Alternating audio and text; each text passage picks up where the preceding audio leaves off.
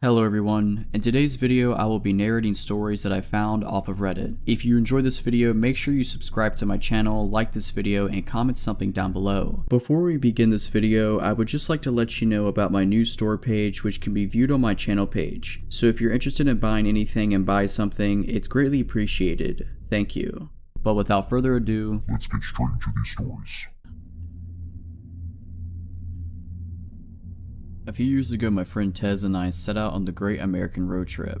We were going to drive from New York to Los Angeles, zigzagging through the country for 6 weeks. We were both in our early 20s, pretty broke, and as my mom had been a long-haul trucker, I suggested that to save a ton of money, we would sleep in the back of our hatchback. It was a pretty cozy setup. We bought some blankets and sheets at Goodwill and cut one of them up to make curtains. By the end of the first week, we gotten so we could set up a camp in about 10 minutes. Luggage moved to the front, curtains up, bedding laid down and out for the night. We slept in parking lots, free campsites, rest areas, basically anywhere it seemed safe and semi-legal. There was never a night after the first night where we felt scared until the last week of the trip in Arizona. We were near Flagstaff and had gotten pretty used to our routine. We didn't go on a set schedule and would never drive more than 3 or 4 hours a day. No destination really in mind, outside a few must-see landmarks. We drive to places we found the night before on Google and take suggestions from other campers, locals, and people we met. We'd also gotten very good at making friends.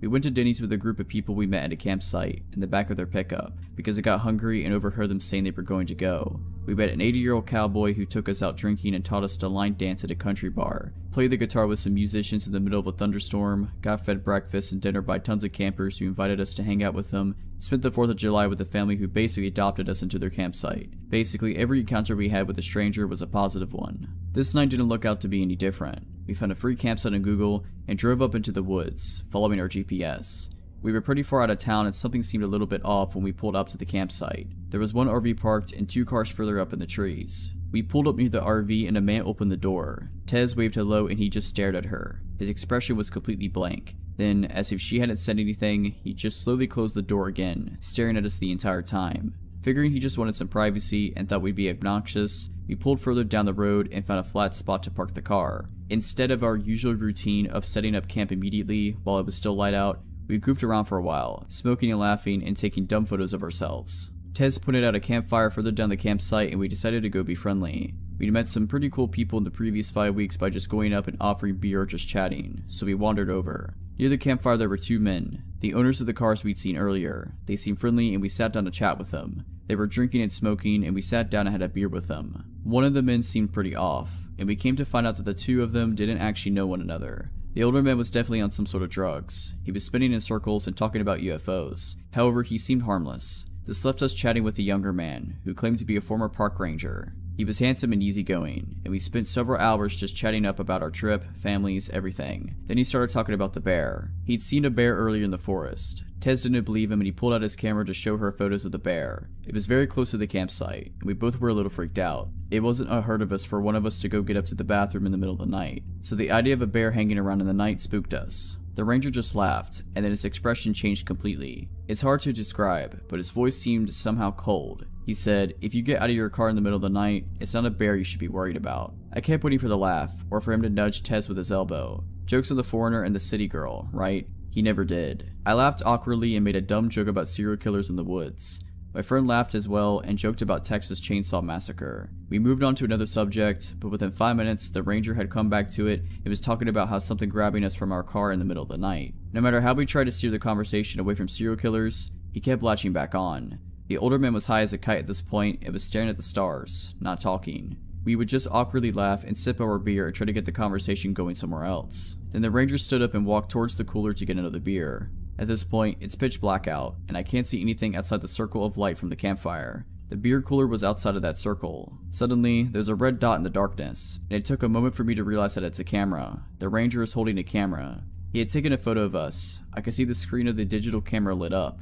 Now, it wasn't odd for people we met to ask to take pictures with us. It was an entirely strange thing to have this person taking a photo of us without asking or even indicating that that's what he was doing. We were both staring at him like deer in the headlights at this point, but instead of realizing what he was doing was a bit weird, he checks his camera, adjusts some things, and takes another photo, this time with the flash. No asking us to smile, no proposing a group photo, and no explanation. After this photo, he comes back to the fire and sits down. Not a word said about the photo. At this point, me and Tez are mutually freaked out. We make some BS excuse that we need to go set up our campsite and nope the heck out. When we stand to leave, the UFO guy smiles and says to have a good night. Ranger, however, looks at us with a smile that doesn't reach his eyes and says, "Be careful out there. There's more than bears in the woods." Every hair on my body stood on end. I wasn't alone in my discomfort either, because Tez laughed a response out and pulled me away from the campfire towards our car. We rushed back to the car, which we only found in the dark by referencing the RV, and jump in the front seats. My friend Tez is all but hyperventilating. "Why did he take pictures of us?" I was shaking. I responded,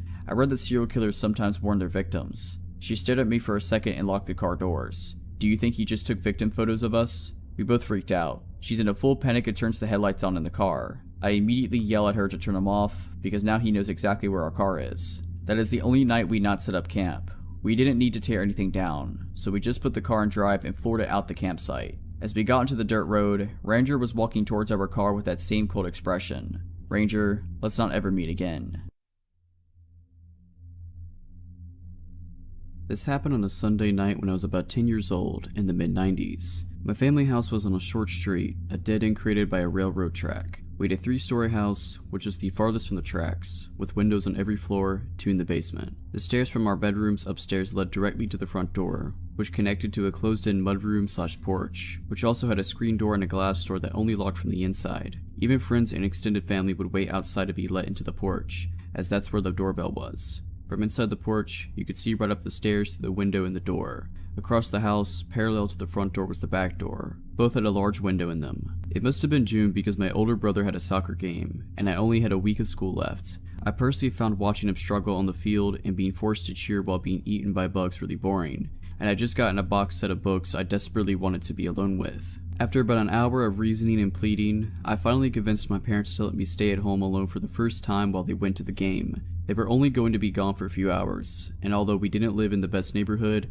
our neighbors were close family friends. I'd be fine. Mistake. Usually before a game we'd all go out and eat together, but since I was staying home, they ordered a pizza from down the street, my brother's favorite. I'd already been face deep in the first book for half an hour when the doorbell rang. Pizza. I walked out from my bedroom and down the stairs to my living room. I got to the bottom of the stairs, and my father was at the door having a conversation with the delivery guy. They were talking about soccer, so I just decided to take the pizzas and keep on keeping on. Which is when I noticed the delivery guy staring at me, intently. He was a middle-aged Caucasian with an accent, and he was smiling at me in a way I recognized. It was the same smile I had on my face when I told my parents I was old enough to spend the evening in the house alone. Fake, but convincing. I walked past him through the living room to the kitchen and threw the pizzas on the counter and shoved my face into my book. My father talked to him for a few more minutes about sports, and then closed the door. My family sat down to eat and chat while I forgot all about them, the food, and the delivery guy. Before they left, around 6:30 p.m., my parents wrote down all the emergency numbers, gave me instructions not to open the door, and headed out with my brother, and I waved them off, excited to finally have the house to myself, if only to read in silence. I locked the main door and headed up to my room to read. It was blissfully quiet, save for the sound of my dog's occasional barking in the backyard. I had just finished the first book, and immediately started on the next when the doorbell rang, and my dog lost it in the backyard. I was up in my bed immediately. I looked at my alarm clock for the first time since they left. It read 8 p.m. My whole family was at the game, and any extended family in the province was as well. No one would be coming over without calling, especially on a Sunday night. The doorbell rang again, and again. I remained frozen in place, my book crumpling in my shaking hands. I, for the first time, was completely alone and terrified. My sly kid smile flashed in my mind. I thought I was so clever convincing my parents I wasn't scared to be alone. And then another smile flashed in my memory. The pizza guy. And then the banging started. Loud successive bangs that rattled me if not the house. And now from the backyard my dog was livid. I could hear him barking and whining at the back door. I wanted to call someone, but the only phone was in the kitchen, which involved walking right past the front door. I panicked. I was scared to leave my room, as my feet would be visible to whomever it was once I entered the hallway. But what if it was just a neighbor? I checked the alarm clock again and was surprised that only minutes had gone by, and my parents wouldn't be back for an hour and a half, minimum. I'd have to wait it out, so I did. I got up as silently as possible and closed my bedroom door.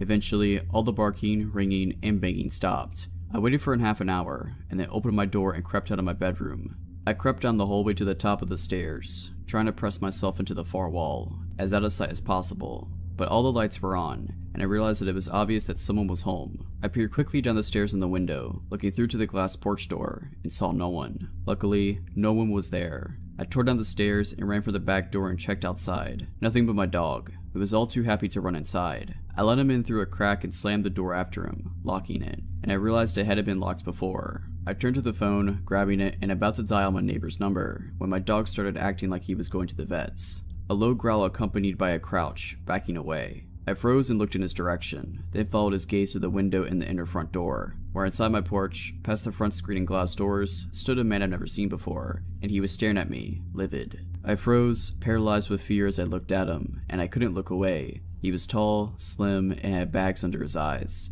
His hair was shoulder length and unkempt. He lifted his hand and placed it on the window, and then looked down, as he tried to turn the knob, twice, but it was locked. I came out of my paralysis the second his eyes left mine, and I moved quickly to the side of the wall that led to the basement stairs. It blocked us from being able to see each other. Hiding felt good. My dog, still in the corner, inched towards me, low to the ground and still growling. I couldn't breathe, my heart was pounding. This couldn't get any worse. Wrong. I saw you, boy. I saw you. Open the door. My stomach nestled in my throat. I started crying. I've never really had a flight or fight moment. Only flight or flight. But there was nowhere to go. Back upstairs led right past him, and going down into the basement seemed even more terrifying, as I'd have to walk past the window in the middle of the staircase that looked out into the alley leading to my backyard. I saw you. You can't hide forever. You have to pay. You have to pay. He screamed through the door window, shaking the door as he pulled on it. I thought he would just break the window and unlock the door, so I descended slowly down to the steps to the basement, going just halfway to put some distance between us. I stood still, waiting, and then silence. For a minute, nothing, and then the sound of the glass door and screen door to the outside opening and slamming. More silence. My dog straightened out, walked over to the top of the stairs, and then looked right past me, and started growling. I can still see you. I see you. I see you, boy, and you have to pay. I jumped and turned my head, and through the window to the alley, I saw his face. He was laying on the ground, staring at me. I see you. I know you're home. I see you. I bolted up the stairs to the inner front door, ripped it open, and then locked the glass door to the porch, and backed up into the living room, closing the main door behind me, locking that too. I ran to the kitchen, grabbed the phone, and unplugged it, and turned back around. He was at the door again, this time outside the porch. I steered myself and ran up the stairs with the phone, dog in tow, to my parents' bedroom, which was the only room with a working phone jack and a lock on their door. And then the doorbell started to ring. I closed and locked their door behind me, left their light off, and plugged in the phone. I dialed my neighbors and got their answering machine. I dialed again, no answer. Every ring of the phone was matched by a ring of the doorbell.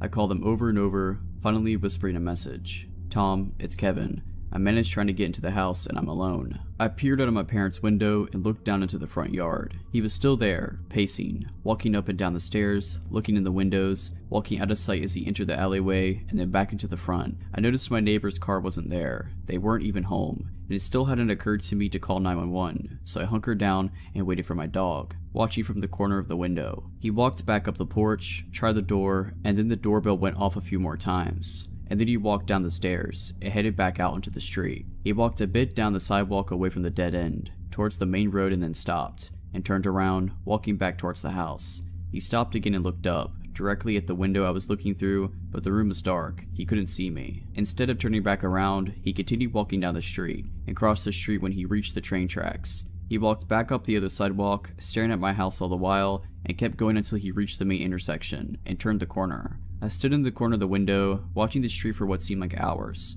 until my parents' car pulled up in front of the house, along with the neighbor's car. They all got out and my mother headed towards the house while my father started chatting with the neighbor's husband. I unlocked the door and booked it downstairs, instantly crying with relief as I unlocked the inner door, and then the glass porch door. I recounted the night's events to my parents in the kitchen through tears, and they had just started to calm me down. And that's when the doorbell rang. I started to shake and cry again, and my father burst out of his seat and barreled towards the door and swung it open. And there he was, the man. He stood there smiling a disgusting smile, and I immediately took off down into the basement. My mother was right behind me. I heard my father and him arguing loudly for a few minutes, and then my father slamming the door. My father called my mother and I back upstairs, and then after I made him promise the man was gone, I walked up into the kitchen. My father sat me down and explained the situation. Earlier, my father hadn't had enough cash on him for the pizzas.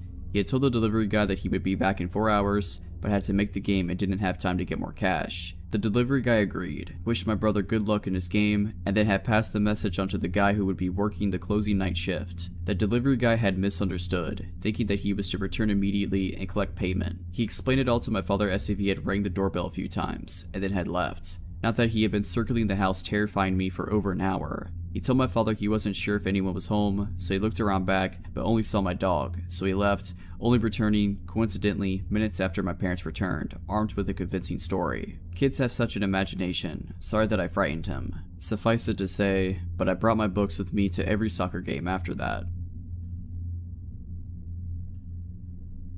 This happened a couple weeks ago. I'm 17 and my parents were out of state for the month on vacation. I live in a small, nice neighborhood that has quite a distance from any other neighborhoods around us. My neighborhood likes to be involved with each other, so there's always neighborhood summer barbecues and neighborhood parties now and then. Everyone always attends to these, so I'm very familiar with who lives in the neighborhood as I can name off a majority of them.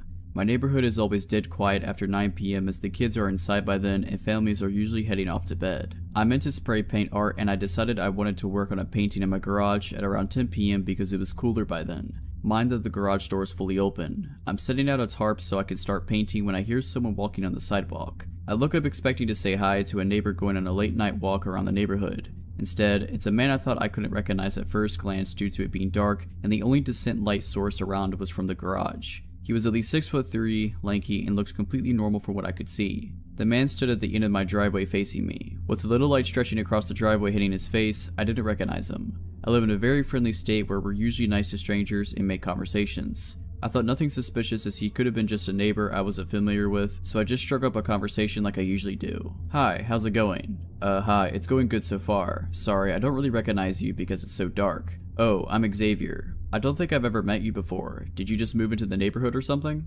Yeah. I moved into the corner house up the street. You moved in with the Millers? Yeah, the Millers. I moved in with them. They're my cousins and they're letting me stay with them until I figure some things out. I thought nothing of this, as this seemed normal for a family to let a member of theirs stay with them for a while, and the Millers are just those kind of people. Well, I better get going. I need to finish something. It was nice meeting you, Lainey. I never introduced myself, I think? Oh, the Millers told me all about you. I thought nothing of this as well because I would babysit the Millers' kids frequently and my family is close with them. Xavier kept walking and I thought nothing of what just happened and started painting. The next morning I went on a run to my high school that was about 3 miles away. My high school is on a common road that always has cars on it. As I was nearing the school, I heard a car pull up behind me. I stopped running and turned around to see a beat up car with the windows rolled down. A smiling man was sitting in the driver's seat. He looked to be in his mid to late 20s and he had a fairly handsome face. Hi. I probably had a confused look on my face as I didn't recognize the man, but I knew his voice from somewhere. Xavier, we met the other night. Oh, hi, sorry, I didn't recognize you.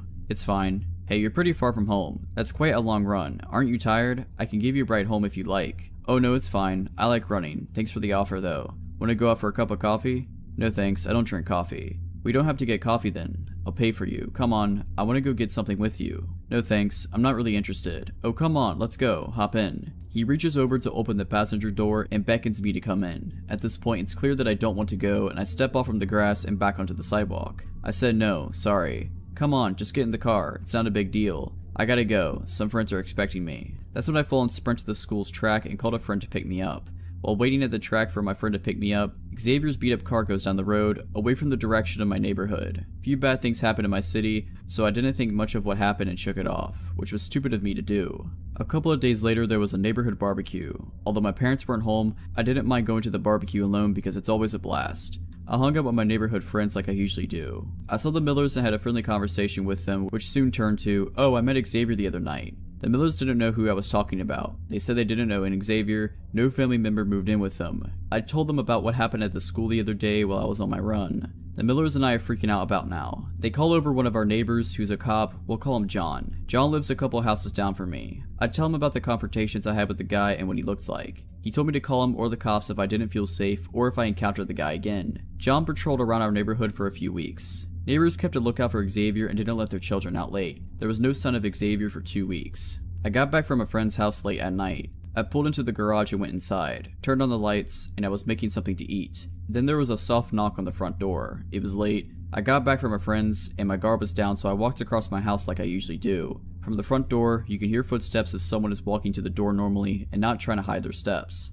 I thought it was just a friend. I looked through the peephole and saw a wide smile that belonged to Xavier. He was at my door. late at night, and he had a large backpack with him. He heard my footsteps and I could hear him say, "I'm sorry about last time. I didn't mean to be like that, Laney. It was just a bad day," through the door. I wanted him to go away. I meant to yell, "Get away from me," through the closed door, but all that came out was a lame whimper. "I just came to apologize. Open the door. I don't mean any harm." He tries to wiggle the doorknob. His voice in constant pestering gets louder and louder. At this point, I'm freaking out and I couldn't think at all. I couldn't remember where I put my phone. My family doesn't have a house phone either. Xavier began pounding on the door and repeatedly pushing on the doorbell and kept repeating, "Open the door, Laney. Open the door. They're waiting for us." My dog heard the ringing of the doorbell. I don't think he heard the soft knock because he was upstairs somewhere, but when my dog hears the doorbell, he's always excited to go look out the front window and see who's standing on the porch. If it's someone he recognizes, he'll just stand there quietly looking at them until one of us opens the door. When it's someone he doesn't recognize, he barks. He's a German Shepherd and his aggressive bark is very loud.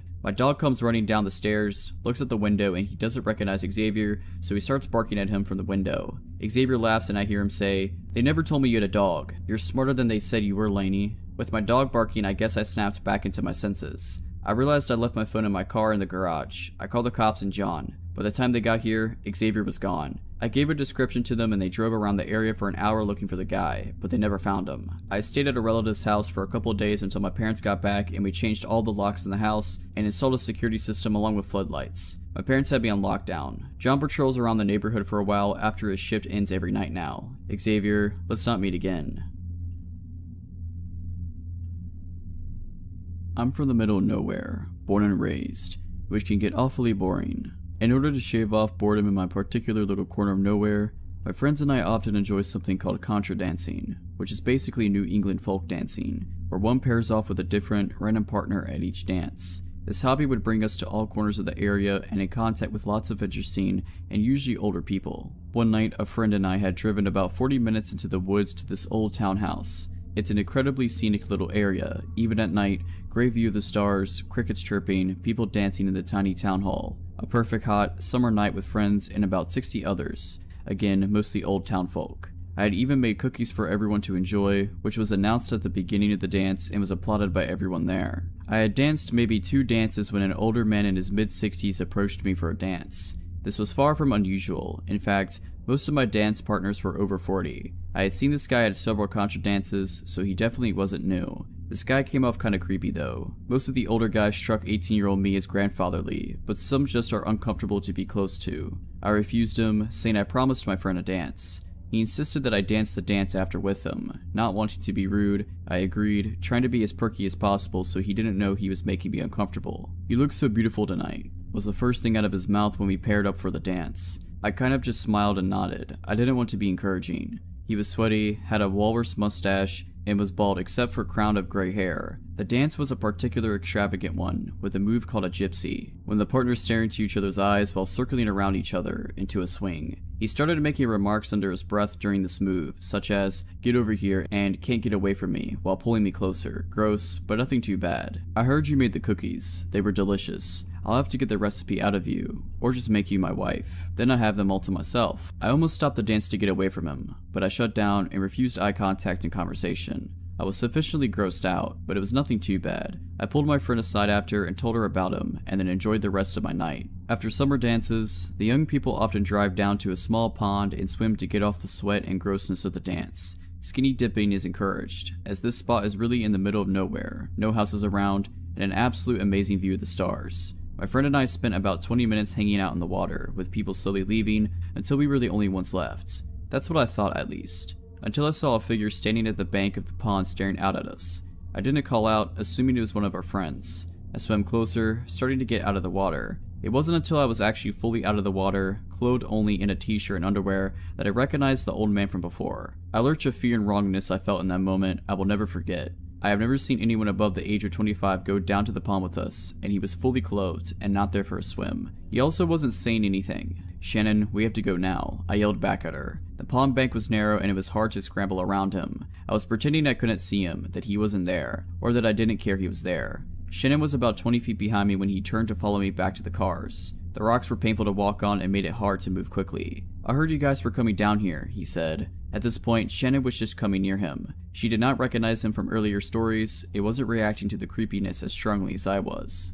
Haha, yeah, sometimes we cool off down here, Shannon replied. He got between me and her, blocking her from the car. You know, you and your friend look like sisters. I heard she made the cookies. Do you cook as well as her? I'd love a pair of you at home. This is when the situation really hits Shannon. We're alone with this guy who's apparently followed us to the middle of nowhere with unknown intentions. It was nice talking to you, but we have to go now. Come on, Shannon. I was practically running to the car, throwing the words over my shoulders. He put a hand on Shannon's bare shoulder, which spurred her after me. Come on, you two. I'm just trying to have some fun. I was already in reverse by the time Shannon got in the car with me. We tore out of the dirt road at about 50 miles per hour. It hit pavement at around 70. I almost puked when I saw headlights turn out from the road, following us. Since I was about 40 minutes from home through all the back roads, I took a gamble and headed towards the nearest gas station, followed the whole way. We stopped at the station, right in front of those huge windows in front. He slowed down, looked at us, and then sped away. I haven't seen him at a contra dance since, which is the scariest thing to me, as he used to be a regular. In my experience, contra dancers are a loyal bunch, but this guy just sort of drifted in for a couple months and disappeared just as quickly. Still makes me uncomfortable to think about. If you're liking this video, all I ask is that you make sure to subscribe to my channel and like this video. Thank you.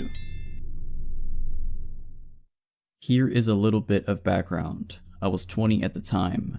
I moved in with my uncle in San Antonio, Texas, with the agreement that I didn't have to pay rent as long as I helped him out with chores and my cousins. I got a job at a super known coffee chain downtown close to the touristy part of the area.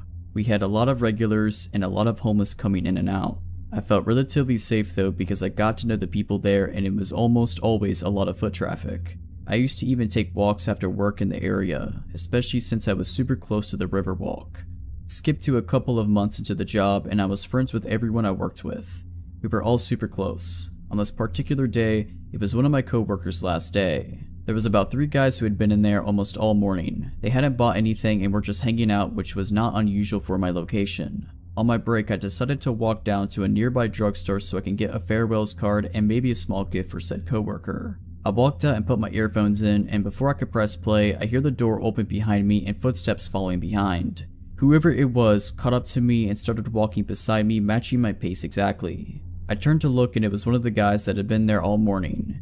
He was a bit taller than me. He tried to ask for my number and I kindly told him no. He persisted to deny with a short temper, told him to screw off. He stopped and stared at me in surprise. He stood there as I walked away and by the time I went back they were gone. I proceeded to tell my coworkers about the encounter and we laughed it off. I thought that would be the end of it. I was wrong. Every shift after that he would already be there just hanging out or would walk in mid-shift. Sometimes with somebody else and sometimes by himself. I assumed he was just another homeless person because how else was he always able to be around? My shifts were sporadic. Some days I opened, some days I closed, some days I worked mid, but it didn't matter, he was always there. At that point I started feeling paranoid. I would always catch him staring in my direction. He never ordered anything, never talked to me, and luckily wouldn't follow me. He would just sit there, watching me. I started mentioning it to my coworkers and they started noticing it too. One of my team leaders would help me out by sending me to wash dishes in the back or organize the cooler. My coworkers would also try and place themselves to try and block me from his view. I started feeling uncomfortable at work. Sometimes when I closed, a coworker would walk me to my car before heading home themselves. Or if I didn't close, they would walk me to my car and turn around and head back to work. Then one day of him just staring, I was working the register that day. He walked up and ordered a water. I asked for his name for his order. I now had his first name just in case. He took his water and sat down. I had mentioned him before to my manager, but because he hadn't really done anything, we couldn't do anything beside note it in the manager book. The next day I worked with my manager. It was him, 2 other co-workers, and me. I told them I had to go to the bathroom real quick. There were 2 bathrooms right next to each other, but sort of hidden from the coffee bar and register, and they weren't gender specific. I walked around the bar to the lobby area. I had to pass this table and walk down the lobby to get to the bathrooms. I noticed him get up before going inside the bathroom. I sat down to do my business when someone rattled the knob. I shouted out that it was occupied, but whoever it was kept rattling the door until I finished. When I opened the door, no one was there, and walking back I noticed him adjusting back into his chair. I was super freaked out and told my boss. He couldn't tell him anything because we had no proof that it was him. Later that shift he got up and picked up a coffee from the pickup area. My boss assumed that he had ordered it and let him take it. I told him it wasn't and that it wasn't even his name. My boss used this as an opportunity to tell him if he does something like that he can't come back. The man apologized and actually stuck to the rules every day after that. He went back to just watching me. Cut to Valentine's Day. One of my team leaders and I would be scheduled to work certain Thursdays after close to deep clean the store. We would stay until 1 AM. This was one of those Thursdays. We were almost done and I had to clean the bathrooms as one of the last chores. I finished, and as I walk out the bathroom, I see him peeking in with both his hands pressed to the window, eyes wide, just staring at me with this super intense look. I froze for a second, just staring back. I notice on one of his palms that is pressed to the window a purple foam heart. He doesn't move at all. I freak out and run back into the bathroom. I shout, "Hannah, Hannah, he's here, he's back." She barely hears me through the music we were blasting. Hannah was the team lead who would help me hide me from him, so she knew the huge fear I had towards him. She walks towards the bathroom shouting back, "What are you saying? What's going on?"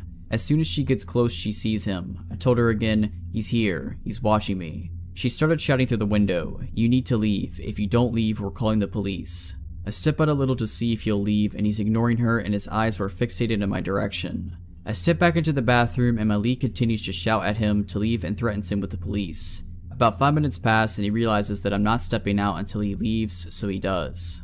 The next day, my lead and I told my manager I want to file a police report, and he tells me to wait until he talks to his boss. He shows up again that day, and I was only there to talk to my manager and leave right after. When I got home, a friend convinced me to call the cops. So I text my boss that I don't care what he or his boss says, I'm scared, and I'm gonna file that report. I dial 911 and tell them a summarized version. They tell me they're going to send someone to where I live to take the official report. The two officers were nice and supportive. I told them my whole story and how my boss didn't feel the need to get cops involved since I wasn't harmed. The officers told me that I should have called right away and defended me, saying they could get him for harassment. I thank them and they tell me that if he shows up to dial 911 so they can take him in for trespassing and harassing. I think that day my manager banned him and warned him because he never showed up to the coffee shop again. A few months later, when I was comfortable again with downtown, I went out with some friends to walk around. We were close to where I worked at, and as we round a corner I see him, and so I ducked into a little corner store and my friends follow. I told them I saw him and they kept an eye out. Once he was out of view, we left the store and that was the last time I saw him. I just hope that he never comes back. I'm in a school still and work for my family member on certain weekends at a local college selling concessions at the stadium. It's about twice a month and the stadium is off towards the edge of town. It's Friday night and I just gotten out of school and I had to go straight to work. I get to work for 4 hours, half shift tonight, and my boss, my aunt, tells me we need more spoons for tomorrow's event. We sell ice cream, and these events have like 5,000 plus people at them. I say okay, and I'll go grab them on my way home. The only store open with heavy duty spoons is all the way on the other side of town, and I still wanted to go meet up with some of my friends and mess around. I decided to take the faster but more sketchy way around the outskirts of town. I live in a weather bipolar state. It snowed last night, but I figured the roads would be fine enough even if they weren't plowed. I take off to the store and the first 5 minutes go by and nothing's wrong. I haven't seen a single car or any buildings the entire time, but keep in mind it's approaching 9 PM and I'm on the outskirts of town, and no one really takes this way in case they really have to. All of a sudden I see something in the corner of my eye, and it looks like a man, roughly 5'8" I'd say, wearing shorts, t-shirt, and a backwards hat. He's in the ditch, walking in snow when it's 10 degrees out. My first thought is to pull over, but I'm on the phone with my mom at the time and she warns me not to as some things have happened before in this town. I consider stopping, but for some reason I tell myself not to. I wasn't really worried about anything. I pass the man, going about 40 miles per hour. Like I said, roads aren't the best. I drive not even 500 feet past him, and immediately, a car that I did not see at all before turns on and pulls out of a field entrance off the road and starts to follow me. At first I thought I just was focused on the man in the ditch and didn't see a road and that's where they come from, but I later found out there was not a road there. I start to approach the town again and have to take some turns to get to where I'm going. I turn left, the car turns left. I turn right, the car turns right. I go around a roundabout and skip my turn and go twice as no one else was there. Car follows. At this point I start to worry a little, but maybe they just need to go to the store also. I then pull up to a stop sign and I turn without my turn signal. The car follows. Now at this point I should have went straight to the police station, but I still didn't think much of it. I'm 2 miles from the store where plenty of people will be. I take a few more turns and the car continues to follow me. I completely blew a stop sign at a non-busy intersection and the car does a quick stop and go and catches up. At this point, I have 2 turns till the store, so I'm still not worried. I turn into the store and the car turns also. The store also has a gas station, so I pull there first to act like I was getting gas. The car sets off to the side of the road, in between gas station and store, and just sits there. I wait about 10 minutes and the car doesn't move. At this point, I start to get worried. I call my friends I'm supposed to meet up with later on and give them the license plate for worst case scenario, then take off to the store. I cross the street and the car comes straight behind me. I'm freaking out on the phone, not knowing if I should call the cops or not. I go and park as close as possible to the store, and the car parks 3 rows behind me and a couple down. It's getting late at this point and the store's closing soon. There's only a couple others in the lot. I turn my truck back on and go park on the complete opposite side of the lot. Get out and I completely bolt inside the store. I get spoons and take my time in the store. I go to call my friends to walk back outside and my phone is dead. I look out the sliding doors and suddenly there's a white van next to my driver's side. Looks like no one's in it, but the back windows are covered and it's running. I run to customer service and explain everything, but they think I'm some young kid messing around. At that time, I didn't see the original follow car, but no way I'm going outside with that van next to my truck. After waiting for about 30 minutes, the van pulls forward, and the original car appears from the side of the building. I wait another 10 minutes and dash outside. I speed to my friend's house, and when I get there, I park at his garage. My one buddy asked why there's a big orange mark on my tire, and my heart sinks. When I was inside, the follow car must have marked my tire. After inspecting the rest of my truck, we find a small pipe dropped in the bed of my truck surrounded by snow. It was wrapped in duct tape. It was not mine. I was alone, no phone, scared, in a part of town I'm not familiar with. I can't help but think what would have happened if I walked outside. Last December, I was visiting my family down in Florida and we spent some time in Treasure Island. My brother and I took my dog down to the beach at about 2 a.m. to play some fetch and drink and have a good time. If you walk along the water, you can reach a few restaurants and bars and hotels that line the beach.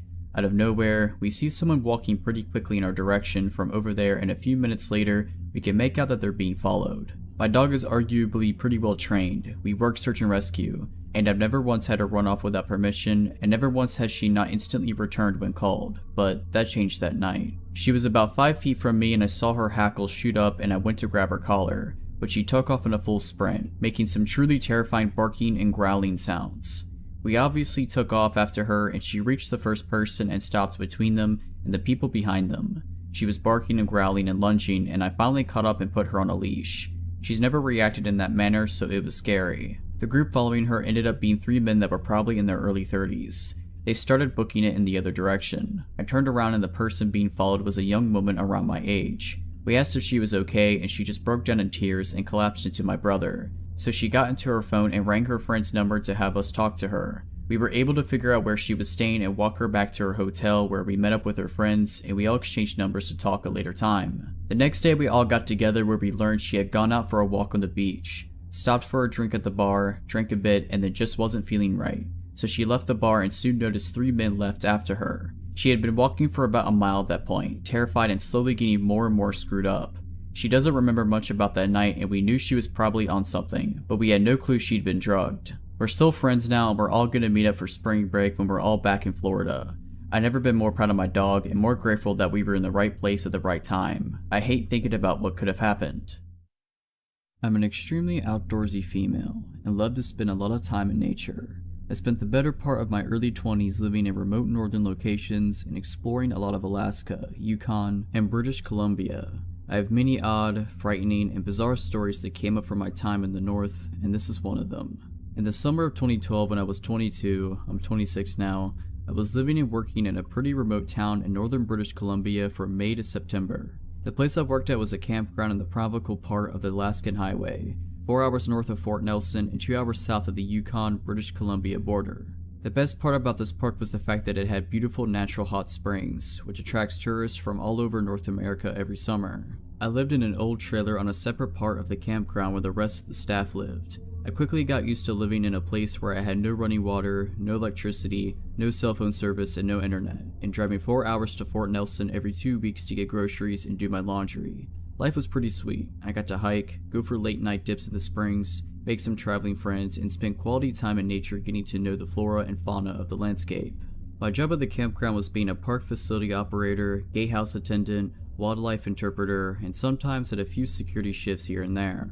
The feeling of living in the woods was much different than the feeling of living in a city, as far as safety goes. In the city I'm from, there are people around. You're aware of the fact that your house or apartment could get broken into, but emergency services are quick to respond and neighbors are also a plus. However, in the woods, I felt more vulnerable. The closest police were 4 hours away, and I lived in a trailer that was run down enough that it could easily get broken into. Plus, it was pretty dark and anyone could sneak around easily at night. One night, at probably around 2 in the morning, I'm asleep inside my trailer and I'm awoken up to a very loud banging on my trailer door.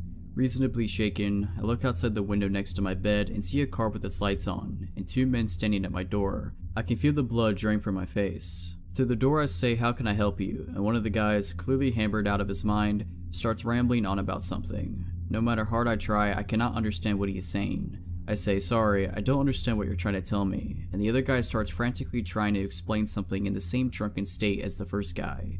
I decide at this point that they don't mean any harm, and I open the door to talk to them. They look visibly shaken and I can tell they are desperate for my help, but don't have the mental capacity of a person sober enough to coherently tell me what's wrong. One of the dudes starts telling me a very long story that I managed to piece together through all of his slurring and hiccuping. Basically, he says that him and his friend are on vacation, came up from Fort Nelson to party, they had a really long drive, were at the hot springs, they were having beers, and they were sorry about having beers. And then he drops the bomb that somebody's running around the campground, stabbing people. I look at the guy telling me the story and notice he has blood all over his clothing. I say, "Someone is going around stabbing people?" And he replies, "Yes, someone's running around stabbing everybody." Then the other guy yells, "Come on, let's go," and they hop into the aforementioned car and speed off before I can question them any further. Now I'm standing at my trailer door, in the darkness, alone, thinking there's a maniac running around wielding a knife. I have no phone, and I know that the only person who has a phone is the ranger, and his cabin is about a 5-minute walk away from my trailer. I remember that I have a radio, so I run inside my trailer, lock the door, and try to get the ranger on the radio. His radio is off, of course. The only thing I can do at this point is go to the ranger's cabin and notify him of the situation. I get to the ranger's cabin and pound on his door. He answers within a few minutes, visibly sleep deprived. And I tell him the whole story. While I'm there, he calls the police and they tell him that they are on the way and they will be there in 4 hours. The ranger grabs my gun, walks me back to my trailer and says, "Don't let anybody in." I stay up the rest of the night, listening for any sort of disturbance around me, the intense kind of listening where you're concentrating so hard on any external sounds that might be made that you almost feel deaf from the silence. After about 2 hours of doing this, my trailer starts rocking back and forth. I freeze. My heart drops. I can hear the sound of someone breathing extremely heavily and I'm thinking, this is it. I'm just sitting there on my bed in my trailer as it's rocking, waiting for the maniac to stop tormenting me and just break the window and stab me. I'm still listening intently to the heavy breathing and that's when I hear a grunt, a very non-human sounding grunt. I get a feeling that it's not what I think it is and I peer out the window of my trailer and a bison is scratching its back on the side of my trailer, causing it to rock back and forth. The RCPM get there at around 6:30 AM and proceed with their investigation for 10 hours. They close off the springs and the entire campground. We don't hear anything about what took place during the night until the investigation is over. Apparently there was a guy at the springs who made a lewd comment about one of the females in another group, which resulted in an argument. The guy disappeared and returned an hour later with a knife, stabbed 2 of the guys in the group, and booked it back to Fort Nelson, not before stopping at my trailer with his buddy to tell me about the incident, of course. Yeah, one of the guys at my trailer, he was the dude stabbing people. My guess is that him and his friends stopped by my trailer to try to make it seem like they were innocent. Drunken logic. The 2 guys that were stabbed survived, which is good. I just hope that I never have to wake up to someone like that at my door again. A couple of years ago, I was still adjusting to the adult dating scene. I was using Tinder, and though I had been on a few dates and had a few hookups, it was mostly just situations where I either wasn't that interested in the guys, or it was strictly a one-night stand. It was a college town, not where I went to school, about 45 minutes from my parents' house, and I went on a few dates there. It's a cool city to hang out in, so it was always worth the journey even if a date didn't work out. I started chatting with this guy who I matched with on Tinder. He wasn't exactly my usual type, but he was charming enough. He was a little bit of the stoner/alternative type. He was funny and confident over the phone as well. I usually made it a rule for myself to chat on the phone at least once or twice before meeting up with guys, even just to gauge if we would be able to carry a conversation. It's not the same when you're only texting. We hit it off over the phone well enough to the point where I felt we should give hanging out a shot. We talked about how I went to karaoke night often at a local bar close to where I attended school. He said he and his friends liked going to karaoke too. Great. He lived in the previously mentioned college town, and I agreed to attending karaoke night with him and his friends. He said they were hanging out at a local coffee shop near where he and his roommate lived, and I could meet them there. A girl he knew worked there as well, and he said she'd give me a coffee on the house. Before leaving, I texted one of my friends where I was going, just to be safe. When I arrived, I could clearly see into the coffee shop. I could see a group of 4 scraggly looking dudes and one girl behind the counter. As soon as I pulled up, I got a nagging bad feeling in my stomach. As soon as I got out of the car, the guy I'd been chatting with left his group and came out. He said they were leaving right now, so we should just go. Not that I really cared about the coffee, but what happened to the coffee I was promised? I asked exactly what the plan was, and he said they were going to head back to his place before heading to karaoke. He didn't ask if I wanted anything from the shop, and didn't even ask if I wanted to come in. By this point, his friends came out and they all got close to my car. I was getting pretty bad vibes at this point. He isn't acting charming or funny like before on the phone. Everything felt forced. There was an air from the group that they were only pretending to be friendly. Nobody introduced themselves, but they just kept saying how awesome karaoke at the bar was. The girl inside at the counter had gone in the back of the shop, and because she was friends with him, I didn't know if I could trust her. Thinking quickly, I said the plan sounded great and I could drive and meet them there, that I didn't want to leave my car there. This apparently was a problem. The one car in the parking lot, which I assumed was one of theirs, was the girls. They said they walked there, but it would be a lot better and faster if I just drove them back to the house. At this point I'm freaking out a bit. Everyone's close to my car and me. I tell them a stupid lie and say that I have a bunch of stuff from school in my car, and it's pretty messy on top of that, so not everyone will be able to fit in. Mind you, they are right by my car, standing in front of it. They can see through my windshield into it. It's got like a backpack in it, and that's just it. I just lie and say I'm kind of embarrassed because the floor is messy. I'm saying anything I can get to get out of this. I tell them I'm really sorry, but if they order an Uber, I could just meet them at their place. I'm not budging on not letting them get in my car. The guy I'm supposed to be on a date with tells the other guys to head back inside the coffee shop, and now I'm alone with him. He asks why I can't just drive everyone. He tells me it's not a big deal, and that it's just easier if I just drive everyone there. I stand firm that there's not room and my car's messy. I tell him I promise to meet him at his place if they order an Uber or walk, just text me his address. He says that it'll take too long to get back to his place, so I should just meet them at the bar instead. He won't give me his address. He texts me the address to the bar, and I apologize about the car thing. I tell him I'm so excited for karaoke and I'll meet him there. I smile and act as naturally as possible, and then I get in my car and try to drive normally while in view. As soon as I'm out of sight, I take off and just drive in different directions haphazardly before heading back home. I was constantly watching in my mirrors to see if anyone followed me, and thankfully nobody did. Not long after arriving home, I got multiple texts from him. He told me I was just another girl pretending to be nice and I deserved to die. Clearly I made the right call. I blocked his number and blocked him on Tinder. I never heard from him again, and I hope it stays that way.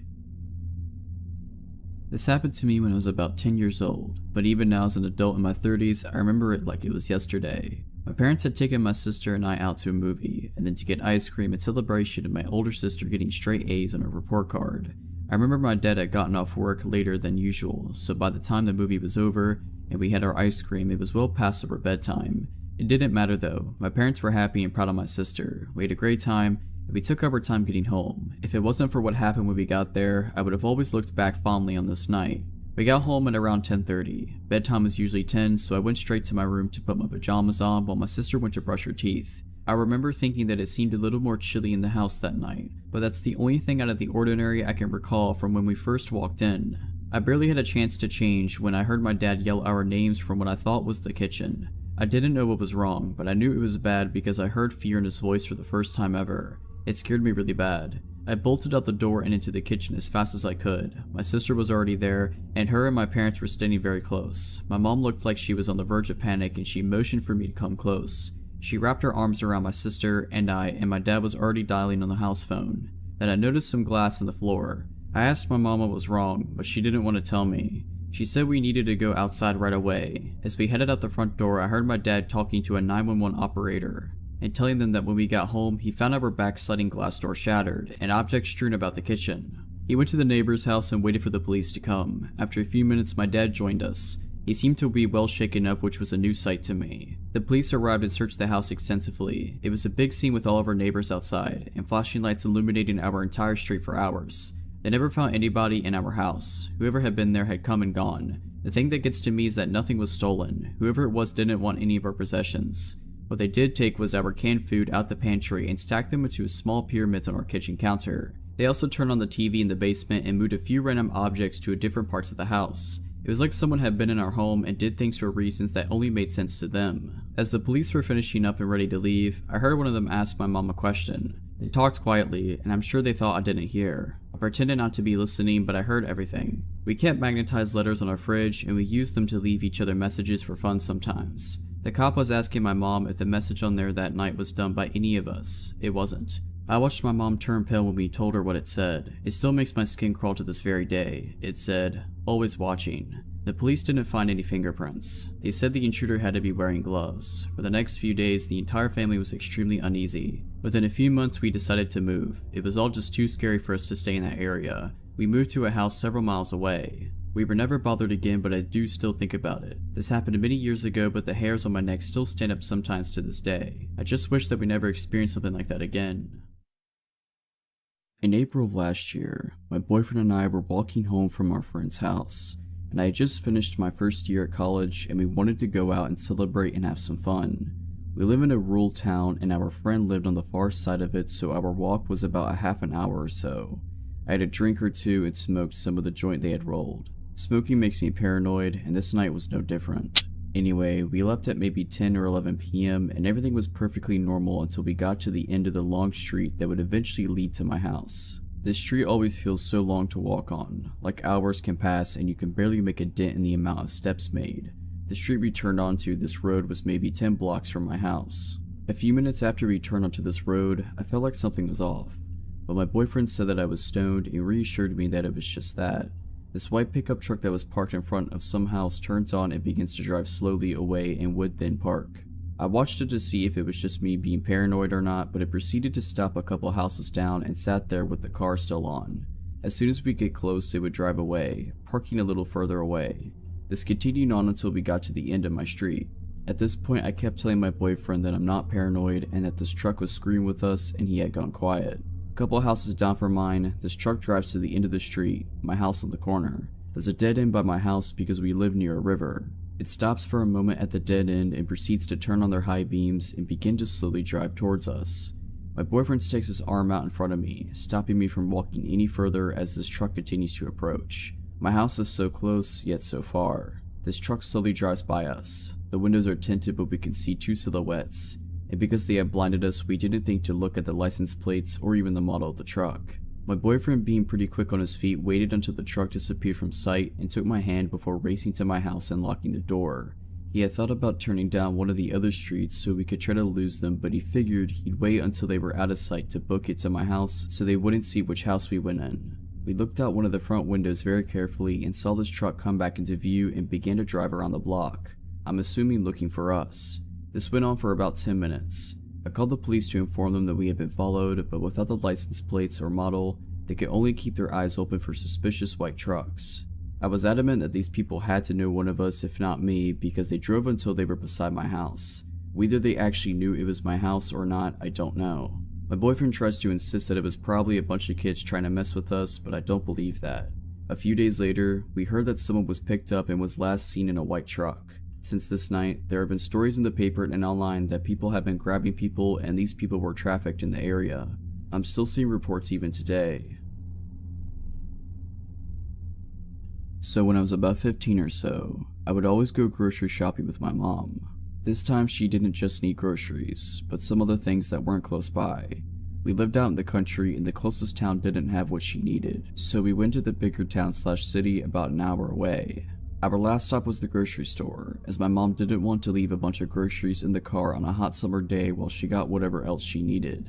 While we were there, I noticed an older man, tall, skinny, semi-ill looking, that was paying a lot of attention to us. I also caught him talking to himself a lot. I almost ran into him when we were switching aisles and I said sorry, and since then I had seen him like 5 times and every time I felt a shudder and I looked around and he would be somewhere staring at me. I told my mom and she said we were almost done. A few minutes later, we got distracted talking about ice cream.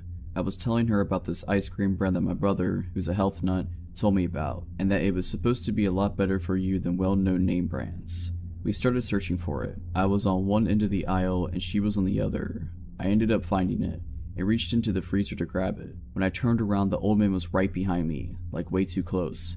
He said something like, "You're too pretty to be eating that. It'll rot your teeth." And I freaked out. I pushed past him and ran back to my mom and said, "Found it, let's go." And she saw the look on my face and looked past me and saw the man.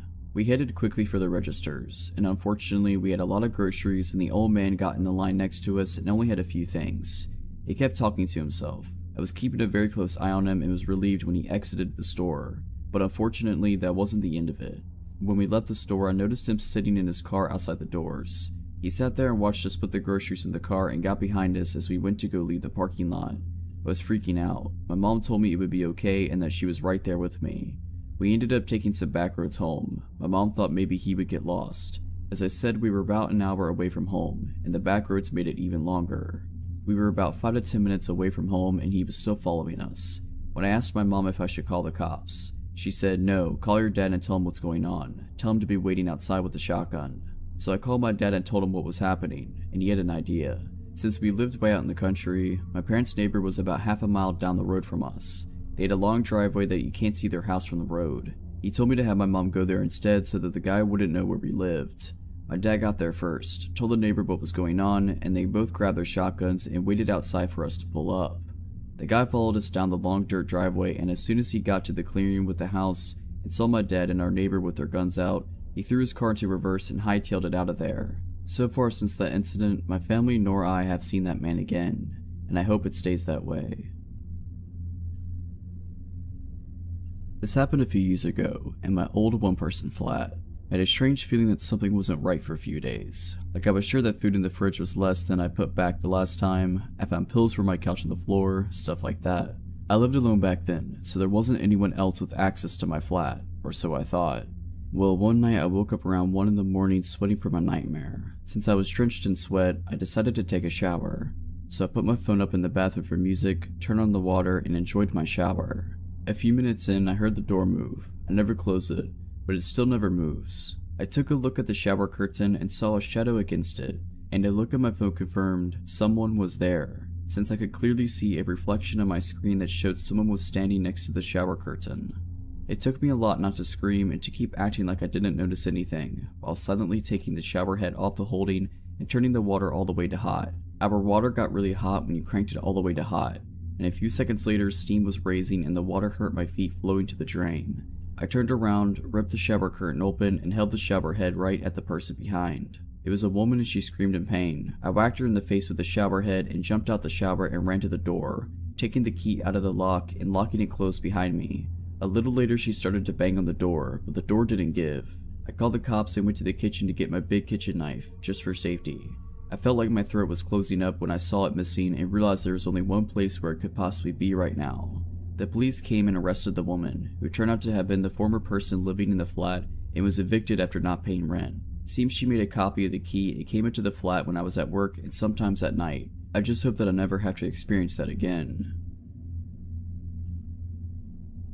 This happened 5 years ago. I was 25 and used to live alone in a small flat in England, about an hour south of London. It was a medium-sized town well known for being a good place to live, with excellent schools, low crime rates, and minimal unemployment.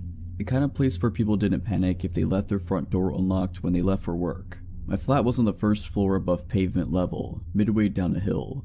There was nobody underneath me. My flat was a kind of bridge with a footpath below it, and my kitchen window was directly over a pavement on a fairly busy road. The flat had a small galley kitchen, a living room, and an upstairs bedroom. There was nobody beneath or above my flat, and because of the hill, my kitchen window was literally face on with the pavement and where people walked. There was a printing company opposite that went out of business and then just grass.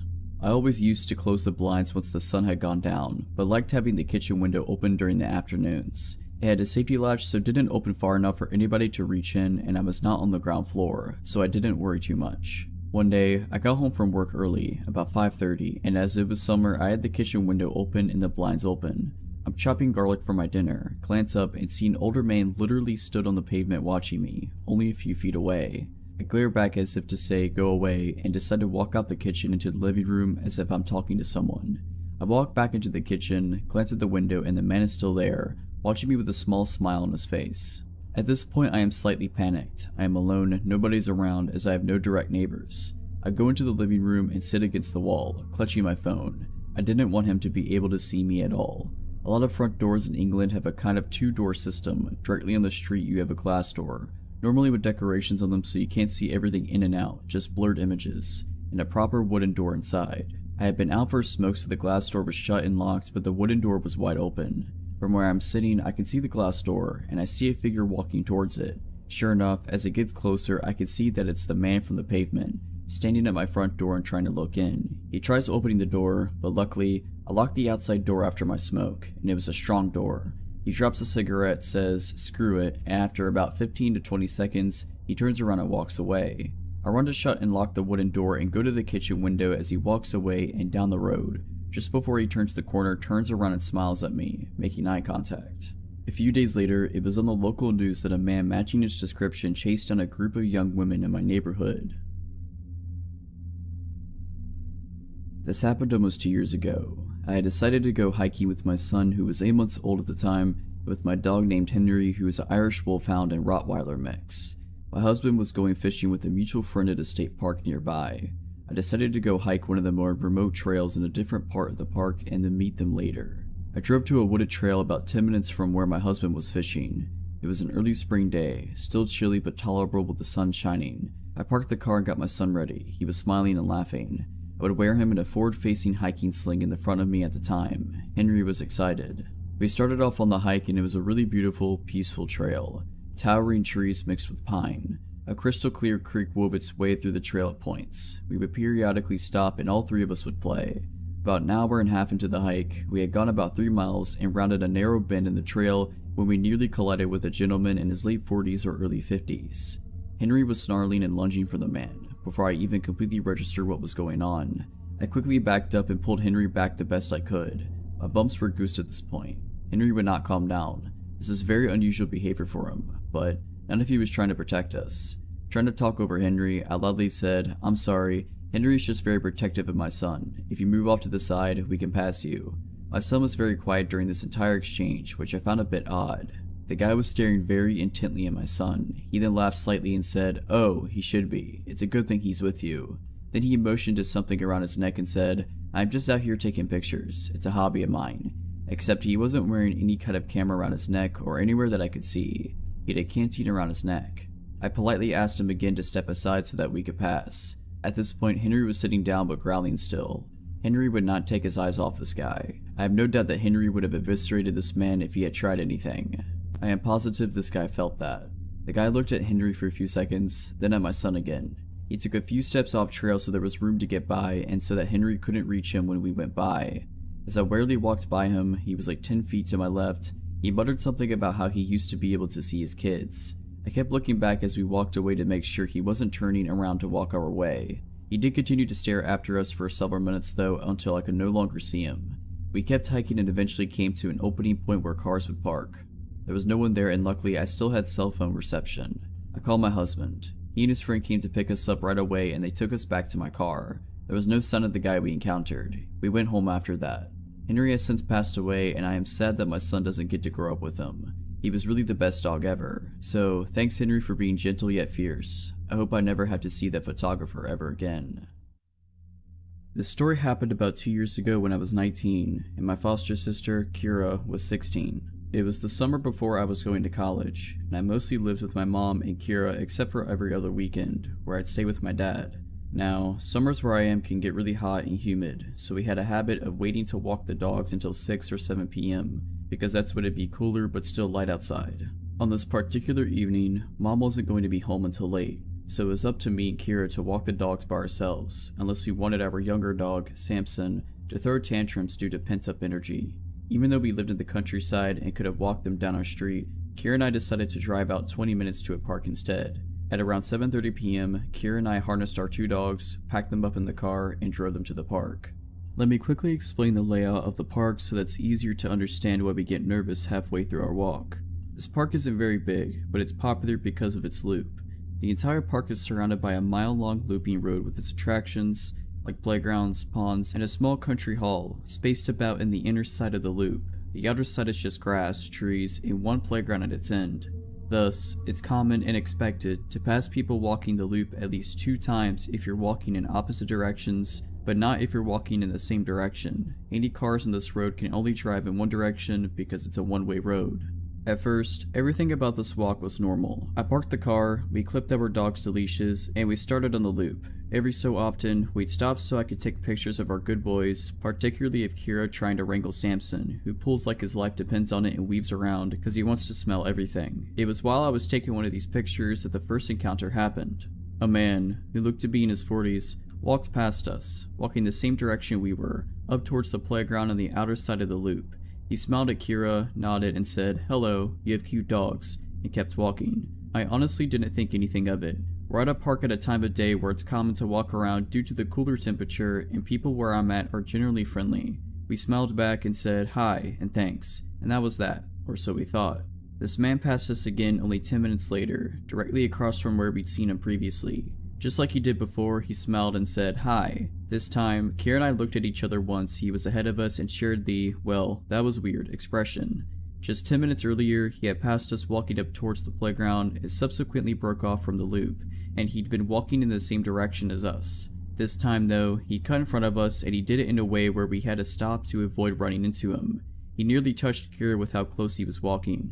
That was already weird in and of itself. The other weird part was him cutting past us in the opposite direction. It came off almost like he wanted to walk by us again, but just like before, Kira and I brushed this weirdness off. The guy could have been enjoying a rambling stroll and doing his own thing for all we knew. Not even 5 minutes later, the same man passed us again, once again cutting so close past us that he nearly brushed shoulders with Kira. Again, this time he walked up behind us, then did this weird directionally slant walk to cross the street and go in the opposite direction, cutting us off again. I told Kira to hustle so we could get to our car and get out instead of doing a second loop. When we were almost to our car, we noticed a car creeping along behind us. We pulled to the side and stopped to let it pass, but for a second it stopped too. We figured whoever was in the car was getting ready to park, so we started walking again. The car started creeping along behind us soon after we did, so we stopped again, and the car stopped with us. This was when Kira got nervous. We hadn't seen the middle-aged guy since the third cutoff, so we figured I had overthought the whole thing, but here we were, with this tinted windowed car acting weird. Was it the same guy, back with his car? A different guy? We couldn't tell. Before anything could happen though, another car idled up to the one next to us, and whoever it was sped up to the expected 5 miles per hour. We got to our car pretty fast after that and practically picked up the dogs to get them inside of it. We got in and got out of there. My mistake, however, was neglecting my rearview mirror and the well-advised rule not to drive straight home if you're worried a stranger's taken too much interest in you. We got home at around 8 something. The sun had finally disappeared behind the horizon. Mom wasn't home yet, so we got the dogs some water, locked the doors, ate a late dinner, chilled in the living room, and talked about things that didn't really matter. It was almost 9:30 when the scariest part of this whole ordeal happened. There Kira and I were, sitting on different couches, talking about something, when we noticed the ceiling briefly light up over where Kira was sitting. Due to our long, slightly curvy driveway, it's common to see headlights stream through the window, light up the ceiling, fade, then intensify. It means someone's just come home, so when the ceiling above Kira lit up, we thought nothing of it, assuming Mom was finally coming back from wherever she went that night. Mom has a habit of pulling in then checking her phone for whatever knows how long before coming inside. After a couple of minutes, I noticed the small, motion sensor light Mom set up on a table on the porch light up. Right after the light went off, we both heard the storm door open, but we didn't hear anyone pressing the code keys of our lock or jiggling the door handle, like Mom usually does right away. The moment the storm door creaked open, our 2 dogs jumped up and ran to the door, barking like mad. Our golden greyhound mix, Calvin, has a deep and scary bark. Samson, who is a big dog, jumps up on his hind legs and scrabbles to one of the small windows in a desperate attempt to see who's outside. Immediately, the storm door slammed shut, and we heard heavy footsteps on the cement of our porch. Calvin started going nuts and jumped up on Kira's couch, standing on its back instead of the cushions to look out the window. Samson ran out the room and went out the doggy door that leads to the back porch, which is a ramp going down into a fenced-off portion of our yard. I sat there, my mind steadily going blank as my heart sped up and my limbs refused to move. Kira gets up and spins around and looks out the window but can't see anything because, besides the motion light on the porch, it's too dark. So, naturally, she gets up, grabs a stray dog toy which just so happens to be a tug-of-war rope with a ball on one end, and opens the door. I tell her very calmly to shut the door and stay inside. She ignored me and stepped out onto the porch. She comes back inside after not seeing anything, but, to my utter disbelief, she disappears into the kitchen, comes back with a knife, and goes outside again. This time, she's gone for a handful of seconds before running back inside and slamming the door shut. Breathless, she tells me she went out a bit into the yard and saw the outline of a man by the run-down dog kennel we don't use anymore. When she saw him and froze, he moved. This time, she listened to me when I told her to lock the door. I managed to call Mom and she convinced me to get up and make sure all the doors were locked, including the basement and making sure the dogs were inside.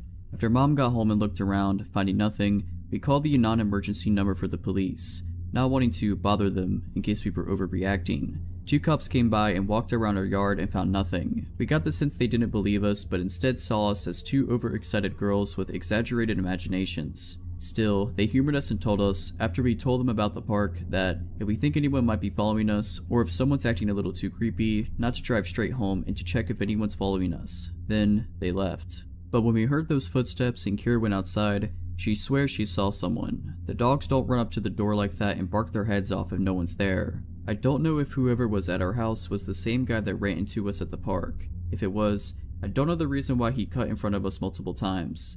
I don't know if he was in the car that inched behind us and stopped when we stopped. I don't know what would have happened if Calvin didn't have a scary and manic bark. I don't know much of anything, but what I do know is, if you're out and about, minding your own business, and a stranger is taking a lot of notice of you, following you, frequently running into you, or whatever, trust your gut. Don't drive or walk straight home, meander, get to a public space, or just take your time. Pay attention to your surroundings. You never know who is watching you. This happened a few years ago when I was an 18-year-old girl in high school. I worked at a store in the mall of my mid-sized Midwestern city, and that evening, I worked a closing shift. I was walking back to my car in the snowy darkness when a black SUV pulled up beside me. A woman opened the window and yelled, "Hey, excuse me, I need your help." She was a round-faced woman in her 30s or 40s and spoke with a very heavy Spanish accent. She went into a story about how her sister got into a car accident and the woman needed to get gas in her car before she could help the sister. However, she could not find a gas station and had no money, and she even said she had driven around to several churches to ask for help, but no one would help her. She was difficult to understand and did not tell the story super clearly, but I understood that she needed to find a gas station and she needed me to pay for it. She told the story between sobs and she seemed so desperate that I was moved to help her. I told her that she could follow my car to a gas station that was just across the highway and that I would buy her some gas. At the gas station, I parked in front of the store and was surprised when she did not pull up to a gas pump, as I had expected. I got out of my car and said, "Okay, don't you want me to buy and pump gas for you?" She then said something like I had misunderstood her first story. She didn't need gas. She needed money to give to her sister, and added a bunch of other facts I don't remember to continue the story. Her accent and changing story was difficult to understand. I said, "Well, I don't have cash on me, only my card. I mean, I suppose I could see if there's an ATM inside?" She immediately replied that she knew there was, which definitely is suspicious in hindsight, but I didn't pick up on it at the time. I agreed to go in and get her some money from the ATM, and as I turned to go inside, she said, "Wait, but if you give me money, I will have to repay you somehow." I said, "No, that's okay, you don't have to." She said, "No, give me your phone number so I can contact you to meet up later so I can repay you, or give me your address and I will send the money to you." I refused both, and she tried again several more times, begging me to meet up with her later to give me the money. This probably lasted 5 minutes or so. Finally, as I refused the last time, she said in a very chilling way, "Don't be so nice." Despite all of this, I for some reason was still convinced she needed my help, and I went into the gas station to use the ATM. However, in my teenage wisdom, I could not remember my PIN number, and was unable to withdraw money. I went back outside to tell the woman, and she rolled her eyes, huffed something under her breath, and very quickly got into her car and sped off. I never saw her again after that. As I drove home, I became suspicious about the scenario. I figured out after a while that the woman was definitely trying to scam me for my money, but it disturbed me more that she tried so hard to get me to meet up with her later and give her contact information. I just hope that I never have to meet someone like that in the future. When I was young, I used to live in rural Pennsylvania. Where I lived wasn't quite suburbs, but the houses were all within walking distance of each other, and we knew nearly all of our neighbors. My small neighborhood was blocked off from the ones on either side by decent-sized creeks, and to get to them you needed to climb down a fairly steep slope. This is an important detail later. My friend Rachel was a bit younger than me, by 2 or 3 years. I was 11 at the time. We had decided to go on a bike ride and ended up dropping our bikes and helmets at the top of the hill leading down to one of the creeks, and we went exploring. We were making a racket, I'm sure, squealing as we jumped around trying not to get wet. We noticed bubbles in the water and became concerned for the swans that lived down at the other end of the creek in the pond. Out of nowhere we heard a man chuckling and he was standing at the top of the hill above near where we were standing. I said nothing. He asked what we were doing and slowly started making his way down the rough terrain of the slope. He obviously didn't know where the path to come down was. Rachel answered him that we were trying to find out where the bubbles were coming from and that she was scared it would hurt the swans, as there had never been any bubbles before today. He told us he could take a water sample and test it if we could bring it up to him, then asked our names and how old we were, still making his way down to us the entire time. Rachel told him her name and had started to say mine when I stopped her by grabbing her shoulder. I had an extremely bad feeling about this man, and I was very uncomfortable with the situation. I perked my head up looking off to the side and asked her, "Did you hear that, Rachel? I think your mom is calling us." I turned and dragged her up the path across from where the man was climbing down at, and we jumped on our bikes. I noticed this man's car parked next to where we put our bikes. Our helmets were missing. We heard the man scrambling after us, screaming that he hadn't heard anything. We started pedaling back toward my house, as Rachel lived in a different neighborhood, and the man started following us in a car after he finally reached the top. The man was still trying to get us to talk to him, so I turned off into my uncle's yard where I saw my cousin out cutting the lawn and started yelling for him. He was a big dude, 16 or so at the time, and the man in the car burnt rubber, speeding off when he saw we were no longer alone. We ended up calling the police, and we were not the first girls that had the same issue with a man of that description and that car that day. So whatever that man's intentions were, I'm just glad that Rachel and I didn't have to experience them. This was my very first apartment and I was so excited to be in it. My freshman year I lived in a dorm on campus, and before that I just lived with my mom, so I had never lived on my own before. The apartment was a 2-bathroom and 2-bedroom, and I shared it with my friend who I had known since we were 13. I had just turned 20 when all this happened. Josh was my friend and it was his first year at the university, so naturally I showed him around. We did pretty much everything together. Fast forward to the homecoming football game. We attend a university that's crazy into football and we're actually a pretty good team, so the homecoming game is a big deal to everyone. Josh was so excited to go out because it was his first homecoming game.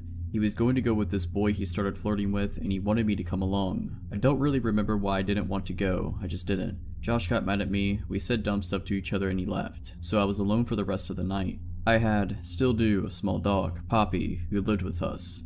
She was around a year old at the time. We actually had a pretty relaxing night in the beginning. I took a shower and put on face mask and Poppy and I watched TV in bed and stuff. I remember listening to a song on repeat the entire day because that's what I do when I find a new song that I like. To this day, I still can't listen to it without being reminded. We went to sleep around 10 PM I think. I wasn't keeping up with what was going on with the football game, so I really have no idea if it was just ending or whatever. But I knew not to expect Josh home early because he was going out with the guy he was seeing, Dylan, afterwards. There is a strip of bars along one of the main roads running towards campus, and that's where they would be. That's where everyone would be after the game ended. I don't know what time it was, but I woke to cabinets being slammed and really loud noises. It was really dark in my room and the only thing I could see was that the kitchen lights were on. I saw the light coming through the bottom of the door. It sounded like people were going through our kitchen cabinets one by one. Poppy was at the edge of the bed barking like a crazy dog. I had never seen her act this way. I was struggling to keep myself awake because I'm a really heavy sleeper, not anymore, and I just knew it wasn't Josh or Dylan, but some stupid part of me decided to call out, "Hello?" But it was weak sounding and I really don't know if they heard me or not. Suddenly, my bedroom door opened. I shot up. Poppy was snarling and trying to lunge at the stranger in my bedroom. I couldn't see anything because the light from the open door was kind of blinding. I just saw his figure. He was wearing a hoodie and he stood there for maybe 15 seconds and I was just staring at him. The whole time Poppy was trying to screw him up. He quickly closed my door and I don't know why, I just didn't move. Then my door flings open a second time and we're staring face to face again, for the same painfully long amount of time. My heart was racing and I remember thinking he's gonna hurt me. Now that I look back, I should have screamed or something. Poppy was at the very edge of the bed now, vicious and snarling. She sounded like a big dog, honestly. And then he slammed my door shut. As soon as he did, I jumped out of my bed and locked my door. I heard them take my car keys. I was terrified they would find my car and steal it since I had just parked directly outside. I frantically called 911 and was sobbing the whole time. I said, "Someone is in my house, they came in my room, please help." And it took them 30 minutes to get there, when I know that there were cop cars everywhere surrounding the bar since it was homecoming, which I live a 5-minute drive from. When I finally came out, the living room and my roommate's bedroom were completely ransacked. My roommate's TV was on the floor because they tried to carry it out, but I guess decided just to leave it. They stole my Xboxes and all my games. They stole my book bag with my textbooks and my homework in it. The 2 policemen got here and I told them everything and asked if I could call my roommate. Josh picked up the phone but was heavily slurring and I could tell that he was inside of a bar and could barely hear me. I just screamed, "Please give Dylan the phone," hoping that Dylan was at least more sober than Josh was, so Josh put Dylan on the phone, and I don't know how, through my tears and sobs and through the screaming, people, and house music, but he heard me say that our apartment was robbed. He frantically said, "We are coming," and hung up. They probably ran.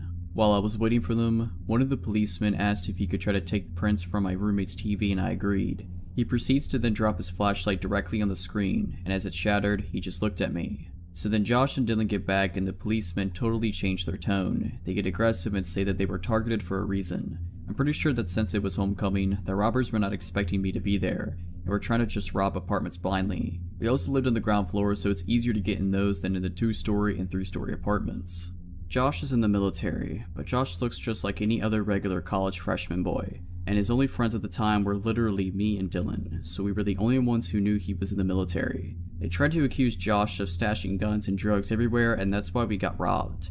I literally was like, are you kidding me? They then tried to pull me to the side and say that Josh hired people to come rob his own apartment while I was inside. They asked me, how do you know these guys? I said, sir, I have known Josh since we were 13. We moved here together to attend university together. He just gave me a look. When they left, we got our locks immediately changed, and then I had to take the next day off of school to drive to the nearest Nissan dealership, 30 minutes away, and then wait 7 hours for them to rewire a key fob for me. To the men who robbed me, and to the cops who accused my roommate of robbing his own apartment, I hope I don't have to meet you again.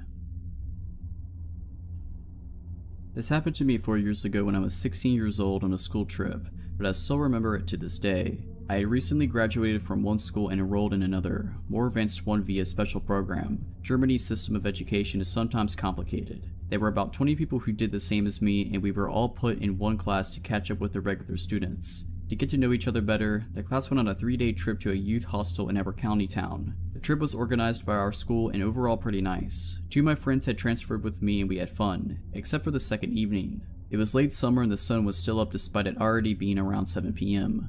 One of my friends, Sarah, and I decided that we wanted to go for a walk before accompanying our other classmates to the river to have some drinks. We wanted to visit the newly built benches along the river and just talk for a bit. To get to those benches, we walked over a long parking lot next to the river. Between the parking lot and the river, there was a small path which was, in some places, divided from the parking lot by a small grass strip with a few bushes and trees. On the other side of the parking lot, there was a bridge approach which could be used by cars and pedestrians alike. This will get relevant later. There were some rocks in the parking lot to prevent cars from driving too far and falling into the river. My friend and I had some fun by jumping from one rock to the other. At some point, a man on a bicycle, probably in his early 20s, emerged next to us on the other side of the parking lot. He applauded us for some weird reason we didn't understand. My friend applauded back ironically, and we just continued walking but stopped jumping on the rocks. When we arrived at the benches, we chose the first one we came across and sat down. Bicycle guy stopped right next to us, got off his bike and just lingered. I started to feel uneasy, but since there were no free benches left, I thought he just wanted to hang out there too. At some point, he pulled out his cell phone and called someone. Even though he was right next to us the whole time, I couldn't understand him because he was speaking a foreign language. Sarah and I sat there for about 1 to 2 hours until it started getting darker. Bicycle guy was still right next to us and still on the phone, circling the area around us and just generally creeping us out by continuously staring at us. At this point, Sarah had also started feeling uneasy and we shared our feelings about this guy. Since it was almost dark, there was no one around anymore. We wanted to return to the hostel. The second we got up and started walking towards the parking lot, Bicycle guy also got onto his bike. My heart sank into my stomach when I realized he was going the same direction, just slow enough to stay next to us. He continued following us. When exiting the bench area, Sarah and I took the path next to the river to get to the parking lot.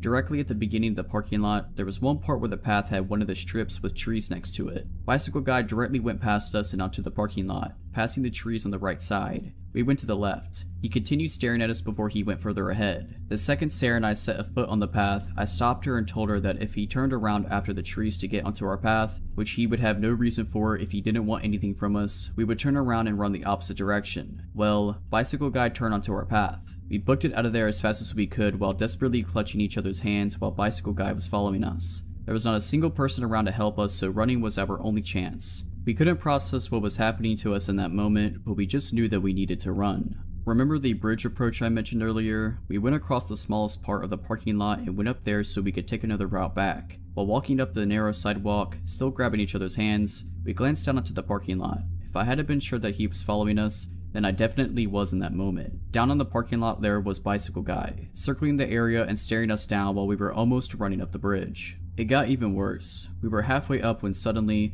another guy on a bicycle passed us and stopped a few meters in front of us. He started talking to Bicycle guy who had been following us and then also stared at us. Bicycle Guy had basically called another friend over for whatever he was trying to do. Sarah and I immediately changed to the other side of the bridge approach and took the stairs down there. We chose to take a route where we wouldn't be alone on the streets. I was shaking the whole walk back. I am incredibly thankful for my gut feeling. To this day, I still think about this encounter when I'm walking somewhere alone in the evening or night. I don't think I'll be able to forget this anytime soon.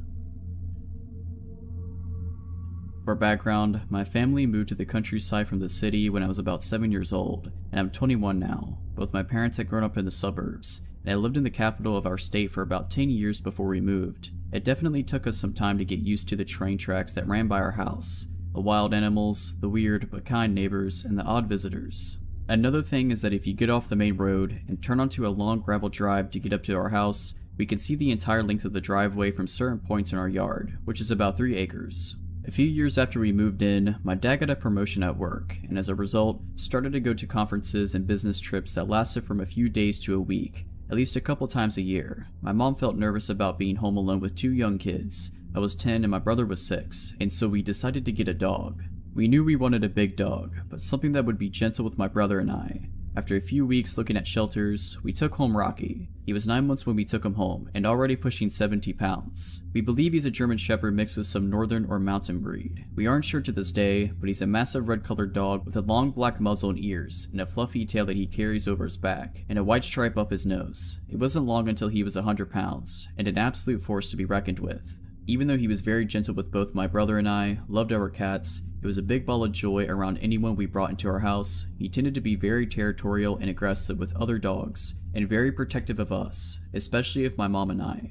Once, the electric company came to do work on the telephone poles on our property, without telling us first, and after 20 minutes they finally had to call us because Rocky had them trapped in their truck. It was jumping up and barking at their windows. I doubt he would really have attacked them if they'd gotten out of their trucks, but it was more than enough to make them think twice. This protective instinct came in very, very handy one day. It was summertime, my dad was at work, and my mom was home with my brother and I, since she was a teacher and off for the summer with us. My mom was working in our garden, and my brother and I were playing close by, with Rocky watching over all of us. Rocky all of a sudden sounded the alarm, throwing his head up in the air and barking and howling. He makes a deep woo-woo noise. I looked up to see a dirty white pickup truck pull off from the main road and into our driveway. This wasn't necessarily alarming at first, as people sometimes used our driveway to turn around when they got lost. But the white pickup truck slowly ambled up our drive, and I could see something strange in the bed. It was lumpy and discolored, but I couldn't really tell what it was until he pulled all the way up to our house, where our other cars were, and honked the horn to get our attention. It was meat. Giant, red chunks of meat with some of the limbs of various animals still attached. It was the creepiest thing I'd ever seen in my life. Just a weird man who looked to be in his early 50s, driving a pickup truck full of meat in the southern July heat. I immediately just got a really bad vibe from the guy, and I remember my mom telling my brother and I to go inside, and we did, but watched out the glass door. Rocky had surprisingly been quiet at that point, but was now next to my mom, and she had her hand around his collar. The guy rolled down his window and asked my mom if she wanted to purchase some meat. My mom said no and to please leave our property. Instead, he went on about the different types of meat and asking how much we wanted, beef, venison, pork, etc. My mom asked him to leave again, but instead, he decided to get out of the nasty white pickup. As soon as his feet were on the ground, Rocky went ballistic, barking and snarling. This finally made the guy stop. He looked at Rocky, looked at my mom, and asked, "Does your dog bite?" And my mom, deathly serious, replied, "Only if I tell him to." The guy took one more look at Rocky, and I'm guessing he decided not to mess with the giant, snarling beast. He got back in his truck, backed up, and headed back down our driveway. I don't know if he was really selling the meat or not, but apparently he'd been around to our neighbors, who also had gotten a really bad vibe from him. We'll never know what he was really up to with his giant slabs of meat in the bed of his pickup truck. Maybe he was just a weird guy trying to sell some sketchy meat. Maybe he was looking for something else. We never saw that guy again. Rocky's still kicking it, by the way. He's almost 15 and completely deaf, but he's still out in the yard on summer days, watching over us. I was hiking in the Olympic National Forest a few years ago, by myself and my 2 dogs. We were 4 days in, around 20 miles at least as a crow flies from even a known mountain road. I was camping at around 7,000 feet that night, or right where the tree line started thinning out. So when we got to the campsite, a big open meadow on top of a secondary mountain, it was about an hour from sunset. My big dog usually runs around within proximity of the camp as I put the tent up / make dinner, etc. But I noticed this time was a little different. He kept staring up this steep tree-filled mountainside, tail straight up and barking. Now the day before I had found a note left under a rock at the last landmark, saying that there was a problem bear in the area that was harassing a party of campers a few days ago, and I myself had seen big cat tracks the day before, so I was rightfully concerned that this may be more than just ground squirrels. I decided to go climb some of the boulders at the foot of the hill while I took my time looking up the hillside for movement, before I went to go hang my bear bag up there. They were the only trees around to hang the bag. I didn't see or hear anything, but my dog kept quietly whining like there was something up there. So while still concerned, I started hiking up this steep hill to hand the bag. It was so steep I had to use the trees to balance and lean against so I didn't go tumbling down, before making another 5 to 6 step push to the next tree I could just lean against. Anyway, I'm slowly making up this hill ridge, hopping from tree to tree to keep my balance. Then I get about 100 feet up the hill, and I hear a whole lot of big movement at about 50 feet in front of me. My dog immediately goes from a deep low growl to a savage, slobber flying everywhere type barking now. My heart starts pounding out of my chest, and I start to panic. A million thoughts go racing through my head in the matter of seconds. Because if this is a bear, my dog is going to try to save me, in which he will most likely die. And I'm stuck here. If I have to get off that hillside fast, I almost 100% am going to trip and fall off the 12-15 foot cliff onto the boulders below, like hundreds of 5 to 20 foot boulders. So I'm feeling pretty screwed about now. Then I hear my other little dog start barking and freaking out down at my campsite, which is just out of sight. I had zipped her in my tent, so she didn't wander off like I was away. So yeah, I'm absolutely panicking at this point. A few seconds after I kinda snap back to it, I take another few seconds to start to put my survival priorities in order and call my dog back to me. He comes and sits against my feet as my back is against a tree, so I'm kinda pinned / stuck there for a moment. But my dog was seemingly trying to separate me from something up there, so I let him lean against me while I try to collect myself. This is when I realized I'd completely forgot that I had my headlamp on. I reach up so fast up to turn my lamp on, I basically punch myself in the face. I'm having some serious adrenaline dumps going right now, so much so that my knees are starting to shake. I get my lamp on and peer up the hillside. I figure I'll at least get a reflection off the eyes of whatever is up there. Peering and peering, nothing. But I had just heard something. We both did, and whatever it was didn't get away or sound like it had made it too far. I knew something was there, so I'm kinda just steadfast at this point. I need to know what is up there because I have to sleep here tonight. And you know, I'm out in the middle of nowhere alone. Better to face it than wait like a sitting duck all night is my thought process. So yeah, as I'm looking up this hill, and at one point my dog lunges forward, unpinning me. He does a fake / bluff charge up the hill about 15 feet, and I mean he's snarling and foaming at the mouth at this point. As he does this, I finally see movement, something moving up and breaking the line of the horizon / sunset. My dog's bluff made whatever it was blow its cover, so I'm zeroed in. I call my dog back and silently watch, and what I make out made my heart completely drop. There was a man crouched about 75 feet directly in front of me, wearing not camo clothes, but some raggedy stuff with a hood that blended into the environment perfectly. Actually, almost like a makeshift ghillie suit, but with his face exposed. I couldn't see his eyes, and his face was covered in dirt or something, but I knew we were staring right at each other at that moment, so I stare for what seems like minutes. No words. I felt like I was trying to subconsciously convey that I was going to stand my ground. I wanted him to know I saw him, but I guess I was just too shaken to speak. As I'm staring, my little dog back at the campsite started to bark her head off again, like she was scared, and I also had to get off that hill before total dark, where I could be seriously hurt / risk dying trying to get back down. So carefully, I start heading down the hill with my dog, who doesn't want to leave but listens.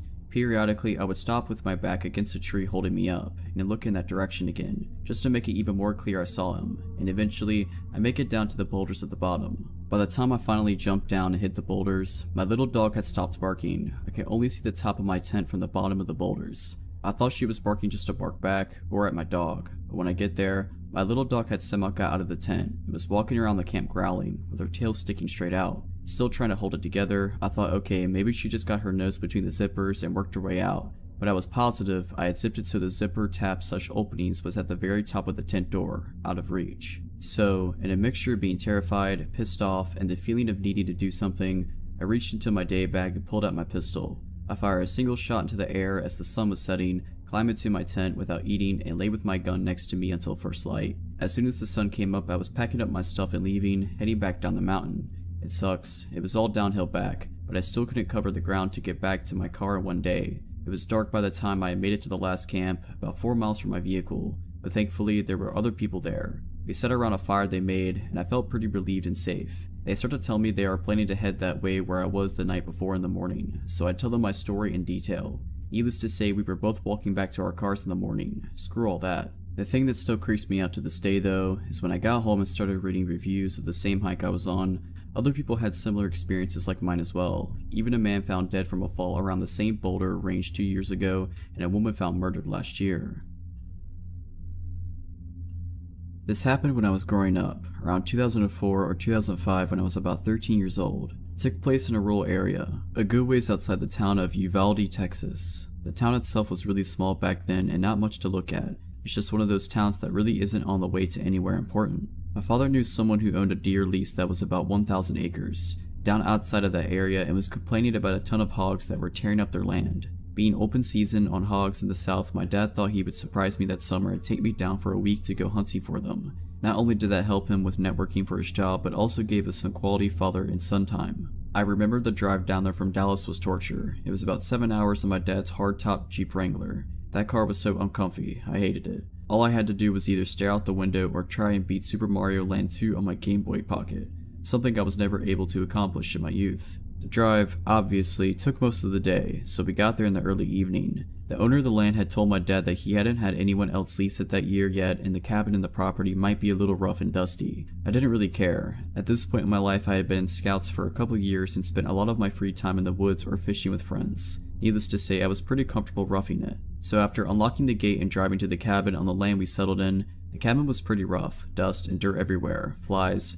I remembered that it looked like some raccoons had gotten into the cabin. After cleaning up a bit and getting the sleeping bags out, then setting up the cots, we decided to sleep. Something about that night was weird. I was never able to get comfortable enough to fall asleep for any restful amount. I couldn't put my finger on why, but I had that feeling of being watched. I was finally able to drift off for what I guessed was an hour maybe. When we woke up, it was early, about 7 a.m. We decided to scout around the land for tracks and signs of hogs and find a good place to set up a blind. It was the summer and horribly hot in the afternoons, so morning was the best time to be out and about. After walking for an hour or so, we came to an area of trees, lightly dense, and luckily found some signs of hogs. Typical torn up ground where they had been rooting, so we followed them into the trees. I was looking for more signs when my dad stopped me with his arm. I remember looking up and seeing someone standing about 50 yards away. Some of their body was blocked by trees. This was private land, so they definitely weren't supposed to be there. We also had confirmation from the owner before we got to the lease that nobody was there, not to mention the gate was locked up when we first arrived. The person was wearing some bright colored red jacket.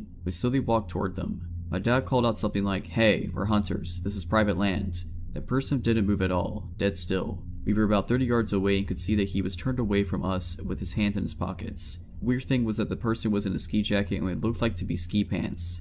Now this is Texas in the summer. It was about 98 outside by then. My dad called out again, no reaction. He told me to stay behind him and unsnap the clip to his pistol holster. We approached the person's right side and then my dad told me to stay put about 20 yards away. I stayed and crouched down, watched him circle around to the front of the man, all the while talking to him asking if he was okay. He finally passed around to the front of the man and my dad stood straight up with a confused look on his face. I called out and said, "What's wrong?" and he called back saying, "It's a mannequin." I walked over to it while my dad stood there staring, and as I got closer, one thing stood out the most.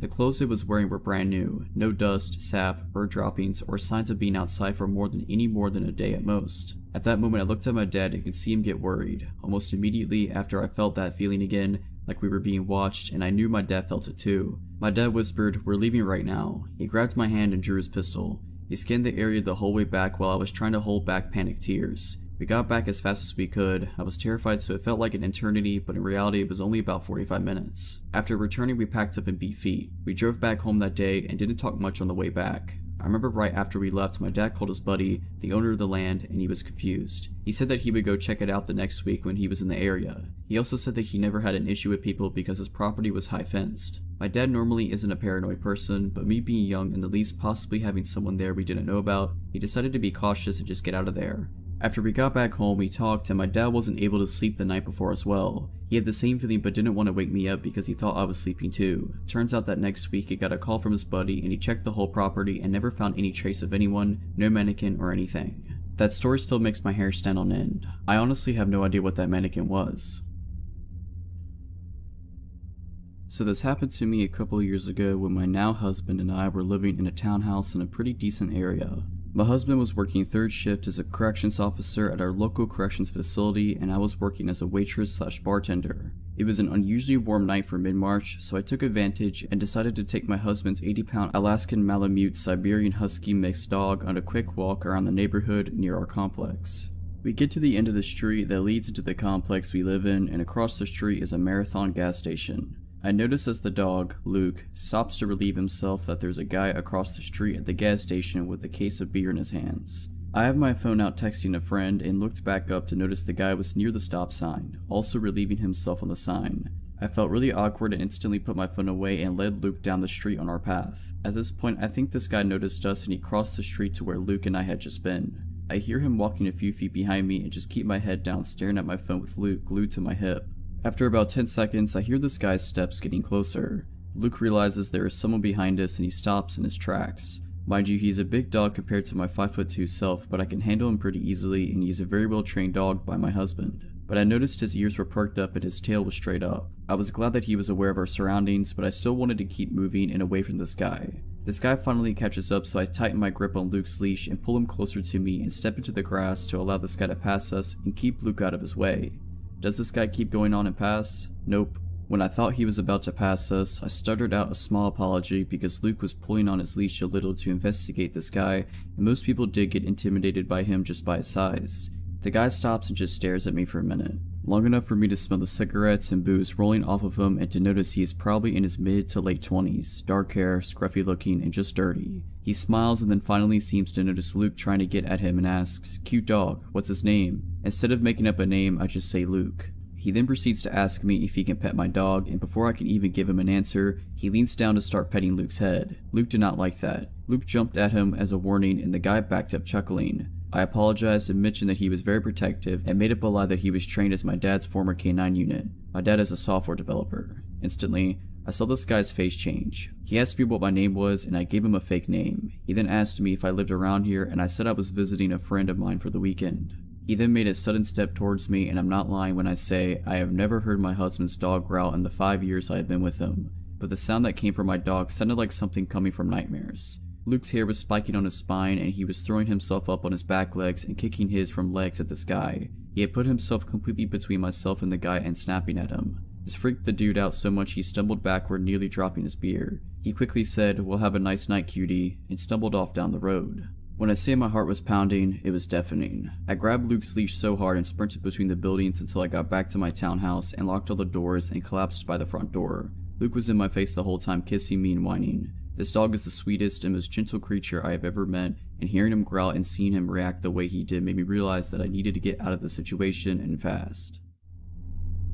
Often, I enjoy walking my dog at nighttime. This is due to the fact that my dog is harder to walk when people are around with their own dogs. So, we tend to walk around parks in the area when they've become somewhat secluded. My 120-pound black boxer/slab named Loki could be somewhat considered threatening to most from what I hear. I figured his size would be used as a deterrent for anyone looking to cause nightly troubles. I was dead wrong. On one specific night in the fall of 2016, I could recall of an encounter that reminds me of why I am so reluctant to walk around once daylight falls. This specific park is one I have been to a couple times, and from what I remember, this park is usually secluded around 6:30 and later. Aside from a couple of joggers, there are very few other dog walkers. Not many people walk the same path I take. I also like to put on my headphones and listen to music while I walk, but on this specific night I chose not to wear them since my phone was on low battery and I wanted to preserve it as long as I could. Anyway, the walk was going as usual. Loki did his business and we continued on our usual path. About midway in our walk, I realized that it had started to get really dark. Since he was done with his business, I decided to cut the walk somewhat short and we took a shortcut that kind of led us off the path. This path had a bunch of trees surrounding the area and there were still leaves on the branch. With that being said, I felt a weird feeling as if I was being watched. I could not for the life of me shake off the feeling of being watched. I peered back to see if anyone had been following me out of anxiety, and every time I did, no one was there. In fact, no one was anywhere. This whole shortcut was essentially secluded. Suddenly, Loki stopped walking and also looked back. I told him, "Loki, come on boy, we've got to go." One thing I failed to mention was that Loki is a big coward. I noticed his tail was tucked between his legs, which is a telltale sign that a dog is afraid. I was also curious and a bit nervous, but I surely did not want to find out what he heard or noticed. I just wanted to get out as soon as possible. I pulled a little and he began to walk, but every now and then I'd see him peer back. After maybe a minute or so of him walking, he stopped again, and this time he began to growl. Despite being a coward, Loki is a bark but no bite kind of dog, so I took this chance to see exactly what he was growling at. It was quite dark, so I could not see well, so I used my phone's flashlight to see what was up. Trees, just trees. What he heard was probably some kind of small animal. Once again, I turned around and kept walking. He continued to peer back once in a while still, but this time I noticed it was a lot more frequent. I just said to myself, just squirrels, maybe a bird, and I ignored it. Then I heard what appeared to be actual footsteps and branches breaking. There is absolutely no way a small animal could have produced a sound like that. Loki turned around quick, and still with his tail tucked, he began to growl and bark at a figure that I could only describe as a man in his early 50s, possibly late 40s, appear from out the woods. He was dressed in dirty clothing, his hair was long and was graying. He had one hand in his pocket and he said to me, "Nice dog you have there, kid. What breed is he?" "He's a boxer/lab," I replied. "Oh, I love dogs. Mind if I pet him?" he wondered. The man got closer and emerged from the trees. As he got closer, I realized that he was quite tall. Loki instantly got bad vibes. He ran behind me and started to bark at him. Actually, I do kinda mind. My dog here doesn't like strangers. "Sorry, but it's probably not best if you pet him," I quickly stated. "It's okay, really. He seems like a friendly guy. Just a little pet wouldn't harm him," the man retorted as he got closer. I felt extremely uncomfortable as he appeared to get closer and closer. I don't know why this guy couldn't take no for an answer. "I'm really sorry, man. I'm scared he'd bite you or something," I told him as I began to walk away. "I don't know why you just won't let me introduce myself to him," the guy replied angrily. This time I began to speed walk. I was very uncomfortable and my fight or flight instincts began to take over. He followed us and kept muttering curses to himself. I don't know if this man was under the influence of something, but he did not let up. I won't lie, I started to get a little angry. Why can't a guy just take no for an answer? He began to match my speed, almost as if he was trying to catch up to us. Loki and I both took this as an answer to start sprinting a bit. I don't remember much of the running, it was all a blur to me, but I do remember the spine-tingling feeling of hearing his footsteps rapidly increasing behind me. For a man of his stature, he was quite fast. I also realized that his intentions may have not been just to pet my dog. No one reasonable would go that far just to pet a dog that clearly wanted nothing to do with him. I looked behind me and he was in pursuit. Maybe about 10 feet behind me he was chasing us. Finally, the path led to the park exit and into the busier streets. I lived about 10 minutes away from the park. I made sure no one was following me and I even made sure to walk on the populated streets. After what seemed like an eternity, we got home, but I knew for a fact that I was not going to get any sleep. From my window in the porch, I watched all night with Loki, just to see if anyone had followed us home. I also made a police report with my parents. After all, this guy seemed to have been quite suspicious and who knows what his true intentions were. Ever since, I haven't walked Loki in that park. I've also made it a habit of mine to walk on livelier streets at night. If I could give anyone one piece of advice, even if you live in a relatively safe town, do not ever let your guard down.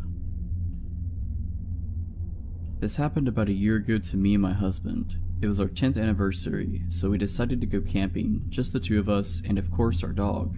There's a big national park/camping area near where we live, little less than an hour drive, so that was where we were heading. It's basically a big forest with many small lakes, ponds, trails, and camping sites around. Pretty popular place during summer, but we still saw some people, even though it was late September and the weather was cold. We found a good spot next to a lake to set up our camp. It was a beautiful day, so we wanted to hike a bit in the forest. There was a nice long path that was going around the lake where we had our camp, so we chose to go that way. The lake was quite small, and there was another camping site by it. You could see there from our camp, and from there you could see our camp. They were almost on opposite sides of the lake. We walked past another camp, and saw a man there alone just standing and staring at us, not answering when we greeted him.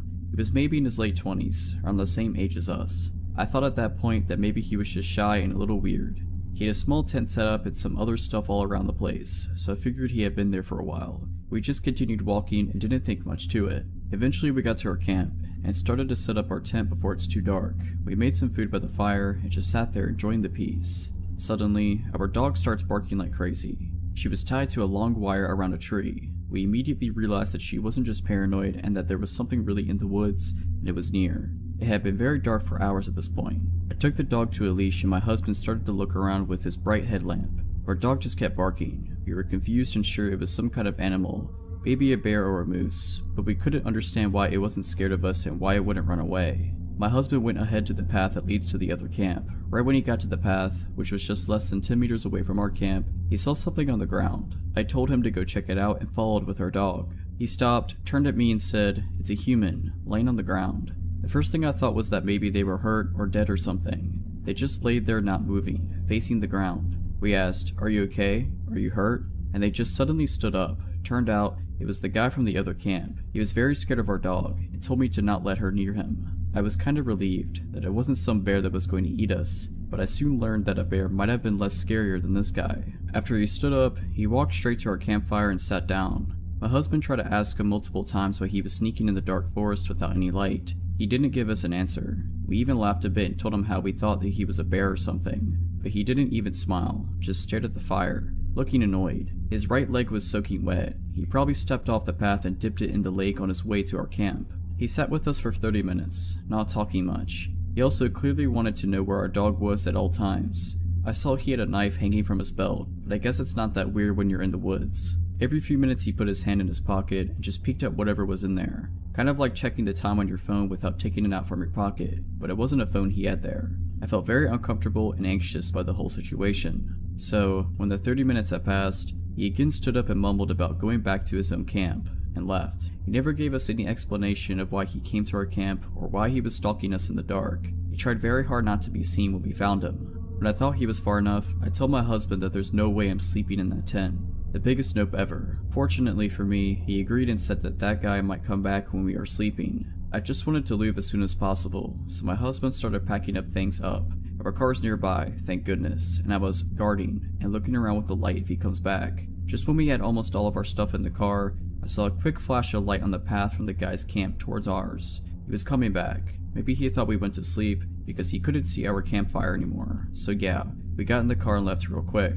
I don't know if we overreacted, but I had such a bad feeling about him. Who crawls in the dark, wet forest alone just to stalk some strangers? What would have he done if our dog wouldn't have hurt him? What were his motives? I don't know and didn't want to stay there and find out. I'm just glad that we had our dog with us. There's a chance that she saved our lives. This happened to me when I was 19 and in college. I met a guy named Sam through a friend of a friend. Sam seemed nice enough and I would see him around, but that's as far as it went. One day we managed to end up alone. As I'm coming out of my building, he sees me and starts chatting me up. At first it was simple small talk, but I became uncomfortable once he starts complimenting me saying I have nice teeth. Not nice smile, but nice teeth. I thought this was a weird way to phrase a compliment, but I just ignore it. He then goes on to ask me, "What are you?" meaning he wants to know my ethnicity. I tell him I'm Latina. He asks if I speak Spanish and I say yes. He makes a comment saying he likes Shakira's music and that he likes her song La Tortura. He then asks me what La Tortura means. I tell him it translates to the torture. I notice his eyes get wide and he starts smiling. At this point I'm done talking to him and I tell him I have to go. I make a mental note to stay away from him after that because throughout the rest of the conversation he had a really creepy smile on his face. I get busy with classes so I forget about him quickly. One day I get a call on my cell phone from an unknown number. I decide to answer it and I hear a raspy male voice breathe heavily and say, "La Tortura."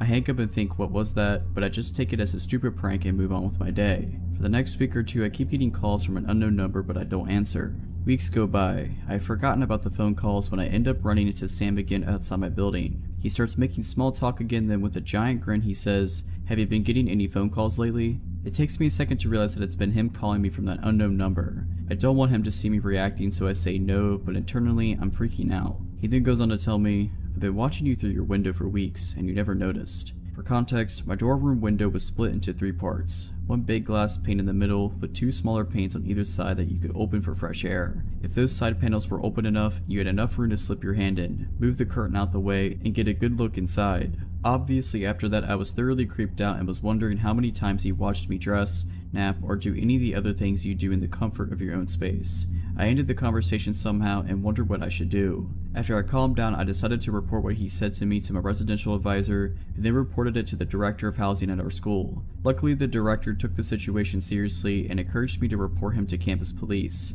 A report was made. They would have to speak to him to get his response to my allegations, and I was told that in the meantime, if he approaches me again, I should come back and make another report.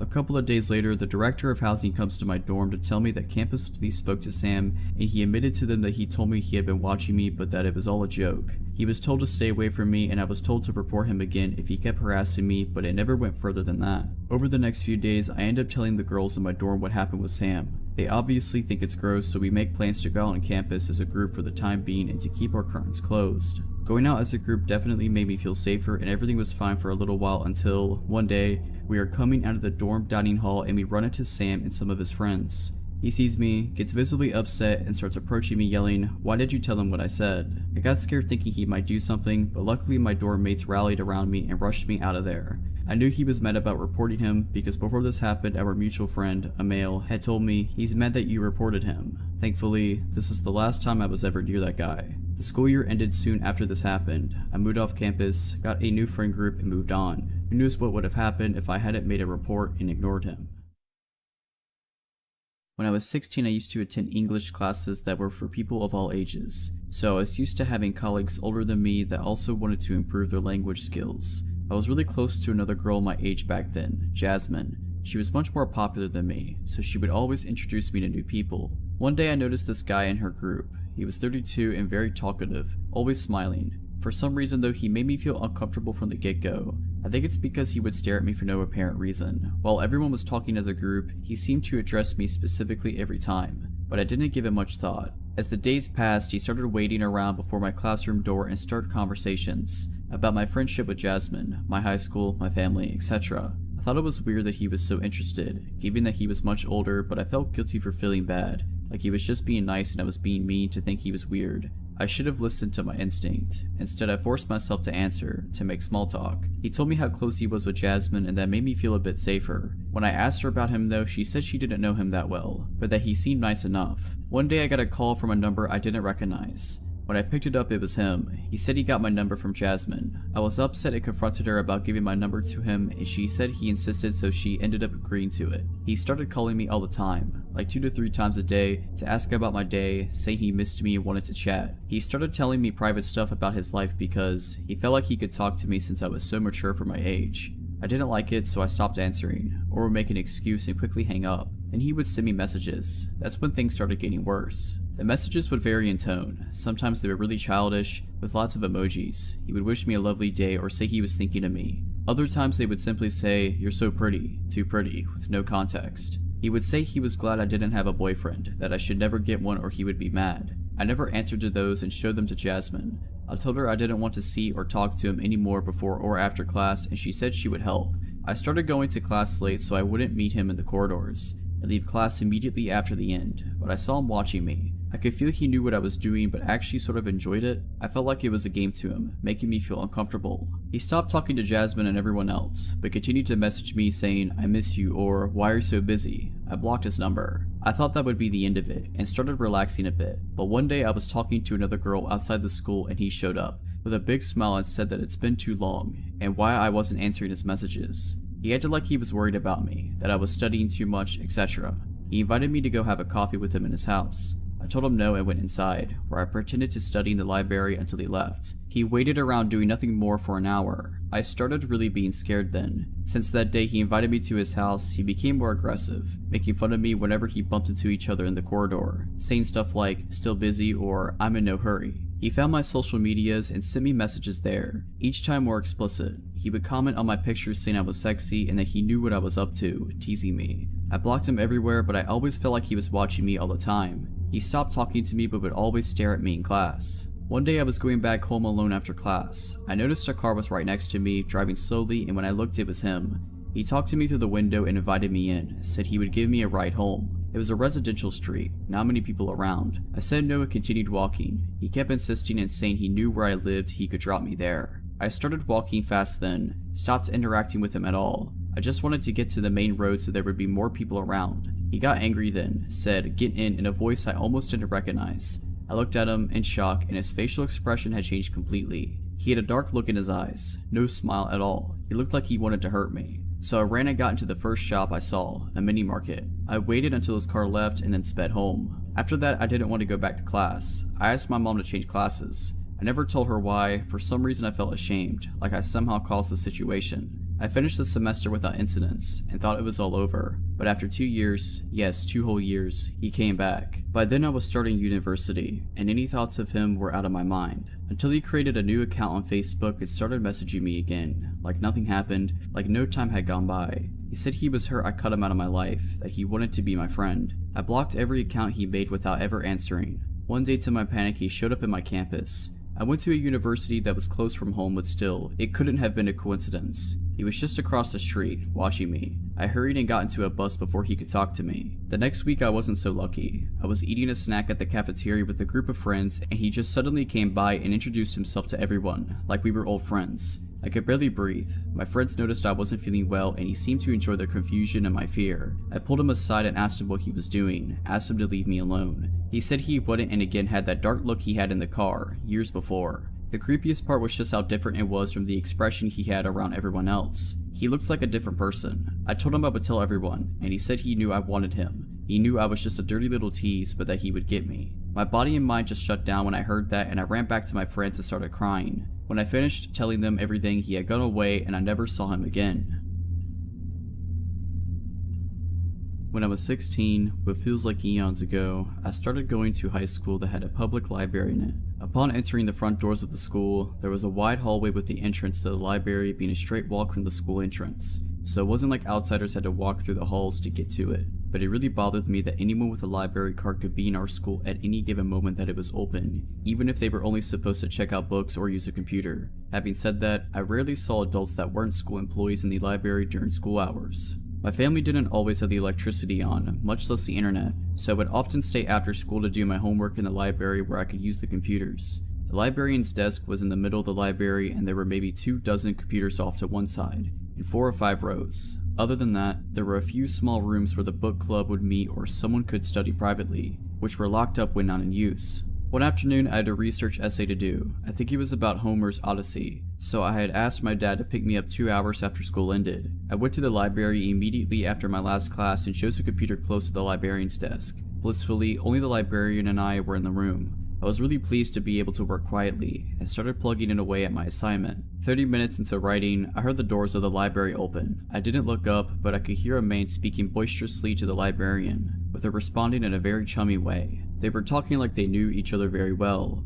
After a few minutes of chatting, the librarian excused herself. I can't remember if I heard her say why, but she bustled out of the room and did not return before I left. More than an hour later, which hadn't happened before. I can't say for sure, but I'm almost positive that she was supposed to not leave the library unattended while it was open. They actually closed it when she took lunch sometimes because I'd seen the "back in X minutes" sign on the door previously. Almost as soon as the librarian left, this adult man decided to use a computer. Being that we were the only 2 people using computers, you would think he sat nowhere near me, right? He sat 1 chair away from my right. I could see from the corner of my eye that he was a very large man in every sense of the word, but otherwise, he looked like your average guy with generic black frame glasses. After the first peripheral glance, I tried to avoid looking over at this guy. I also told myself that the librarian knew him, so he's probably okay. Just subdue checking his email. Nothing to be paranoid about. As I'm continuing to research for my essay and make notes, I start hearing this guy giggle in between clicking the mouse. At first quietly, but he starts chuckling within a minute.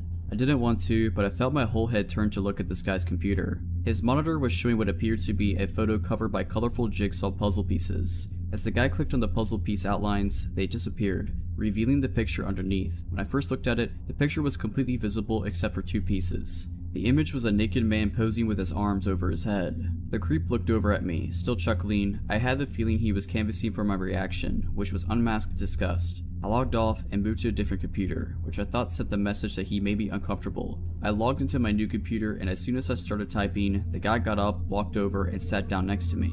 I promptly stood up, kicking over my chair, unplugged the computer. I wanted to log out really fast, and ran out. My dad wasn't going to be there for another 30 minutes, at least. So I waited in the bathroom. Whenever it was about time for me to get picked up, I walked toward the front doors to leave the school, and I decided to peek in the library. The creep was sitting at the computer still, but his body was turned to face the doors and he was looking straight at me, with a big grin on his face. I dropped out of school that year, and this honestly played a part in that decision. I felt so vulnerable, and looking back I think that librarian might have been secretly creeped out by this guy and was playing nice in front of him. She might have made a lame excuse to leave the room so that she didn't have to entertain him, which I would understand if she wasn't leaving him alone with an underage student. I didn't trust the school to take it seriously, especially the librarian, so I didn't tell anyone. I just hope that guy isn't prowling around the high school still.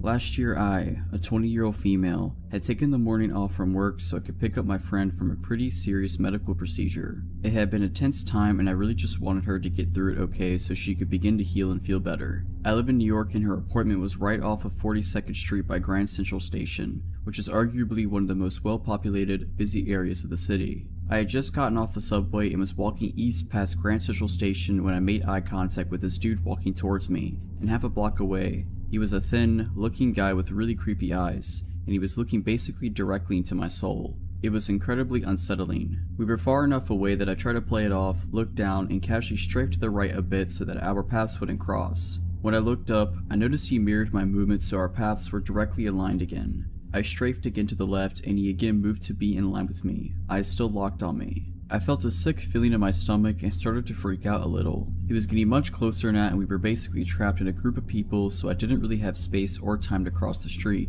I also didn't want to turn around and go the opposite way because then my back would be towards him. I took my headphones out and kind of slowed down, but he was absolutely still coming for me. When he inevitably got close enough to me that we were within arm's reach of each other, I guess my fight or flight took over and I grabbed him by the shoulders and shoved him aside, sidestepping him. He was full on attempting to collide with me. The group of people around us barely reacted, which is crazy to me. I thought I dodged a bullet, except after shoving him out the way, he began screaming at me. I yelled back at him, "What were you doing? Get out of here, you're creepy, keep moving." And other random phrases that just felt right in the moment. Deep down I think I was just hoping if I made a scene someone would step in to help, but nobody did, and then I noticed that he'd stopped walking and had fully turned his body around to face me again, and then began to walk toward me again. He was yelling at me this time, calling me disgusting, crude names, telling me he was going to smack me and teach me a lesson, etc. I absolutely panicked and began jogging away, only to look back and realizing that he was now jogging after me, still threatening me and screaming at me. He was getting closer and all I could think was find a cop. You're at Grand Central. Where are the cops? Not one stranger noticed or intervened. He was literally 10 feet away from me when I finally just ran up to the biggest, burliest dude I could find and yelled help at him. He was a little surprised and didn't do much, but this younger couple next to us stepped in. The guy got in between us and started telling the creepy dude to get lost, that he's making a scene, and that he needs to go, etc., while the girlfriend consoled me. The guy glared at me one last time until he finally turned and started walking away, still cursing. I thanked the couple and continued along my way, making it about 5 paces before absolutely breaking down in tears and calling a friend. Thank God for the coffee place nearby that let me loiter while I collected myself before going in to pick up my friend. I thank the universe for that brave couple that stepped in to protect me. To this day I wonder what the man would have done to me if I hadn't shoved him aside or if that couple hadn't stopped him from chasing me. Just goes to show, no matter how many people are around you, if you're having a bad feeling, listen to it, and don't be afraid to yell for help. To give you a little background about myself, I'm a female from a South Asian country. That being said, there are some states which are relatively safe. 2019 had been a rough year for me, but by October I started feeling rather better and decided to take a solo trip for my birthday. I spoke to some friends and decided to head to the small village down south. My brother helped convince my overprotective mother as he'd already been there. To put her mind at ease, I decided to get pepper spray. Unfortunately, we couldn't find one, so I kept a bottle of deodorant and a knife handy. I decided to stay there for 5 days and booked a room at a guest house only for 2 days, thinking I'll check out this guest house that my friend had suggested and hopefully move there. To tell you a little bit more about this village, everyone is extremely friendly and warm, and they have tourists coming from all over the globe. Once I got to the room, I was a little paranoid because it seemed a bit dingy. Forget about a security system, the latch on the door was barely functional. The first night was a bit unsettling, but nothing happened. The next day was my birthday, so I rented a bike and went on exploring the village. Sometime after lunch, I decided to check out the guest house that my friend had recommended, which was a little secluded but extremely peaceful. As I reached there, I was greeted by the owner, who showed me around. This place had big huts on one side and a row of small rooms on the opposite side. I decided to take the latter as it was cheaper and I didn't plan on being in the room much anyway. We exchanged numbers and I told him I'll move in the next day. The next day, I got there and had lunch with the owner and he told me about the history of the place, and a bit about himself. I realized that he wasn't around when my friend had been there. I was trying to read him, seeing if I was getting any creepy vibes from him since I was going to spend 2 nights there. I didn't see any red flags in particular. After lunch, I went to a restaurant that was right behind the guest house. I met some of the locals whom I was already acquainted with. Along with them were 2 new guys, one of whom was from my city. The 3 of us instantly clicked and started hanging out. Once it got dark, we came back to my guest house to chill, when the owner told us that he's planning a bonfire with some of his guests/friends who were sitting at another table. An hour passed as we ate and played cards. but those guys didn't seem like they were in the mood for a bonfire and soon left the place. Since the owner had already set things up, we decided to spend some time by the fire with him. We were all sitting and talking up until midnight, when the other two boys decided to take off as they weren't staying there. I told the owner that I head back to my room too. He tried to convince me to stay a bit longer, but I didn't want to be alone with him. My room's door had around 4 to 5 locks, but only 2 of them were functional. So I locked them and realized that the windows facing each other did not have any panes and the curtains were made with scraps of thin cloth, which meant anyone could peep inside and see everything. So I went into the bathroom to change and clean up. As soon as I stepped down and started taking my stuff from my bag, I heard someone whisper my name, twice. My heart skipped a beat and I froze for a few seconds. I decided to ignore it and quickly shut all the lights. Before going to bed, I decided to keep the bin right in front of the door, so in case someone tries to open it, it would make some noise. I took out my deodorant and knife and kept it right next to my pillow before laying in bed. I kept looking at both the windows on the side to see if anyone's outside. After about half an hour, the metallic door started rattling violently, as if someone was trying to force it open. Instantly, I stood up and got hold of the knife and deodorant. My mouth went dry and my heart started beating fast. I didn't know if I should scream because I only knew of one other girl who was staying in the opposite hut. After what felt like forever, the door stopped shaking and I collapsed into the bed. I checked the windows to see if anyone was walking by, but no one did. I tried to think of what it could have been. Maybe it was just the wind, but the curtains hadn't moved one bit. It had to be a person. I don't know when, but I passed out soon after. I woke up around 6 AM to see that it was almost bright outside. I closed my eyes and tried to go back to sleep, when it started happening again. Frantically, I shut up in bed again, ready to attack. But once again, it stopped after a few minutes. I didn't understand what was happening. I went closer to the door and got a look at the bin that I had kept by the door. It had moved away from its original position. Yes, something definitely happened. Not knowing what to do, I decided to go back to sleep. When I got out of the room later, I tried to read the owner's face, but it was just as hard to read as the day before. What worried me the most was that I had to spend another night in that room. I decided to not let that thought spoil the day and went out with the 2 friends I'd made for a trek and then to watch the sunset from a hilltop, where all the locals gathered to play music in the evening, including that owner. My new friends and I went somewhere else after that and then around 10 decided to head back to my guest house for dinner. As I was nearing the hotel, I got a text from the owner asking where I was. I didn't think much of it because it was late and he was probably wondering if I was safe. I didn't reply as we were almost there. When we sat down on the futon, the owner said I was just about to text you and show me the message he typed on his phone. I was just thinking about you. I'm not sure what that meant, so I looked at his face trying to read him and realized he was trying to do the same. Quickly I decided to act normal and told him where we were. We all sat, met a couple more people, ate, smoked, and around 11, the guys decided to head to their guest houses. At that point I got up and told him I'd head to my room too. He looked at the time and asked me why I was ending the night so early. I told him that I was really tired from all that walking and that I wanted to be up early. He didn't push any further as there were other people around. I went back to the room filled with anticipation and dread, but thankfully nothing happened that night. The next day I checked out, but my bus wasn't until 5 PM. I didn't want to be left alone with the owner, so I met up with the guys, leaving my luggage at the reception, which was also the eating area. When I came back, I picked up my bag and thanked him and left in a hurry. I still have no idea if it was the owner or the only helper that I saw around. Whoever it was trying to forcefully get through my door, let's not meet.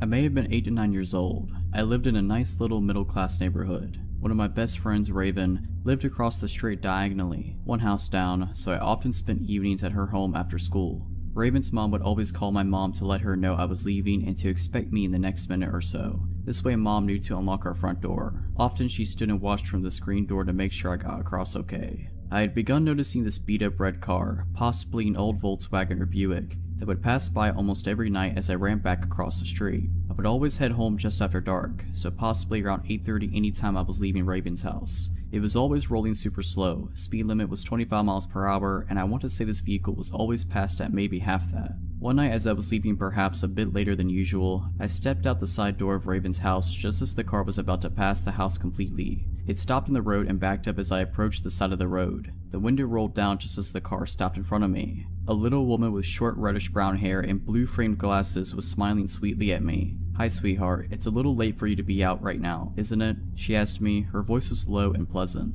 "No, Mom lets me. I'm just walking home," I replied stupidly. "Oh gosh, how silly of your mom. There's all kinds of bad people out late at night. Where do you live, sugar? I'll give you a ride." Just then, my mom came bursting out the front door and screamed, "Leave her alone," as she began running to me. The woman's pleasant demeanor dropped and I heard her mutter a word, possibly as she slammed her foot on the gas and took off at well over the speed limit. She didn't stop at the nearby stop sign, just blasted through it to make her escape.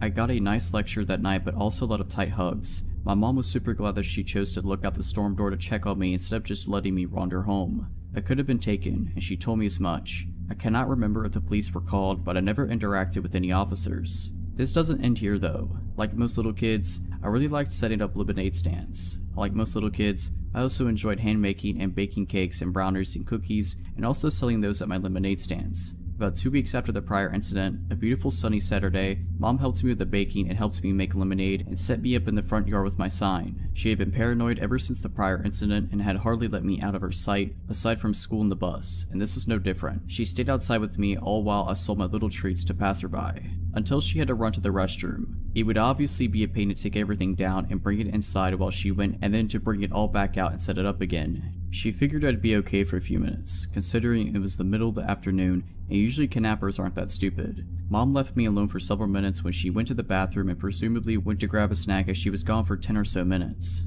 A familiar face walked up, about 8 minutes in. She appeared from around some bushes down the street. I didn't see her in the distance walking up. I honestly saw her stand up from behind some bushes and brush herself off and begin walking towards me. Her clothes were smart and sophisticated looking, almost like a pantsuit. It was a real clash with how ratty her car had been, but that same placating smile was on her face and her eyes glinted behind the same glasses. "Aw cute, a lemonade stand. Hi again, sweetie. Sorry for bothering you the other night. I didn't realize how close to home you were. Mama told me to not talk to you. Go away." I said it as meanly as I could muster, but Mom had rightfully made me so frightened of this woman that I'm sure I just sounded like the scared little girl I was. "Come on now, Mary." She spoke my real name, first and last, and my eyes got big. "I'm a friend of your parents. I live down the street. Remember, we met at the pool this past summer. I had no recollection of her. If you're their friend, why did you leave so quick?" "Mom," I began shouting for my mother. This made her crouch down in front of my table, eye to eye with me. "We don't need to do that. I just want to talk to you. You like to bake, right? I have a really fancy kitchen with a nice baker's oven. All sorts of cool gadgets to make baking cupcakes and stuff like this super fun."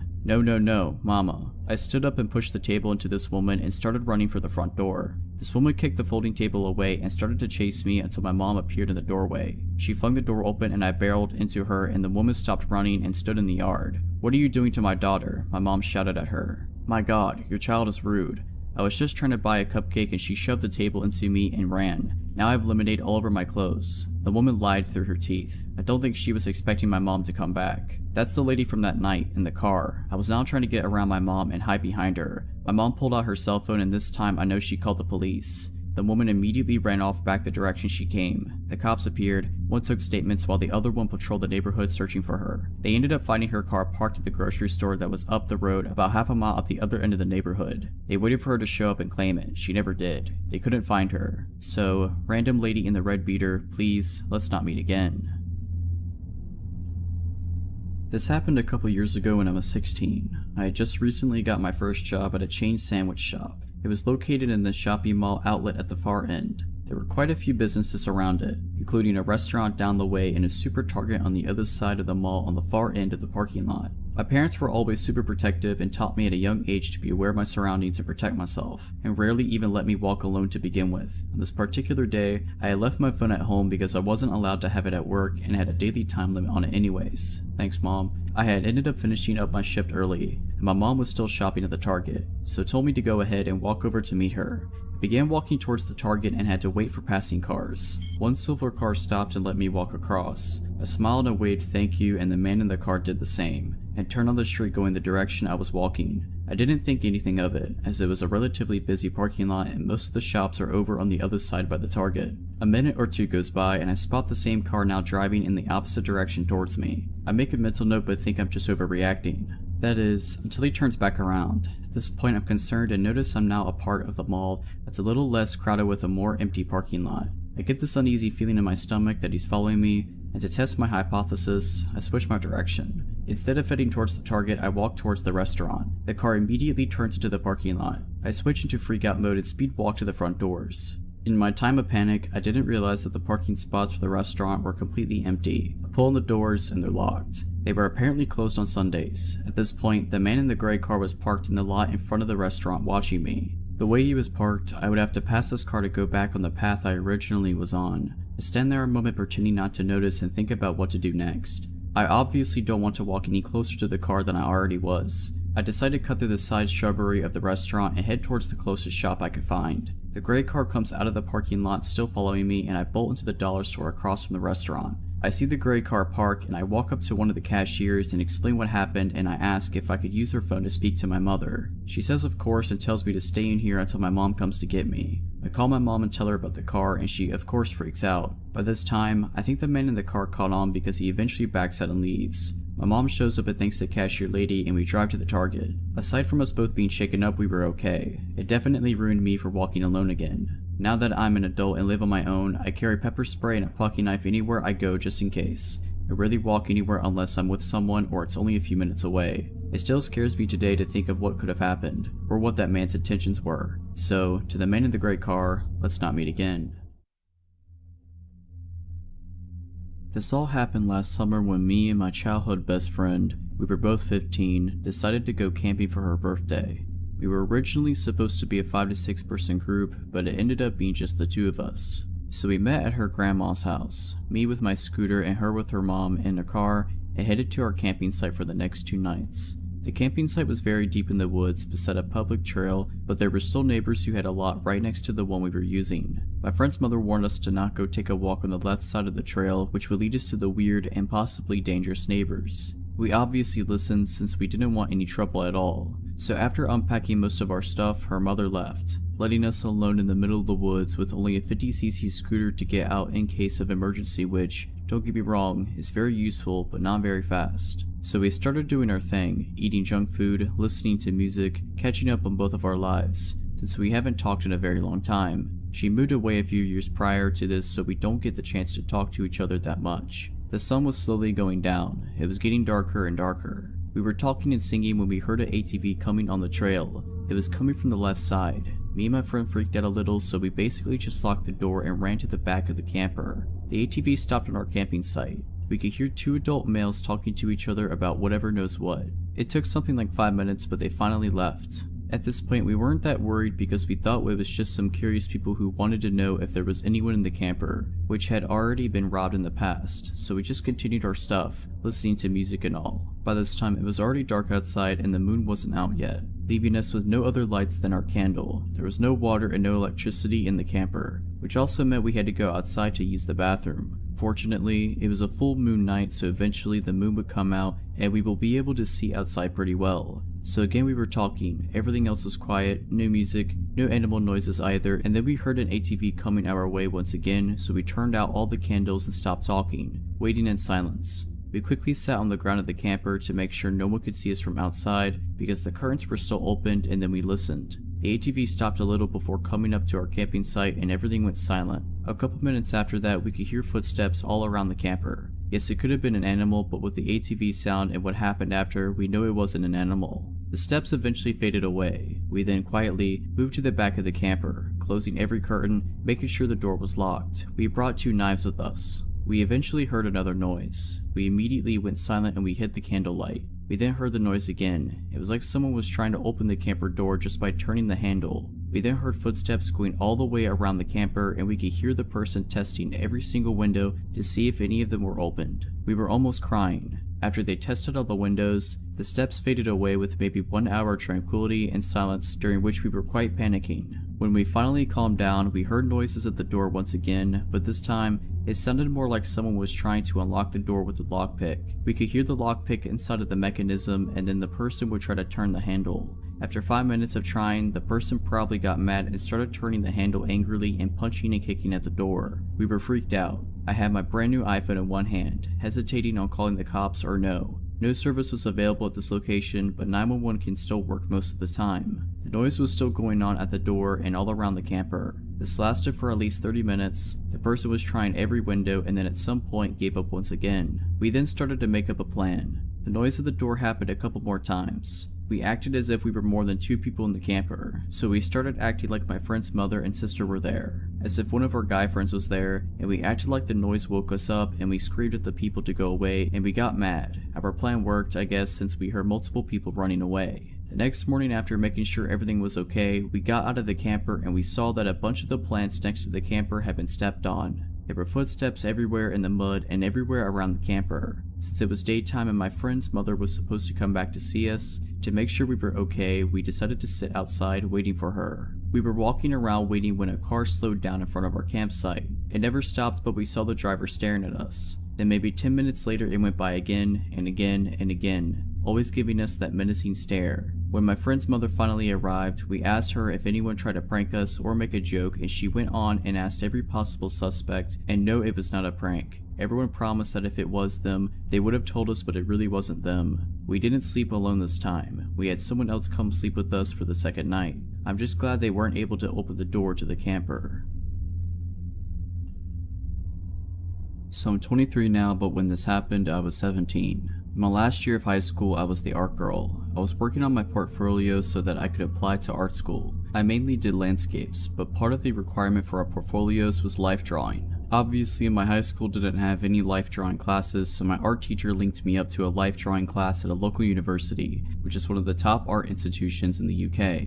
So for my school, I had to get a half-hour bus to the center of the city, and then walk maybe 15 minutes up a long stretch through the student district. It was a 6-week course, and this happened the 5th week. The class was really interesting, and I learned a lot since this was my first time working with life models. I was pretty confident and not too worried about walking alone at night. The class finished at maybe 9 p.m. and it was pretty dark by the time I got out. So 4 weeks walking there and back, uneventful. 5th week walking there, totally fine. 5th week walking back to my bus stop, also totally fine. 5 minutes at the bus stop, it was very freaky. So the stop I had to wait at was outside the expensive private school in my city. There's a strip with about 4 bus stops and it's also pretty busy. So busy that people don't even see what's happening right in front of them. So I must have been one of the first people there, so I'm standing just outside the shelter because I'm smoking, and obviously I don't want to be a jerk and make other people breathe in my smoke. So there's only about a few minutes left till my bus, and I'm minding my business when this guy comes and stands super close to me. Like, not as in infringing a bit of my personal space here close, like literally I can feel him standing against me.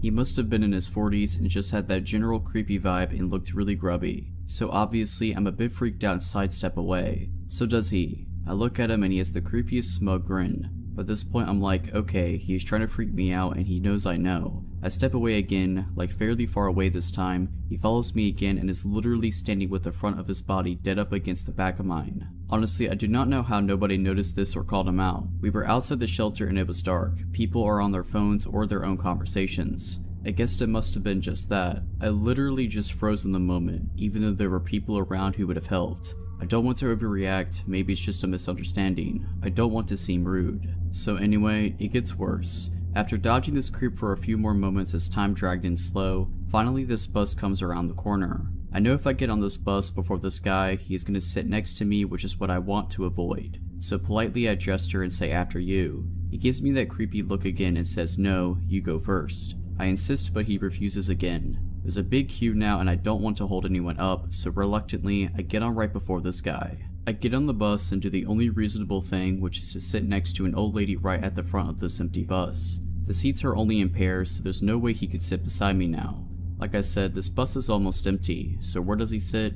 In the seat directly behind me. I'm just sitting trying to ignore him, which is pretty difficult to do when this guy keeps leaning forward and literally playing with my hair. I have really long hair and his hands are on it. I pulled out my phone and tried to text my mom, but the sending bar would just stick. It happened to literally every time I tried to message her. Obviously, I was scared to call her. I didn't want him hearing what I had to say. I messaged my friend and told her what was happening, and that I thought that if I got off this bus, the guy would most definitely follow me. I still had a 10-minute walk home after I got off this bus up a long straight road, so my friend calls my mom and tells her what's happening. My mom then calls me and relays what my friend had told her. Now, I'd been on this bus for about 15 to 20 minutes and my stop was coming up in 5.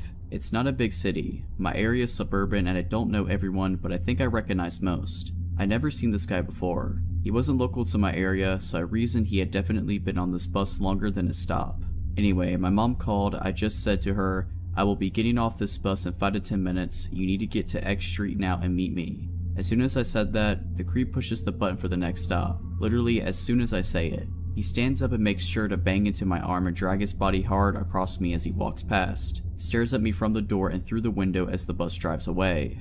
I'm not 100% certain if he actually had bad intentions, or if he just got off on a 17-year-old girl who was on her own. The fact he pressed the button as soon as I confirmed someone was meeting me makes me think he did intend on following me. I didn't go to the final week of that class. This happened this past year, my senior year of undergrad. I attend a big university with 2 bus stops. The first one is for a smaller portion of the school, and the second one is the main one that people use, but they're pretty far apart. I got out of class and was next to the small bus stop around sunset. This guy, I'll call him Eric, comes up to me of all people in line and starts asking if this bus would take him to one of the student housing areas. It was kind of odd because it was partway into the year, but whatever, he seemed genuinely confused.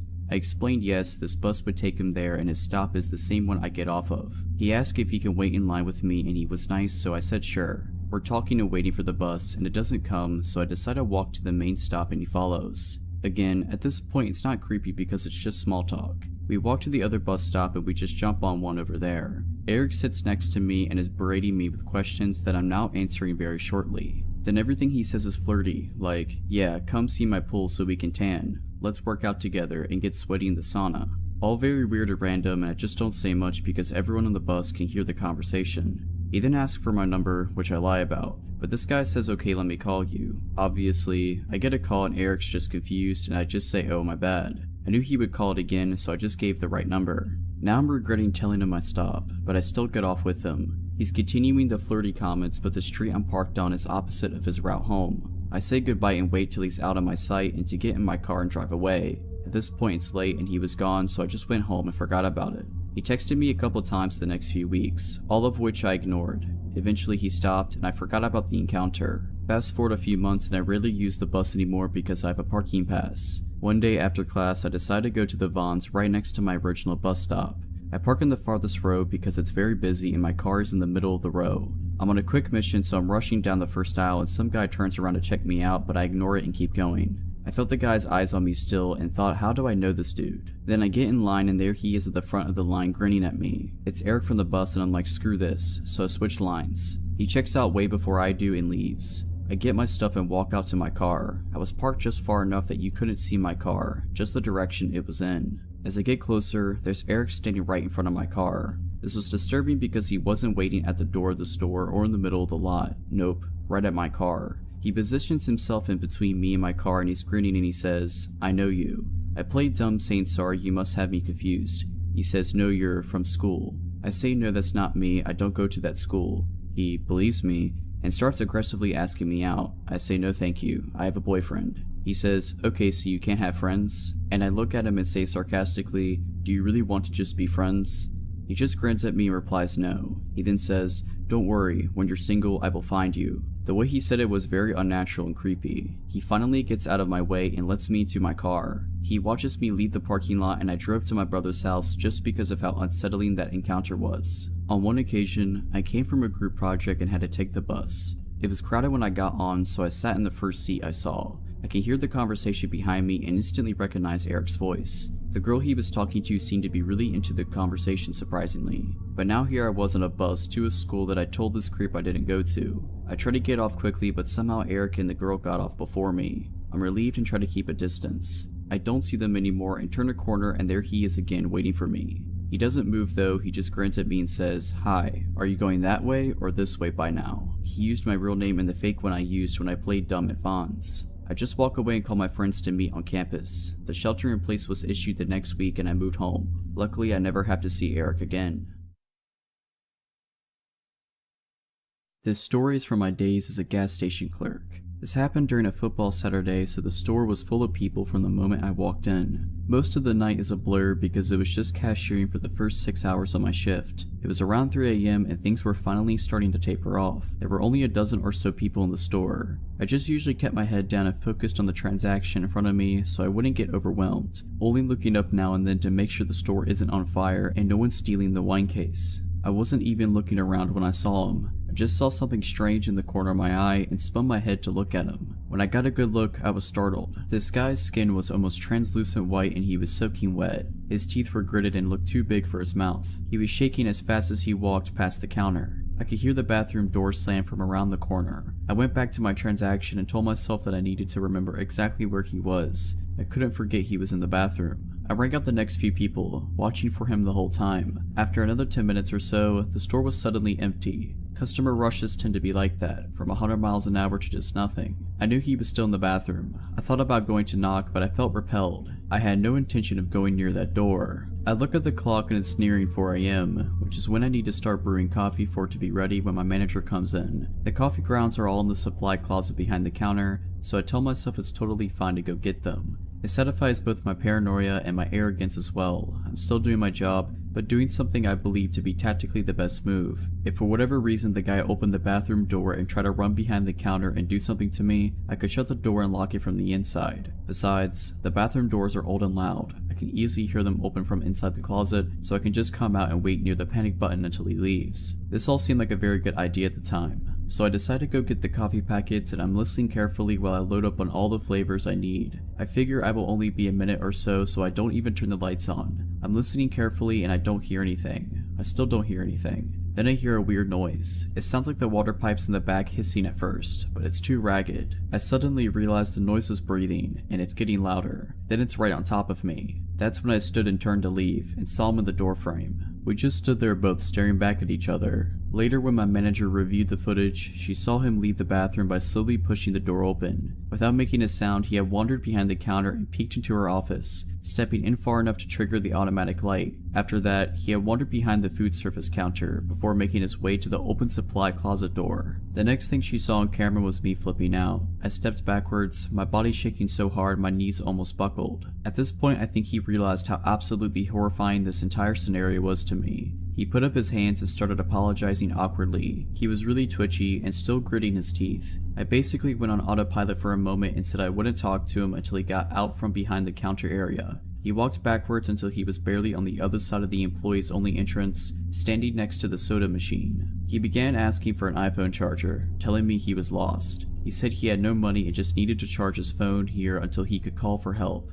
I told him I don't have an iPhone charger and I couldn't help him. He sighed and looked down for a moment, seeming to think about what to do. Then he flipped his head back and screamed as loud as he could. He then punched the soda machine, hard. I backed up and ran around the counter, up to where the panic button was under the register. I watched him as he walked around the store, punching the walls and kicking the counters and screaming. I heard myself shouting over and over, "Get out right now." After a second he stopped and turned around to look at me. He quietly apologized before wandering out of the store and running off into the dark. At this point I was shaking, but tried to pick up and keep working. I started brewing the coffee, checking the windows to see if he was out in the parking lot, but I couldn't see him. After another few minutes, a regular came in and told me a strange man had come up to him asking for a ride. He said the guy was soaked and his teeth were gritting. That's when I decided to call the police. They found him in the parking lot next door, screaming and punching the moving trucks. They took him to sober up and calm down. They informed me that he was very sorry for losing his cool and he was just very drunk and very lost. He had come from out of state for the game and got separated from his friends. In the end, nothing bad happened, but it made me realize that something easily could have. My skin still crawls thinking about this guy. He saw me shopping for school supplies and things for my new apartment one evening during my first week of grad school and decided I was his mark. I had just moved to my new college town, didn't even have a cell phone yet after leaving the one my folks paid for during undergrad behind. As I left the parking lot with my purchases, I noticed this truck pull up behind me at the exit. It was late and there weren't too many people out. I pulled out and so did he. It was a few miles down a long retail street with lots of stoplights before my turn. As I drove, I realized the guy in the truck was trying to get my attention. Over the next few miles, he kept trying to get me to look at him. Some red lights he would end up ahead of me, some behind or beside. At every light he positioned himself so he could stare at me, either directly or in one of his mirrors. His gaze was unwavering and my anxiety rose. He was driving oddly, speeding up close to my bumper, hitting his brakes when he was in front of me, swerving close to my car a couple of times. Finally, at a red light where he was beside me, I glanced over and absolutely started to panic when I was met with an unbelievably empty, unwavering stare. He saw that I was terrified and he was following me, and he was trying to force me to pull over. At one point I scooted through an intersection on a hard yellow a couple of cars ahead of him thinking I could shake him. Nope. He went around the cars at the light and ran the red and got back in front of me. A freeway entrance ramp came up and I tried to fake him out by putting on my signal and getting into the merge lane for it. He took the bait and started up the ramp. I quickly got out of the merge lane and continued straight. Again, I'd hoped to lose him, but he drove his truck down the embankment to keep following. At another light where he was beside me, I pulled through the light and then he turned at the last possible second. He made a U-turn and ran another red to follow me. My panic really ramped up at that point. With no cell phone, no sense of direction, in a new city, I really didn't know what to do, so I turned on some music and forced myself to sing along and forced myself to go to the speed limit so I wouldn't crash out of terrified stupidity. I decided to drive to the supermarket across town because I remembered it had a police station in it. He followed me all the way there. He burned out of the lot as soon as he saw all the cop cruisers parked out front. I filed a report and asked for a police escort home. I insisted because something told me this creep was waiting for me to leave the police station. He was. As soon as I pulled out, I saw him.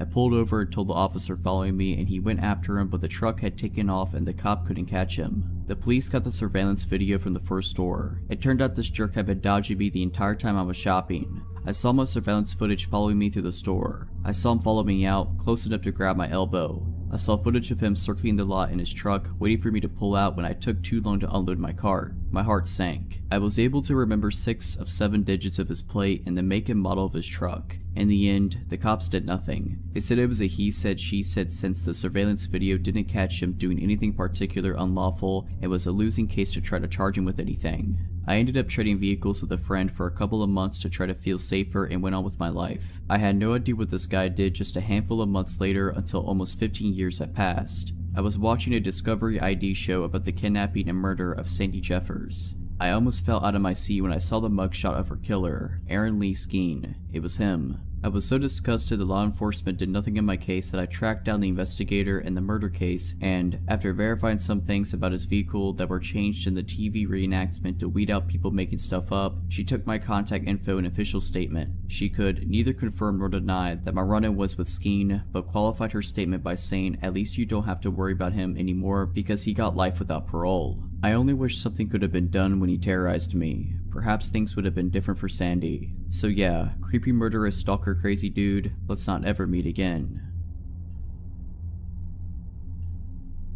I go for a short run every night, right after sundown, when it's finally cool out. I always take the exact same route, a loop through a quiet and sparsely populated neighborhood. And now I realize how easy of a target that's made me. A short section of the route passes by an unlit park.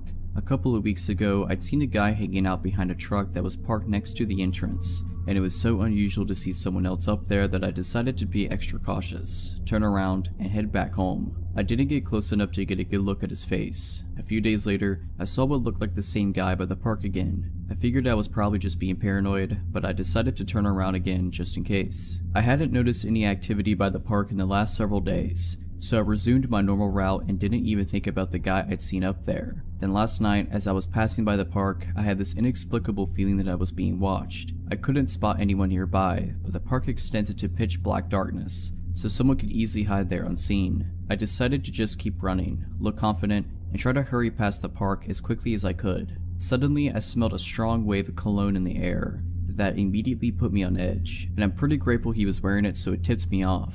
After I smelled it, I had no doubt in my mind that there was somebody nearby, but still, I didn't see any movements in front or on either side of me, and I was afraid to turn around. Immediately past the park, there's a bend in the road. There's a house on the corner as you turn down the road. The house has lots of tall bushes in the front yard. I normally run right past those without even thinking of it, but since my gut instinct was blaring like a siren, I quickly moved to the middle of the street as I rounded the corner. I shot a glance behind me to see if anyone had actually been nearby. I saw a man slowly walking through the front yard of the house on the corner, looking towards me. He paused behind the bushes, as if trying to remain hidden. I could see his jeans and a pair of black white sneakers, but little else. His slow footsteps were so creepy that I can't get the image out of my mind, as if he was trying to be quiet as he could. If I hadn't made the split decision to run into the middle of the street and away from the yard, I would have been within grabbing distance. I turned on the flashlight on my phone, aimed it right at the bushes hoping it'd startle or blind long enough for me to get some distance between us, and started sprinting at full speed down the road.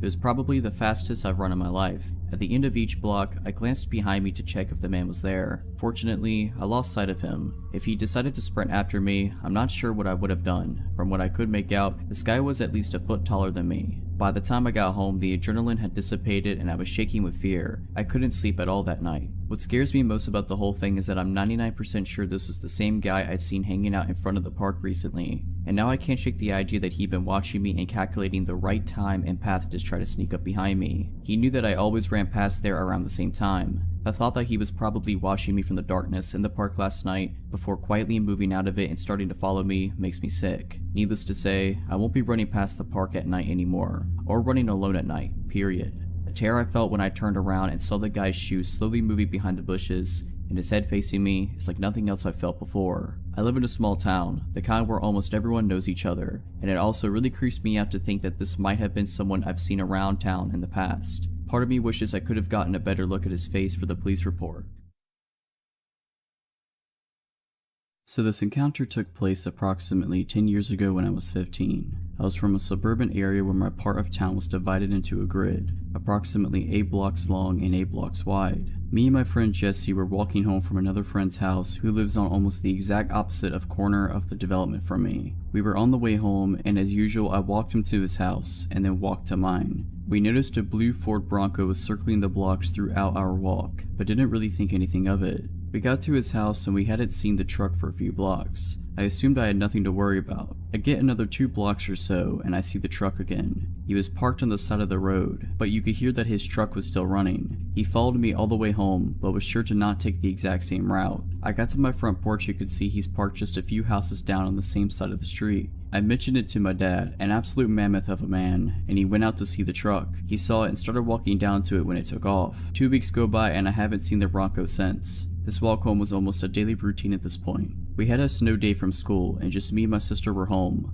I'm playing on the computer when something catches my eye. Directly to my right is a window and there's a man standing in it. Now this window's on the first floor, but still approximately 5.5 feet off the ground, bi-level house. This man's entire head and body still fit the window. He's got curly hair, a full beard, and looks to be pretty big as he fills almost the whole window. We locked eyes and I ran out to confront him. I know, stupid. He ran off down the street to the same blue Bronco parked in almost the same spot as last time. He pulled off faster than I could catch him. This time I called the cops. I gave them as much information as I could, and basically all they said was they'd keep an eye out for him. I showed them where he was, and they were able to confirm it by the footprints in the snow leading to and away from the window. Now what had me a bit concerned was I wore a size 12 shoe. My dad, who was still significantly larger than me at this point, wore a 14. And his shoes were still a bit smaller than the imprints in the snow. Well then, we're screwing with Bigfoot now. A few weeks go by and there hasn't been any more weird encounters. My head's been on a swivel every time I'm out of the house. I don't want to say that I was looking for a problem at this point, but I was.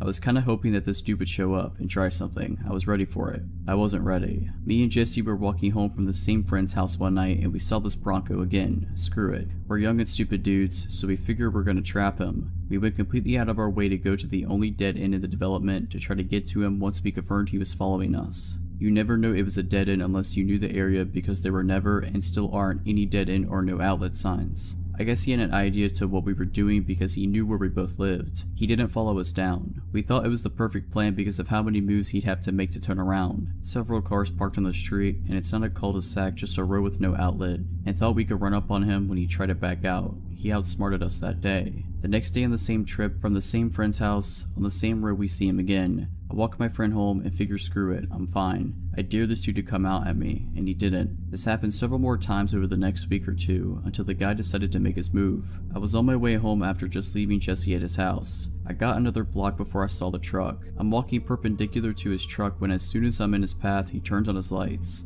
I ran up the few blocks to my house and waited on the porch to see where he was and what he was doing. This time he stayed put just a few houses down. I told my dad again and he went out to see. Truck's still there. Me and my dad start walking down to the truck and it's still not moving. This ballsy dude had the audacity to get out of his truck to confront us. Terrible idea. He gets out when my dad is still 25 feet from the truck. I guess my dad is about 6'4" and under 300 pounds with a body built by Bud Light and manual labor. This guy though had some size on him. What I saw next was one of the most impressive things I've ever seen in my life. So my dad's not much of a talker, and at this point he's already got a problem with this guy. The guy gets out of his truck with the most sadistic smile on his face. My first thought is the guy has a gun. I yelled to my dad that he might have a gun, and all he yelled back was, "I got it." Well, he definitely had it. They walked up to each other, and before a word was even said, my dad swung. The dude was done in. Before he even started to crumple, my dad hit him again. He hit his truck and hit the ground. I never saw the guy again, and after just moving back into my parents' old house with my young son, I hope I never do. So big dude with the blue Ford Bronco, I hope you never come back to my window.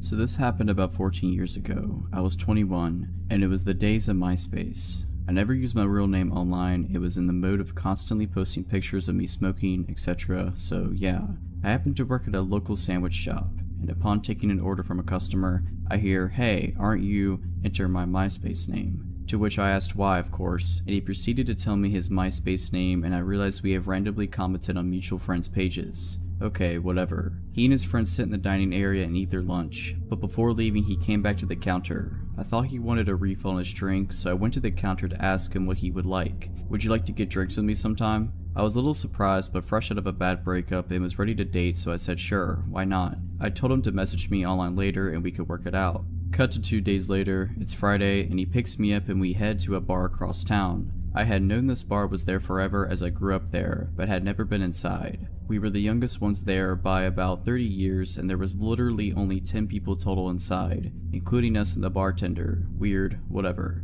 We have a few drinks, play some pool, and it's time to leave. I kept my pace and only had 2 cocktails because I didn't want to get drunk with someone I didn't know. He, unbeknownst to me, was about to be pretty tossed, so we leave. Not wanting to go home, I agreed to go to his house and hang out some more. He lived with his grandmother at the time and had a pool table. We wandered the house for a bit, him showing me random pictures of him growing up, awards won, etc. We play a game and I let him know I need to be getting home. I lived about 20 minutes away by car. He says he's too drunk to drive and that I should stay. Now, I lived with my mom and we didn't always see eye to eye, so calling her 2 to 3 a.m. and waking her up to ask for a ride was not in my list of plans. I told him fine, I would walk. It would have taken me over an hour to walk home, but I was not about to sleep at this guy's house and would have rather taken my chances. The route home didn't go through any bad areas, and I had been a pedestrian for years at that point, so I was used to walking everywhere and was fine with it. All of a sudden, he can drive and doesn't want me walking home alone. Again, whatever. We get to my house and I thank him for the ride, and now he tells me he is too drunk to drive and can't drive home. The place my mom and I lived in was 3 stories and I had the whole bottom floor to myself and a makeshift living room with couches, so I figured screw it. Sleep it off on the couch and go home in the morning. By now, I had already decided this was going to be the only date we ever went on. Not because of the whole driving situation, but I just wasn't into him. He proceeds to lay on my bed the minute I let him inside like some stray dog or something. So being tired and annoyed and just basically over it, I said fine, I'll sleep on the couch. Well, I don't know how long I was asleep or how he even stayed awake, because it took me forever to fall asleep knowing he was there and this was all just too weird. I wake up to this guy's hands around my throat. Well, kinda woke up. I remember laying there with my eyes closed and my mind thinking, what's going on? So I pretended to roll over to basically let him know I wasn't unconscious, and he stopped. 20 minutes later, same thing. This time I sat up, pushed him away, and started yelling at him. "What are you doing? Get out, now." And the strangest thing was, it was like he wasn't even fully there. His eyes were open, but it's like he was in a trance and wasn't even fully aware of what was happening. I grabbed his keys and wallet off the table, opened the door, shoved him outside, threw his keys and wallet at him, and slammed the door. He never knocked or anything, and I kept the lights off so he couldn't see me watching him through the window, phone in hand ready to call 911. My mom was 2 floors above asleep. He kind of staggered off where I couldn't see him, so I just sat on my bed listening. 30 minutes later, I heard his car start and drive off. I logged onto MySpace right away, blocked him, and blocked his number in my phone. I showed my boss his picture the next day, explained the situation, and just let him know that if I ever saw him walking again, that I was walking to the back until he left, and to just tell him I quit. Never heard from him again. I, a 23-year-old female, grew up in a rural area in Ontario. It was the kind of place where you never lock the doors because you know everyone in town. The all too trusting small town mentality stayed with me once I moved to a big city for university. I got an apartment in a student area with a college nearby and plenty of bars within walking distance. I lived with a guy friend, Roddy, who was a few years older than me from the same small town. I would go to the bars with friends on the weekends and stumble home by myself around 2 a.m. One night on my way home, my neighbor, Kyle, and I met in the hallway, both headed to our own places. He was also drunk and good looking. He said hello and invited me inside. I ended up staying the night with him. He was nice, and it was a fun night, if not a little awkward. We didn't exchange numbers, and it didn't seem like we cared for anything to come out of it, so I went home in the morning and that was that. Fast forward to 2 days later. I was asleep in my bed, and my roommate was half asleep on the couch with the TV on. He heard a sound that might have been the door creaking open, but he ignored it in his tired state. A few minutes later, he opened his eyes to see a naked man standing in front of him, lifeless and staring into his eyes. It was Kyle. Roddy tried to talk to him and ask him what he was doing here, but he didn't respond. Roddy ran to my room and said, I think Kyle's here to see you. So I followed him out into the living room and saw completely naked Kyle, staring at us with the most serious and concentrated eyes I had ever seen. Roddy tried to talk to him and asked him to leave, but once again he didn't respond. Instead, he went into our kitchen and opened the fridge. He proceeded to take our butter out and start smearing it all over his face and chest, saying nothing, and still with a completely serious look on his face. Roddy and I ran to my bedroom to talk about what to do. While we were in my room, Kyle walked down the dark hallway that led to us and stood in the dark right before the light of my room could reach him. All you could see was his silhouette, and he started whispering, "Hi, hi," repeatedly. Roddy and I ended up calling the police and staying in my room until they came and took him back to his house. They said he must have been on drugs, but probably wasn't a threat. I agreed I didn't think he was a threat, but I didn't sleep well that night knowing he was a thin wall away from us in that apartment.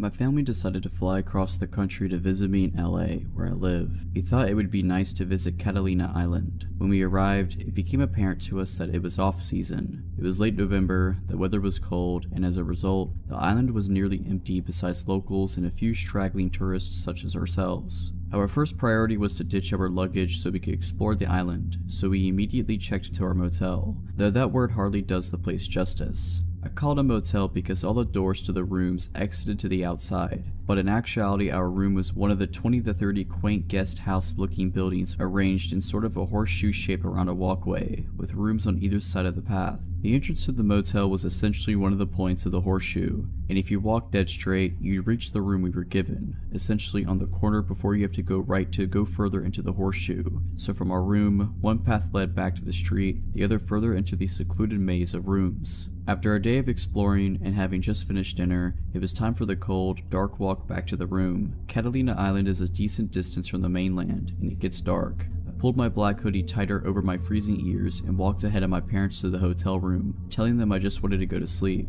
And I did immediately. I was already losing consciousness as they entered after me, drifting off without so much as a good night. I then woke up to my mom saying my name, a harsh whisper.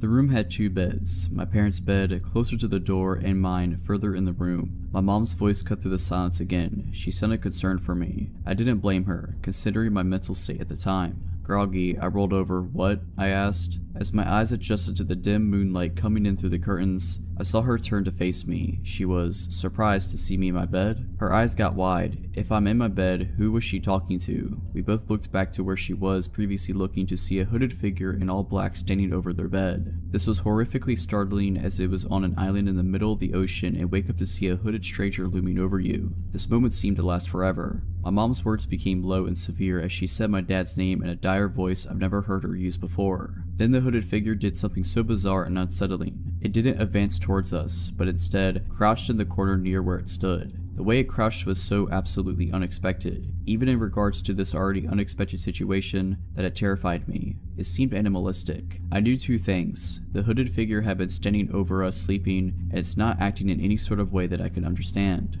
As opposed to the infinite moment of this figure standing over us mere seconds ago, the series of events that unfolded when my hulking ex-military dad woke up happened in an instant. Suddenly, we were out the door, not knowing which way the intruder went. My mom was screaming, "Get him, get him." My dad was running down one path of the horseshoe, further into the hotel, shouting through sheer adrenaline. I ran down the other path, towards the street. When I got there, not a sign of the intruder, but it became suspiciously quiet behind me. I ran back to the room to find my dad quietly walking back, his head low. He gets really close to me and I hear him say, "It's a kid." The explanation: some young teen, tall and lanky as I am in my 20s, wearing all black including a black hoodie, went into the wrong room, our room. The one time my parents just so happened to forget to lock the door. My mom woke up when he entered and seeing a tall person in a black hoodie, thought he was me, assumingly leaving the room. And when the hooded figure crouched, that was him when he realized his mistake and panicked. He was scared of us. As I got back to the room, my mom walked out and hugs this kid, who was now crying his eyes out.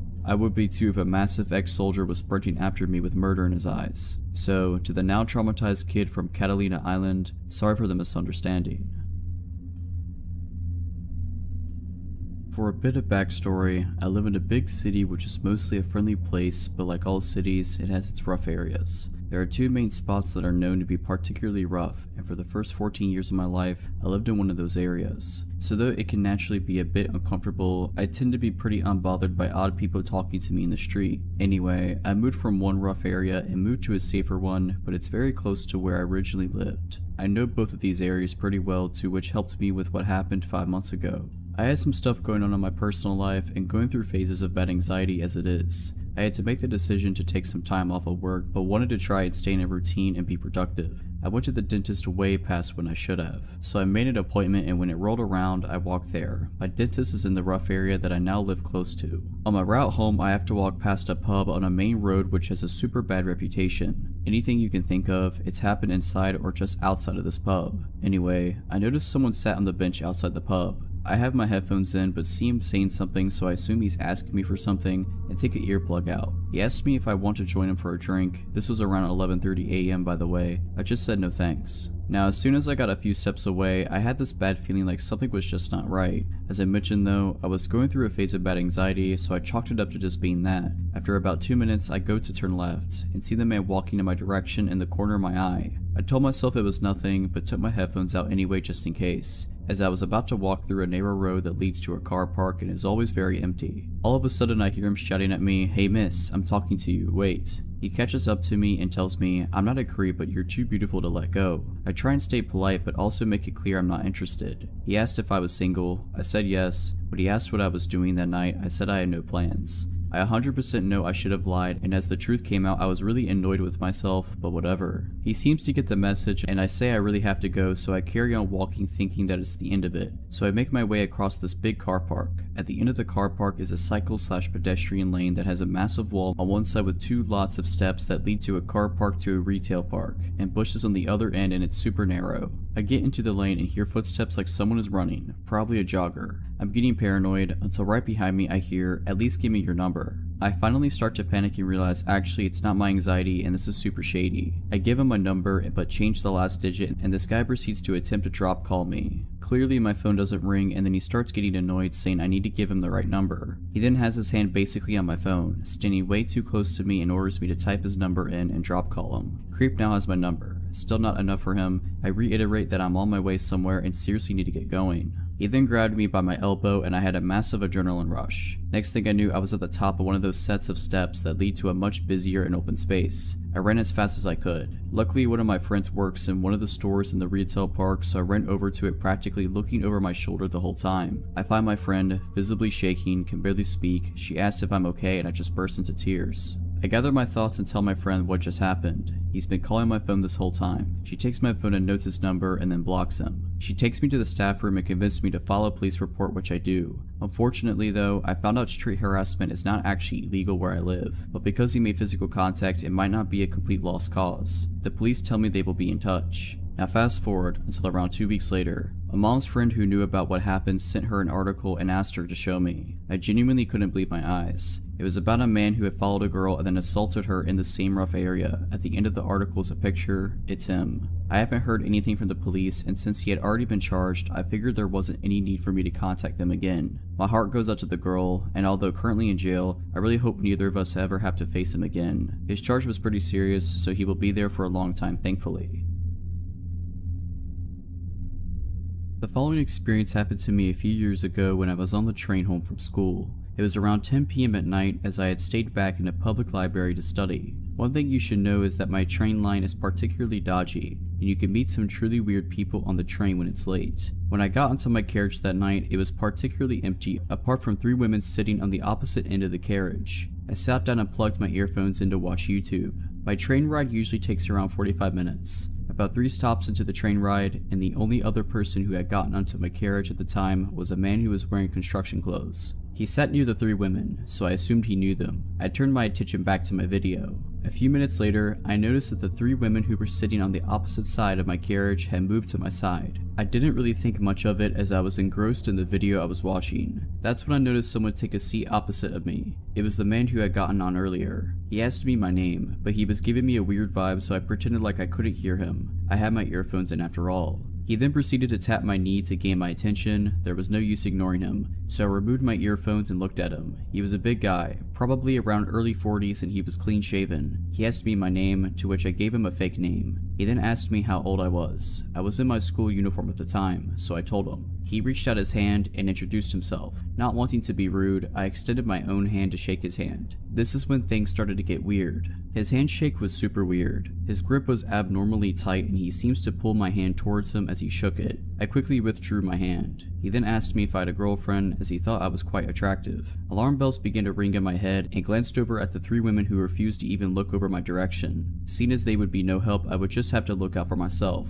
He then took out his phone and started showing me a picture of a girl who seemed to look around my age. He then asked me if I thought she was beautiful. Again, not wanting to be rude, I simply nodded and said she was. He then asked me if I would be interested in marrying her. I just started laughing as I thought he was just joking around, but his eyes were dead serious, and he just glared at me. He repeated his question, to which I responded that I did not know her and that it was inappropriate. He suggested that I give him my number so that he could arrange for us to meet. This seriously creeped me out and I politely declined, stating that I was busy with school and that I was not looking to get into a relationship.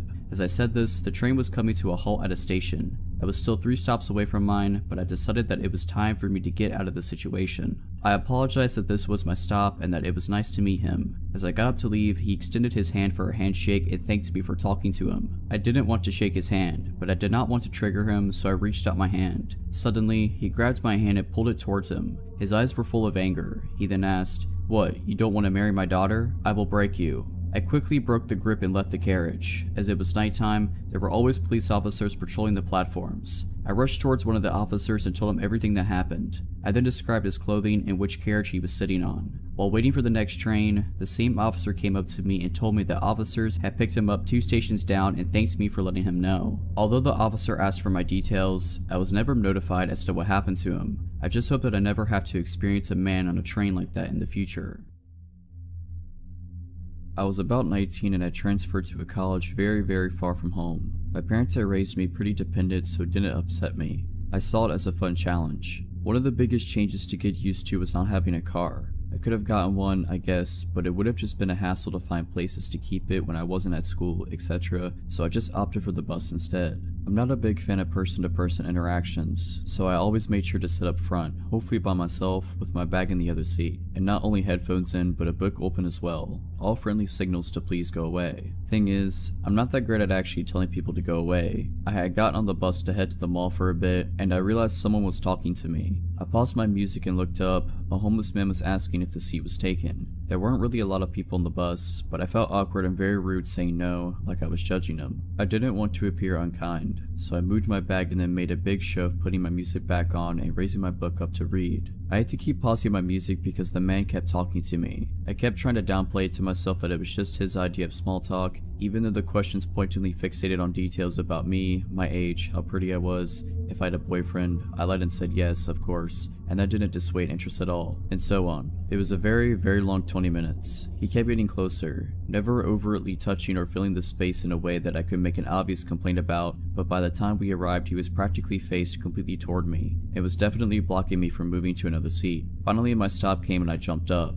He was perfectly nice about moving so that I could get by, or so I thought. Turns out he was actually just getting up himself to get out of the same spot, not pausing for a moment and talking to me. Great. It was the middle of the day on a crowded street, so I didn't feel like I was in imminent danger, and therefore felt that anything other than open welcoming would be the height of rudeness for me. I smiled awkwardly and moved on toward the mall, only for him to fall in step with me, continuing to ask for details about myself and my boyfriend. Being naive, I tried to cut him off with, "Oh, I'm headed to the mall," but of course that only gave him the chance to say, "Me too," and well, we headed there together. He started talking to me about how good of friends we were now and how close he felt to me and so on. Honestly, I checked out a good while ago and was trying to find ways to ditch this guy. I ducked into the first store I saw when I got to the mall and he followed me in. I was at this point not even making full sentences, just mumbling things about, "Oh sorry, I need to," and then I tried to lose him down another aisle. It didn't work. I finally made a turn he couldn't follow quick enough and literally hid behind some shelves waiting for him to go by. I dashed out of the store and he saw me and yelled at me to wait and ran after. I ran down the strip and dashed into a random store and went straight to the back to the dressing rooms.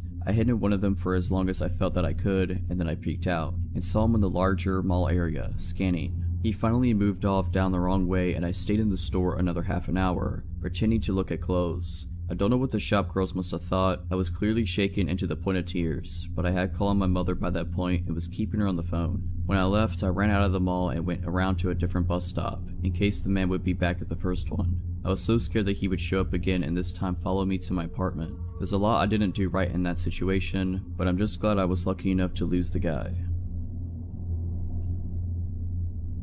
I can't say what my job was, because what I did was literally the name of the company, but it had something to do with law in a small basement office. This office had 2 main rooms and a bathroom. The boss worked in the room in the back, while the rest of us, 3 in total, worked in the front. This wasn't a place where clients came and met with us. It was just where we got work done on computers and packages sent before leaving. Oftentimes I worked alone the last 3 hours, which in reality was great. I got to listen to whatever music I want, sing and get stuff done on the computer. On occasion my boss would come to pick something up or just get a bit more work done. And on this day he did, but he came in with an older gentleman that I didn't recognize. My boss explained that the man was a customer from one of the companies on the top floor and he left only to realize he really needed to go to the bathroom and asked to use ours. My boss stuck around near my desk until the man left and then got to work. As I continued to work, I began to cough and wheeze a bit. Breathing became painful and, at first, I didn't know why until I gradually got a whiff of smoke, cigarette smoke. None of my coworkers smoked and I don't know if I'm allergic or intolerant to cigarette smoke, but I instantly feel ill whenever I begin breathing it in. I shrugged it off and watched my breathing, being sure nothing bad was happening to me, and not soon after my boss grabbed his coat and began to leave. He said, "Your coworker will be coming in a bit just to pick some stuff up,"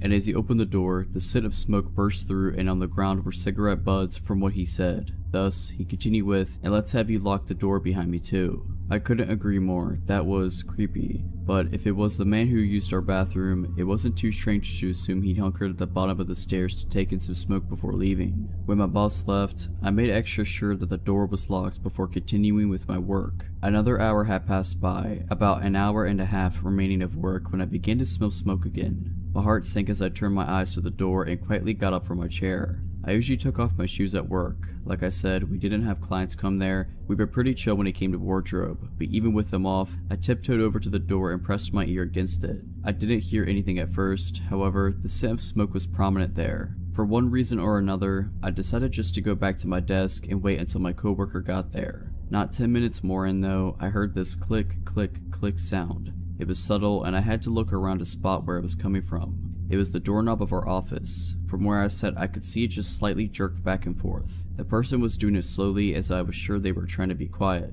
By this point, I called up my coworker to come sooner. In some ways, I felt safe. I was in a locked area after all, but who knows, right? After calling him though, the scent began to diminish and the doorknob stopped moving. I tried to listen for someone going up the stairs. I didn't hear anything for a long while until I heard someone coming down them. It was my coworker. He came in and said, "There are like 10 cigarette butts out here." I explained further what had happened as he came in and locked the door himself. I also explained the man who'd come in to use our bathroom prior. Like I said, I couldn't be sure if they were the same person. There wasn't much to take from the offices. The computers were fairly old, wouldn't at all get a good chunk of money from them, and everything else was paper. We weren't at all at a place that kept money around. So if it was him, I can't fathom what he saw that he'd feel the need to come back in to steal. My coworker somewhat brushed it off. He figured that the person was gone, all was fine, and went to pick up what he needed to.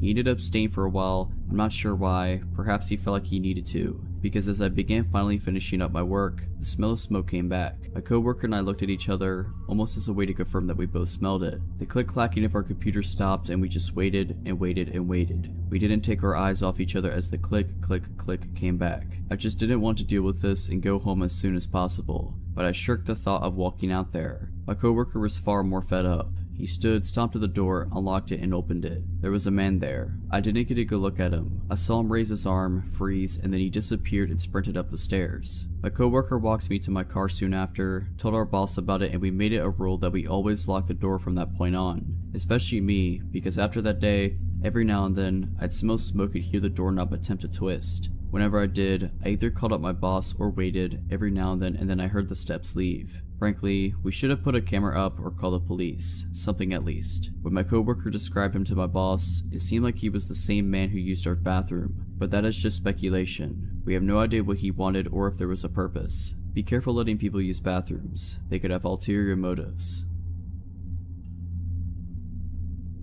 When I was about 8 or 9, my family took a trip skiing to a small resort a couple of hours from where we lived in Spain. The resort itself was a sleepy little town of about 400 to 500 people max, with a few small supermarkets and hotels and not much else. Typically, we picked the worst time possible to embark on the trip, which we had been planning for a good few years. The night after we arrived there was a blizzard, and so we spent the first half of the week locked in the hotel. Although we were able to go outside for the remaining few days, we had little to do given that the slopes were shut. The story I want to tell comes from those first few days locked in the hotel. Despite my parents' annoyance at the timing of the trip being a nightmare, myself and my sister, who was 11 months older, were having a fantastic time. Locked up in the mountains with nothing to do, we were able to spend our days running around the hotel, eating sweets and watching the TV in the lobby. I should probably mention at this point that the hotel was somewhat of a maze. The large bar restaurant area where my parents sat each day reading was at the center of the hotel. The myriad of smaller rooms then connected to the bar area at random points, shooting off in different directions. These rooms often had no discernible function. Each one had the same mahogany interior, and they were full of couches, fireplaces, and antiques that allowed for great games of hide and seek. The rooms would often have offshoots themselves, connecting to new rooms which would then connect to yet more useless wooden caves. As such, it was possible to be 4 or 5 rooms away from the main hotel area at any one time, without knowing exactly where you were or how to get back. Anyway, at some point along the weekend, myself and my sister decided to play hide and seek. Bearing in mind the above, it was almost an impossible challenge to find the hider. At one point in the game, I was just about to give up on searching for my sister until I heard her voice from what sounded like a few rooms away. After successfully navigating the web of rooms, I emerged to find her sitting on a couch alongside a German man with gray hair, probably in his 60s if I had to guess. As soon as I emerged into the room, the man turned to me and told me he was taking my sister to the swimming pool and asked if I wanted to come. I remember immediately thinking it was odd that there was a swimming pool that we hadn't heard of. My parents had been complaining that morning about how much TV we were watching, and so I was sure they would have taken us there if they had known about it. And besides, the hotel did not seem of the size to be able to host one. I told the man that I have to ask my parents first, and told my sister to come back with me to find them. He immediately replied that I should go and that he should take my sister on ahead. I told my sister that she absolutely had to come with me, but excited at the thought of the swimming pool, she said she didn't want to. We began to argue, with the man taking my sister's side and encouraging me to go ask my parents' permission whilst he waited with my sister. I dug my foot in, telling my sister that our parents would be very cross if we went somewhere on our own. And after a few minutes bickering, she eventually gave in and came back with me, giving her assurance to the man that we'd come back. Of course, when we told our parents, they were livid. My dad went back to the room to try and find the man, but with all the offshoots and given that all the random rooms looked the same, it was almost impossible to be sure that we were in the right one. In any case, there was no sign of him. I remember my dad screaming at the hotel lobby that he needed a list of all male guests and their room numbers, but of course they wouldn't give it to him. We spent the rest of the trip by our parents' side, terrified at the thought of being locked up in a blizzard with him. Thankfully, we never saw the man again. My mom and I normally shopped at the market just a few minutes away from our house. My mom had been shopping there for 20-some years at this point and was friends with most of the workers, so I was friendly with them too, and was always happy to talk to them. Whenever my mom got distracted talking to someone, I, with the attention span of a 6-year-old, would wander around the aisle. My mother would keep an eye on me to make sure I didn't get too far, but if she was distracted, one of the employees would usually be around and gently guide me back over. One day though, we went to a different market that I couldn't remember having been to before, and we didn't go back to for nearly a decade. We were walking around the aisles when my mom ran into her friend. They started talking, and I, not realizing that I no longer had a store full of adults keeping an eye on me, started wandering around the aisle. My eyes caught some colorful display, I think flowers or balloons or something, and went over to look. Once I was satisfied with my inspection, I turned back to the aisle only to find my mom wasn't there. That had never happened before. I looked around a little, though not moving from my spot near the colorful displays. Since it was right near the registers, there was a decent amount of people nearby, which I'm thankful for now. As I was looking around, an employee came up to me. He was older than my sister, she was 12 or 13 at the time, and younger than my dad, in his mid-40s, which was about the only way I could gauge age. Now, I would say he was probably in his early to mid-20s if I remember right. "Hi there," he said sweetly, in that tone you normally speak to kids in. I cheerfully said hello, actually stepping a little closer. "Are you looking for mommy?" I say yes, happily explaining that I had last seen her talking to her friend and that I could normally find her easily when I wandered away, so I wasn't sure where she could have gone. "Does she leave you alone often?" "Not really. My older sister was normally with me if my mom wasn't. She was 12 or 13 and she was super mature, so if my mom had to leave her for a little bit, she knew I'd be okay. She never left us alone in public, just at home if she needed to run somewhere, never for very long, and my dad was at work a lot and didn't come back until late usually. Where do you live? Well, you wouldn't know it, I just learned my address. We just learned how to mail a letter in school, even took a little class trip to the mailbox in our school corner to send them out. I knew how to write my address now, and I knew how to say it. Where do you go to school? Who picks you up?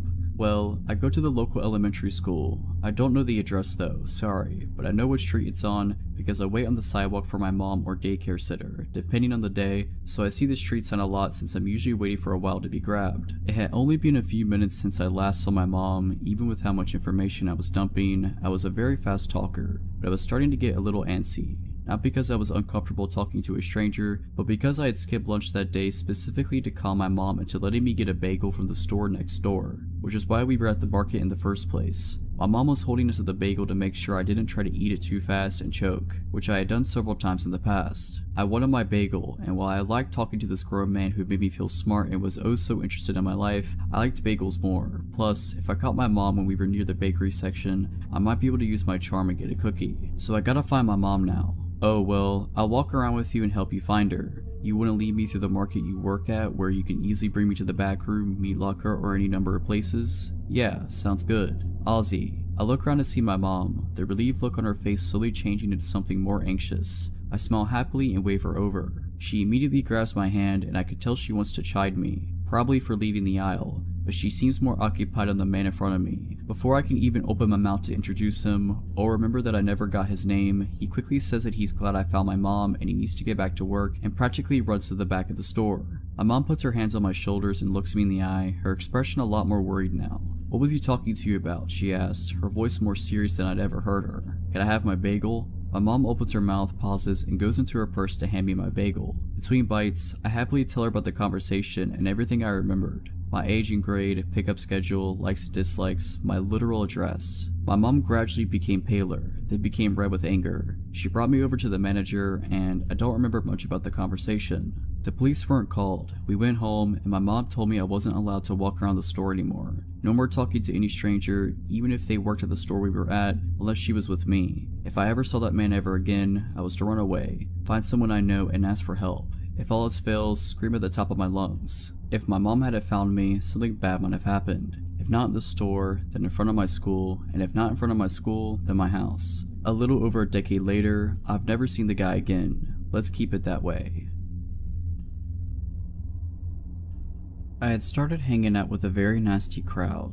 They loved to party, never had their own cash, destructive, impulsive, you get the drill. An ex-friend of mine, we'll call him Bob, started hanging out with me quite a bit more and more as the weeks passed by. Bob worked as a pizza delivery driver. He never washed his clothes, to which he owned maybe 3 outfits, including his work uniform and only women's clothes. The women's clothes he wore to be punky. I saw no shame in that. Even thought it was kinda cool how he didn't care what others thought about it. But that also means he liked my clothes, so like a little sister might do, he constantly took my clothes. Keep in mind, he also barely showered. Often, he even woke up before 5 p.m. in time for work. He jumped off my couch, took a pack of my cigarettes without asking, and sped off. Within the 4-month period he stayed in my home, I literally saw him go to take a shower about 5 times. Long after the situation was dealt with and he was gone, I left that home with a stench. He paid nothing, not a single bill, never contributed to groceries, cleaning, nothing, nor was he on my lease. Yet, he established residency in my home legally. It didn't bother me so much at the time. I was at my rock bottom and was basically just happy to have someone be there with me. I considered him to be my goofy and annoying best friend, until that wasn't enough for him. He began to become obsessed with me. Very quickly he went from basically having everything he needed in life for free, while he kept any money or tips he made, but decided on his own accord that we were to be together. If I'd return home from work, friend's house, etc., he'd cry and follow me room to room, asking repeatedly why we can't just be together. That we were best friends already, we should date. I was not attracted to him. Going through a divorce at the time, I did not want to ruin our friendship. It got to the point where I avoided going home. I'd stay with my mother or friends because he'd cry and follow me, desperately trying to convince me to be with him. I'd almost often find him in my bed at this point, and he quit his job to have a better chance of seeing me. I had told him if this continued, I would no longer allow him to crash there. At one point, after avoiding him for a few days, Bob really started to come out of his shell. He cornered me screaming, "I'm sick and tired of being rejected by you. It's not happening anymore." Now I was scared. I never saw him as a threatening individual before, just a goofy character. I asked him to leave and he was no longer welcome. He refused. He said by law, he was required a 30 days notice to be evicted. When I spoke with the police, they understood my situation, but explained he'd either have to be evicted or I'd have to get a restraining order. I filed a restraining order, which they immediately granted me, but he chose to ignore it. Once he left my home, I locked all doors and windows. When he returned, I showed him the order, to which he replied, "I'm not leaving." I tried calling the police every time he showed up, but by the time they'd get there, he was gone. There were shoe prints on that door and cracks from all the attempts he made to force it open. It never shut correctly after those attempts, and they were never able to officially serve him because they supposedly couldn't find him. I honestly believe they tried once, then gave up. I provided them with his plates, friends' addresses where he'd stayed, previous employment, everything needed. I'd stay up late, here in his vehicle, it was very loud and easily identified, slowly drive by my home, staring at me. Day and night. At one time, he even hid behind my front door, had a mutual friend knock, then jumped out, shoved the door open, and entered. Even went as far to message my young, underage nephew who he met maybe one time on Facebook to try and gain sympathy and convince him to get me to change my mind, crossing even more obvious boundaries. It was a living nightmare. Eventually, he moved on to his next obsession, and I was somewhat at peace. Several months later, he was on our local news for attempting to slit his ex-girlfriend's throat, and beating her until she was unconscious, until a neighbor brushed over and he fled. All I could think was how that could have been me. When I was 18, almost 10 years ago, I had a phone call that completely changed my life. I got woken up at almost 6 a.m. by an unknown number. I figured it was my boyfriend, now husband, since his phone number usually showed up as the famous unknown number. He usually called me before going to work at around 7:30 a.m., but sometimes he'd call me at 6ish if he wanted to talk to me while waking up. I answer, he says what's up, and I'm still half asleep but start talking. He tells me he has a little problem and that he wants to see me. Being 18 and the fact that I started dating him recently, I also was down for this. He tells me how he absolutely loved seeing me last weekend and how good I looked. He basically described what we had done during the weekend. If I remember properly, his parents weren't home for the weekend and we had the house and the car to drive around. And we had lots of fun obviously, and how much he loved some of the things I did to him. I replied and I was more and more awake and we were having a really good time. Then I noticed it was almost 7 a.m., time where he usually takes a shower, eats, and gets ready to go out the door. And I basically ask him, so this is fun and all, but aren't you going to get ready for work? He replied with, no, I think I'll skip work today. How about I come over? Now the thing is, by then I was pretty awake, and although the voice that was talking to me was very similar to my boyfriend's, something threw me off. My boyfriend doesn't say, no, like this guy does. Besides, I knew that unless he was sick, my boyfriend would never skip work because he was scheduled on his shifts and missing his shift was a big deal that could get him fired. I kind of froze. He noticed it, so he said, "Oh babe, you're right, I should start getting dressed. So you want me to come over?" By then I swear that his voice was back to my boyfriend's voice and I just felt silly. So what if he wanted to skip a day at work? Maybe he just wanted to see me. So I tell him, yeah, sure, come over, it will only be us here. He replied, great. Then he asked, where's your house? The last time I checked, I'm pretty sure my boyfriend knows where I live. He had been coming over for weeks now. I laugh it off and tell him, ha, you know where it is. That's when he laughed, and his laugh was absolutely not my boyfriend's laugh. I instantly ask him, you're not my boyfriend's name, are you? He said, can you just hang on please? I need to go grab something. Meanwhile, I get a text from my boyfriend. I figured that maybe this is just a sick joke. Maybe he coordinated it perfectly. Maybe he's sick and his voice doesn't sound the same. The text from my boyfriend said, at the subway, going to work now, love you. I texted him saying, why are you texting me? We are talking right now. At which point my actual boyfriend called. He was very confused at first and figured someone had hacked into his MSN. When I told him it was by phone, he reassured me that he absolutely did not call me and that whoever it was not him. He had to go as the subway train was there, but that he will call as soon as he was at work. Then, the other guy called back, I picked up and I asked him, who are you? What do you want? I pretty much went crazy on him. He said that his name was Mike, that we had met a long time ago, which was impossible because my phone number was fairly recent, and that he just wanted to have fun, that he didn't know I had a boyfriend. I asked him how did he know that I was wearing and what did we do and how he got my phone number. He just said, where are you? Why don't we meet? At which point I hung up. He called again, I didn't answer. Within minutes, I had called my mom to tell her what happened. She told me to change my phone number and not to stay home alone. I changed my phone number right away. I also alerted local police. They opened a file, but nothing ever came out of it. I still wonder how he knew what we did and what I was wearing. My boyfriend swore at the time he would never let any of his friends know all that, but his parents' house did have lots of windows and we weren't exactly careful. So Mike, let's never meet again. This happened while I was in college 5 years ago. I was a transfer student and was 21 at the time. I was set up to be living in a building that was for students 21 or older and moved in a week and a half before classes began. This school was in northern Michigan, so when I first arrived, campus was dead. I mostly kept to myself, but was friendly with a few people in my building, namely one guy named Khalil, an exchange student from Lebanon. He seemed nice enough, though there was a distinct language barrier, so things were easily lost in translation. Our RD and RA, resident director, resident assistant, made everyone who had moved in have a meeting to go over basic rules and whatnot. At the end of the meeting, as I'm leaving the rec room, Khalil suddenly puts his arm up on the wall in front of me, almost clotheslining me. Caught off guard, I am peeved and creeped out about this. He begins explaining that he would like to be my friend and would like to go out for dinner to get to know me. He worded it oddly, so I wasn't sure if it was just a date or just a friendly invitation, but I attributed to his bad English. Like an idiot, I felt cornered physically and socially. I am awful with confrontation and could be too nice, so I agreed. He meant right then and there, however, and said, "I will get us a taxi and we'll go now." 10 minutes later, we're getting into this taxi, and as I'm entering, I feel this sense of dread. I think, I barely know this guy, and Hudson's, the restaurant, is a couple miles away and we will be stranded out there with this stranger if it gets weird. As we drive, my guard rises higher and higher. He wants to know everything about me, and is throwing questions rapid fire. My age, dating history, physical preferences in men, religion, family, everything. I am thinking, this is going to be really awkward, and wanted the night to be over before we even get to the restaurant. At the restaurant, we both look at the menu for a bit. The waiter comes and takes my order, salad, small and quick to eat, and then the waiter asks what Khalil wants. He says, "Oh no, I'm not hungry, I just want to watch her eat." What? Why would you ask me for dinner if you weren't hungry? And why did you just want me to eat? I was horrified. All of my family was in the lower peninsula of Michigan, 8 hours away. I had no friends up here. The only local numbers I had were of my RA and RD. I speed eat all of my salad as Khalil watches me, now talking about himself. He tells me about how he has anger problems and is looking for a woman to help calm him, but still be a submissive traditional wife.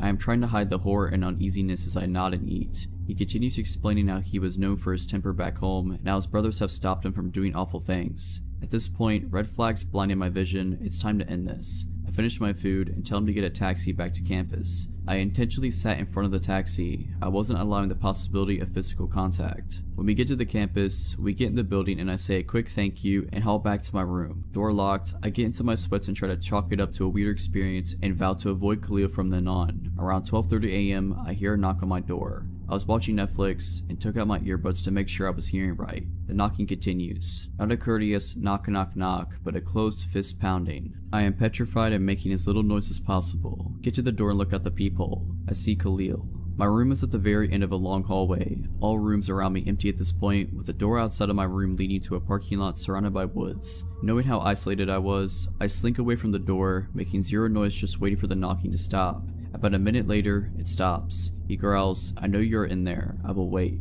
My eyes widen in horror. I felt a mixture of rage and panic, but decided that confronting him then wouldn't be smart. So I quietly watched Netflix until I fall asleep. I have no idea how long he waited out there. The next morning, when I finally emerged from my room, I found a couple of pages taped to my door. 3 handwritten pages from Khalil, explaining his feelings for me and his intentions of making me his wife. I went straight to my RA and explained everything that happened. She agreed to meet with Khalil herself, to explain to him how inappropriate he was being, and to tell him to leave me alone. He didn't. Notes kept coming. He came to my door dozens of times a day, and I became pretty much trapped in my room hiding from this psycho. It lasted for 8 days, but classes began and Khalil disappeared. I was told he dropped out and moved back to Lebanon. I found it eerie how he just vanished. Had he come here solely to find a wife, I'll never know. But Khalil, let's not ever meet again.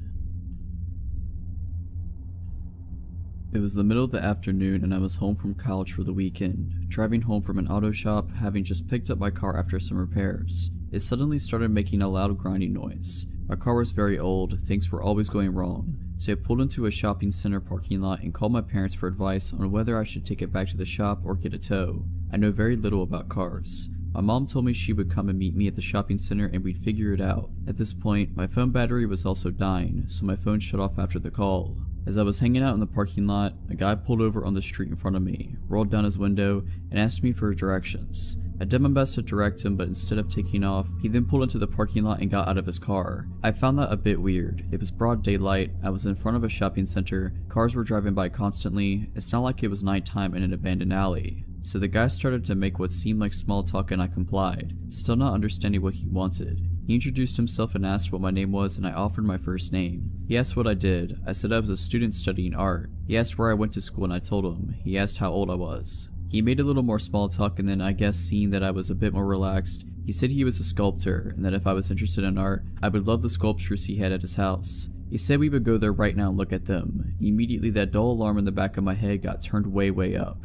I was young and naive, but I knew enough to never ever get in a stranger's car and immediately felt very uncomfortable. Though he knew how old I was, I looked extremely young. I started to put two and two together. He was getting increasingly more insistent that I get in his car and go to his house. He reached for my arm, and at that point everything is a blur. I yelled that I had to go and ran from my car into the nearest store. It was a tiny game store, so there weren't really anywhere to hide, but I told the cashier about the guy and asked if I could wait in there until my mom showed up. The cashier assured me the man would not be let in the store and that he and his coworker would keep an eye on me until the man was gone. I also asked them if I could use their phone to call my mom and let her know what was going on since mine had died. I kept watching the guy outside by my car, worried he would try to come in, but as soon as he saw me use the store's phone, he got in his car and took off. I wish the story ended there. The whole encounter really shook me up, but as I reflected on it, I realized, through the questions the man had asked, he had my first name and exact birthday by asking how old I was and getting my birthday. He also knew where I went to school, though thankfully it was several hours away from my hometown where I encountered the man. I asked a friend of mine what kind of info he could get based on what he had, and much to my distress, my friend showed me he was able to find out my full name, my phone number, and my home address with the info I had given the man. I felt like such an idiot. I had always been taught to be wary of strangers and not give them personal info, and I was baffled by how easily this guy had gotten personal info out of me just by pretending to have a casual conversation. Nothing happened for a few weeks, and I started to stress less, and stopped thinking about the encounter, and stopped worrying about running into the man again. Then one early morning my cell phone rang. The number was restricted. I answered. There was heavy breathing on the phone, but no reply. I hung up. It happened again the next morning. This time a man answered, asking, "What are you doing right now?" I said I was trying to sleep. "What are you wearing?" I immediately hung up. The calls continued. The next time I picked up, I told him if he called again, I'd call the police. I got a few more calls from a restricted number after that, but stopped answering, and eventually they stopped. I'm still not sure if the calls were from the man I met in the parking lot, but it seemed likely. It was just too much of a coincidence they started after that encounter. I spent a good year being afraid of that man. I still can't believe how foolish I was giving him info about myself so easily, and it was an important lesson in how smooth and sneaky creeps can be, and now I'm much more careful about what I say to strangers. I still don't know what he had planned if I had actually been foolish enough to get in his car, but I'm very glad I never found out. When I was 18, I worked in my college's residence building at the front desk, and I think I almost got assaulted or murdered. You be the judge. During the summer, the building operated as a hotel, so 2.5 floors were hotel rooms, and half of the 3rd floor were student rooms. The whole building operated with the hotel swipe key system that was pretty outdated, and all the doors were powered by 4 AA batteries. If the batteries died, there was a decently lengthy process to replace them and reprogram the door. A dark-haired guy came to the front desk from inside the building while I was working an overnight shift at around 1 or 2 a.m. and said he left his key card in his room. I made him a new one and made my first error of the night. Hotel guests could have as many room keys remade as they wanted, hypothetically. Students, however, were supposed to be given a temporary key card and charged $2 to be returned when theirs is located. I gave him a new key for his room and asked if he was a student or hotel guest, and he replied student. At this point, I should have checked our system to charge his account, but I was caught up doing administrative duties and forgot. I used to trust people way too easy at this job, but quickly learned not. Later on the night, maybe around 3 or 4 a.m., he came to the desk again and said he couldn't get into his room. I asked if he just forgot his key again, and he said no. The door wasn't working. I asked if the light was coming on when he swiped his card, and he said no, so I figured the batteries were dead. I told him I'd changed the batteries, and I went up to his room with him. He asked me for my name, and I told him. He didn't tell me his. I opened the room door manually with the master key, and I told him I'd have to prop it open while I worked on the back panel to replace the batteries. He said, "No, it's okay, I'll close it," and closed and deadbolted the door locked. Really weird, but I tried not to think about it. I had changed the batteries on plenty of other doors by this point, and some students were iffy about having their doors propped open for their room to be on display for anyone walking by. He also had a really thick accent, and I thought he might be an international student since we had a lot of students from other countries where English was not their first language. I gave him the benefit of the doubt and thought maybe it was also just a language barrier issue. At this point though, I really felt like something was wrong, but I tried to ignore it so I didn't freak him out. While I was trying to focus on fixing the door as quickly as possible, he kept trying to entice me to go further into the room, saying his bed was broken and he needed me to take a look at it, there was something underneath it that needed to be fixed, etc. He held out a little gold house key and said, "I have a key, go get it," and threw it under the bed. He said there was a leak under the fridge. He just kept trying to get me down on the ground, throwing random problems at me. Obviously, I told him no. I'd send maintenance up in the morning to take a look at it if anything was broken. I had my back to him and he asked me if I would take off my glasses. I said, "No, I need them to see." His tone of voice changed. In the most steady, chilly manner, he said, "Ella, it's okay, you could take them off." And from behind me, he reached around and tried to take off my glasses. I swatted his hand away and, trying to remain composure, said, "No thanks, I need to keep them on," even though he was creeping me out. I didn't want to be rude to him. I didn't want to get in trouble if he complained about me, or risk upsetting him and having him yell at me. I got up to grab something from the door repair kit and undid the door deadbolt and opened it up in the process. He jumped toward the door to close it again and told me to keep it closed. I told him no, I had to open it to start reprogramming it from the front. While I held the door open with my foot and grabbed something from the door repair kit, he started playing with the little wispy hairs at the top of my forehead and trying to touch my shoulder. I swatted him away again and asked him not to touch me and focus on getting out of there. He once again tried getting me to follow him into the bedroom, saying the bed was broken, and I went as far as the door frame to see if I could spot any actual problem with his bed. This is when I realized that he had nothing in his room. No dishes in the kitchen, no shower curtain in the bathroom, no sheets in the bed, nothing. This wasn't his room.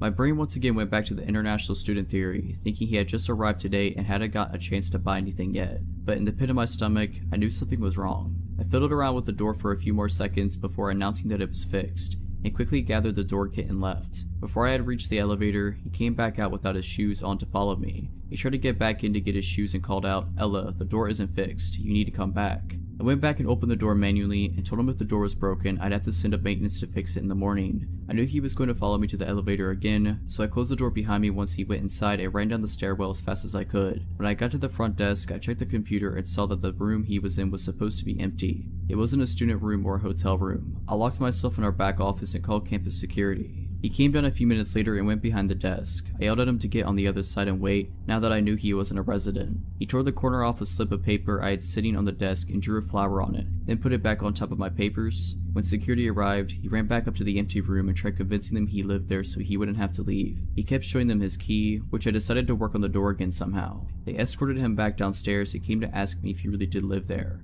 Obviously he didn't. That's why I called you guys crying and terrified. He kept interjecting to argue that he did live there, but couldn't even recall his room number when asked. Security asked him for a student card and he couldn't produce it, so they told him he would have to leave if he couldn't prove he lived there. While they were grabbing his information, I listened from the office and could immediately tell he was lying. The phone number he gave was just a bunch of random numbers. The name he gave was prefixed by, as if he was trying to think of a name. When they asked him for his address, he just said, "Across the street." One security guard asked if he lived in the apartments across the street and he said yes, but couldn't tell them what the building number was. He said his apartment number was 1200, but I moved into that building a few months ago later and apartment 1200 doesn't exist. When security asked what his purpose was to be sneaking into a room, he just kept up the ums and the uhs and saying he didn't know. They'd ask, "Were you trying to see a friend? Do you know anybody who lives here? Were you here to hurt somebody?" And he kept fidgeting and saying, "I don't know, no reason, I was just here." At one point he tried to tell them he was my friend, at which point I poked my head out of the office to say that I literally had never seen him before that night. He left. We didn't call the police because he didn't actually do anything, but it was still unsettling. Later on, it dawned on me how he figured out that the room was vacant.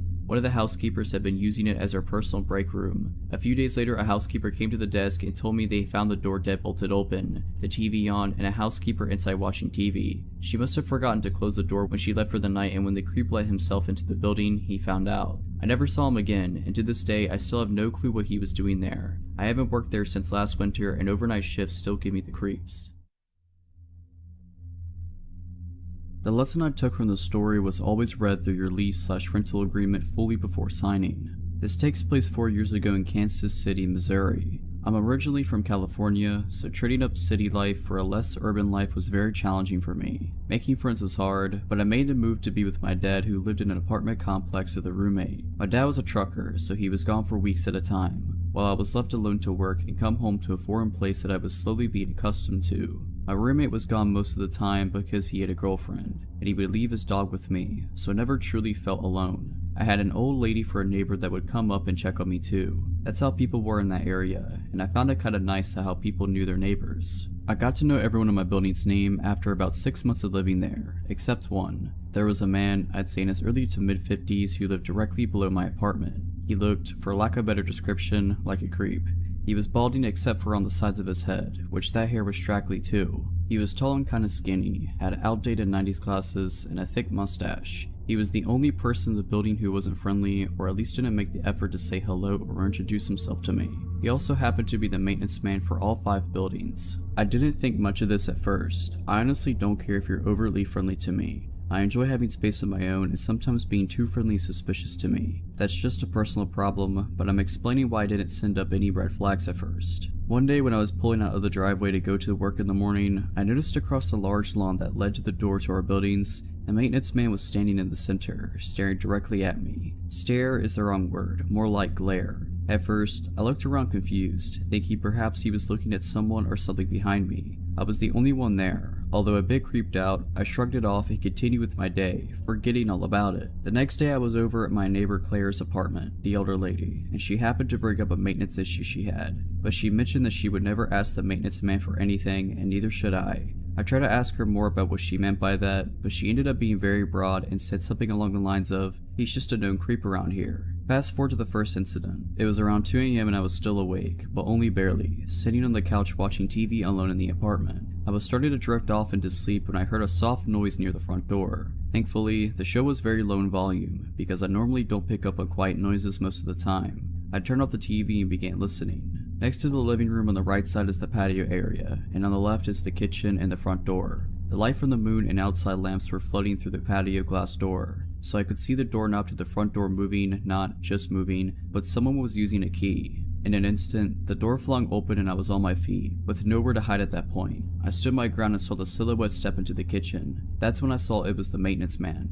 My stomach dropped and he stopped dead in his tracks when he spotted me, looking as if it was unexpected to find me awake. I noticed he had a large coat on, even though it wasn't winter or even cold that particular night. I noticed that only because the jacket looked bulky, as if he was carrying things in it that I couldn't see. "What are you doing?" was all I managed to squeak out. I was shaking, my knees feeling like they were about to give out. For reference, I was a 22-year-old woman standing a whopping 5'4", with no way to defend myself at all from where I was standing. He looked shocked, which made me feel like I had gained a little power from the situation. He retorted confusedly and angrily with, "Your toilet is making a loud noise that I could hear from my bedroom." I was angry and terrified, and only reacted with more anger when I saw him scrambling for excuses. "So you just let yourself into my apartment at 2 in the morning? I'm reporting this to management first thing in the morning." He stepped closer to me then. I backed up a few steps but still stood my ground, quickly turning on the light closest to me so he could see my fury. "The toilet is rumbling. I need to check it, now." Now I was trembling so hard I could barely stand. I had adrenaline and anger and fear all coursing heavily through my body.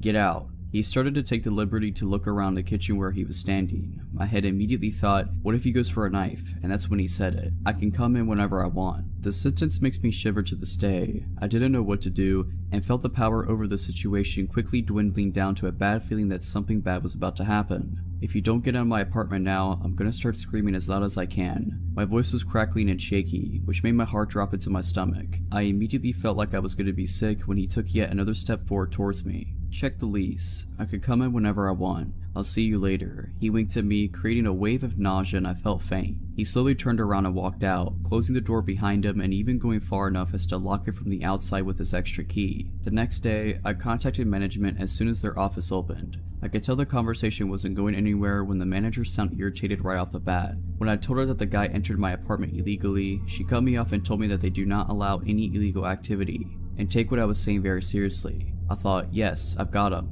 until the manager said, "You can't just throw around accusations without proof. This man has dedicated over 20 years to working for this company, and we don't plan on getting rid of him anytime soon. Perhaps if you had read over your lease like you should have, yes, she was actually scolding me, you would have seen the clause that states that a maintenance worker has keys to the entire property, and if there is a maintenance issue, they are permitted to access the property at any time of day. This floored me. It couldn't possibly be legal, but of course I'm from California, and of course, I didn't read the lease carefully. When I moved there, my dad was already living in the apartment and I literally had nowhere else to go. So if I were to be living there, I was gonna have to sign the lease no matter what. So I did. Needless to say, nothing got done. Fast forward again, a few days go by and I don't see Mr. Maintenance Freak until I do. This time I'm pulling in after a long 10-hour shift at work. I haven't forgotten about the scary incident, but I put it in the back of my mind for the time being to concentrate on other things. Although I lost sleep over it. I park my car facing the large lawn area again and start using my phone for a few minutes. I'm peering down on my phone and glance up for a split second before I see him there. He's standing across the lawn staring angrily at me.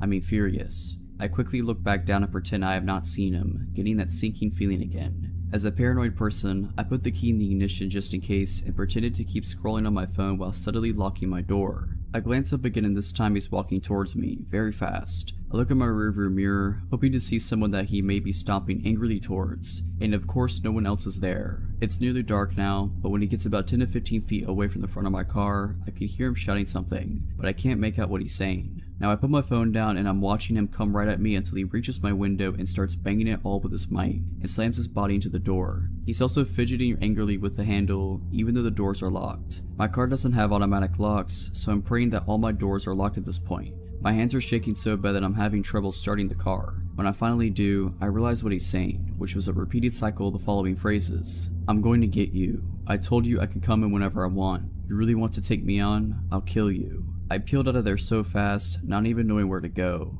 I drove to the next county over, found a motel, and stayed the night there. The next day, I took work off and went straight to the management's office. I told them exactly what happened, and no matter what I said, they didn't believe me. This maintenance man was apparently a gift to mankind or something. He was a monument to the company, and they appreciated his 20 years of service and dedication to them over him risking someone's life with threats. Long story short, I lost it. I called her psychotic and ended up getting evicted. I reported all this to the police, but between the lack of evidence I had and his perfect record / shining references from his employers that seemed to love him, the police said that there was nothing they could do to move forward at that point. My dad and I ended up finding a nice home about 10 minutes away from that place. I ended up inviting Claire, my older neighbor, to the new house a few months later. She told me there was a single woman in the apartment before the roommate, and my dad had moved in there that also left in a hurry after something happened with the maintenance man taking photos of her walking to and from her apartment to her car. When she confronted him about it, he told her, I can do whatever I want. I guess in Kansas City, maintenance workers are considered gifts to mankind.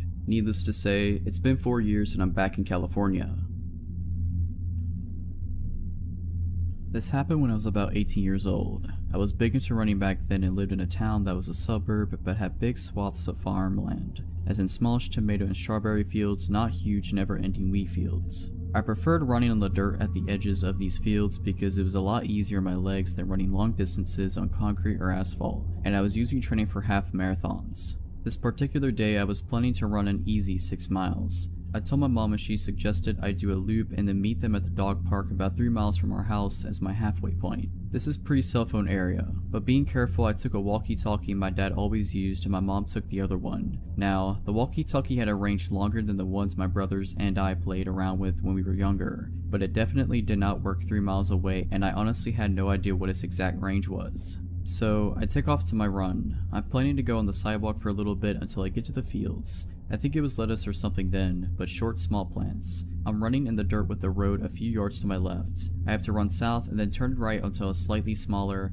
less traveled road to get to the dog park. As I'm running on the first dirt part, my parents drive by and, being dorks, they honk and wave and yell at me. I wave and then soon after I make my turn onto the smaller road. This one is road, me on flat dirt, small drainage ditch, forever of lettuce field, then a wall that is the backyard of some houses.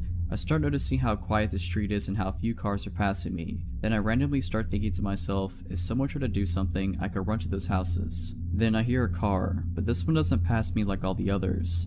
I hear it slow down so that it is behind me, just out of my peripheral vision. My senses go super alert and I immediately realize what an idiot I was to pick this route because I'm stuck out here with no one to help me and nowhere to hide. The car starts speeding up enough so that it's next to me and I glance over and see a man. Middle-aged, white, dark hair. Totally normal looking, but I get a chill down my spine immediately. He sort of leans over into the passenger seat and says in a super sweet voice, "Hi, where are you going? Do you need a ride?" I am scared and realize that this is not good. Immediately, nothing has happened yet and he could be totally innocent just wanting to chat, but my intuition is in overdrive telling me I'm not safe. I hop over the ditch thinking at least that will make it harder for his car to follow me if I need to take off across the field to try and make it to those houses in the distance. Well, this pisses him off.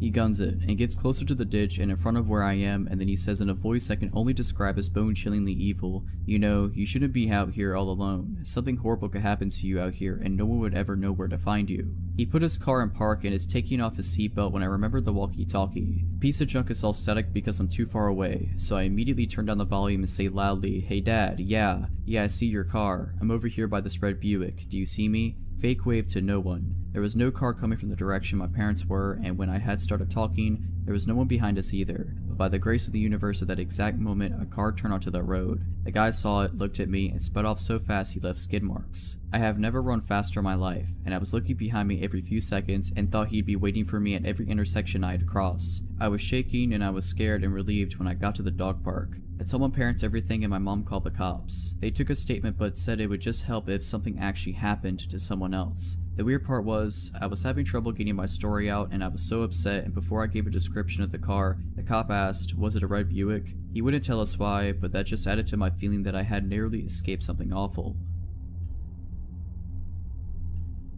This was back in 2013 when I was living in New York City as a 23-year-old. I was living with my best friend from college on the west side near Times Square in K-Town. I was going through some tough times back then as I was unemployed at the time. I had a lot of time, so I would go on walks by myself to clear my head time to time. One night, I was feeling exceptionally depressed, so I decided to walk to K-Town to grab a drink by myself.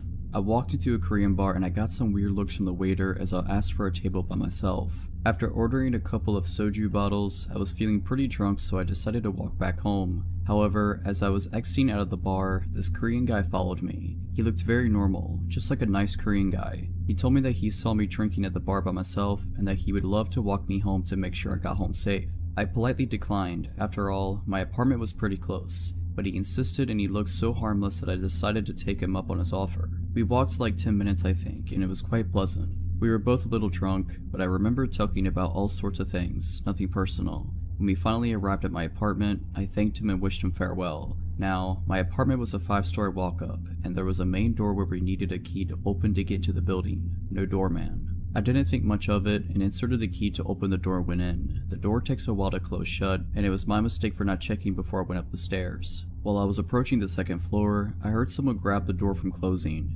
and I heard footsteps coming up the stairs. I literally got goosebumps all over my body, and I felt like I was in danger. As I started to pick up the pace, I heard the footsteps going faster up the stairs. I lived on the 5th floor, and I started to run up, clutching my keys in my hand. The guy started to run up the stairs as well, and I could literally hear him getting closer and closer to me. This all happened in a couple of seconds, but it felt very long. I finally got to my floor, and as I tried to open the door, I looked back and literally saw the guy's head on the staircase. I rushed to open the door and I managed to close the door right on his face. My heart was beating so fast and I didn't know what to do at that point. It was already 3 AM and my roommate was asleep. Luckily, he didn't knock or anything, so I decided to just go to my room and hope that he's gone home. Around 7 AM, my roommate woke me up.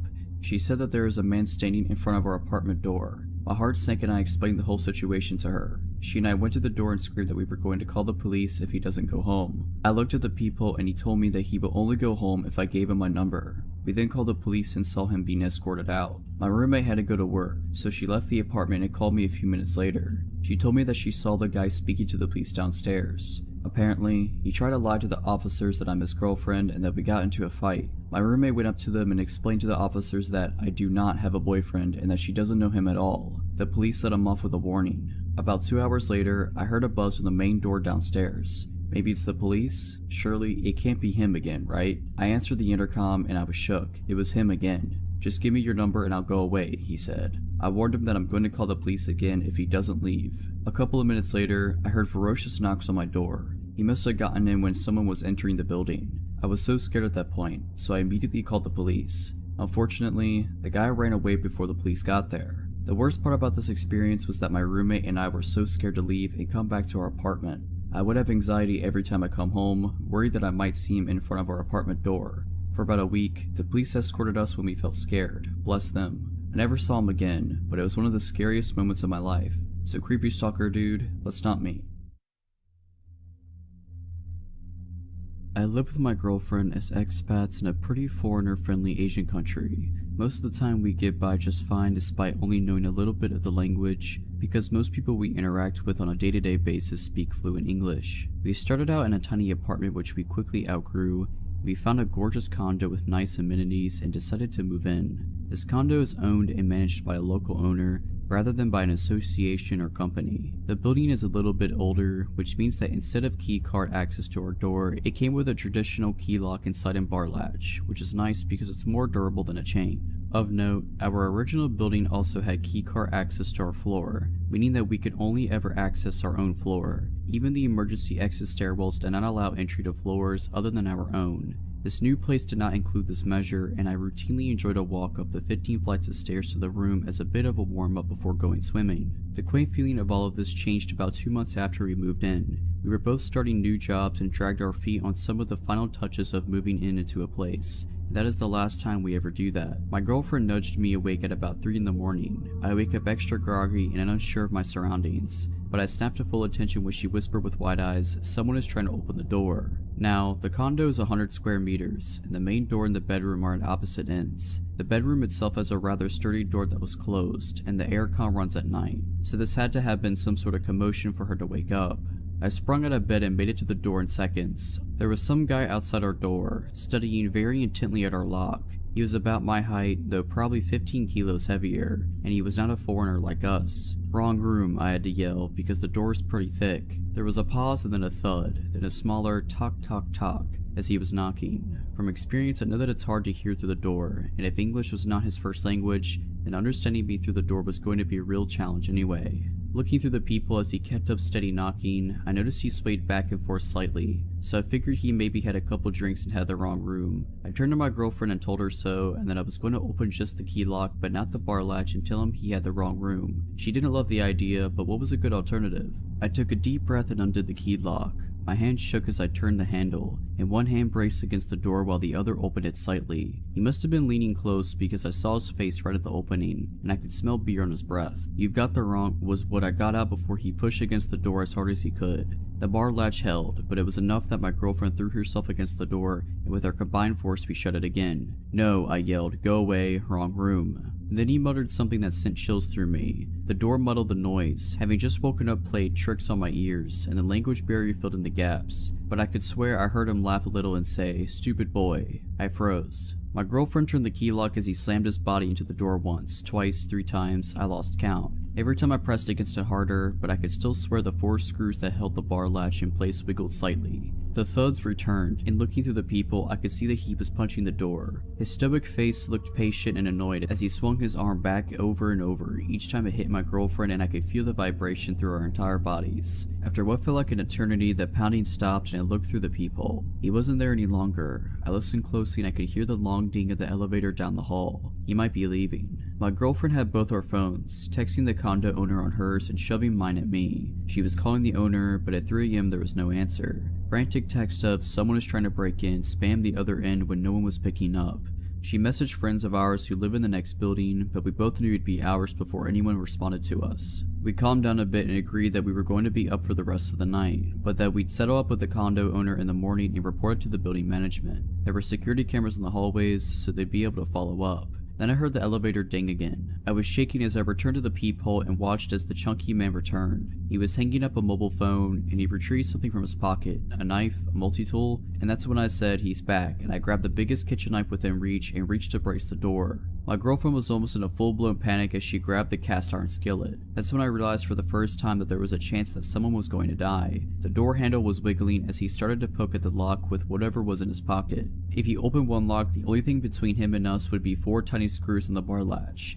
And if he got in this condo, we were going to defend ourselves as best as we could. And that's where I realized we were foreigners, and dealing with manslaughter charges in a foreign court system would be an absolute nightmare. Or if we severely injured him and he was able to communicate his story, his way to the police, while we struggled with an interpreter. And of course, this is all assuming that we would be the ones to overpower and subdue him. All this is running through my head as I called the equivalent of 911 and shouted English into the phone until someone spoke English. My brain wouldn't quiet down enough for me to be polite. I finally got an operator that spoke English, and I explained someone was trying to break into our condo, that he had left and returned, and gave him the address. He sent a car and asked for an ETA, and he couldn't give me one. He wandered off again, but my spider sense was in full alert mode. It wasn't until half an hour later, when several people wearing police uniforms and building management jumpsuits knocked on the door, that I calmed down even a little. Still, I wasn't sure what to expect. One of the group spoke English while the rest stood back. I explained everything in detail and pointed at the camera in our hallway, saying I wanted whoever it was found. One of the cops pointed at the nearby knife and raised an eyebrow, and I just confidently said, yeah, I would have if I needed to. After assurances and apologies and promises of follow-up, we received what we should have collected weeks ago: direct phone numbers to our building security room where cameras are monitored, as well as the local police station and the personal mobile number of our building security director. The sun was coming up and our condo owner called my girlfriend to comprehend what was going on. She promised us that she'd sent locksmiths there that day to install another deadbolt as well as a second bar lock if it helped us feel safe. The follow-up of everything was that the guy was indeed someone who got drunk and mistook the room. It was on the wrong floor. His wife had to come collect him more than once, and he would be fined for the cost of installing the extra locks. So while it is a bit comforting to know that he's a random drunk instead of a burglar, I still explained to building management that I have no desire for an apology from him. I don't care if he feels bad. Police reports here can be messy, and locals can hold severe grudges that I did not want to deal with. I will only keep from a full police report if I literally never see or hear from him again. So just as some background, I am male and currently 25 and still living within 15 miles of my old house. This happened when I was about 8 or 9, making my sister at the time 5 or 6. We lived in a quiet neighborhood that, once I grew up, I found out was actually a lower income part of town. However, we had some wonderful neighbors, and it was thanks to these neighbors that a lot of potentially negative situations were avoided. At the time, my dad was working an 8 a.m. to 8 p.m. job, and my mother was a secretary at a hospital, which meant that during the day she was often at work. Usually my sister and I had a babysitter, but once I reached about 8 or 9, I began to be old enough to look out for us without a babysitter. Now mind you, this was the 90s, which certainly were not safe, but were much safer than they are now. Also, we had the previously mentioned neighbors who generally did a good job of keeping an eye on us in our house. This particular incident was one of the first times I was charged to babysit for my sister. She was in her high chair eating whatever my mom had left for us when I got a knock on our front door. And this was strange since we never got visitors on a regular basis, other than the boy across the street who would want us to come out and play, but he usually just yelled my name while knocking. I was young and naive and decided to open the door. There was a locked screen door beyond that. I left that closed and locked. Outside was a middle-aged man. I hardly remember his facial features or even body type. I remember his yellow shirt and dirty jeans. "Can I help you?" I asked innocently, no alarm bells going off yet. "Hey there, are your parents home?" Alright, first alarm bell. My parents teaching me not to trust strangers rushed through my head, but I still didn't quite fully grasp the potential danger here. My mom went to the store. She'll be back any minute. Weird half lie. I could have said she was here but in the shower, or that she was laying down upstairs. I'm glad I didn't tell him that she wouldn't be back for quite a few hours, but looking back it's scary how naive I was. "Well, that's no problem. Hey, so look, my dog went missing and I think it went into your backyard. Do you mind if I can come in and we can go check it out?" Okay, so I might have been dumb, but I wasn't that dumb. There was no way I was letting this stranger into my house, especially with my sister there. She was my first thought. Sure, I didn't want to have any harm follow me, but she was my sister and it was my job to keep her safe. I should have closed the door right then and there, but once again I went with the less safe but still not totally stupid route. "Well, the gate should be unlocked. If you want to go check the backyard, you can." And promptly closed the door. Now, of course I was very curious if there was a stray dog in my backyard. Dogs are great. Even with the weird guy being around, I was pretty interested to see how his search in the backyard went. So I decided to go check the back window and see if there was actually a dog, and if so, if the man would catch it. Now at this point, I am sure you have figured out that there was no dog, and when I looked out the back window, I could see almost the entire yard, including the gate. The man wasn't there. This was mere seconds after I had closed the door on him. I waited for a few minutes, but he never showed up. After about 5 minutes, there was another knock on my door. This time I was much more wary and I didn't like this guy showing up.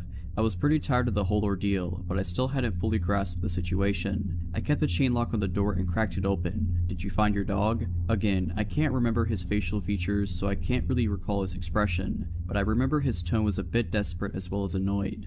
No, I looked all over the yard and I couldn't find him. I have a picture of my car if you want to take it just in case you see him. Nope, no more. I still didn't understand abduction, but I certainly was not going to go anywhere outside of the house with a stranger. I told him that he can leave a picture in the mailbox and we will keep an eye out. Once again, promptly closing the door. What followed is what really creeps me out to this day. Looking back, I was freaked out that I had to come that close to exposing my sister and myself to danger, but this really scared me. Suddenly there was more knocking on my door. Not the screen door separating the door itself.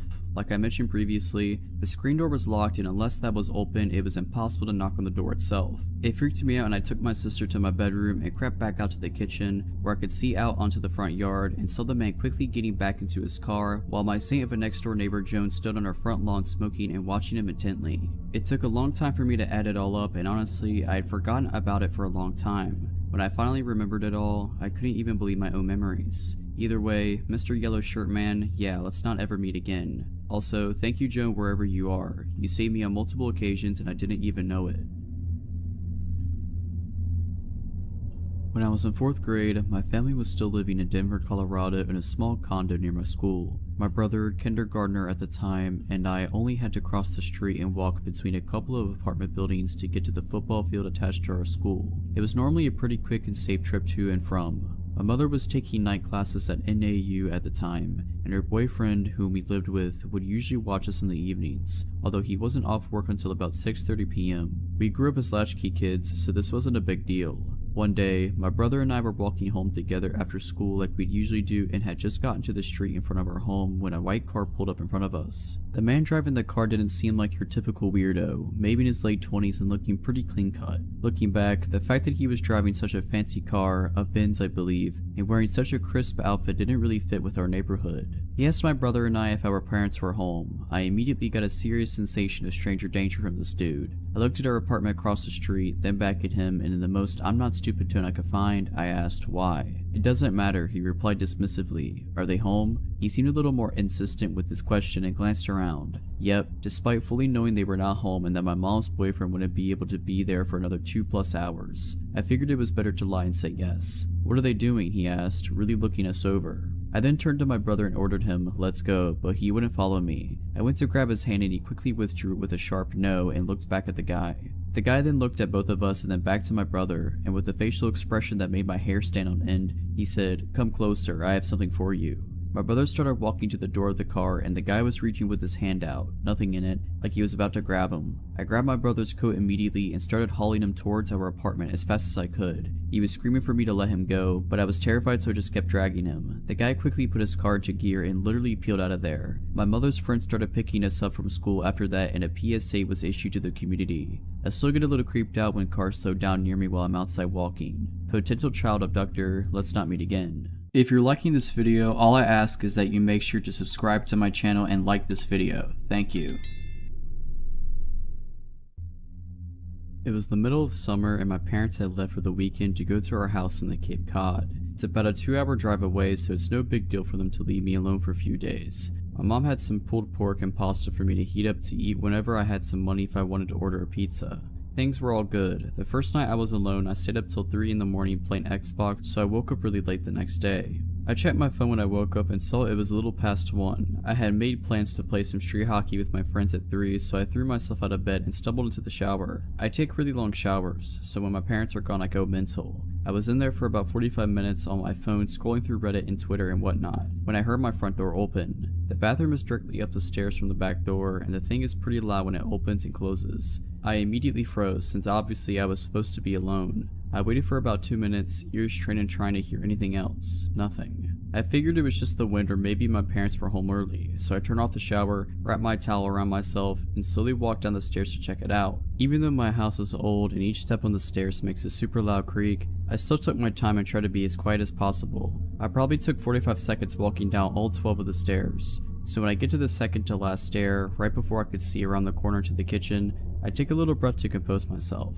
In my mind, I knew I was being stupid. There obviously wasn't anything in the kitchen. There's no way I wouldn't have heard another noise, and there's no reason for them to still be in the kitchen even if they were burglars or something in the house. After sort of mentally chastising myself for being such a wuss, I sort of chuckled to myself for being so stupid and just normally walked the last 2 stairs and turned the corner to the kitchen. Standing about 2 feet away from me in the middle of my kitchen is a man staring straight at me, perfectly still, with a massive smile across his face, just staring at me. The thing I remember most vividly wasn't his face or his smile but his arms. They weren't just at his side, he held them in the strangest, most abnormal position I've ever seen. They were where one would normally hold their arms, but he had rotated them to the point where they were almost completely reversed, as well as lifting them up and a little behind himself. Honestly, I think I almost had a heart attack right there. Looking back, I can realize how creepy the situation was, but in the moment I just took a step towards him and punched him as hard as I could in the jaw, sort of half slapping / pushing him towards the ground. The second I connected, I beelined up the stairs, dropping my towel in the kitchen with my heart beating out of control. I sprinted into my room and locked the door behind me.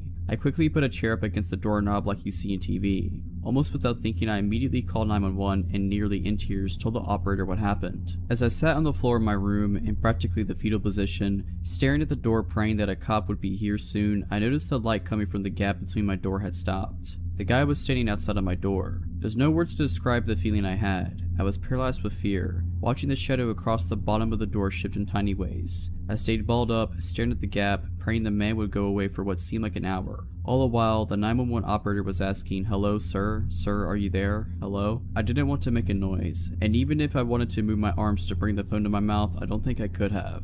Eventually the light returned to the gap and I heard the faintest of footsteps, slowly creaking the wooden floorboards as he walked down the hall. It was silent for minutes as I just sat there curled up, unable to even speak. I heard banging on the front door and the sound of 2 officers entering my house. I finally felt safe, and I opened the door to the 2 of the men standing there as I almost cried. Nowadays, my parents don't even leave me alone home anymore, and I check every lock on the house before going to bed. Even working with sketch artists in a few lineups, the police never found whoever was in my house. I have no idea what he wanted or who he was, but regardless, let's not meet again, ever. I'm 29 now. This story happened 10 years ago. At the time I was jobless, and I found a job as a security guard in an office building. The office building was in a forested area, away from any busy streets, like secluded. The person who had the job before me had a car accident and apparently was paralyzed from the waist down. Nobody was interested in the job since you worked during the night and the office building was so big, it was just really boring. But hey, a job is a job. Once I started, a supervisor worked me in for a week, what to do, etc. This was my first night working by myself. I came to work and took the shift over from my colleague at 9 p.m. and he told me there will still be some people left in the building. Before I went up to the 15th floor, I closed the main entrance in such a way you could only exit when you're inside, so no outsiders could come in.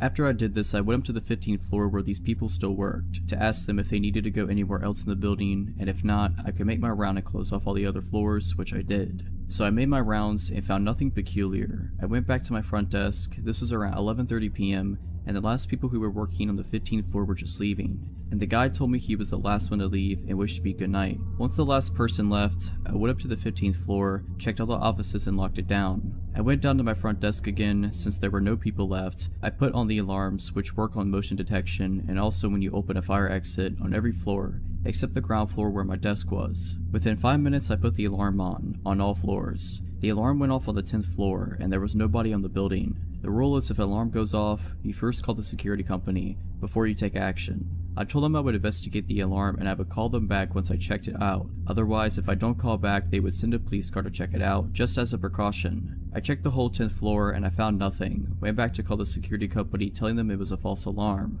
I kid you not, the alarm on the 10th floor went off like 7 times in an hour, and every time I checked the floor, I couldn't find anything out of order, or even that there was someone there. Since this was my first day working alone and the alarm went off so many times, the security company thought I was screwing things up and wanted to file a complaint to my boss, which would mean I would lose my job I just had for a week. In retrospect, the following was the dumbest thing I could ever do, because the alarm went off again. Since I didn't want to call the security company again and cry wolf, I went up to the 10th floor without informing the security company. The only thing I had on me was a mag light, since security guards in the Netherlands are not allowed to carry guns. I went up to the 10th floor, checked the floor, and as before, found nothing. The only difference now was I pretended to leave, turned off the lights, and stayed on the 10th floor, listening if someone was there. In about 5 minutes, I heard someone or something moving. I was relieved and anxious at the same time. Relieved I wasn't wrong, and that there was something on the floor. Anxious because of what was on the floor. I turned on the lights, and tried to sound as manly as possible, saying something in the line of, "I know there's someone here, show yourself." As you can imagine, no response. So stupid I didn't go down to call for help, but stupid me went looking to whatever it was I heard on the 10th floor. I walked to the office I heard the sound from, turned on the lights, and found a little girl who couldn't be older than 13 with long brown hair, in white pajamas squatting and rocking front to back on a desk, looking straight at me. The scary thing was there was no emotion in her face or in her eyes. I collected my nerves and took the girl by the hand. I took her down to the front desk, offered her a Coke, but she didn't respond whatsoever. The only thing I could do was call my supervisor and told him about what I encountered. My supervisor's response was, "Stay there, I'll be right over." The time I hung up on the phone until my supervisor came, I just had this underbelly feeling with this girl, that there was something really wrong with her. Before my supervisor turned up, he called me and told me to call an asylum which was pretty close to the office building I worked at, just to check if someone was missing. Why would there be a 13-year-old girl in an office building with no houses nearby whatsoever? So that's what I did. I called the asylum, asking them if there was someone missing from the asylum, and I got the scariest response you can get. Yes, as a matter of fact, someone is missing. I gave them a description of the girl sitting next to me, and it was in fact the girl who was missing from the asylum. They told me she was really dangerous and that I should watch my back at all costs. They immediately sent people over to take the little girl with them. A week later, my supervisor told me the story of the girl I found, since he talked with the people from the asylum. It turns out the girl killed her mom and dad and little brother whilst they were asleep when she was 11. Even in the asylum, she wounded staff members, either by stabbing them with a pencil or in another case biting a piece of an ear off. To this day, we still have no clue how she ever came in the building. We checked all the cameras and there was no footage of her ever entering the building.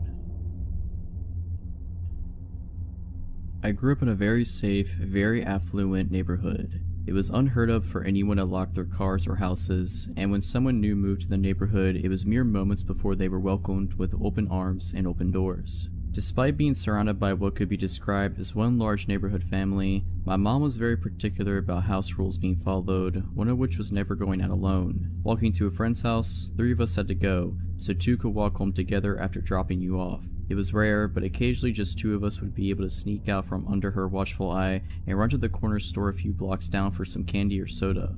One sweltering day during the summer I turned 9. I found myself home alone and restless. I decided to take my sister's cool new 10 speed for a spin around the block a few times. Now, even though I was tall for my age, the bike was still a few inches too big for me. I decided that didn't matter, jumped on and started pedaling.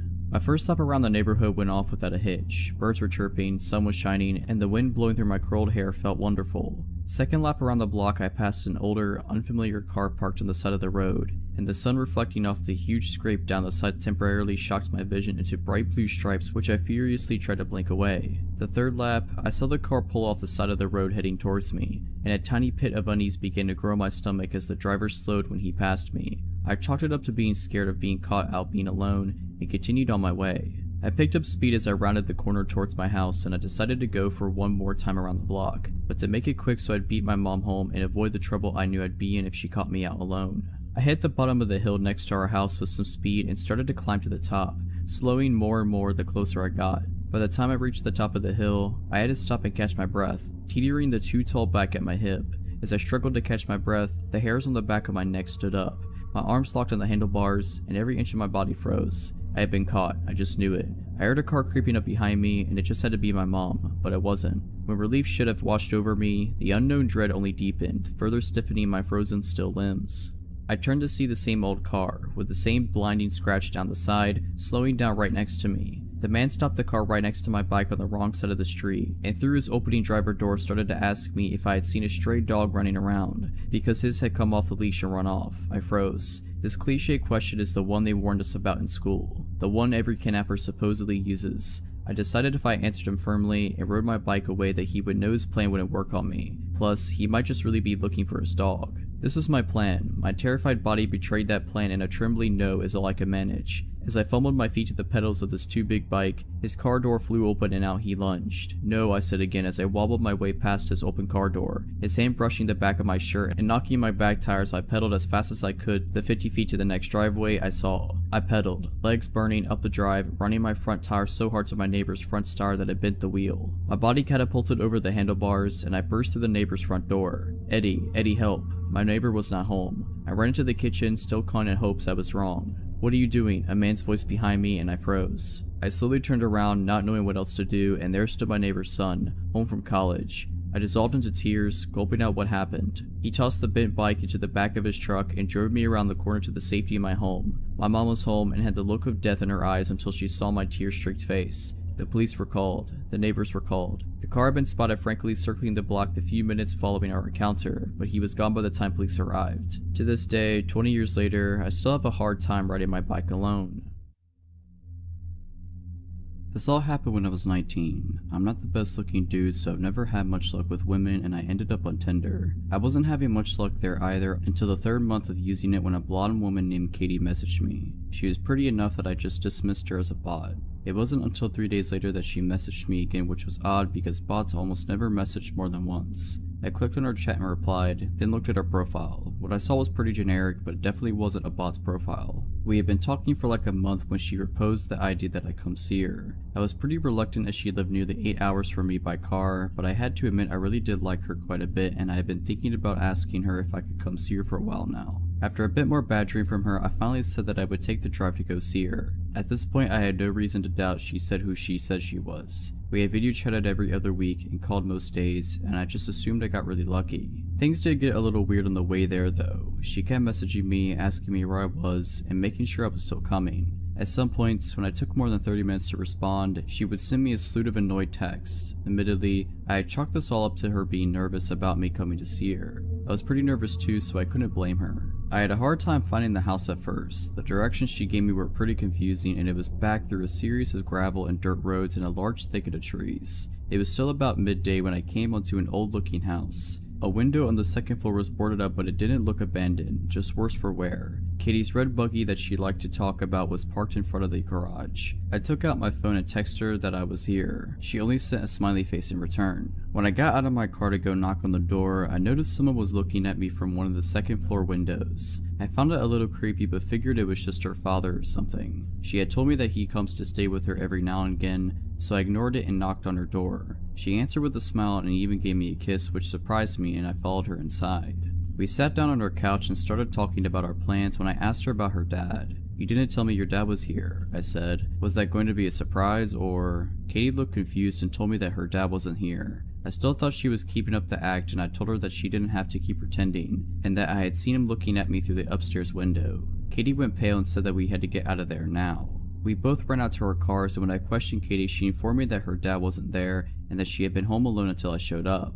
I called the police, and while I was on the phone giving the address, Katie gasped and pointed to the window where I had seen the guy last. He was looking at us from out the window again. I got a better look of him, and he seemed older and frail, almost like he hadn't eaten anything in a while. He left the window after he saw that we saw him. The police took half an hour to show up, and the whole time Katie was crying and mumbling about how she was an idiot for not keeping her doors locked. When the police finally did show up, one started asking me and Katie questions, and the other two searched the house. They came back out a little later and told me and Katie that, while they didn't find anyone, they did find that the back door was hanging open. Whoever it was had ran out into the woods, but the cops were sure the house was empty. After the cops left, Katie asked me to stay the night because she was too scared to be in her house alone right now. I gladly did, and we slept downstairs on the couch as Katie's bed was the room next to the one the man had been in. Katie had also brought out the shotgun that her father had given her but she never used. I told her it was fine, the man's gone, but she insisted, saying she'd feel safer if we had it out. I'm glad she did. Later that night, I was still wide awake, watching TV. Katie had somehow managed to fall asleep.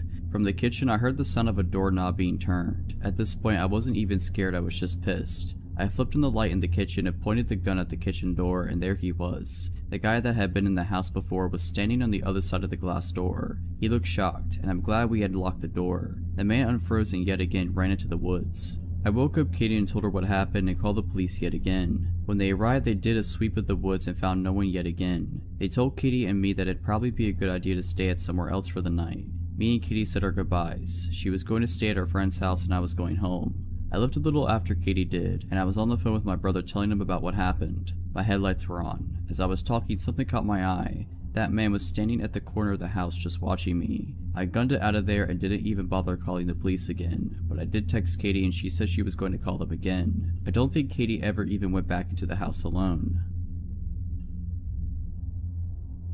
I had to fly out to a small town I'd never been to in order to look for a place to live. A I'm moving there in the fall to start grad school. My boyfriend flew with me. Before the trip, I researched all sorts of apartments on Craigslist and set up a bunch of appointments. Our first appointment was in the afternoon in this sort of remote residential area. The landlord sounded fine over email and asked me to call him an hour before the appointment to confirm that I was coming. I called, he didn't answer, so my boyfriend and I started walking to the house and just hoped that he would show up. Maybe 10 minutes before the appointment, he called me. "Are you coming?" he asked. He sounded like an older man and had this very strange, slow way of talking, but I just thought that he was just older. "Yes, we're in front of the house now." He got extremely upset. "We? Oh yes, my boyfriend's with me. You never told me you had a boyfriend. You never said that." It had never crossed my mind to tell him this information. Since my boyfriend would not be coming to live with me, he was just helping me look for apartments on the trip. I told the man so, and after a very long pause he said, "I'm sorry, it's just sometimes people don't tell me when they're married, and it surprises me. I'll see you soon." Then he hung up.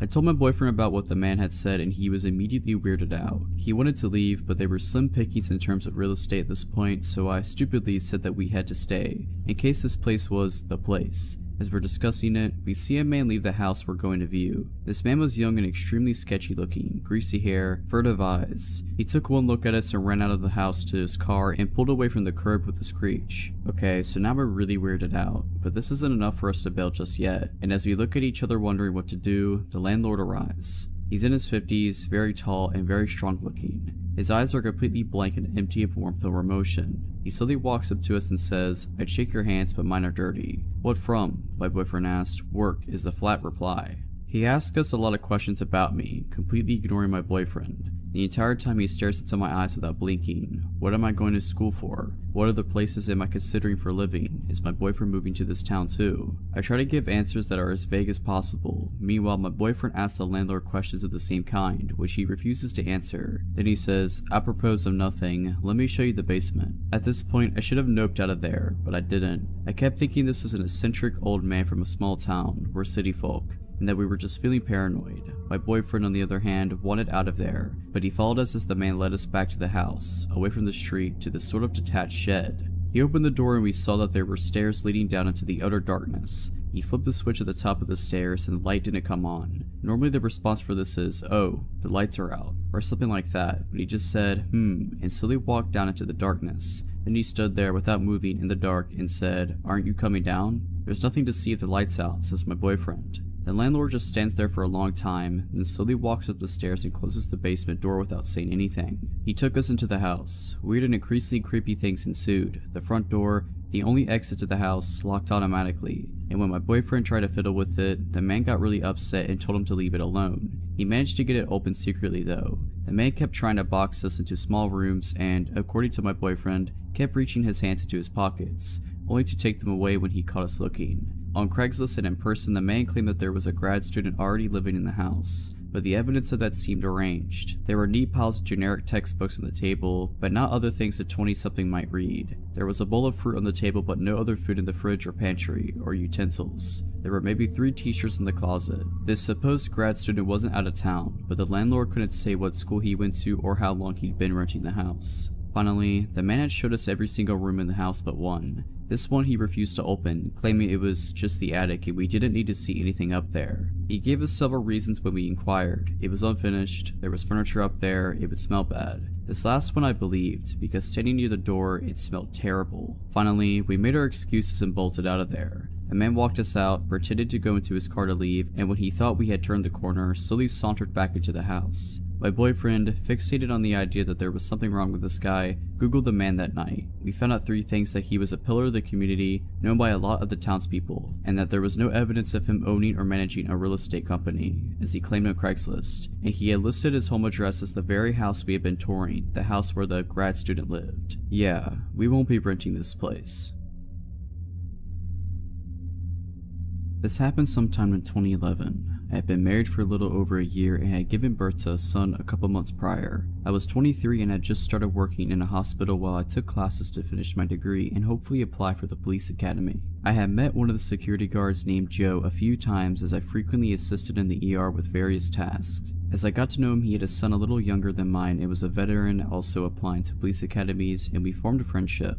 We exchanged numbers as he offered to help me train and give me pointers for the physical portion of the police test since I was out of shape after having a baby. One day while talking to him, I mentioned how where I would study when on break was so loud and wish I could find a quiet place to sit. He offered to give me a tour and show me all the hidden places employees would use. It was a Sunday, so the hospital was quiet and I met up with him. We walked around and he showed me gray areas and offered to show me where the helipad was. We went through areas that were blocked to most staff. As we climbed the stairs and got closer to the roof, I started to get anxious and felt my stomach drop.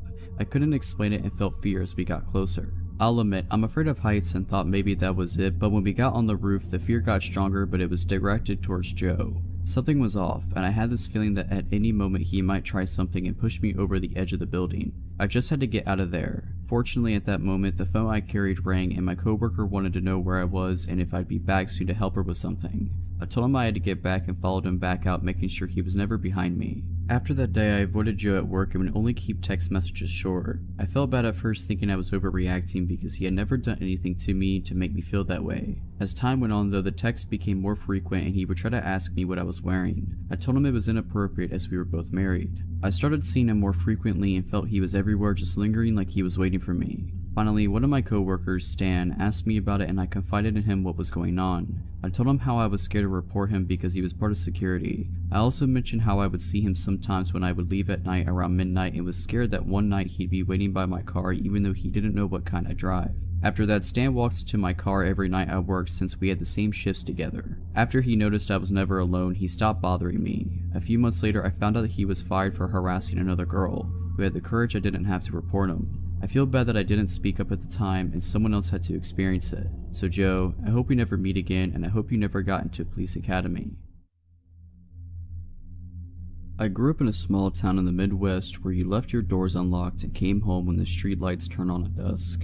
After moving away for college, I decided to move back to my quiet, sleepy hometown in one of the 2 apartment buildings. I'm living there for roughly 3 months when one night I go to sleep early on a Friday night. Now, I'm a reasonably hard sleeper, so when I wake in the middle of the night to noises, I'm immediately alarmed. I'm going to describe my apartment layout for a better understanding. As you walk in the front door, the kitchen is to the left and the living room is to the right. There's a hallway straight ahead with one bedroom at the end. A bathroom is to the left in the hall and my bedroom to the right. I get up from my bed, walk around the end of my bed, and peek my head out of the bedroom door. I look to the left to see my front door open to the outside hallway. There's a loud voice coming from my enlightened kitchen. From my vantage point, I'm unable to see into my kitchen. I froze. I come to my senses after realizing that I've stopped unconsciously breathing. I take a shallow breath to steady my mind and gather my bravery. There's no thought process about what to do at this point. I let my body and my instincts take over. I turn around and head back to the far side of my bed. I grab my phone from the nightstand and quietly remove it from the charger. Luckily, my bed frame is high enough for me to squeeze under without much difficulty. I immediately realize that there is no escape from my hiding spot if things turn south. I'll have to rely on luck to get me through this. I dial 911 and a woman answers and asks about my emergency. I briefly explain in a whisper that an unknown man is in my apartment and that I am currently safe. I lay there, listening to the chaos of my home, reassured by the presence of my cat, Marcy, laying under the bed with me. It seems to me that he's in a phone call based on the one-sided rambling. I tell the operator this fact and explain my fear that he's going to bring other people into my home. He was making enough sound to allow me to give a play-by-play on the call. He starts screaming about killing someone. I'm unsure at this point whether he's talking to the person on the phone or if he knows I'm there. The voice is unfamiliar, but this does little to ease my terror. He then starts ringing the doorbell in the outside hallway and yelling for me to come out. My blood runs cold as I realize that he might come try to find me. Marcy is alarmed by the doorbell that hasn't ceased ringing and she creeps out from under the bed. I panic. What if he hurts her? I start whispering as loudly as possible to get her attention without letting him know my location. She senses my unease and crawls back under the bed with me. At this point, it's felt like an eternity, and I ask the operator how long until the police arrive. She is unsure but assures me that they are on their way. My town is roughly a 30-minute drive to the nearest city police, but I assumed there's a highway patrol that would be coming soon. Little did I know that safety was in a rush to get to me. I hear him walking around my apartment and enters my extra bedroom, which is a storage room with a bed. He hasn't stopped yelling. I'm still unaware whether he is on the phone or not. I hear him mention that it must be a kid's room. I shush the operator because he's ceased his screaming for the moment. I hear more noises like he's going through boxes and throwing things. Then my fear is realized, as I hear him quietly enter my room. I see his feet walk closest to my vantage point. He starts going through my clothes and emptying my hamper onto the floor. He turns around and walks to my bed and sits down. I stopped breathing. I think he lays down at this point since the pressure of the bed lessens on top of me. He's deadly silent and I'm still holding my breath. They're shuffling and moving around and he gets up and walks out of my room. I take a shallow breath and steady my conviction. He starts making noise again like he's throwing and punching things. I inform the operator that he was just in my room and the police need to hurry. I don't know how long I can keep Marcy under the bed and concerned about what could happen if he finds me. He walks back into the kids' room quietly. I shush the operator again because she is continually asking for a play-by-play. I hear him breathing from the other room. After the quietest few minutes of my life, he yells, "Who's there?" I freeze again listening for movement, nothing. I'm starting to get lightheaded from my shallow breathing. The silence is deafening, and I fear he's trying to detect me. After a lifetime, I hear footsteps entering my apartment. I hear a man's voice say, "Hey bud, you're in the wrong house." I've never felt more relief in my life before this night or since. I hear my door close, and I crawl from under the bed and break down. The adrenaline and anxiety take over as soon as the feeling of safety washes over me. A female officer comes around to my side of the bed and puts her hands on my shoulders. I'm trying to keep it together and failing miserably. She let me put my clothes on, and I could hear 3 male voices coming from my apartment. The woman left and came back with a handful of clothes asking if any weren't mine. They all were, and I answered in kind. She shut the door behind her as she left again. I turned and looked out my window and see no lights from the cop car on the street. I look at my phone and realize the call to 911 took 19 minutes. I can't explain the feelings I had at this time since many hit me all at once. The door opened and the officer motioned to have me exit. Taking a first look at my home was almost as anxious as the event itself. My apartment was a complete mess. Clothes were everywhere mixed with garbage and other belongings from my shelves and counters. This man had removed items that he intended on taking and placed them in the outside hallway. They tell me that they found him on the floor in the second room completely naked, holding a bottle of lotion. In his vicinity, there was a winter hat with an unknown substance inside. They tell me to look and see if any of the clothes in the apartment do not belong to me. I tell them no. This man entered my home completely naked and destroyed my home. I noticed that the lid of my garage can was filled with cat poop. It seems that it had been separated from the rest of the bag. The rest of the garbage was littered across the outside hallway. They asked me if I would like to stay here or go elsewhere. Thankfully, my parents lived on the street, and I had an officer drive me there. I explained to my parents what had just happened, and in the next few days, I had to explain the situation to what felt like half the town. The ridiculousness of the story catches people's attention and becomes a slight joke. Now I should feel better knowing that he is in custody, but the events after the break-in do little to comfort me. An officer shows up with a subpoena to appear in court to testify, but I receive a call for a postponement. I just want this to be behind me. After a month, I called the phone number on the paper I received and asked when they are rescheduling for since I hadn't heard anything. The woman informs me that they mailed another and I had not shown up. I asked where was it since I have not received a summons. She tells me that they sent it to my address, but the wrong town. It has been 2 years since this happened and I've since moved 3 times. I don't know if I'll ever be content and happy anywhere, but I'm hoping that is not the case. He was released 6 months after his conviction for some reason or another on parole. He immediately disappeared and fled from his parole officer. So naked man, I hope to never meet you again. So about 6 years ago, I was 21 and I was home from college for the summer and living with my parents. This is deep Texas suburbs, so the houses are all cookie cutter houses built around the same time by the same developer. Every few blocks there's a pool or a park of some sort. Well, every year the community people, I honestly don't know how this gets organized or by whom, have a Rock the Park event at one of the pools/parks within walking distance of my house. Some old guys bring their garage band and cover songs by Aerosmith and the Eagles, etc. The pool stays open late. There's a playground and you can hear the music from every corner of the park. It wasn't too loud though, unless you were nice and close. Well, my parents went on a dinner date that night, so I decided, with my 21-year-old brain, to pour some vodka into my Coca-Cola bottle and walk up to the park for some tunes and have a good time. It's only about a block away from me, so I get there pretty quick and down a good amount of vodka along the way. I'm feeling pretty good by the time I get there, so I head right up to the closest bench, to the stage. They were just standing within some cones and speakers on the grass. There's a person sitting on the far edge of the bench, but I don't really pay attention to him first. There's a good 4 feet of empty bench between us. It didn't take long, however, for him to strike up a conversation. He had a bony face and looked to be about at least 30. He said hello, how are you, etc. I was polite back, but pulled out my phone so he might get the message that I didn't really want to talk. He asked if I'm having a good time, and like a fool, I tell him that of course I am. I'm a couple shots worth of vodka in. I shook my Coke bottle and the small amount left and it fizzed. That was when he started to ease his way in. I stayed on the far edge of the bench, but as he kept talking to me, he kept moving closer. He He asked if I lived around here and I said yeah, don't worry, I walked. I honestly thought he was asking because I was not sober enough to drive. He told me he lived in some vague direction and then asked if he could have my number. I started getting uncomfortable because for the first time in my life, I was alone somewhere and in a compromised state. I told him I didn't know him that well and he said something like, okay, well, get to know me. I told him I needed to walk around because the music was too loud and I had to make a phone call. I ventured to the other side of this large playground equipment with lots of climbable walls and tubes. I make sure he can't see me, but I know he watched me where I went. I texted a bunch of my friends from college telling them what was going on and asking for advice. They told me to leave, but I knew he could see me and I didn't want him to follow. I started hitting up my friends from high school, hoping some might be home for the summer already, and luckily one of my friends was. I told her what was happening and asked if she could save me. She said she could, but that she couldn't make it for another 20 to 30 minutes, which was still well before the event ended. I went over to a different part of the playground where the swings were and took a seat where I could see the stage,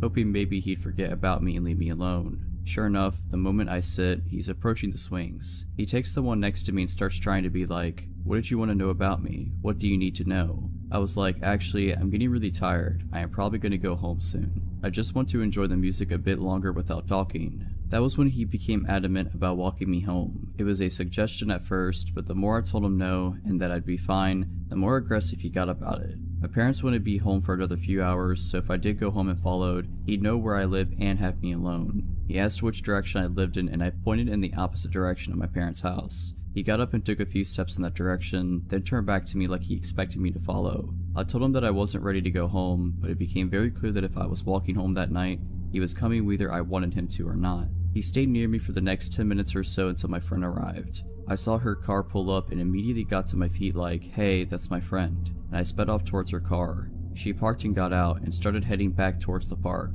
I was like, no, hey, we gotta go now, but it was too late. He followed me and touched my shoulder. He said, hey wait, you promised to give me your number. I hadn't, but I felt rather trapped and figured that if I gave him a fake number, he'd be satisfied enough to let me leave. Sure enough, immediately after I spouted off, he calls it and starts looking at my phone, expecting it to ring. That's when my friend goes, hey, didn't your phone die? And I was like, oh yeah, I forgot, I'll get you later man, text me. And I waved to him and we both sped walked back to her car. He didn't follow, but he watched us drive away. I told her to go to the opposite direction of my house and to take the long way around. So weird guy from the party that wanted to walk me home, let's not meet again.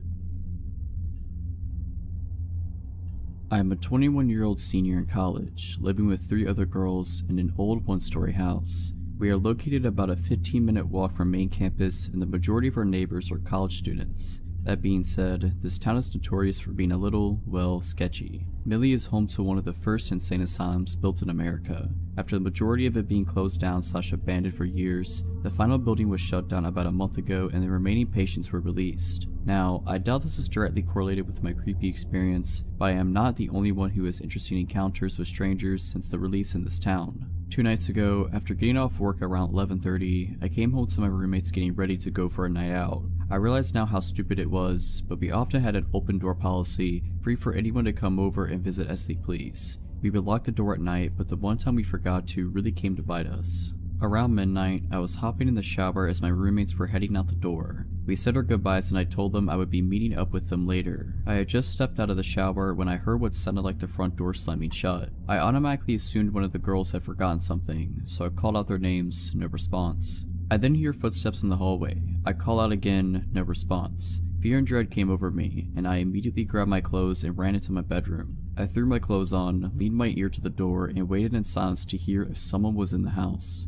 I hear nothing. I decided that it must have been one of the roommates grabbing something and leaving again, so I head into the living room to get my phone. 6 missed calls and it's still ringing. My roommate, Carrie, was on the other end. I answered and immediately could hear the panic in her voice. Lay, are you in the house? Me? Yes. Why? Carrie? You need to get out. Sam drove by and he said he saw a man walking through the front door. He called the police, but you need to leave. Nothing was going through my head besides pure adrenaline and fear. I wasn't sure of the man's intentions, but I sure wasn't going to wait and find out. While remaining on the phone with my roommate, I bolted out the front door and hid behind my car. I watched the house from afar, waiting anxiously to see any movement. As my friends approached in a truck, I sprinted out from behind my car and jumped in the back of their truck bed. Just as I did that, a dark figure scurried off into the woods running in the opposite direction. I can only assume he had been inching closer to as I was waiting for them to arrive. I screamed and we floored it out of there. I refused to go back into the house until the police arrived and it had been triple checked. There were no signs of anything being touched or stolen, which makes me wonder what the man's intentions were.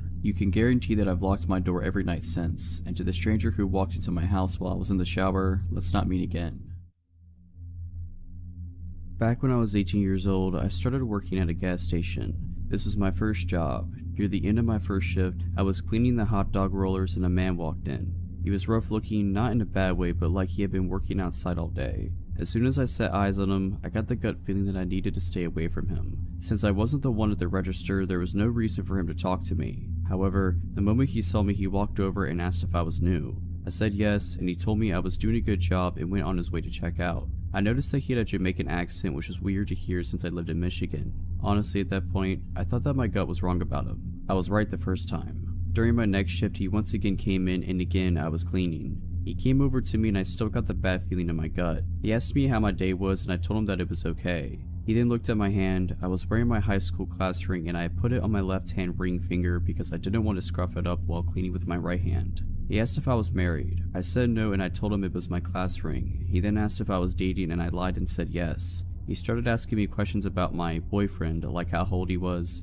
did I want to marry him, and if we were in a physical relationship. I told him I wasn't comfortable with answering that and he got mad but dropped the conversation. He would continue to ask me questions about my love life every time he would come in. After about a month and a half of this, I noticed that he would come in every day that I was working. This was weird because the days and hours that I worked changed from week to week. I asked my coworkers if he came in when I wasn't here and all of them said no.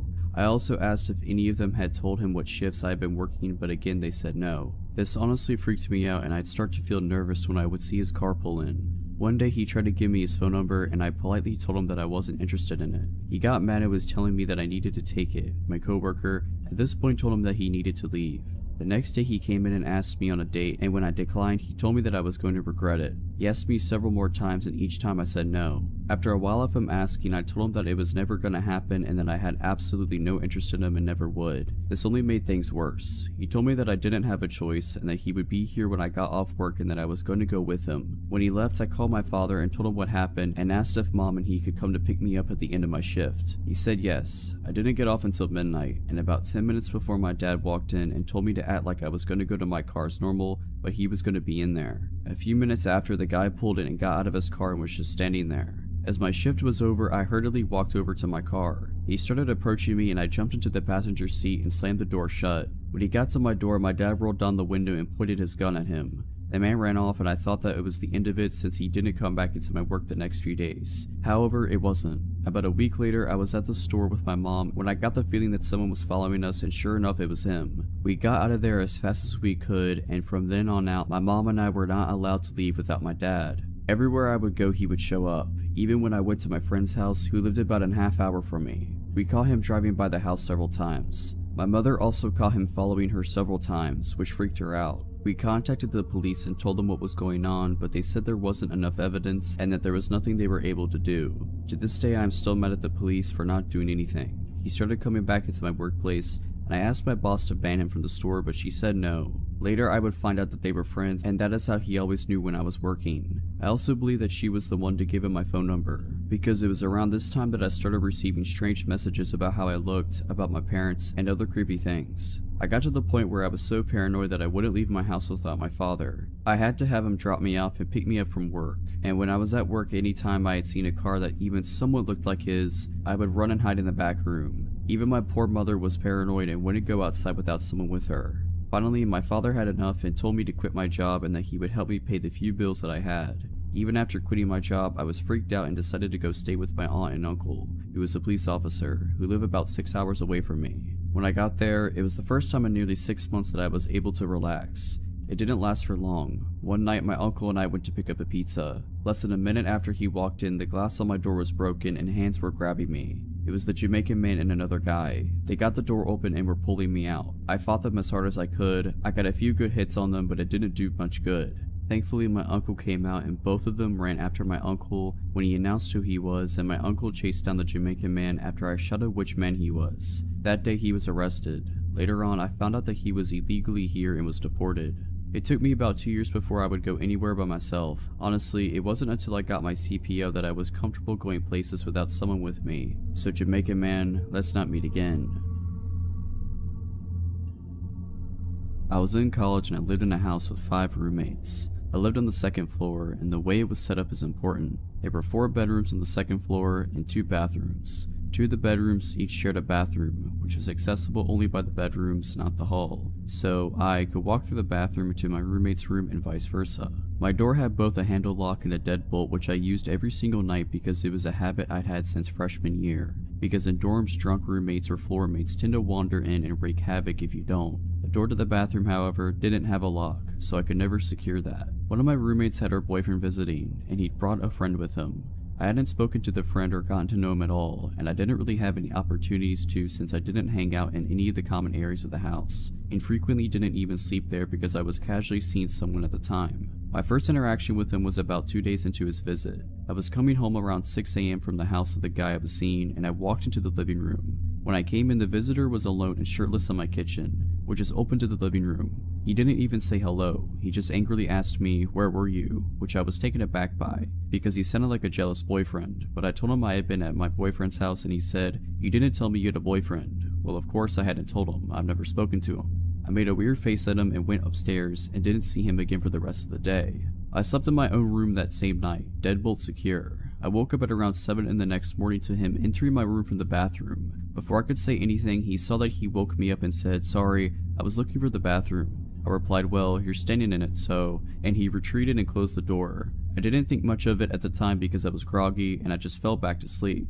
Now, despite all that, up to this point he didn't really creep me out, he just seemed weird. But later that day is when it got worse. I came home from my classes and went up to my room. He followed me and let himself into my room without knocking. The door had been closed, and I made it clear that that wasn't okay, but he was being friendly, so we chatted normally for a couple of minutes because I didn't want to be rude. Then he decided to say, "I think you're the one. The first moment I saw you, I knew you were the one and you're gonna marry me." Obviously, I was taken aback by this as this was only our 3rd interaction and we'd spoken for maybe 2 minutes total. I told him that I had no interest in marrying him, that I wasn't even attracted to him, and told him to leave me alone now. I decided to leave and called the guy I was seeing and told him what was going on, and he told me I could stay over at his house until this weirdo left. A couple of days go by and the weirdo was supposed to have left for good, so I went back to my house. I slept in my room that night with the door locked as usual. I woke up to hear someone trying to come in through my main door, but thought it was just one of my many roommates. Then I hear the bathroom door open and someone walking into my room.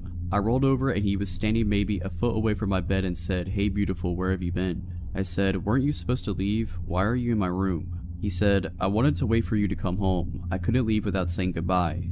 And then he tried to climb into my bed with me and kept touching me while saying, "Scoot over, I want to say goodbye properly." To which I started yelling, "Get out of my room. I didn't invite you in. Leave now." I smacked his hands away from me and he got upset but left without much of a fight. I immediately left my house and went to my boyfriend's. The guy did finally leave later that morning. The next day, despite me yelling profanities at him and telling him how creepy he was when I last seen him in my bedroom, the guy still decided to find me on Facebook and try to add me. Nope, blocked immediately. So, creepy guy, let's not meet again. This was back in November of 2018 and takes place in North Carolina. I was 14 at the time. My family and I just moved across states. We had just gotten to the city where we planned on living after a long road trip. We were all hungry, so decided to go grab dinner before we went to pick up the keys to our new house. We went to this local pizza shop. Since we had our dogs with us, we hadn't moved into our house yet. We decided to eat in the car. I'm a pretty fast eater compared to the rest of my family, so I finished way before them. After I was done, I decided to bring my puppy out to do her business. We were standing just a little ways up from the car, playing in the leaves on the ground. I grew up in Florida, so I wasn't used to seeing piles of autumn leaves, so I was just living my best life, not paying attention to my surroundings. When a man taps on my shoulder, my dog notices him and immediately tries to jump on him, as she does with anyone, so I pull her back while I'm backing away from him. He looks to me in his mid-40s to 50s. He smiles creepily at me like it was forced. He says in his scruffy southern voice, "You have my dog, my border collie." Immediately a red flag goes off in my mind, as my dog looks very obviously like a boxer, nothing like a border collie. I just say nervously, "I think you're mistaken, sir, this is my dog." Not even telling him how my dog does not look anything like he was describing. I look over to my parents' car that was just a couple feet ahead of me, unsure of what to do. They hadn't even noticed the man approach me. They were on their phones. The man now asked me, well, you would be able to come help me look for my dog, right? I can feel my stomach drop in that moment. I still don't want to make a scene, as I'm probably overreacting.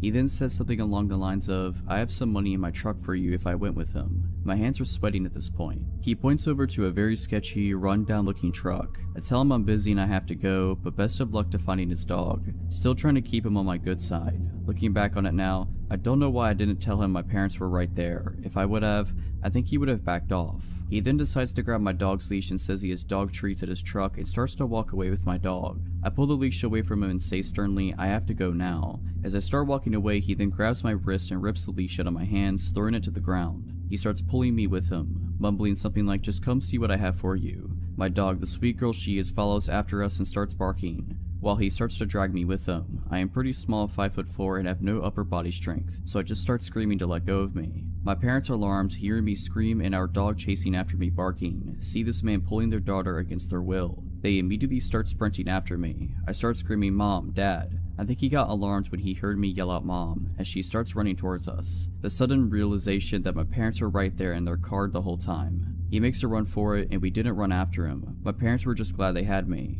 This is definitely not a good way to start off our new life in North Carolina, not even have lived there a day yet. I did not wish this to ever happen to anyone, as it was terrifying. But my advice is for you, don't be afraid to use your words, even if they offend the person.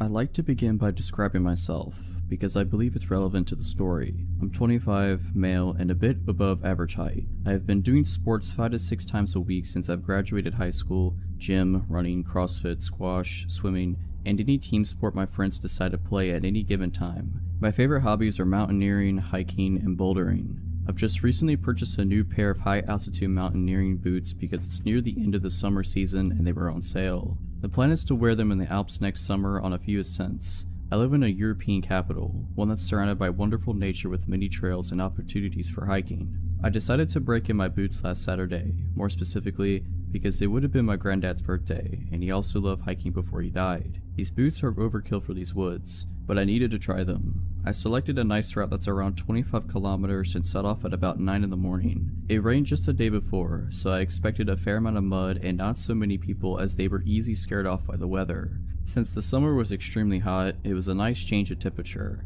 especially between trees and such, where it's a few degrees cooler than in the city. In the not so distant past, my dog would have definitely joined me on this hike, but she's turning 14 this year and she doesn't enjoy long distance walks anymore. My girlfriend had to do something for work on short notice, so I knew from the moment I woke up I would be doing the hike alone. The first half of the hike was perfect. The altitude difference along the trail is minimal, I barely broke a sweat, and I misjudged how many people would be out due to the storm the day before. I met at most 6 to 7 people during the first 2 to 3 hours, and most of them were cross-country runners. It's worth mentioning that I wasn't walking quickly. I stopped on many occasions to take pictures or study some animal tracks. There are deer and wild boars in these woods, nothing more menacing, not animals anyway, but I won't get ahead of myself. Between 12 and 1, the path ran into an actual road, one where cars can go. This road is asphalt, but deep in the forest and can only be used to reach certain landmarks that are also in the forest, so cars seldom go here. My trail required me to take this road for a few hundred meters. As I was walking along the road, I heard a car approach from behind me. It went past me, not too quickly or too slowly. It was an older, green SUV with a fresh registration. You could tell by the license plate. Probably an import. Anyway, I thought nothing of it at the time. Then I heard it come back. It drove me past for the second time, now very slowly, and I could clearly see 2 men sitting in the front seats, wearing baseball caps and sunglasses. Both had stubble beard game going on as well. I assumed they were gamekeepers, even though their cars have a crest on the hood and on both front doors. As I hike a fair amount, I know these things, I see them around quite a bit. They would also not be driving a car like this. They have Jeeps which are more suitable for the forest. Still, I felt no discomfort, and again, I thought nothing of it. Then, my trail left the asphalt road and began snaking in the woods again. I walked ahead serenely, gazing at trees and whatnot. Then, I suddenly had the strange sensation that something or someone was behind me.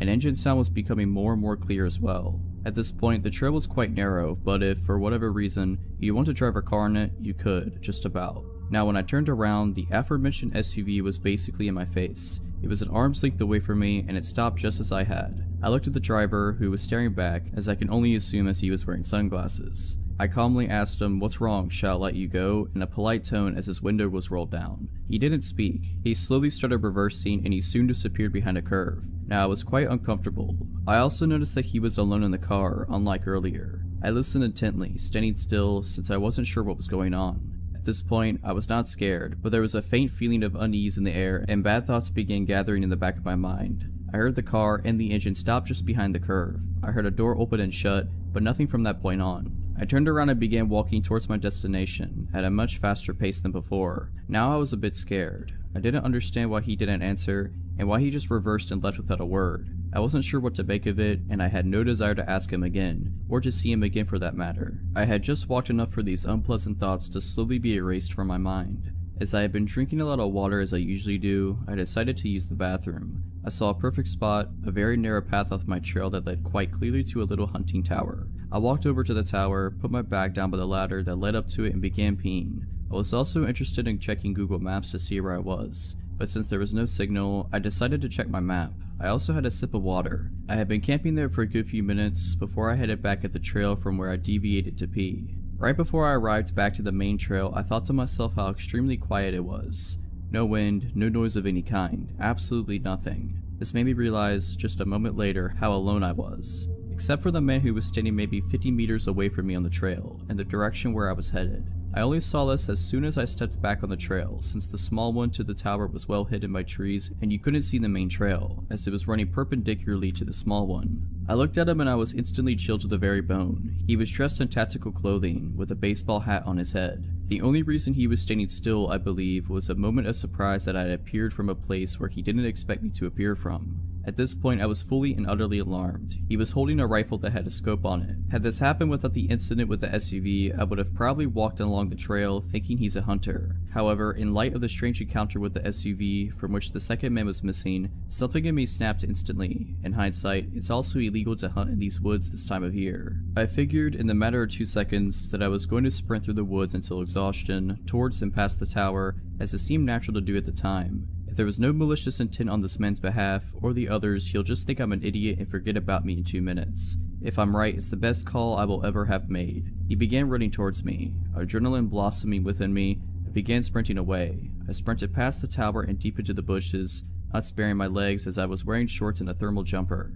I crashed through branches, small trees, and slipped on several occasions. I really did sprint until I was exhausted. It must have been several kilometers. I even crossed some smaller trails but didn't even bother to look either way. My pulse was a billion the whole time. I began checking my phone for a signal, but nothing. I was already really angry at myself for not memorizing the license plate. After a while I began power walking, but still off trail straight ahead in a direction that I knew would sooner or later lead me out of the woods. When my phone got a signal, I told the story to several people frantically, but no one took me too seriously. They said I was overreacting and whatnot. You must have misunderstood the situation. Finally, I reached a trail that led directly to a cute little town that borders this rather large forest. It felt like an eternity, but I walked the last kilometer to the main square, took off my jumper and put it in my bag. At least I looked a little different from far away. I waited for a bus that took me back to the station near my car, rather anxiously. After the bus ride, during which I studied each car on the road, I walked back to my car, got in and drove home. My dog welcomed me like I was coming back from a 2-year deployment. Dogs are just amazing. She must have felt that something shook me up.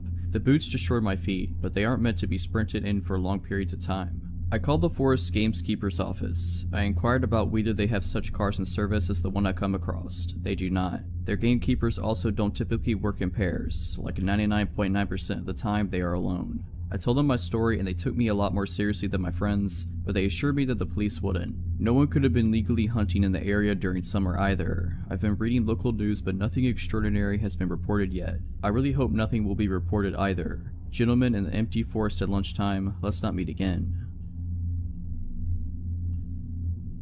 This happened a couple years ago. In 2016, I had just turned 18 and was in my second semester of community college. I was lucky to get to take a few specialized classes that were requirements for my major. These classes require me to drive about 45 minutes every Monday, Wednesday, and Friday to the main campus of my community college system. This is relevant because I was going to a town that I didn't know much about and didn't know anyone who lived there. There was a man in my class named Eddie. He was a big guy in his late 40s. We spent a lot of time in the lab for these classes, and he was stationed right across from me. I was a bit more naive and unsuspecting at the time and wanted to be nice, so I talked with him and my other classmates quite a bit. It was a lot friendlier to him than I would be nowadays. He started being overly friendly to me and would stand too close and ask too many personal questions. He'd flirt with me in class, to the point it seemed to make other people uncomfortable to watch. He also started staring at me a lot, with an intense look that scared me. Of course, being young and not wanting to hurt his feelings, I decided to ignore it as best as I could. I told my boyfriend about it, but again, Eddie hasn't actually done anything to me, so there wasn't a lot I felt like I could do. A few weeks after that started, all of us were hanging out in a small break room type area, studying for an exam in our next class, which was about 30 minutes away.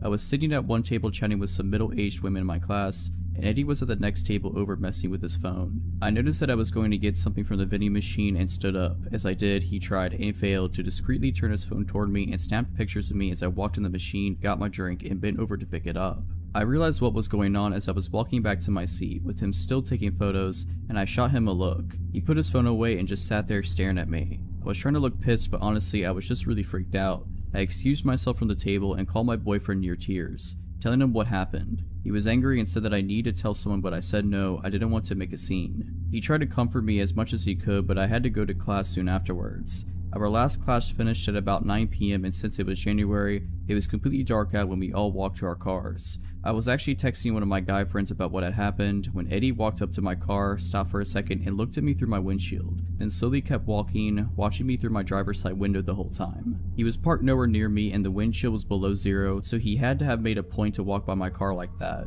I was terrified, and with my hands shaking, I started my car and drove home as fast as I could, calling my boyfriend on the way and crying. After that, I decided I needed to talk to my professor about what was going on. I was so nervous, but I asked her the next week if I could talk to her privately when class was over.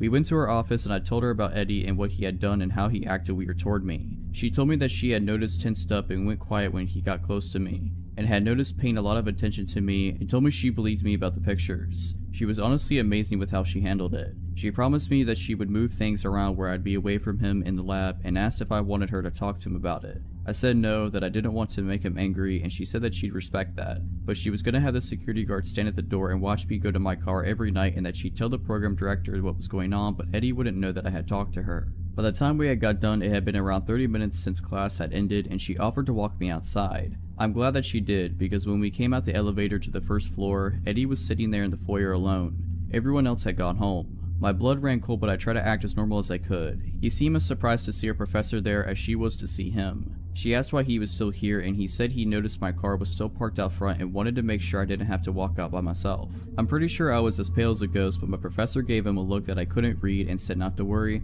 She's walking me to my car from now on, and the security guard will be there every night. He said that was good and quickly said goodnight and left. It still chills me to think about what could have happened if my professor didn't walk me down to my car that night. I have no idea what he was capable of doing. After this, she rearranged our seating, made sure we were never grouped together, and I started making sure I walked out to my car at the same time as a few other women in my class. The security guard was usually in the foyer, and we only had a couple months left of class, so there weren't really any other incidents, but I still caught him staring at me sometimes, and he looked like pure rage. It's been a few years, and I don't go to that school anymore, and I'm moving to a completely different city soon. But Eddie, let's not meet again.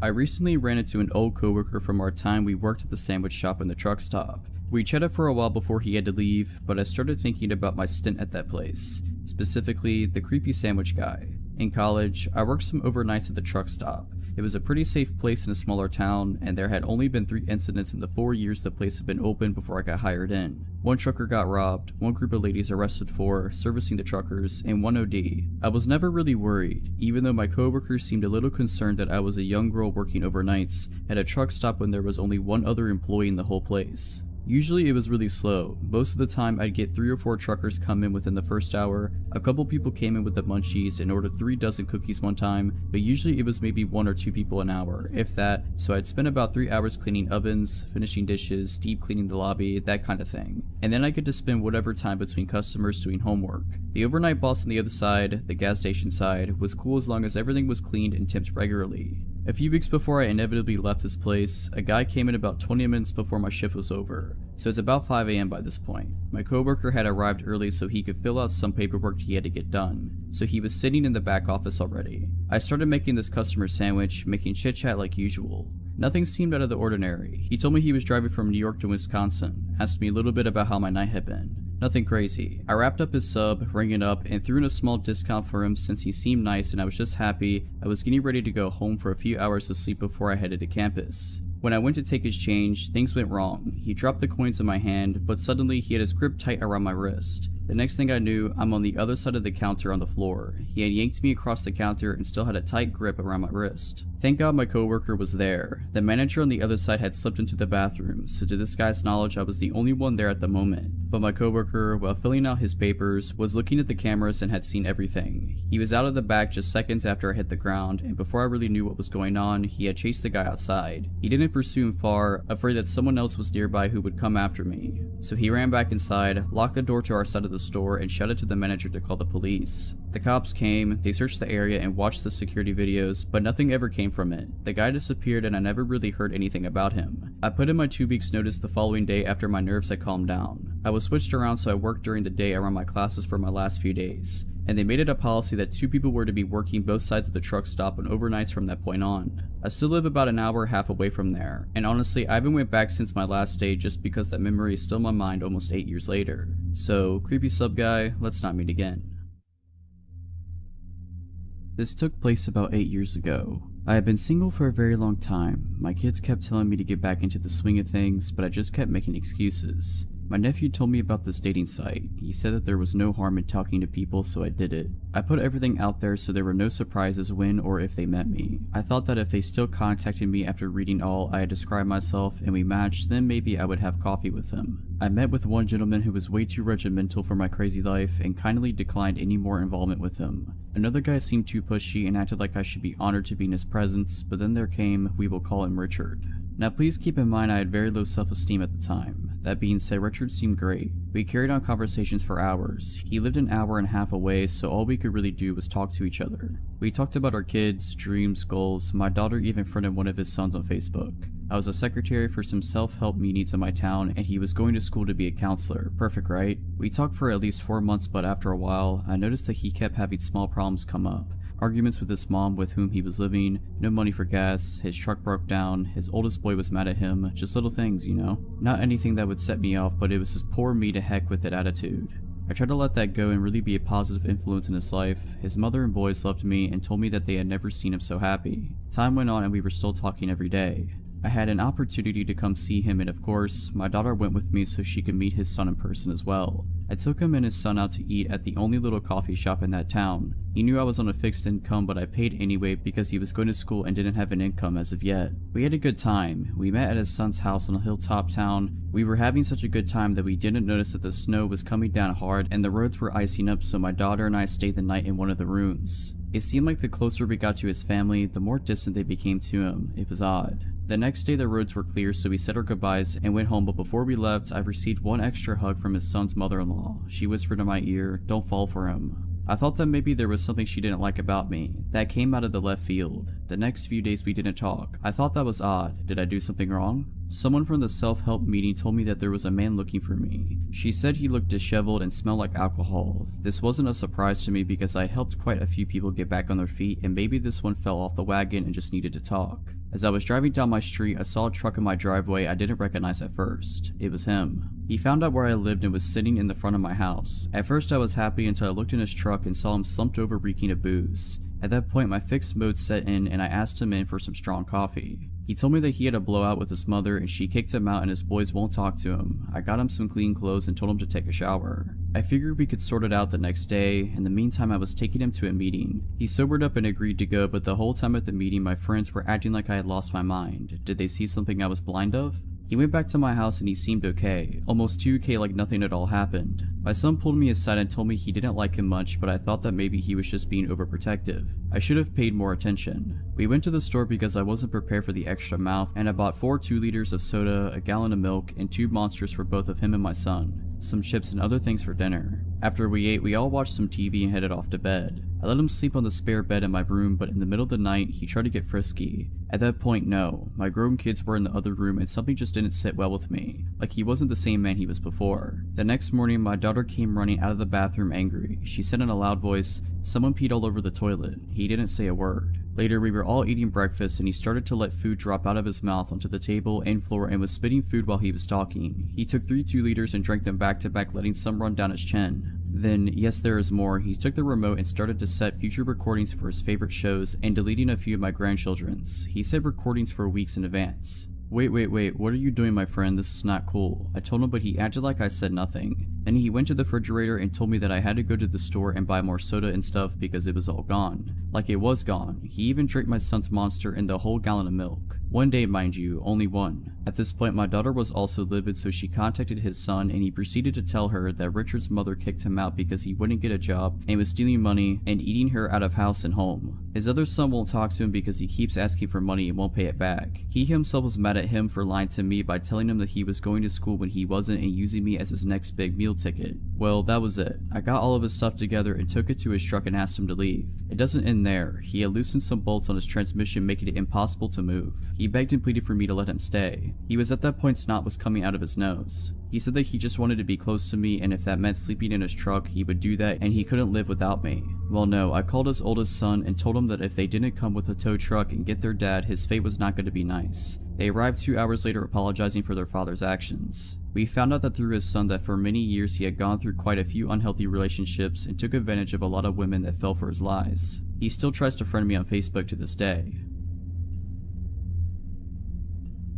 When I was 16 years old, I decided to surprise my parents with a bouquet of flowers for Valentine's Day. We've always celebrated this as a family holiday rather than a romantic one. I didn't have a car to drive to a florist, but my high school was within walking distance of a hospital boasting a gift shop that sells floral arrangements. Between classes during the week of Valentine's Day, I set off for the hospital by my lonesome, cutting across campus to walk through a network of side roads populated with specialty doctors' offices that kept odd hours. The sort of buildings where traveling doctors mainly hold surgery consultations or perform small procedures a few times a month. The trip there passed without incident. As I was walking back through said deserted roads with a vase of flowers in a tow, I noticed an unkept 1990s car close behind me. While my memory of the car is hazy, I am left with the impression that there were at least 2 men within whose faces I could not see. Initially, I assumed that the driver was simply afraid of hitting me, the reason they weren't passing by, so I made a point of dramatically trudging further into the grassy shoulder of the road, demonstrating to them that they could drive safely ahead. They still refused to pass me by, continuing to creep along behind at a slow pace. Beginning to suspect that the driver was more interested in me than a destination,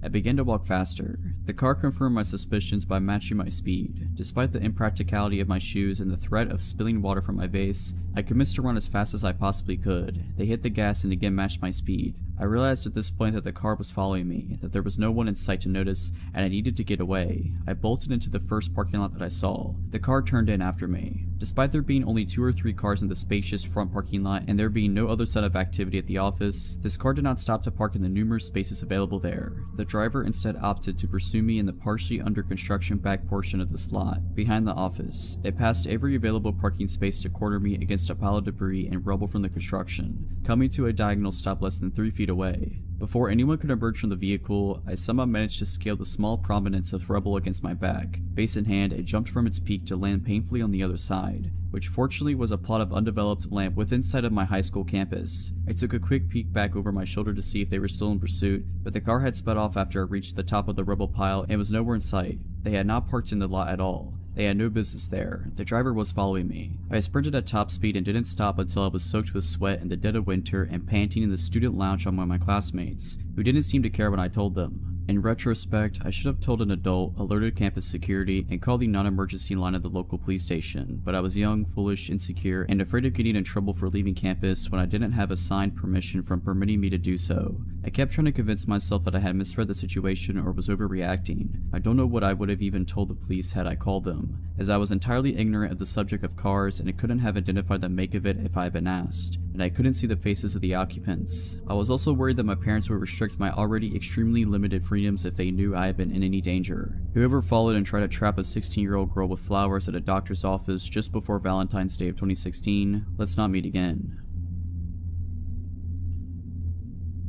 So when I was in probably 2nd or 3rd grade, we had an early dismissal. For those of you who don't know, that's when school goes for longer than half a day, but we still get out an hour or so early. I remember sitting silently in class working on math problems when the phone rang. I joked to my friend next to me that I hoped it was for me. We all watched the teacher answer the phone because we knew that 90% of the time it meant someone was leaving class. When the teacher's eyes met with mine, I suddenly got pretty worried. My teacher said something into the phone and then asked me, "When are you getting off the bus today?" I thought this was really weird. My mom knew I would be getting home because she had to leave work early so she'd be home when I got home. I just told the teacher the normal time. The teacher talked for a few more seconds and then hung up the phone. I asked her what it was about and she told me that my parent just wanted to double check what time I got off the bus. I didn't really think about it too much for the rest of the day. Later I got off the bus and walked home without incident. When I walked in the front door, my mom asked me about my dad and took my coat. I remembered the look on her face when I asked her, "Why did you call the school to see what time I was getting off the bus?" She looked shocked. She said that she hadn't called the school. I told her the whole story and she immediately started making frantic phone calls. I knew that something was wrong. I watched some TV while my mom talked. About 20 minutes later, my stepdad came home early from work. About 10 minutes after that, a state trooper pulled up. I was pretty scared because I thought that somehow I was in trouble. The state trooper asked me a few questions like, "Has anyone tried to talk to you while you've walked from the bus stop? Have you seen anyone parked at the bus stop who didn't have a kid get into their car? Has anyone tried giving you a ride?" The answer to all of his questions was no. I had never seen anyone suspicious as we lived in a pretty nice neighborhood and it was mostly old retired folk who live around us. My mom asked me to go upstairs to pack my bag as it was my dad's weekend for visitation. When my dad got there to pick me up, he was questioned pretty heavily by the state trooper. I had been eavesdropping from upstairs. My mom called me back down and I left with my dad for the weekend. My dad ended up teaching some basic self-defense, which I thought was pretty cool. I never heard anything about the situation and eventually I forgot about it. Fast forward to today. I was watching a horror movie when I then remembered the whole incident. I asked my mom about it and what she told me chilled me to the core. She told me that someone had called my school posing as my dad. This man knew my dad's full name, my full name, and my mom's full name. He kept saying that my mother wanted him to pick me up from the bus stop because she wasn't going to be able to leave work early. The school didn't even bother calling my mother. I believe that the only thing that saved me from being abducted was the fact that I had told the man that I'd be getting off the bus at the normal time, which was around 3:15. I had actually gotten off the bus at around 1:45. So creepy guy who wanted to abduct me, let's not meet. For context, I am a 19-year-old girl and was taking summer classes at a community college this summer. One of the classes I took was public speaking, which met Tuesdays and Thursdays. This guy, I don't even know his name, immediately gave off weird vibes. To get from our classroom that was on the second floor, he had to go down a hallway, down a stairwell to the first floor, through the main lobby, and out the sliding doors. He started waiting for me after class and followed me all the way down this route to my car. Didn't matter if I pretended to be on the phone, had both earbuds in, kept my head down, literally power walked away from him, gave him bare minimum responses, etc. He would wait for me, follow me / try to walk with me, and the whole way would be talking to me and asking me questions. Like asking me about each of the cars I drove to the school, since my family has to share cars. Even after I suddenly dropped I had a boyfriend. So he definitely knows my car. I got a very bad feeling after a while of this happening and told the class's professor. She immediately took it seriously, notified camp security, and told me to always stay after class so she could walk me to my car. However, true to form, the guy stopped showing up to class for at least 2 weeks or so I thought it was fine and that the crisis was averted. And it was, until one day he showed up to class again. As soon as I saw him enter the room, my heart dropped. During this class, I slipped a note to my professor telling her he's the kid in the blue shirt, and she told me to hang around after class. I did, and so did the guy and another female student. Before he tried to talk to the professor about why he should pass the class despite never showing up or doing the work, the professor asked me and the other girl to wait in the hall. From the hall, we could hear him yelling aggressively at the professor. He eventually left and came out into the hallway we were waiting in and pointed at me and said, "Wait for me." Mind you, I have no idea who this kid is. I instantly got the creeps and rushed back into the room to tell my professor, who was equally creeped out. Having overheard our conversation, the other female student came back into the room approximately 10 minutes later and told me and the professor that the guy was just standing in the hall waiting for me. The professor called campus security multiple times, phoned the front desk multiple times, but she received no responses. So we took it to our own hands and came up with a plan to leave the classroom together, pretending to be in a very deep conversation with each other, walk past the guy without even looking at him, and walk down the stairwell to the main lobby. His eyes bored into us as we passed him, and we entered the stairwell. He stood up and followed us. The professor and I exchanged looks of terror but kept her cool act up, stopping at the main desk in the lobby and pretending to converse with the secretary. The guy passed us, still staring at us, and walked out the sliding doors where he was out of our field of vision. We literally had to track down the campus security ourselves and tell them everything that had happened, and my professor was furious. After we saw security camera footage of him lurking around, she contacted the local police because she and I both had that very strong gut feeling that this kid was not right and that we weren't safe around him.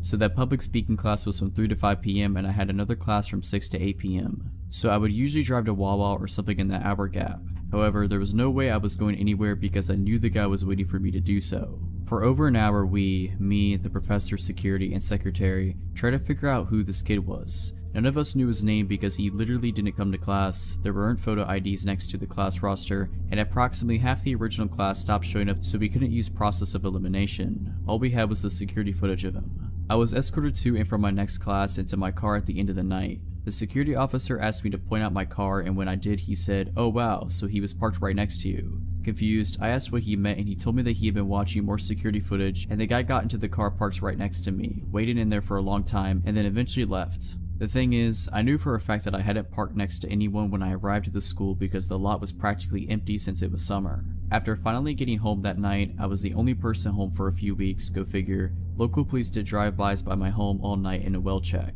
When I returned to the school 2 days later for my Thursday classes, I was informed of chilling information. Footage showed him waiting for me in his car on Tuesday after our shared class, which I had already been told, but it also showed him coming back to the parking lot at around 8 p.m. when my last class got out and sitting in his car. I never told him about my schedule or any of the classes I was taking.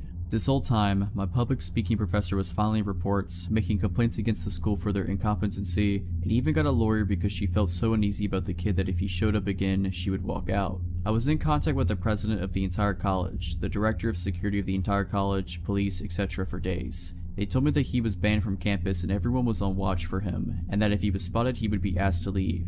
Until the director of campus security, middle-aged man, called me and told me that he identified the kid and talked to him, via telephone call mind you, and he told me that the guy, and I quote, just wanted to be my friend, and told me that whatever I was doing with the guy, you know, literally running away from him, probably made him think I was flirting with him. My professors were absolutely furious and excused me from physically attending class for the rest of the semester. I still don't know his name, and I hope I never have to learn it.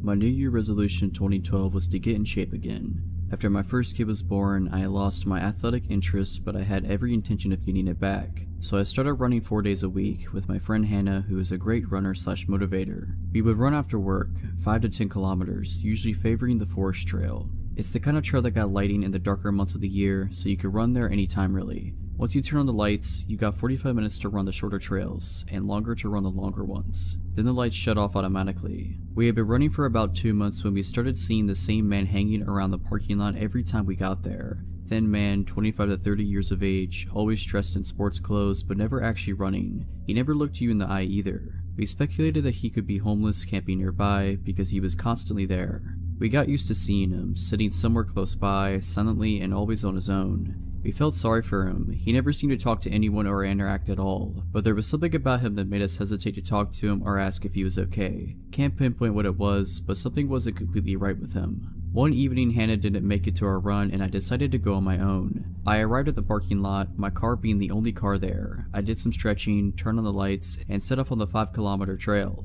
I hadn't seen the thin, silent man when I started my run. Perhaps it was getting too cold to sit there now since it was autumn, dark, and getting closer to the freezing point. He must have been here though, somewhere in the shadows, because when I got to the top of the first steep hill, I could hear heavy breathing somewhere behind me. I look over my shoulder and I see him. He is running like a man obsessed. In regular shoes, not running shoes, with his arms moving in a really strange, stiff manner as he was made of metal. His hands like arrows, straight in an upward inward angle, sort of like a sprinter but more extreme, moving like a robot. He had never done anything to harm me, or anyone else as far as I knew, but the look in his eyes alone was enough to let me know that I needed to go. I started running faster, trying to create distance between us, and I could hear his heavy breathing getting even more strained. I ran like my life depended on it, adrenaline pumping through my body and giving me new strength. I tore off my necklace and threw it on the ground thinking, I must leave a trace if he takes me, something must be left behind. I tried screaming, hoping someone would be close enough to hear me, but I couldn't scream my lungs out and keep up the phase at the same time. He was still behind me, maybe 100 meters behind now, but I figured that if I trip and fall, or run out of energy, or fumble with the car keys once I reach the parking lot, then I'm screwed. So once I reached the sharp turn on the trail, I went off the trail and ran straight into the dark woods. I ran only a short distance and then I laid down flat on my stomach, my hands searching for a rock to defend myself with if he found me. I realized that I was wearing bright running clothes with reflexes and neon coloring. I had ever felt so visible in the dark before. I could hear him reach the turn and thankfully he kept on running. I started to move slowly and as silently as possible move further into the darkness. My heart sank again as soon as I heard rapid footsteps closing in from the trail. He realized that I must have got off the trail once he saw that there was no sign of me ahead. He stopped and I stopped. I could imagine him listening for any sound, and I held my breath and prayed to make him go away. After a while, I heard him say something in a language I didn't recognize and walk off. I didn't move. I feared that he would wait for me by the car and realized that I had to get off the trail and onto the main road and stop someone. I couldn't go back to the parking lot. I started to make my way further into the woods, knowing that I would eventually end up on the last part of the long trail and close to the main road. The lights on the trail suddenly shut off. That made me calmer at first. The dark was a comfort and protection, but then, after only a few moments, it switched on again. This could mean that another person had just started their run, and soon I would have someone there to help me, or that he was out looking for me. I decided against waiting to find out, and continued my way towards the main road. It was dark and I fell multiple times, my clothes getting wet from the damp vegetation, and I started to get cold. After what felt like a lifetime, I could see the 10-kilometer trail ahead, and I knew I was close to the main road. Soon I could hear the traffic. Once I made it to the road, I must have looked like I had been in a terrible accident. Blood from several small cuts from the falling, and my clothes dirty. My bright runner's shirt soon attracted the attention of a passing car. My waving and desperate shouting made it stop. The driver, a 40-ish man with his 2 kids in the back seat, spent the next 10 minutes or so trying to make sense of what I tried to say between the sobbing and the crying. He asked if I wanted to lift back to the parking lot, and I told him no. Please take me home instead. At home, my husband insisted on going to the parking lot to retrieve the car and calling the police. My husband went back for the car. The driver's seat window was smashed and my phone was gone. So was the photo of my daughter that had been hanging from the mirror. I don't know what he was trying to do or why he chased me the way he did, but the look in his eyes, there was no doubt he had bad intentions. So creepy forest trail man, let's never meet again. This is a story from when I was 18. I'm 25 now. My mom and I were regular attendees of our local church. We both attended different midweek groups. I met with some of the younger ones, and my mom went to one with some of the middle-aged people. Anyway, my mom's group was about half a mile from our house, and we didn't own a car, so she would often walk there on her own. For the 7:30 start, this was fun in summers because it wasn't getting dark until around 9ish. When her group ended at 10, she would call me and I would start walking/running to meet her to walk her home. We would usually meet not too far away from her group, but we would always stay on the phone until we met. On the night in question, all was usual. She called, I got my trainers on, and locked the house and began jogging to meet her.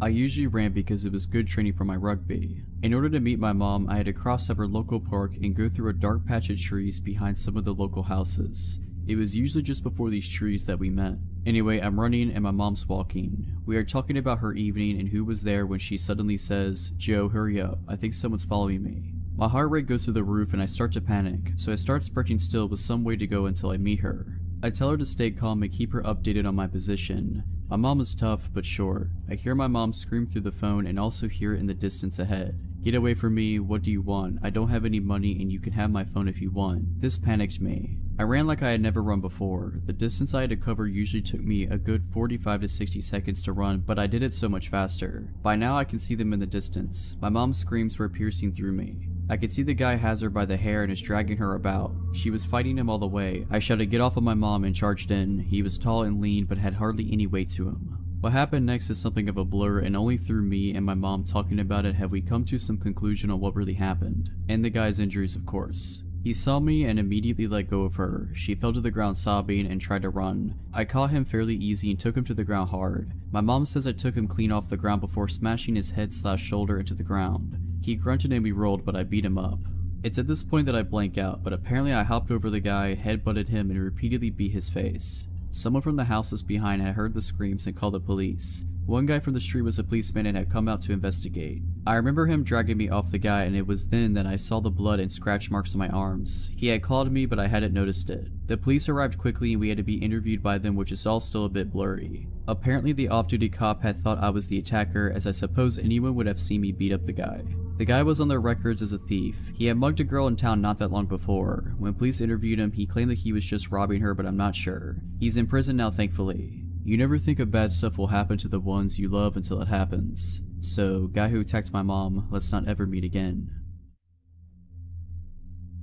In 2012, I worked at a tanning salon in a strip mall. It was across the street from a Walmart that was always crawling with strange people. The strip mall that my salon was located in was poorly lit at night. There was a sushi restaurant and an AutoZone, but other than that, the other stores were vacant. We were open until 10 p.m. while the other two businesses closed around 8 or 9. The salon was never overwhelmingly busy, so there was always only one person working at a time. My best friend also worked at the company, and the salon she worked at was a 15-minute drive from mine. This detail is important later. I'm a night owl, so I worked the 3 to 10 p.m. shift every weeknight. At some point in time, I started getting strange phone calls at 8 p.m. every night. It started off strange, but nothing to be alarmed about. The first time he called went something like this. Caller, hi, I am conducting a survey on women's shopping habits, and I figured calling a tanning salon run by women would be a good place to start. We also send out a gift if you participate in our surveys. Okay, caller, do you typically wear jeans, yoga pants, leggings, skirts, shorts, or dresses? Feel free to list which of each you wear. Me, I wear all of those. Caller, great. Now when you wear dresses or skirts, do you ever wear pantyhose? Me, not unless it's winter. Caller, so how many tights or pantyhose do you own? Me, I have no idea, like 5? Caller, that is great, so would you be interested in us sending you some free pantyhose? Me, I'm not really interested, I don't wear them enough to care. Caller, okay, totally understand. Would it be okay if I call you for a survey in the future? Me, sure. Caller, when do you typically work? Me, every weeknight. Caller, okay, great, talk soon. I shouldn't have given some random person my work schedule, but they were already calling my job, so there was no denying this person could find me if they wanted. Honestly, I didn't think anything weird about the call at the time. Later in the month we had a store meeting, and the weekend sales associate said she had gotten a few weird calls from a guy breathing heavily and asking her questions. She didn't go into details, so I didn't make a connection. The next few times he called me, it seemed normal enough. One survey was on skirts and skirt length and brands. The next was about dresses and their lengths and brands. He kept offering to send me pantyhose though. I kept telling him I don't wear them. He always said, okay, I just want to make sure I am offering them after every call as it is protocol. Then the last survey he called to have me do really scared me. Caller, when you wear dresses and skirts, do you wear panties? Me, yes. Caller, what material are they? Silk, satin, cotton, lace? Me, I'm not really comfortable with this. I think I'm done with the surveys. Caller, come on, I just want to know what you wear under that dress. I'll bring you some panties and nylons right now. Me, no thank you, please do not come here, goodbye. I hung up and freaked out. I called my friend at the other salon and told her about what just happened. She told me the same guy had been calling her location trying to talk to girls about pantyhose and panties too. She said he had even described to one girl what she was doing while she was on the phone with him. The salon she worked at had glass front windows with a desk facing toward the window. My salon also had a glass storefront but the desk faced the wall. The next few nights were not great. He realized we weren't picking up the calls anymore unless he blocked the number. We had to answer blocked calls because if it was another customer and they complained, we would be in trouble. He started changing up the time of night he called, spoofing numbers, etc. His calls were getting creepier and creepier. Heavy breathing, telling us what we were wearing, saying he was picturing our panties. Really creepy stuff. I was afraid to be at work. I made sure to be on the phone with my friend from the other salon every night for my last hour or so. One day though, the calls just stopped. My salon had a waiting area by the desk when you walked in, and then it had a very long hallway with 20 rooms. The last 2 rooms were the spray tan rooms, which needed to be sprayed down each night at close. At the very end of the hallway was a door leading to the dumpsters in the back. To the left of that door was the washer and dryer for used towels and such. This particular night, 20 minutes to close, a weird guy walked in. I had the most intense feeling that this was the creep. I acted normal and asked him his last name. I'd never been here before. Okay. I explained to him how much a single tan on a regular night cost, like $24. I explained our packages, etc., but I knew my words were falling on deaf ears. He just stared at me with his mouth wide open, breathing heavily. He asked for the most basic bed for 5 minutes. Okay, huge red flag. Why even come in? I put him in the bed and immediately got on the phone with my friend from the other salon. She was the manager at our salon, so she decided to close shop early and race over to me just in case I needed her. I had the back door propped open as it was hot in the salon, and I wanted to get a cross breeze going while I cleaned the rooms. The dryer was also running, which could have impacted my hearing. I was in one of the rooms near the front sweeping when I realized it had been 15 minutes and I hadn't heard this guy walk toward the front door yet. I had hoped he would just leave while I was sweeping up in a room so I wouldn't have to deal with him. So I go down the hall to listen outside the room he was in. The room was empty. He clearly had not used the bed as there were no marks or anything and the glass remained clean. I called out to see if he was still in the salon. Sir, no response. I called my friend so fast. I had a horrible feeling of dread. Where are you? I yelled into the phone. I'm pulling up, relax. Did he leave yet? She asked. I frantically explained to her what happened and told her loudly so he would hear if he was still in the store. Bring your bat. My friend comes in about 3 minutes later with a steel bat. Together we started going in rooms one by one. When we got to the 6th room, we heard the back door slam shut hard. We ran to it and locked it. We still checked the other rooms, but we both knew what had happened. He had been hiding in one of the empty rooms and bolted when he realized what we were doing. I don't know what the guy's plans were for me that night, but I'm also thankful my friend was there to save me. So tanning salon perv, let's not meet. About 7 years ago, when I was 17, my parents were out of town for a weekend and left me at home. This was a pretty common occurrence. My parents trusted me. I would usually spend these weekends away staying with friends or family, as my parents' house is a bit creepy to be alone in, even during the day. We live in a small rural town where everyone knows each other, and generally it's pretty quiet and pretty safe. Saturday I was supposed to stay with a friend, but her parents decided at the last minute not to let me stay. It wasn't a big deal that I had to leave. I was somewhat prepared to have to go home because her parents got weird about company sometimes. I left her house, which is about 15 minutes away from my parents' house, at around 9:30 or 9:45. While I was on the way home, I got a weird feeling that I can't really explain. I just knew that I didn't want to go stay at my parents alone. I called my brother and asked if I could stay with him. At the time, he was living with a woman who had a small child. He told me it would be quieter and easier for him to just come stay with me, since his dog would bark if I tried to come in the house. He said he would be at our parents' house in 20 minutes. After hanging up, I decided to stop at a gas station and grab a snack before going home so that my brother would be there when I got there. I pulled into the gas station. There were only a few cars in the lot, which is typical because this is a small town in the rural south where everything pretty much stops after 8 p.m. I parked and walked up to the door. There was a man standing outside the door smoking. He opened the door for me without saying anything. This is normal southern hospitality. I smiled and thanked him. Inside there was another man standing by the door. I noticed him staring at me as soon as I came in. He gave me that gross up and down look and said something to the effect of, "Hey, what are you doing alone?" Creepy. I just ignored him and walked towards the back of the store. He yelled after me and called me a name. I still ignored him. I figured he was drunk or high or just a jerk. Most people around here talk a big game but rarely back it up. I wasn't scared, just annoyed. I got my snacks and paid at the counter. When I walked back up to the door, both of the men were gone. I was happy to not have to deal with any more catcalling. I began walking across the lot towards my car, which was probably around 100 feet away from my door. As I was walking, I looked down on my phone to see if enough time had passed for my brother to be at my parents'. When I looked up, the guy who had hit on me was standing at the pump staring. I looked at him for a second and continued walking. "Hey, you know you're supposed to answer a man when he speaks to you," he said. I remember saying something snarky back to him and getting in my car. He looked pissed at my sarcasm. I locked my doors as soon as I was in the car, started it, and was thinking of nothing but getting home to eat my snacks and hang out with my brother. I put my car in gear and realized the man had disappeared. I looked around before pulling out of my parking spot, only to realize that both men were sitting in a car facing mine across the lot. They were both staring at me and talking, occasionally even pointing toward me. I just stared at them, defiant and pissed. I didn't want them to think they scared me at all. While we were sitting having our staring contest, the man who had opened the door for me smiled and gave me the finger across the throat gesture, as in, "You're dead."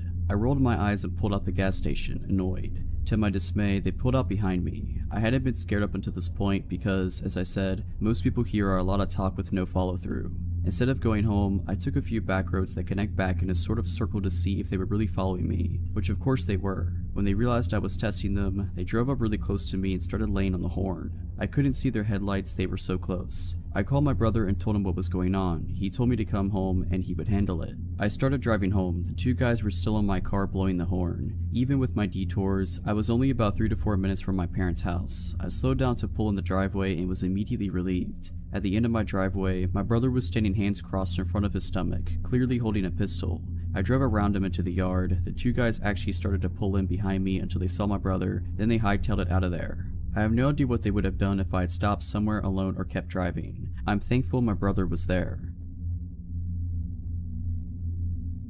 This past New Year's Eve, I went away for the night with my two best friends and one of their moms. I was home for the holidays from college, and my friend Sarah invited me to go to Palm Springs to celebrate New Year's with her mom and our friend Rachel. I didn't have any other plans, so I decided to go with them. We went to a cool city about an hour from where we live that is big on shopping and resorts. We planned to have a pretty calm night, watch the ball drop at a block party thing downtown, have a few drinks at a bar. Since we're on the West Coast, the ball drop is at 9, so at around 8, we ventured from our hotel, walking to the block party about a mile away. On the way, we passed by a very lively bar. We decided to stop by and spend 15 minutes dancing, but didn't get any drinks. We continue on to the block party, get some dinner, a glass of champagne. The ball dropped and they had a DJ, so we spent about an hour there dancing. After we got tired of it, we decided to head back to the bar and hang out there until midnight. Once we get there, Sarah's mom pays for a drink for each of us, but leaves soon after that because she was tired. It's about 10:30 at this point, and Sarah, Rachel, and I are enjoying our drinks and having fun dancing. Rachel tried some of my drink since it was the one she hadn't had before. I went back to the bar to get a second drink, and that's the last thing I remember. The rest I've gathered from Sarah and Rachel. Almost immediately after getting my second drink, I asked Rachel to go to the bathroom with me because I wasn't feeling well, even though I was completely fine 10 minutes before. Once in the bathroom, I just collapsed on the floor, and I was almost unresponsive. Rachel, not worried, somehow drags my half-lifeless body out to where Sarah was waiting for us. Security, seeing my condition and assuming I was wasted, asked us to leave.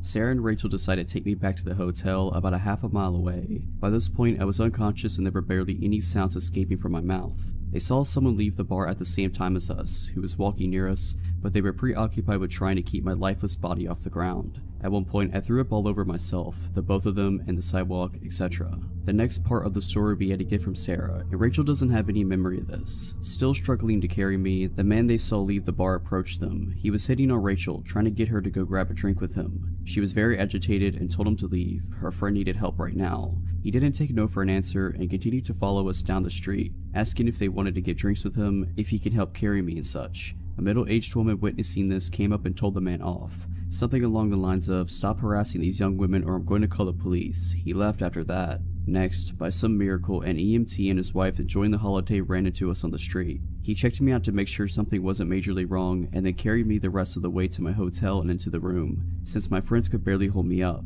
They thanked him profusely and him and his wife left. This is where Rachel's memory kicks back in. 5 minutes later, they get a knock on the door, and it's the EMT and his wife again. They came to let us know that a man followed us to the hotel, and they just saw him pop the gate and start to make his way to our room. My friends called hotel security, but they were unable to find him. My friends didn't get a glimpse of him, but I'm sure it was the same man from earlier. I spent the rest of the night vomiting everything in my body, and dry heaving after that. I woke up the next morning in a pile of pillows and blankets on the bathroom floor. My last memory was at the bar getting a second drink, and my friends filled me in on everything that had happened. Feeling bad, I thought I must have drank way too much, but I had never blacked out before in my life, and the amount of drinks I had, 2 in 2 hours since I didn't get to drink my second at the bar, didn't add up to me being completely unconscious. We decided my first drink had to have been drugged, since Rachel had some of it and had no memory of our walk home, even though she was fully functional. I'm sure that man that was talking to Rachel and then followed us back was the one that slipped something in my drink. To this day, I don't really know how it could have been slipped something. I got my drink from the bar and never set it down. My best guess was that it was already in the cup. Thankfully, I had good friends and kind strangers protecting me that night. This happened back when I was in 4th grade. It's always stuck out to me as odd, but when I became an adult, it dawned on me just how dangerous it was. I had been invited to a friend's birthday party, which was to be held at a popular pizza joint that had a bunch of arcade games and stuff. This pizza place was right next door to a small movie theater, and the movie Titanic just had come out, so there was a decent amount of people in this part of the shopping center. My mom had to run some errands and pick up one of my other brothers, so she dropped me off along the way. She said she was going to stay until others arrived for the party, but I knew she had a lot to do. The place was familiar to me, and I knew my friends were either already inside or would be there shortly, so I just told her to drop me off and I went inside. My mom had also arranged a ride home for me from one of my friend's parents. No one had gotten there yet, so I had to look around at the different games and then went outside the restaurant to wait for my friends to show up. There were a bunch of people outside the theater, lined up waiting to get inside for the early evening showing of Titanic. That's when I noticed that a couple, a guy and a girl, were standing by a car smoking cigarettes and looking over at me. A chunk of time had passed, probably like 20 minutes, and I was super confused why my friends hadn't showed up yet. I knew for a fact that I was at the right place and that I showed up at the right time. I was going over all the reasons why they might be late when the cigarette-smoking couple came over to me and started talking to me. They asked me what or who I was waiting for. Obviously at first, I was hesitant to talk to strangers, but they looked to be my oldest brother's age, late teens, early 20s, so I had been around older people and wasn't too bashful or shy around them, conversationally. I explained to them I was waiting for my friends to show up for my birthday party, but they hadn't showed up yet, and they were all pretty late. The couple made some other small talk. They told me they were wanting to see Titanic, but when they showed up, all the tickets had sold off for the showing they wanted, so they were just going to hang out until the next showing, which they had successfully gotten tickets for. After a little while longer of waiting and talking with this couple, they asked if I was hungry. I said I was, and they offered to buy me pizza. As a hungry kid who was seriously looking forward to pizza, but was unsure if the party was still going to happen, I wasn't about to pass it up. We went inside and ordered and sat down. I ended up hanging out with this couple for a long time. They were being super nice to me, gave me money for the arcade games, bought me as much pizza and soda as I wanted. I had almost completely forgotten about my friends and the party that was supposed to happen, until I saw what time it was. Almost 2 hours had passed, and I started to get pretty nervous/anxious. I wasn't sure how I was going to get home. I didn't have a cell phone, this was 1997, and neither did my parents. My mom would be furious that A, no one showed up to the party, and B, I didn't seek out help from the restaurant or some kind of security guard or police officer, and C, I'd spend the 2 last hours with strangers, accepting food and money from them. I decided to ask this couple what I should do. This is where things started to get really strange. The guy turned to me and said flatly, "You don't need to go home." Thinking back, I definitely couldn't fully comprehend the weight of what he said. I didn't know what to say, so I kind of shrugged in confusion and said I needed to find a phone. I went up to the counter and asked if I could use their phone, and they let me. I called home, but no one answered. I tried again, still nothing. I then told the people at the counter that I was trying to get picked up, but no one was answering the phone at home. I must have looked pretty panicked, because just then the guy from the couple came over and put his hand on my shoulder and said, "Don't worry, we'll get this figured out." He then gave me some more money to play a few more arcade games while he figured it out with the guys behind the counter.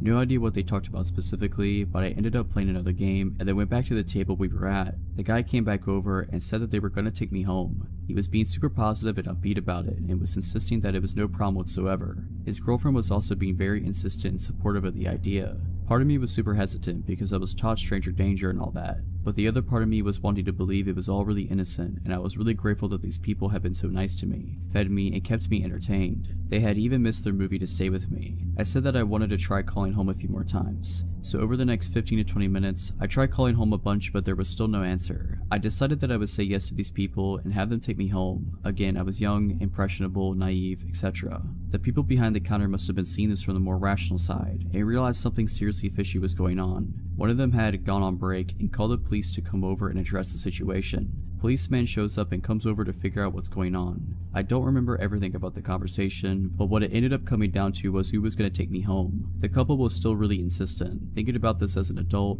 I find it strange that the cop was even considering letting this whole thing to be an option. As an adult, there is no question in my mind that the cop should have shut the conversation down and taken me home, but for some odd reason, they let me decide. I felt like I was being pressured. I remember going back and forth in my mind. These people had been so nice to me and had hung out with me, and I didn't want to be rude, and I also felt really intimidated by the police officer. I remember this part as if it was yesterday. As I was thinking, the cop went over to talk to some of the guys behind the counter, and while he was away, the guy from the couple looked at me with a smile and asked, "Do you want to go with him or us?" I told him I would go with them. Again, in hindsight, I still can't believe the cop let this happen. As we were getting our things to go, the officer did say that he was going to follow us the whole way, which was a redemptive assurance. The officer asked for my address and my parents' names. I got in the couple's car and told them where I lived, and we were on our way. The girl was driving and the guy was in the front passenger seat. The entire drive, the guy was looking over his shoulder out the back window, glancing back and forth between me and the cop following behind us. We pulled up to my house and I went up to the front door while both the couple and the cop were parked on the street.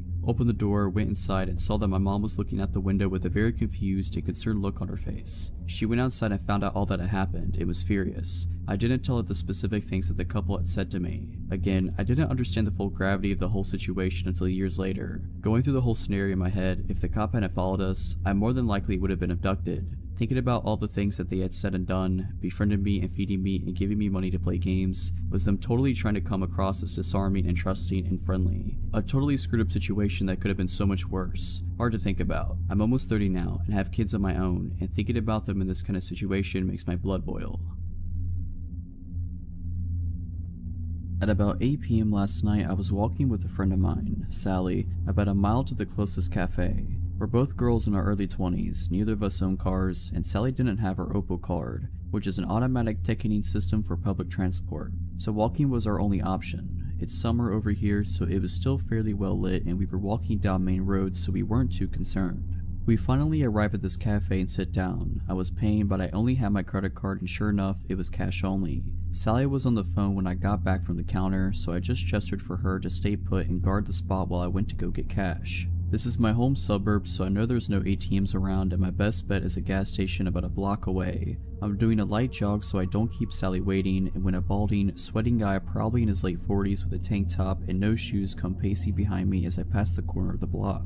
He walks behind me for about 100 meters. I didn't really think much of it. The gas station was the next building along. It seemed like he had just come out of a nice suburban house along the street and it wasn't the witching hour, so I just assumed he was going to the station like me. He didn't even cross my mind as I entered the tiny convenience store, nor did he follow me in. In my peripheral, I saw him walk past the door and out of sight. I looked around for an ATM they sometimes have inside. No such luck, so I go up to this man in his 30s at the desk and reluctantly ask if they're able to do cash out. He smiles and says, of course, and then asks, is he with you? I have no idea who he's talking about at first, and then he points to the man from earlier, pacing around outside the store. Keep in mind, he didn't look at all menacing. He wasn't going back and forth just outside the door. He was drifting in the space outside, from the pavement to the gas pumps to the storefront, seemingly aimlessly. I assumed he was on drugs. I tell the clerk no, not thinking much of it at all. He says, oh, he was staring at you before. I thought he might have been your dad. I laugh it off. I honestly wasn't concerned at all. He was still ambling around outside and I couldn't imagine him having a fixed gaze on anything. I thank the clerk for the cash, but before I turn away to leave, he says, just wait and see if he leaves first. We wait for a few minutes in silence and the guy begins to pace back and forth directly against the front wall of the store, looking straight ahead and never into the store. It still looked like the man was just on a drug-induced amble and seemed harmless. Not once did I catch his gaze, so I figured it would be safe to just slip out the door and walk back to the cafe in the fairly bright light of dusk, especially since Sally was texting me at this point asking, where are you? I thank the guy at the desk once again for his concern and assure him that I don't know the guy and I'm not involved in some weird scheme to rob the store and head for the door. The clerk asks if I want him to walk out with me. I say that it should be alright and begin walking away from the block. As I leave the store, the drifting man stops pacing and makes a beeline for me from the other end of the building. I seriously didn't think much of the guy at all until this point, but for the first time he was briskly walking in a straight line towards me. The hairs on the back of my neck stand up and I start power walking so that he doesn't think I'm actively trying to escape him. Still trying to convince myself that I'm just being paranoid and should be more casual. I don't look behind me to see how close he is. I've reached the pavement on the other side of the gas pumps when I heard the clerk run outside. He's yelling at me, go, run, run. I make a break for it, looking over my shoulder. He's grabbed the man by his shoulders from behind. The balding man isn't even glancing behind him or trying to escape. He's just watching me run away. I keep running until I've crossed the road and then turn around, standing still. The clerk is still holding onto the odd, staring man. The clerk and I are just looking at each other in bewilderment, not really knowing what to do. He makes a hand gesture to go and I gesture my hands thanks, you know, to clasp our hands together and shake them a bunch of times. I got back to Sally with the cash and bought food, before walking back home a different way. Overall, odd guy at the gas station, let's not meet. Nice gas station attendant who went well out of his way to help my naive self. I'm definitely glad we met. I was selling my old car as I had bought a new one. I posted it on a couple of selling sites and Facebook. I arranged 2 visits that day and was home alone. It was broad daylight, so I assumed everything would be fine. The first one that came made an offer a little lower than what I was looking for, so I said I would get back to him later as I had another viewing. The guy from Facebook pulled up in a blacked out Range Rover and 3 other guys got out. I opened the car and explained why I was selling the car. You know when you just get a bad feeling? I wasn't sure why 4 people would need to come view an 8-year-old car. He asked if he could take the car for a drive. At this point, I was not going to get in the car with him, so I said, yeah, take it, I'll wait here with your friends. He asked me to get in the car. What if he just took it? I said, well, it wouldn't matter, that's what insurance was for. I was not getting in the car with him. The 3 guys left and didn't even speak to me, just to themselves, and I found that odd, but it made me feel very unsure if the car would come back. The car was not putting up a fight for or arguing over. He then pulled back up. He got out and offered the same price as the other guys earlier buying the car for his daughter. He wanted me to get in the car with him to go collect the cash. I said it was fine, his friends could take him if he needed to go, but I had another viewing and I would contact him later. I didn't want to walk back to my house as I had now decided to sell to the other guy as they were just giving me the creeps. He then offered more than honestly the car was worth if I went with him now. I said no and locked the car and started walking towards the main street as I had seen my neighbor walking down and shouted to him and his dog. They spoke to each other and drove off. I texted the other guy and told him the car was his and he was welcome to come over anytime to get it. I sorted and filled out the V5 and off he went. That night from my living room, the black Range Rover came back and parked outside. I live in a cul-de-sac, so I am set back to where we had been. I told my husband and he looked out and he said that was strange, and then my phone started blowing up. I politely said the car had gone and that I was sorry but I couldn't help. The car drove off and came back again 30 minutes later. This happened about 3 times that night and was a bit strange, but thought nothing more of it as the next few days nothing happened. On the Friday 4 days later, I finished work early and get back and get the dog ready to go out. We were going to head straight to the park and run like the wind. As I got to the end of the cul-de-sac, the same car pulled up and one of the guys jumped out and said hello. I held the lead tighter and my dog was thoroughly unimpressed. She gave a bit of a grumble and he asked if he could pet her. I I said no, she is a guard dog and doesn't like to be touched, and went to walk up to me. He then grabbed my arm and the dog latched into his forearm. He was screaming. There was only one other guy with him in the car, and he jumped out and started to shout. This is the most placid and loving dog you will ever see, and to be honest, it was a warning nip, as if she had meant to really hurt him, she would have gone through the bone. His friend was shouting and pulling him away. I called her back and got her to sit with a few neighbors and came out when they went towards their car. I haven't seen their car since, but honestly, I wouldn't sell something that meant someone had to come to my home online again. So a stranger who clearly wasn't interested in the car, let's never meet again. When I was 11, my single mom, 9-year-old sister, and 6-year-old brother moved into a beautiful, older, craftsman-style house. I heard it was around 80 years old back then in 1994. Soon after we moved in, we found out it was infested with cockroaches. I've never seen anything like it. You turn on the lights at night and they'd scatter from every surface. We had to store all of our food that wasn't canned in the fridge, so they wouldn't get into it. We tried bug bombs and professional exterminators numerous times with no effect. Those things really can survive a nuclear war. Anyway, they weren't the reason we lived in the house less than a year before fleeing for our lives. I remember my mom discussing our next door neighbor's creepy son with my grandma. He was in his 20s or 30s. She'd been doing dishes one day and looked up to see him standing directly on the other side of the kitchen window, staring in at her. Normally, she would have kept something scary like this from us kids, but about at that time, she told us to tell her if we ever saw him near the house, and we weren't allowed to play outside. So, one afternoon we were all doing some spring cleaning, when my brother said he found a cigarette butt in the upstairs toilet. Weird, since nobody in our family smokes. Being a dumb little 6-year-old, he flushed it before telling our mom. I still remember her trying to get the entire story out of him, being upset that the evidence was gone, and thinking he might have been mistaken or maybe he'd picked up a butt somewhere outside of curiosity. She soon dropped it and we mostly forgot about it. I think it was a few weeks later. My brother was spending the night at our grandparents, and my sister and I were the only ones upstairs. Our mom's bedroom was downstairs. My sister heard a sound like a screen door slamming, but she insisted it came from in the house and she was freaked out. I told her it was just from outside and to go to sleep. A minute later, we heard a strangled cough coming from just outside our bedroom door, a man's cough, and sounded like he was trying to keep from making noise. I whispered that we needed to get downstairs. We sneaked out of the room and I had the irrational urge to turn on the light in the bathroom, which was just across the hall from our bedroom, and check to see if anyone was there. Then just as strong of a feeling to get away from the bathroom and get downstairs now. The scariest moment of my life was when we were creeping down the stairs in the pitch black. It was a spiral enclosed stairway with walls, the perfect place for someone to hide. The stairway light was burned out and the wood steps were creaky, so it was terrifying making our way down. We got downstairs and woke up our mom, panicked that there was a guy upstairs in our bathroom. She started to tell us to go back to bed, but could see we were seriously scared. She went over to the bottom of the stairway to go up and show us that there was nothing to be scared about. Then she just had strong of a feeling to close the stairway door and lock it now. She did, called the cops, they found nothing and didn't really take us seriously. The next day, she called a PD detective friend of hers from high school to come over and inspect the house. Remembering the cigarette butt in the toilet, she had him look at the upstairs bathroom window. It was a high, narrow rectangular window, not very big but just wide enough for a person. Who knows how many times the intruder climbed our roof to get in and was upstairs while we were sleeping across the hall. The window swung up on hinges. When my mom's friend let the window drop, it sounded like a screen door slamming. He said the locks on all the windows were so old they were practically useless, and we needed to get out of the house immediately. We moved into my grandparents' house that day. When my mom went with her brothers a few days later to pack up some things, a back door had been smashed open, but nothing in the house was disturbed. A few years later, we heard the neighbor's son was arrested for attempted murder. I still wonder what might have happened if I turned on that bathroom light, if my mom didn't lock the stairway door, or if we didn't leave the house when we did.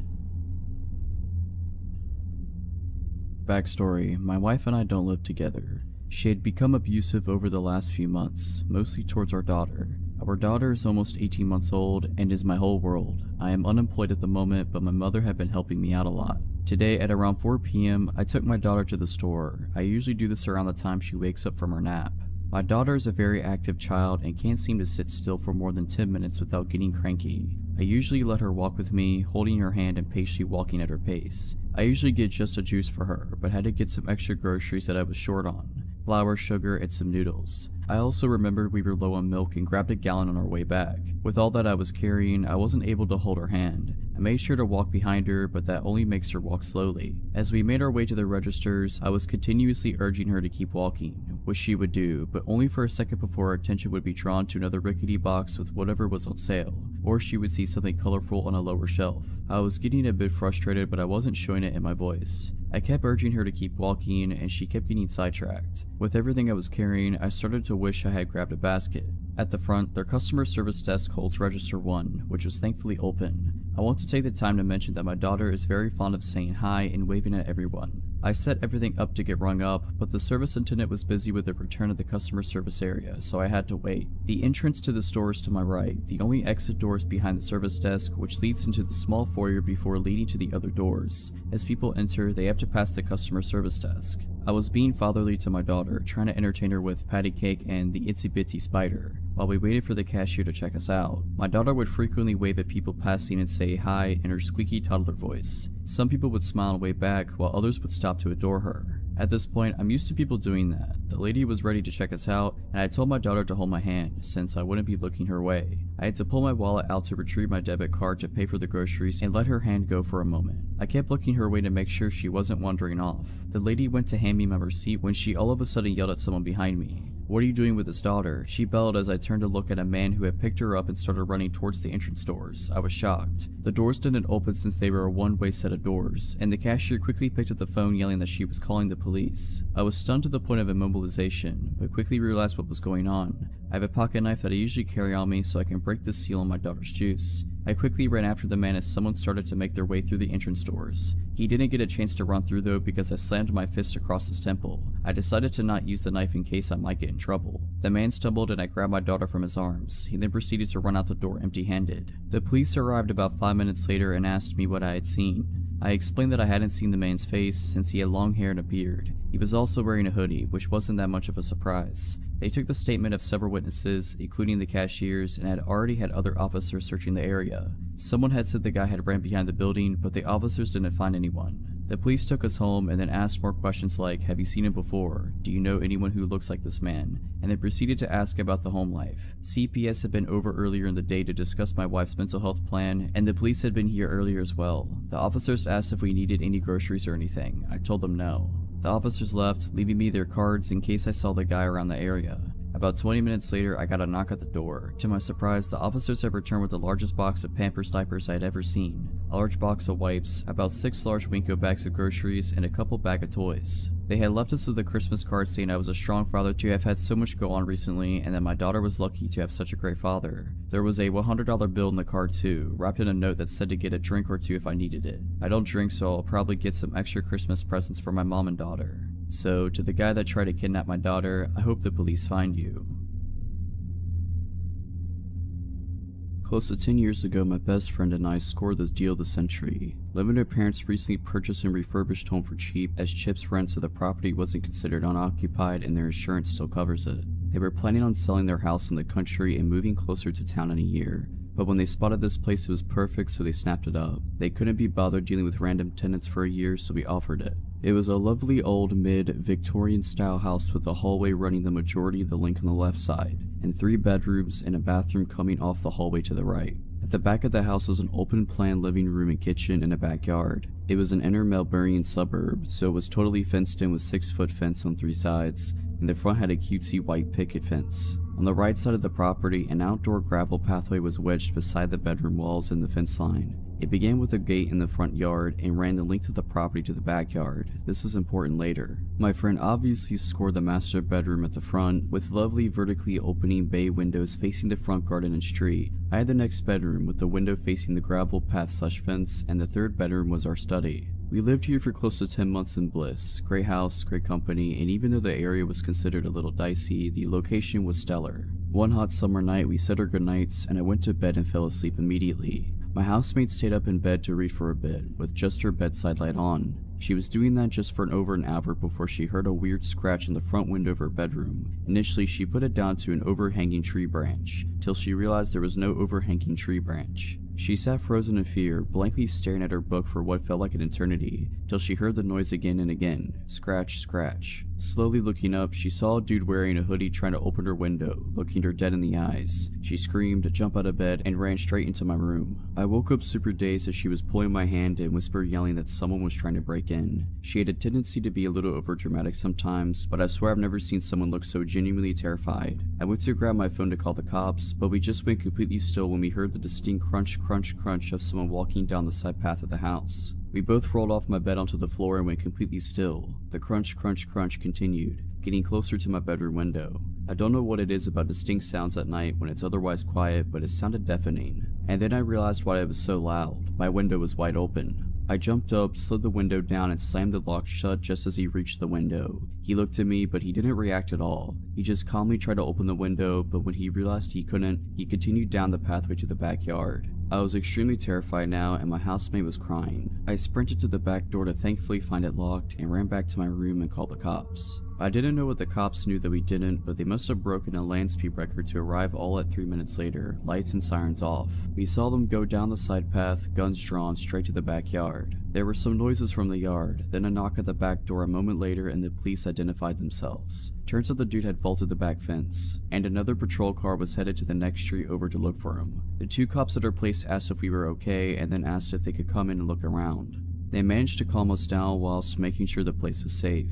They took our statements and they asked if there was anyone we could stay with tonight. My housemate and I stayed at our boyfriend's place for a few nights after that, and when we stayed in the house, it was never the same. We felt completely violated, and ended up moving out a few weeks later. We never found out if the dude was caught, but there was a random stabbing a few nights after the incident at the train station 2 streets over. If it was related or not, I don't know, but all I can think is that we were so lucky that it went the way it did. This happened way back in October of 2006. At the time, I was just a 19-year-old kid always on the lookout for adventure. One Friday night, after wrapping up a shift at McDonald's, I met up with some of my friends who suggested we check out this haunted location called White's Bridge. My one buddy Brendan said he had recently learned about it and began telling us the legends associated with the 100-year-old wood-covered bridge. Never one to turn down a spooky experience, we all piled into my green Ford Taurus and headed out on our journey. Brandon gave directions, guiding me off the main road, and within minutes we were on the dirt back roads, surrounded by woods and cornfields. Our only point of reference was a blinking cell tower off in the distance. We could tell we were getting further from the city as our cell phones began slowly losing service. As we rode deeper and deeper into what legitimately felt like the absolute middle of nowhere, Brandon repeated the legend associated with the bridge. Back in the early 1900s, a local farmer discovered that his beloved wife had been cheating on him, and in a fit of rage he killed her and her lover after discovering them in the act. After committing the cold-blooded murder, the farmer left his home and wandered the dirt roads in a daze. He eventually came upon White's Bridge where the realization of what he had done finally began to sink in, and deciding he would rather die than face the consequences of his actions, he hoisted a rope up and over one of the bridge's rafters and hung himself. As far as I could tell now, the story is complete fiction, but we totally believed it at the time. After a long and bumpy ride, Brandon instructed me to turn right on an off-road I wouldn't have even noticed was there had he not pointed it out. I took the turn and there before us was White's Bridge. It looked like something straight out of a horror film, an old wood-covered bridge, aged by time, sitting alone above a river deep in the middle of nowhere. We parked the car on the side of the road and got out to explore. Immediately catching our eyes was a scarecrow lying abandoned at the entrance to the bridge. My friend Mike, who was known as somewhat of a risk taker, and a stupid one at that, picked up the scarecrow and lit it on fire. The hay body burst up into a ball of flames and Mike waved it around proudly next to the old dry wood bridge. Realizing the risk, I told him to throw the thing in the river and put it out, which thankfully he did. After making sure there weren't any rogue embers that could ignite the bridge, Brandon suggested we get back in the car and pull it onto the bridge. He explained that the legend was that if you parked your car in the middle of the bridge, put it in neutral and killed the engine, the spirit of the dead farmer would push the vehicle forward to get it off the bridge. Naturally, we had to try this. We piled back in and did exactly as he said. We parked halfway across the rickety old bridge and killed the engine. We sat in the pitch black, saying nothing, waiting for anything to happen. The only sounds were the creaking of the bridge, the river flowing beneath us, and footsteps.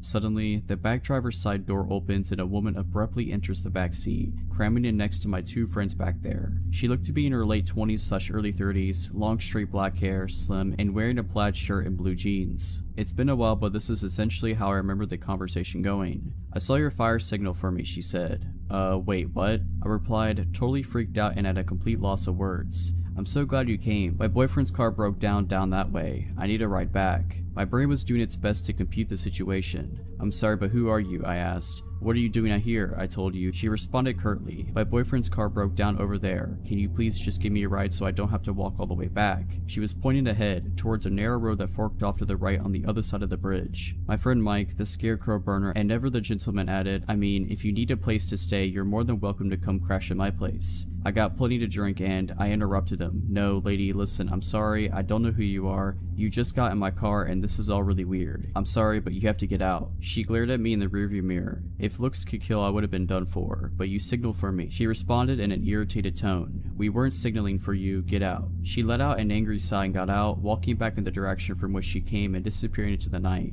I started the engine right up and looked at my friends. They all had looks of disbelief on their face. Without saying a word, I put the car in drive and slowly rolled forward and off the bridge. We needed to turn around and go back across the bridge to get to where we had come from, and the only way to do that was to pull onto the side road that the woman said her boyfriend's car had broken down on, and then reverse. As I pulled onto the side road, my headlights illuminated the 3 posted signs that I hadn't been able to see from the bridge: "No trespassing," "Private property," and "Do not enter." Looking up the road, there was no sign of the woman. Wherever she went, it didn't appear she went that way. I didn't want to stick around though, so I backed up and crossed the bridge again, and from there began the journey home. We didn't have much to say on the ride home. I think we were all equally stunned, except for Mike, who asked if he knew anyone that would be awake at this hour that he could score some weed from. I visited White's Bridge a couple other times after that, but nothing of note happened in my subsequent visits. Sadly, some people burned down the old White's Bridge some years ago. It was rebuilt, but from what I hear, it's just not the same as the original. I don't have any plans to go and check it out. To the strange lady who entered my car out in the middle of nowhere at 2 a.m., let's not meet. This happened in 2019. I was in my second year of college and living in a townhome about a 10-minute walk from campus. I lived with 2 other girls at the time, but they were all back at their parents' house for the holiday. I work in healthcare and was working Christmas this year. A little bit of backstory: there used to be 4 of us living there, but one girl had moved out due to issues with her boyfriend. He was a jerk who abused our kindness and allowing him to stay there, was only supposed to come every so often but basically ended up living there. We told her she needed to kick him out after an incident with him one night after he got physical with her and verbally abusive with the rest of us. She wouldn't listen and we told her we would have to talk to the landlord then. Long story short, she ended up moving out and left on bad terms with us. At this point, it was affecting everyone and we didn't feel safe with him there, etc., so she moved out. Okay, so back to the story. It was Christmas Eve and I worked the next day, so I was getting ready for bed, locked the doors, turned the lights off, and went downstairs where my bedroom is. I was scrolling on my phone for about an hour. It was Christmas Day at this point, when I heard what sounded like the chairs in the kitchen move. The kitchen is right above my bedroom. I thought maybe I was hearing the neighbors next door as we share the same walls and sometimes they can be loud, but I remembered one of them texting me and asking me to bring in a package they were expecting while they were all gone at home. The noise was short-lived, so I brushed it off. Next thing I know, my bedroom door is being opened slowly, but my phone screen is lighting up my scared jaw-drop face, so I can't act like I'm asleep. Where I'm laying in bed faces directly to the door, so we're just looking right at each other. So there I was laying in my bed while this guy has 1 foot in my bedroom with the door cracked open. It felt like an eternity, but in reality it was probably more than like 10 seconds of us looking at one another. He slowly takes his foot out and closes my door. I sit there just in complete utter shock. I couldn't make out what he looked like as my eyes were adjusting to the dark again from the phone screen. All I could see was a backwards baseball cap. I knew I had to call the police, but my anxious self knew if I called, it would alert my parents' phones that I called. Me being dumb, I was like, well, I don't want to make them worry. Also, I was scared he might still be somewhere in the house, and I didn't know what he would do if he heard me call, so I texted the guy I was seeing at the time and tell him, some random guy just broke into my house and came into my room. He snapped me out of it and told me to call the police, and so I did. The dispatcher asked me if I felt comfortable to go unlock the front door for them so they didn't have to break it down, and I told her no way, I don't care if the door is broken, I'm not going up there alone. A couple minutes later I see flashlights shining through my window. I hear the police knocking at the door and announcing themselves. They got in and asked me where I was. I came out of my room and they came and got me. They told me to wait on the back porch while 2 of them searched the house and 1 stayed with me. They didn't find anyone and I said nothing looked like it had been taken. They even tried to get fingerprints but were unsuccessful. They then started asking me questions and informed me that the back door was unlocked and had no signs it had been broken. I told them I had locked it. Luckily the guy I was talking to stayed with me that night, but I still couldn't sleep. I kept having to go check every inch of the house over and over. I placed chairs under the door handles on the front door, back door, and my bedroom. The next day I informed our landlord and she refused to come out and change the locks. and she never ended up changing them for the rest of the time we lived there. Every time I go to bed now, I triple check all the doors have been locked, doesn't matter where I am. I have a dog now and he helps my anxiety of intruders, as well as a recent purchase of a Ring doorbell. I believe it was our old roommate's boyfriend. I think they may have made an extra key for him because he was basically living there, but I don't understand why he didn't do anything to me, the house, or our belongings. If it were someone random, I don't know why they wouldn't have done what they intended, and that could be many different possibilities. I don't know what their intentions were that night, but to the man who broke into my house on Christmas Eve, let's not meet again.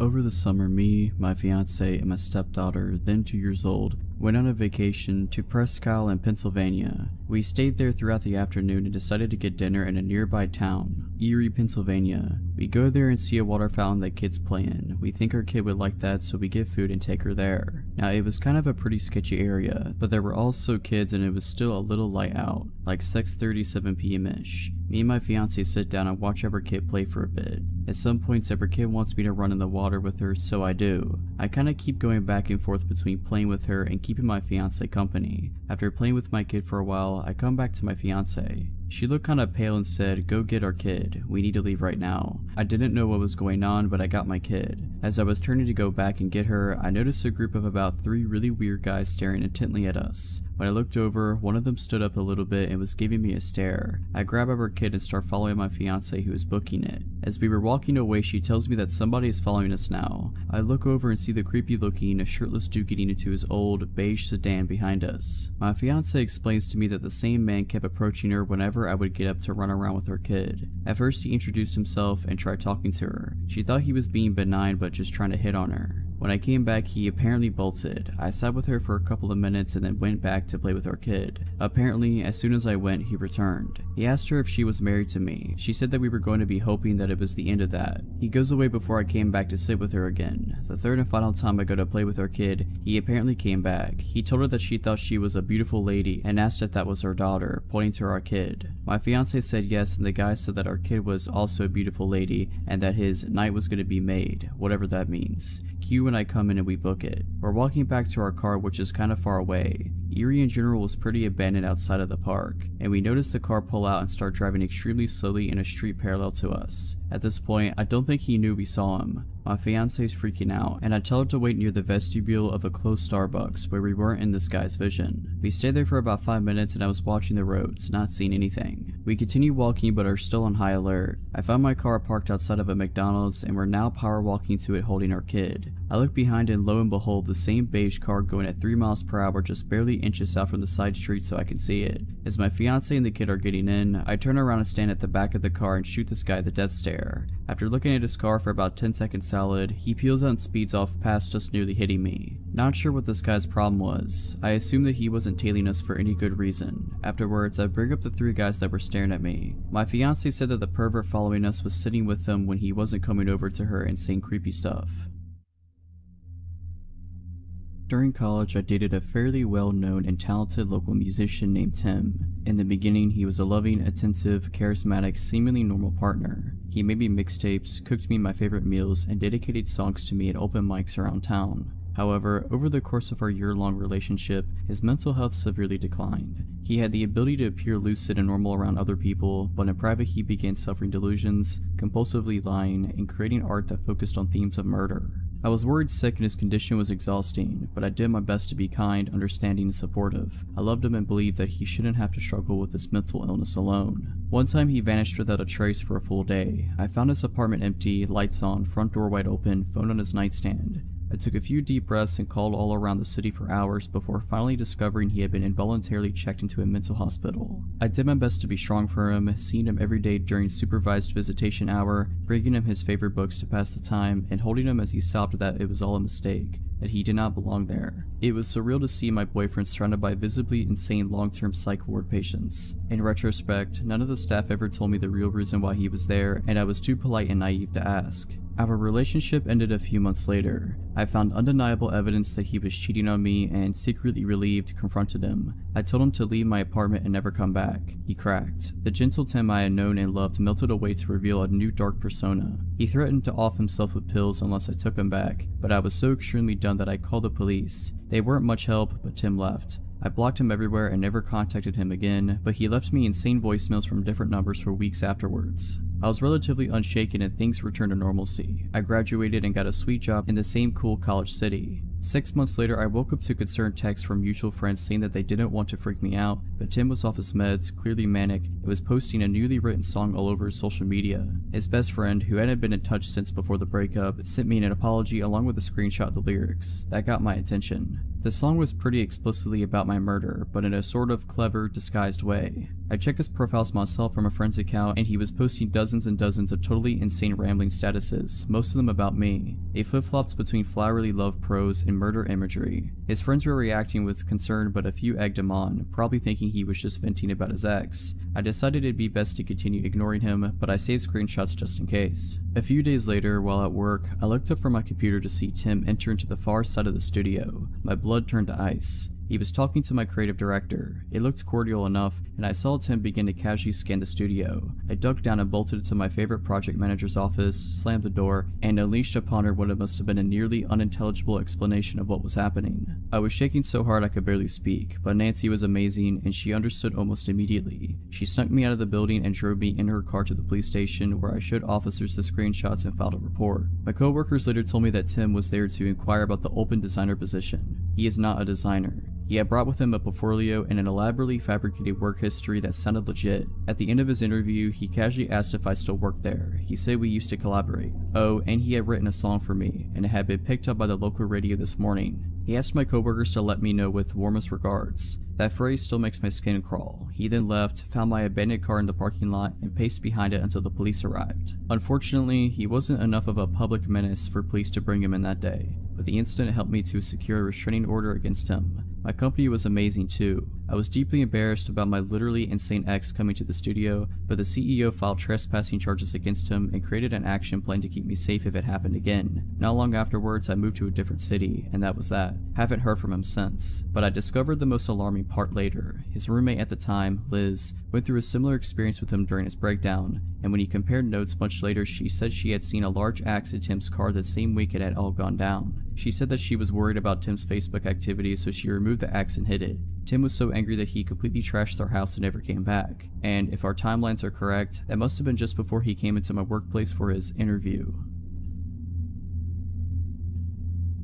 When I was about 12, I decided making a newspaper for my entire neighborhood was a really great idea. My friend and I were both at middle school and decided to get together once a month and write absolutely enthralling articles about the weather or when the pool would be open, and then deliver our front/back one-page newsletter to every single house in our 2-street neighborhood, whether they wanted it or not. We kept this up for about 2 years until the time of the story. So we were on our once-a-month paper route, if you could call, walking around our small neighborhood and putting a single sheet of paper in every mailbox of paper route. It was raining this particular time, so we had umbrellas and we were carefully walking to each mailbox, trying to keep our newsletter as dry as possible. This also meant all the cars that came by had their headlights and windshield wipers on, and also made sufficient noise with their tires splashing through the puddles. My point is that we knew when a car was approaching behind us. We were about halfway through, on the street we weren't so familiar with, the one we didn't live on, when we noticed this souped up old white car coming really slowly up the street. Now, the way my neighborhood was set up, the only reason why you would be on the same street as us is if you lived there or you made a wrong turn. So there were even less cars on the street, and the ones that passed usually were people that we knew. We continued walking from mailbox to mailbox, while periodically checking to make sure the white car wasn't just parked.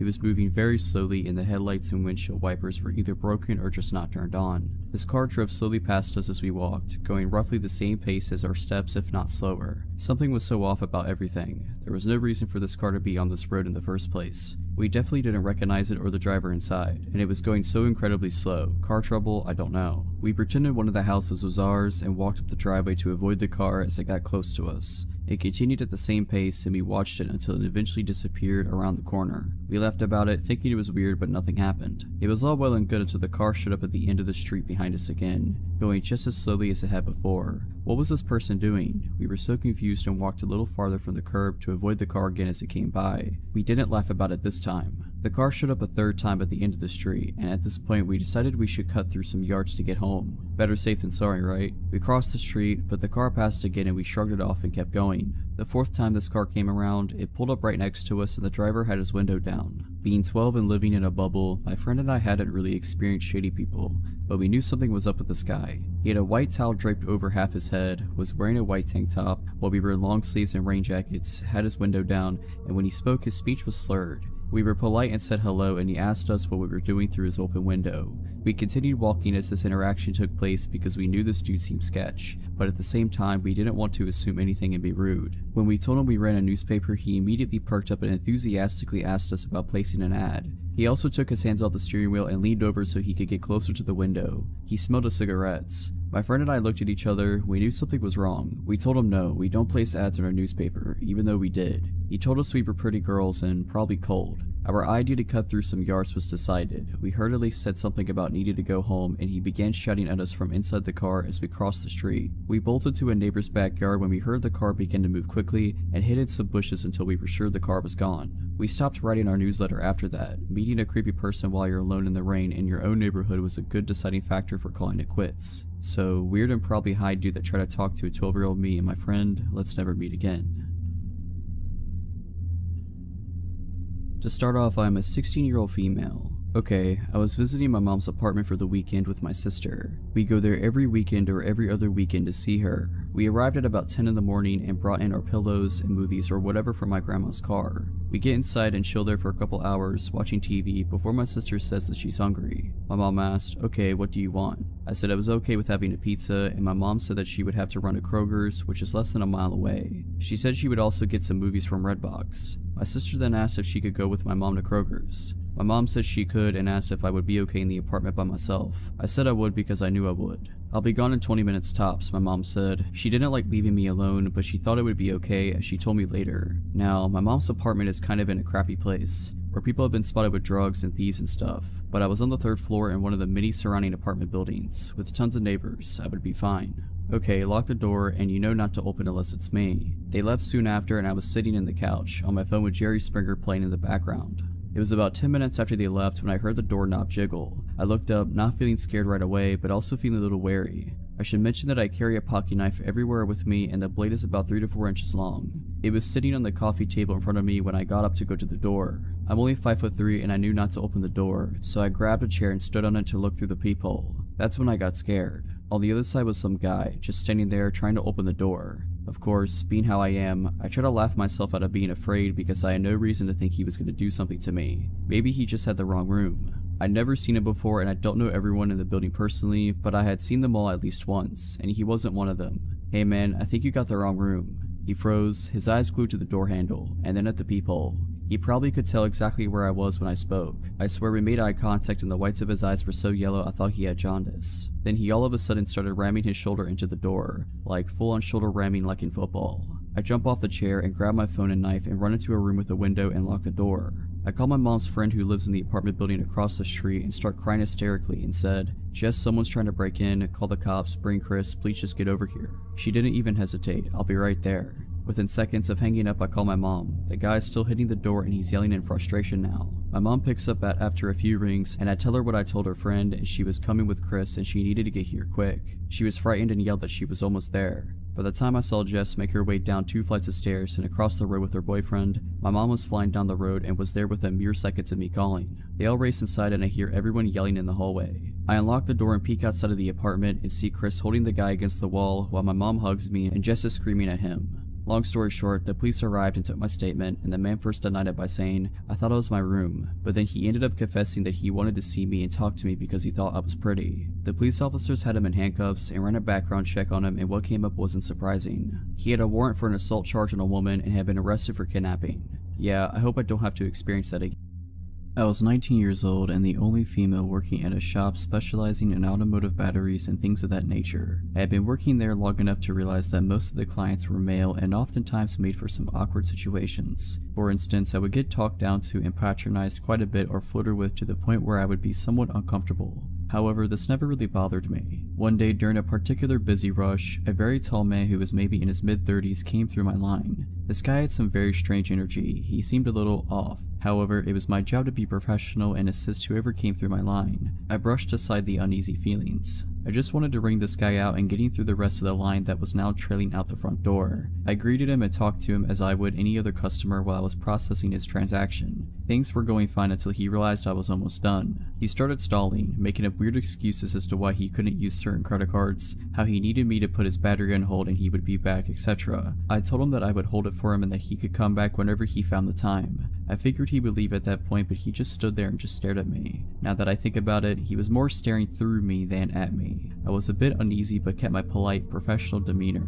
"Sir, if you're not purchasing anything at the moment, may I ask that you step aside so I can assist the other customers," I said. He completely disregarded my question and, in a slow, raspy voice, asked, "So, what's your name?" I didn't wear a name tag specifically for reasons like this. Customers had found me on Facebook before and it was really unsettling. Thinking quickly, I threw out my nickname. "It's Rhea." "Rhea," he said as he kept staring. I just smiled awkwardly and said, "Yep, that's me." By this point, my manager had realized what was going on and he proceeded to ask the man to step aside as well. After hearing it from my manager, the man walked to a corner of the store by some shelving and continued to stare while I was ringing the rest of the customers out. A bit of time went by and the line had cleared up, but he was still standing there, staring and now smiling the most sickening smile I think I've ever seen. It made my skin crawl. Of course, my manager and coworker saw this too, and my coworker grabbed my arm and said, "Come on, let's go out back." As we were walking to the stockroom, my manager asked the man if there was anything else he needed. The man muttered that there wasn't and left.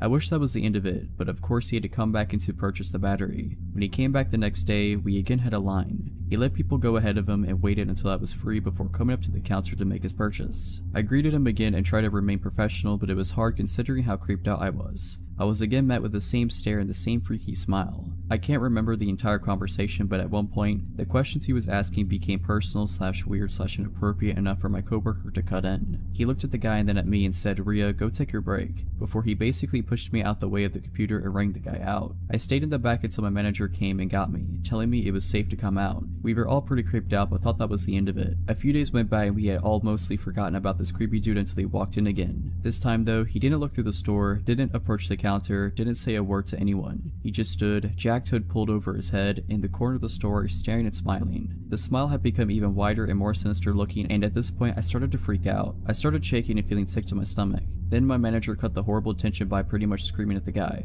"Hey, I'm sick of you coming into my store and pulling this crap."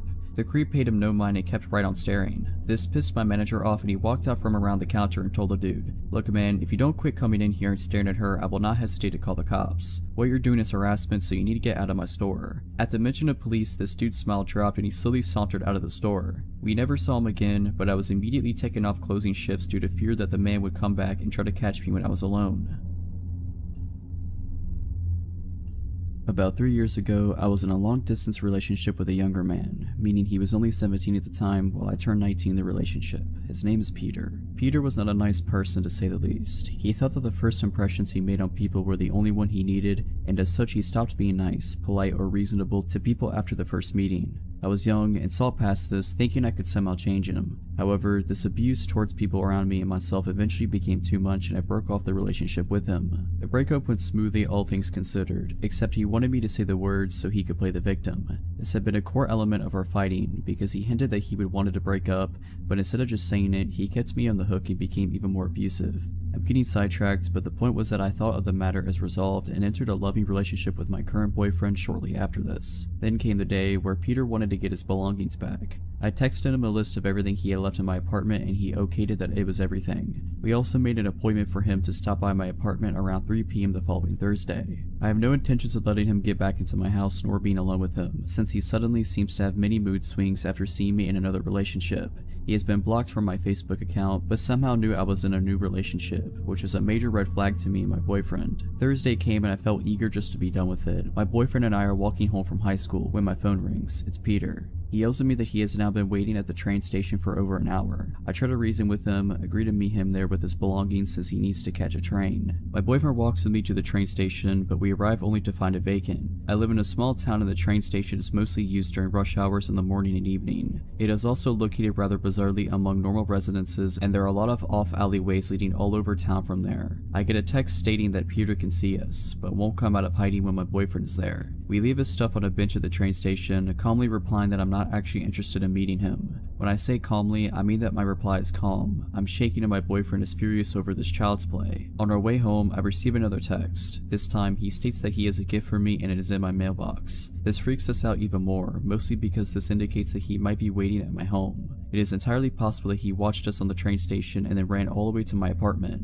However, there is no trace of him and nothing except a bill in my mailbox. By now, we figure that he is acting out of spite and proceeds to ignore the bombardment of text, calls, and so forth that follows that day. After a while, life returns to normal. Then I get another call, this time from my ex-elder brother who is worried about his sibling. Apparently he has disappeared, taking one of his brother's gas pistols. I am speechless, but since I haven't seen anything, I shake it off as another childish act. The same day my boyfriend sees police officers walking around the basement staircase on the exterior of the house we lived in while doing some grocery shopping. He did this every day around 4 p.m. The next day we are contacted by my boyfriend's mother. In the newspaper, there is a description of an unnamed young man from the same town as Peter, who has been arrested for attempted robbery of the pizza place I lived above. He was armed with a knife, a gas pistol, and lighter fluid, while stating that he was not attempting a robbery but was there to visit his ex, presumably me. Contacting the police, I discovered that he also had a mask, fake papers, and a wig in a duffel bag, which he had thrown down in the staircase when, around 4 p.m., he had jumped a fence and tried to enter the pizza place. This means that my boyfriend went out our front door, while my ex was hiding right beside the front door armed. I have never been that freaked out before. The sad truth is that my ex never got charged with anything because he is a minor,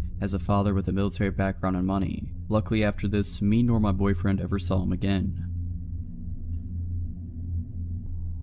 So this happened when I was in 7th grade, a 12-year-old kid. At the time, it was just my mom, my brother, and I living in a rental in a rundown low-income area. We moved in during the summer before the school year started, and we were welcomed by our next-door neighbors, which wasn't too uncommon, but not super common at the same time for that area in Oregon. My mom worked 8 a.m. to 5 p.m. every day, so my little brother and I would ride the bus home every day from school. My cousin would also sometime ride back to my house with us, and her parents would pick her up later. Important for later. One day when I came home, I noticed our small laptop we owned was gone off the counter. I figured my mom had moved it. Later when my mom came home later, we determined it was missing and that a lot of other things were missing, like my iPod and wallet and my mom's safe with her handgun in it, and lots of family valuables. We called the cops and reported a robbery, and they came to investigate. They determined the person probably slid through the doggy door leading into the garage and then entered the house through our unlocked garage door. Cops stayed in their cars on the curb all night and said they would stay on watch for our house more than normal. I was terrified all night, and my brother and I slept in my mom's room. The next day we locked all our doors. It was Wednesday and it was a random half day at my school, so I rode the bus home around noon, and my cousin came with, while my brother went to a friend's house for the afternoon to hang out. I used the key under the mat my mom leaves for me, and my cousin and I hung out for about an hour or two until her mom came and picked her up. After she left, I hear the doorknob of the closet right next to the front door slowly open, and out comes this skinny, what looked like a 35-year-old man that I recognized as our next door neighbor. He seemed to be constantly shaking, intense eyes, had a really unhealthy look to him because of the extremely sunken face. Terrified, I'm in the living room just standing looking at him while he looks at me, with a surprised look on his face. I think he thought everyone left when my cousin did, until his face changed to an amused smirk when I believed he realized that I was alone in his house. He begins to walk towards me while I stand there shocked, not sure what to do. He grabs me really hard on the shoulders. He seemed crazy and excitable with his intense eyes. I instinctively jump and buckle my knees to allow my full weight to be the force that rips me from his grip and fall down. He then bends down for me when I heel kick him as hard as I can. He then yells and falls to his knees. I use that time to run past him to my front door. I open it and run to a kid I rode the bus with's house about 6 houses down. He and his mom were there, and she called the cops and my mom while I waited. The cops got to the house and he wasn't there, but had managed to steal a few more small valuables. I gave my testimony that it was our next door neighbor, and he was later caught the same day selling some of our stuff at the pawn shop in town. He ended up being a crystal meth addict, stealing our stuff to sell and pay for his addiction. He was super weak from all the drug abuse, which is probably why I was able to get away from him. He also was apparently somewhat high when he spontaneously decided to attack me, being that I was alone. He had apparently watched us for a few months, learning our schedules from when we left and got home. He took the time to take the key from under the front door mat while we were gone, get a copy, and then put the original back under the mat for my brother at night to use when we got home. The cops were surprised he was smart enough to do that, as he seemed to be mostly dim-witted with everything else due to the drug abuse. Either way, I testified against his physical attack, and he got a few decades of jail time being that he was already on parole for drugs. I was terrified and slept in my mom's room for the next year.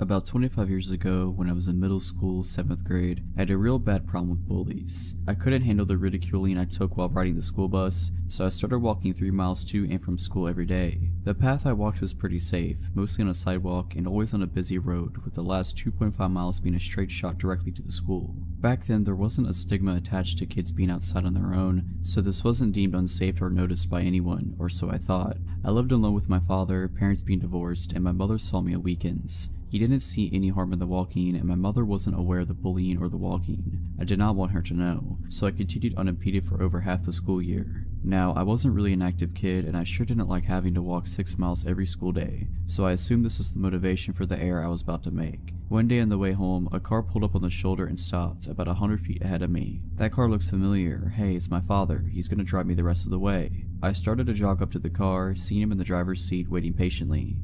His hair looks darker than normal today. Wasn't the inside of his car tan and not red? The thoughts left as soon as they entered, and I caught up to the car and opened the passenger side door and started to get in. As I was tossing my backpack on the floor in front of me and swinging my legs into the car, I started saying, "Thanks, Dad," but the sentence never completed. Before I knew it, I had shut the car door and we began to move. This isn't my father. This man was much older, by at least 20 years, hair obviously dyed black, and hands propped at 10 and 2 on the steering wheel. The shirt he was wearing looked just like one my father would have worn. A short-sleeved collared button-down, brick red with black horizontal lines, not pressed, but not too wrinkled either. He was smiling at me, which probably would have felt warm if it was coming from my grandfather, but instead it felt menacing. I heard a click and looked over at the door, which had just been locked. I stared at the door for a moment longer, then turned and faced front and completely froze, terrified. "Hello, I saw you walking. I figured I'd come give you a lift." I did not move or answer. His voice matched his smile, deceivingly friendly. We were roughly a mile away from home, and half a mile from the next turn needed to head in that direction. All I could concentrate on is how I was going to get out of the situation. "Are you on your way home?" This snapped me a little out of my zone. "Yes, I want to go home," I answered. "Stay calm, talk normally, don't act scared." "Where is your house?" "I can take you there." Feeling just slightly relieved, I told him to take the next right turn. I felt myself begin to breathe, and I realized how tense I had been. My body relaxed slightly, and I finally moved and wrapped my hands around my backpack straps. We started to come up on the intersection, and I pointed ahead, reiterating that this was my turn. "Okay, but if you want, we could take a ride instead." It sounded like a question, but it didn't feel like one. The dotted line for the turn lane had begun, but he did not get over. Instantly, I tensed back up, and my grip and my gaze on the backpack straps tightened. Through strained muscles, I choked out that, no, I really need to get back home." He swung the car into the turn lane and began to make the turn. Wide-eyed, I glanced up and verified that yes, indeed, we were making the turn. "Are you sure? I'll make sure you get home before anyone realizes you're gone." Grip tightening further, I abruptly stated that no, I need to get home now. My father's expecting me home now. He's waiting. I just hoped it sounded more convincing than it sounded to me. We completed the turn. Sigh. "Okay, maybe next time. We can meet at the same place tomorrow." "Yeah, tomorrow's good. I just need to get home today. Now." My eyes were firmly trained on the road ahead of us, hoping that if I just focused on the direction to home, I would get there. The turn into my neighborhood was approaching, and I informed him, again pointing towards the direction home. The next few moments were silent. As we came upon the turn, I reminded him, and to my slight surprise and incredible relief, he made the turn. For the first time, I had more hope than doubt. My old neighborhood consisted of mainly apartments, but in the back were a block of townhouses, which is where I lived. If you were unaware of the layout of the complex, the townhouses might go unnoticed. Right before we got to the area where I lived, I told him here, stop here. He pulled over to the side of the road in front of an apartment building. He unlocked the door and I hurried out of the car, backpack still in hand. I began to close the car door behind me. "See you here tomorrow, same time?" I paused for just a second and risked another look at the man. Still smiling, still terrified. "Yes, tomorrow, see you later." I finished closing the door and hurried off. I swung my backpack on the right way and briskly walked into the opposite direction of my house. I could hear the car still idling behind me, and it wasn't until I was able to turn off that road and leave his view that I heard him start to move. He had to drive up to where I was walking to turn around, and I glanced back as he was making an awkward turn, instead of going around the block to leave. He caught my gaze and gave a slight wave before driving off. My hand was in the reluctant process of waving back, but I was slow enough that he was gone before I completed the motion. I turned my head and kept walking, and the moment I could no longer hear his car, I ran, as fast as my legs and heavy backpack would let me. I ran around to where I could hide between two buildings, and hid there for a while, until I felt enough time had passed for me to feel confident he was not driving around waiting looking for me. It was probably 30 minutes, but it felt like hours to me at the time. I ran the rest of the way home, keeping a lookout, making sure he couldn't see me going through the backyards. I reached my front door, unlocked it, and almost spilled inside. I was moving so fast. It wasn't until I locked the door behind me that I felt safe. I didn't feel scared anymore. I was home. In the end, I told both my parents, and my mother forced my father to drive and pick me up from school for the remainder of the school year. And luckily for me, the bullying stopped the next year. My father didn't believe me and thought I made up the story to get out of walking to school. In his defense, me trying to explain that, no, the car was exactly like yours, except the entire color of the inside, and no, he did look like you, just with darker hair, and it all happened so fast. It was worth his disbelief and annoyance every day in the car, so I never had to meet that guy again. So this happened when I was 16, visiting my grandma, who lives in a small town in Poland. Just for context, it was summer and my family wasn't with me at the time. As you can imagine, living without my parents for a short time, my grandma's really chill was a dream. I could stay out late as much as I wanted to without my parents being able to prove it. Now at 16, you feel you're invincible. You don't really think about how many screwed up people there are in this world. Because of this mindset, I wasn't worried about walking alone at night. The day on which the story takes place was very hot. I remember shopping and hanging out with my friends until about 8 p.m. when it started to rain. Instead of walking home quickly, I decided to visit my aunt's house, hang out with my cousin for a bit, and walk home when the rain stopped. Well, I lost track of time and ended up leaving her house at about 10:30 p.m. At this point, the rain had mostly stopped, and this being my favorite type of weather, I declined my aunt's offer to drive me back, telling her I was getting a cab. I'm still surprised she believed this, but maybe she just didn't care. So I went on my way, called my grandma to tell her I'd be home in 30 minutes, but not telling her that I was walking alone. If there was one thing that scared me, it were the huge train tracks which you had to cross in order to get to my grandma's house the fastest, so I decided to take the longer way around through some sort of nature preserve. I'm not sure how to call it.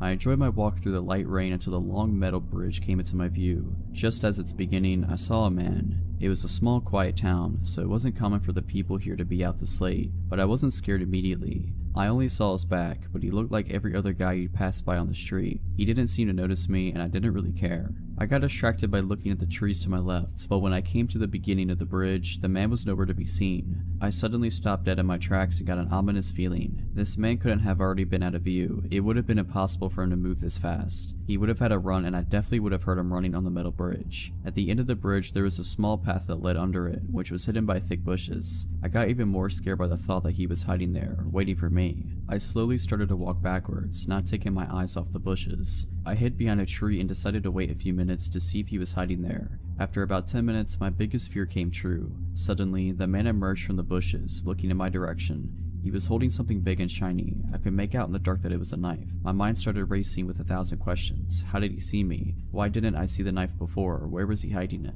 He suddenly started to run in my direction, so fast. He ran straight past me, hiding behind this tree, and I was so relieved. When he was out of sight, I ran faster than I ever ran, not stopping to look behind me, being frightened the whole way back, thinking that he'd somehow find me and do whatever sick thing he had in mind. Luckily, I arrived home safely, my grandma waiting for me already mad. Looking back, this was one of the most stupidest things I could have done because of what happened a month after this incident. 2 teenage girls about my age were stabbed dozens of times by this bridge. One body was found about 30 meters from it, and the other one was thrown into the nearby river. To this day, nobody knows who did it, but I'm pretty sure that it was the same man whom I've encountered.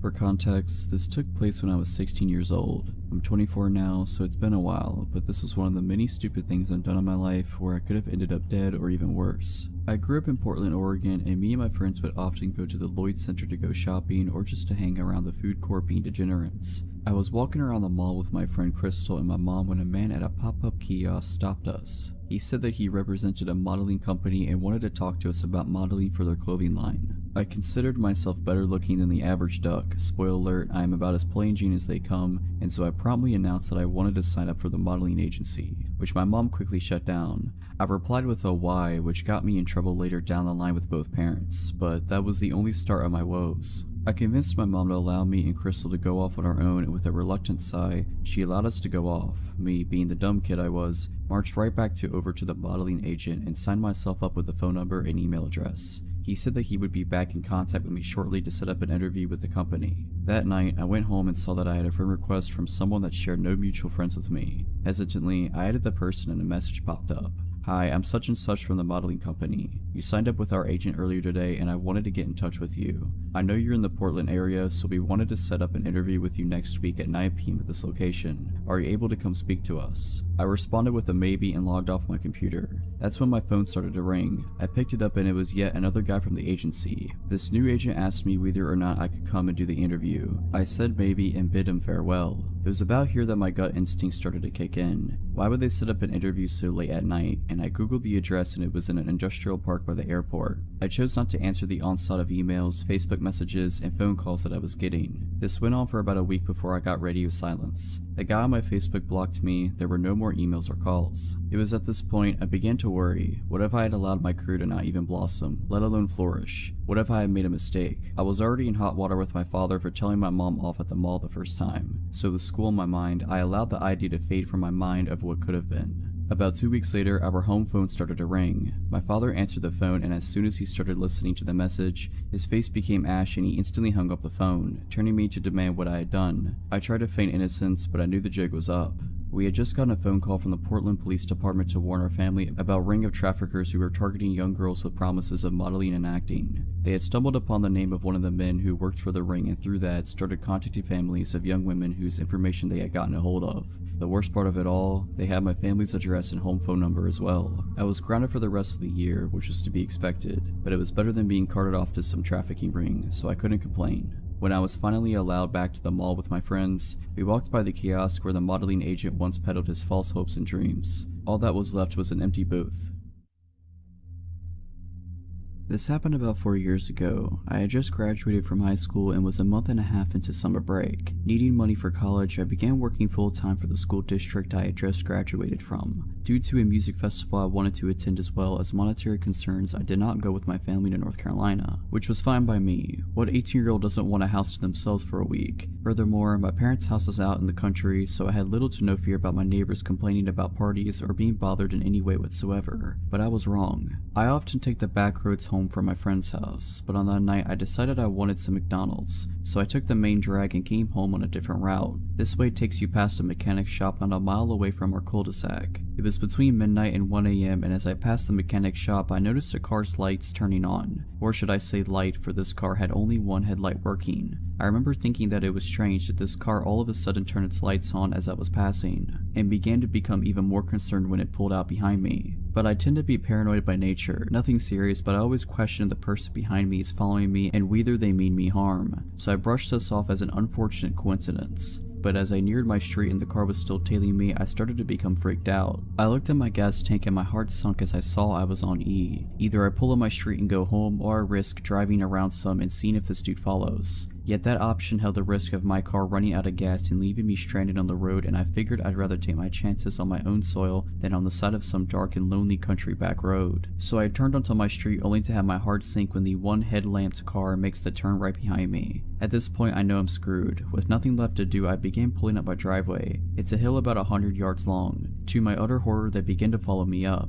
Looking back, I should have called the cops, but there was no love lost between law enforcement and myself, and at the time, I was too caught up to even consider calling them. If my family would have been home, this would have never happened. I could have called my dad and he could have grabbed his gun, but he, along with the rest of my family, were gone, 12 hours away at the beach. So when they began to drive up my driveway after me, I stopped to put my car in reverse. They responded by reversing as well, yet they stopped at the bottom, effectively blocking my driveway. At this point, I pulled forward again only to have the same jig and dance happen. They followed, I reversed, they reversed, and sat at the end, blocking my escape. I quickly pulled up and turned my car around to come at them head on. By this time they were halfway up my driveway, the furthest they had come up.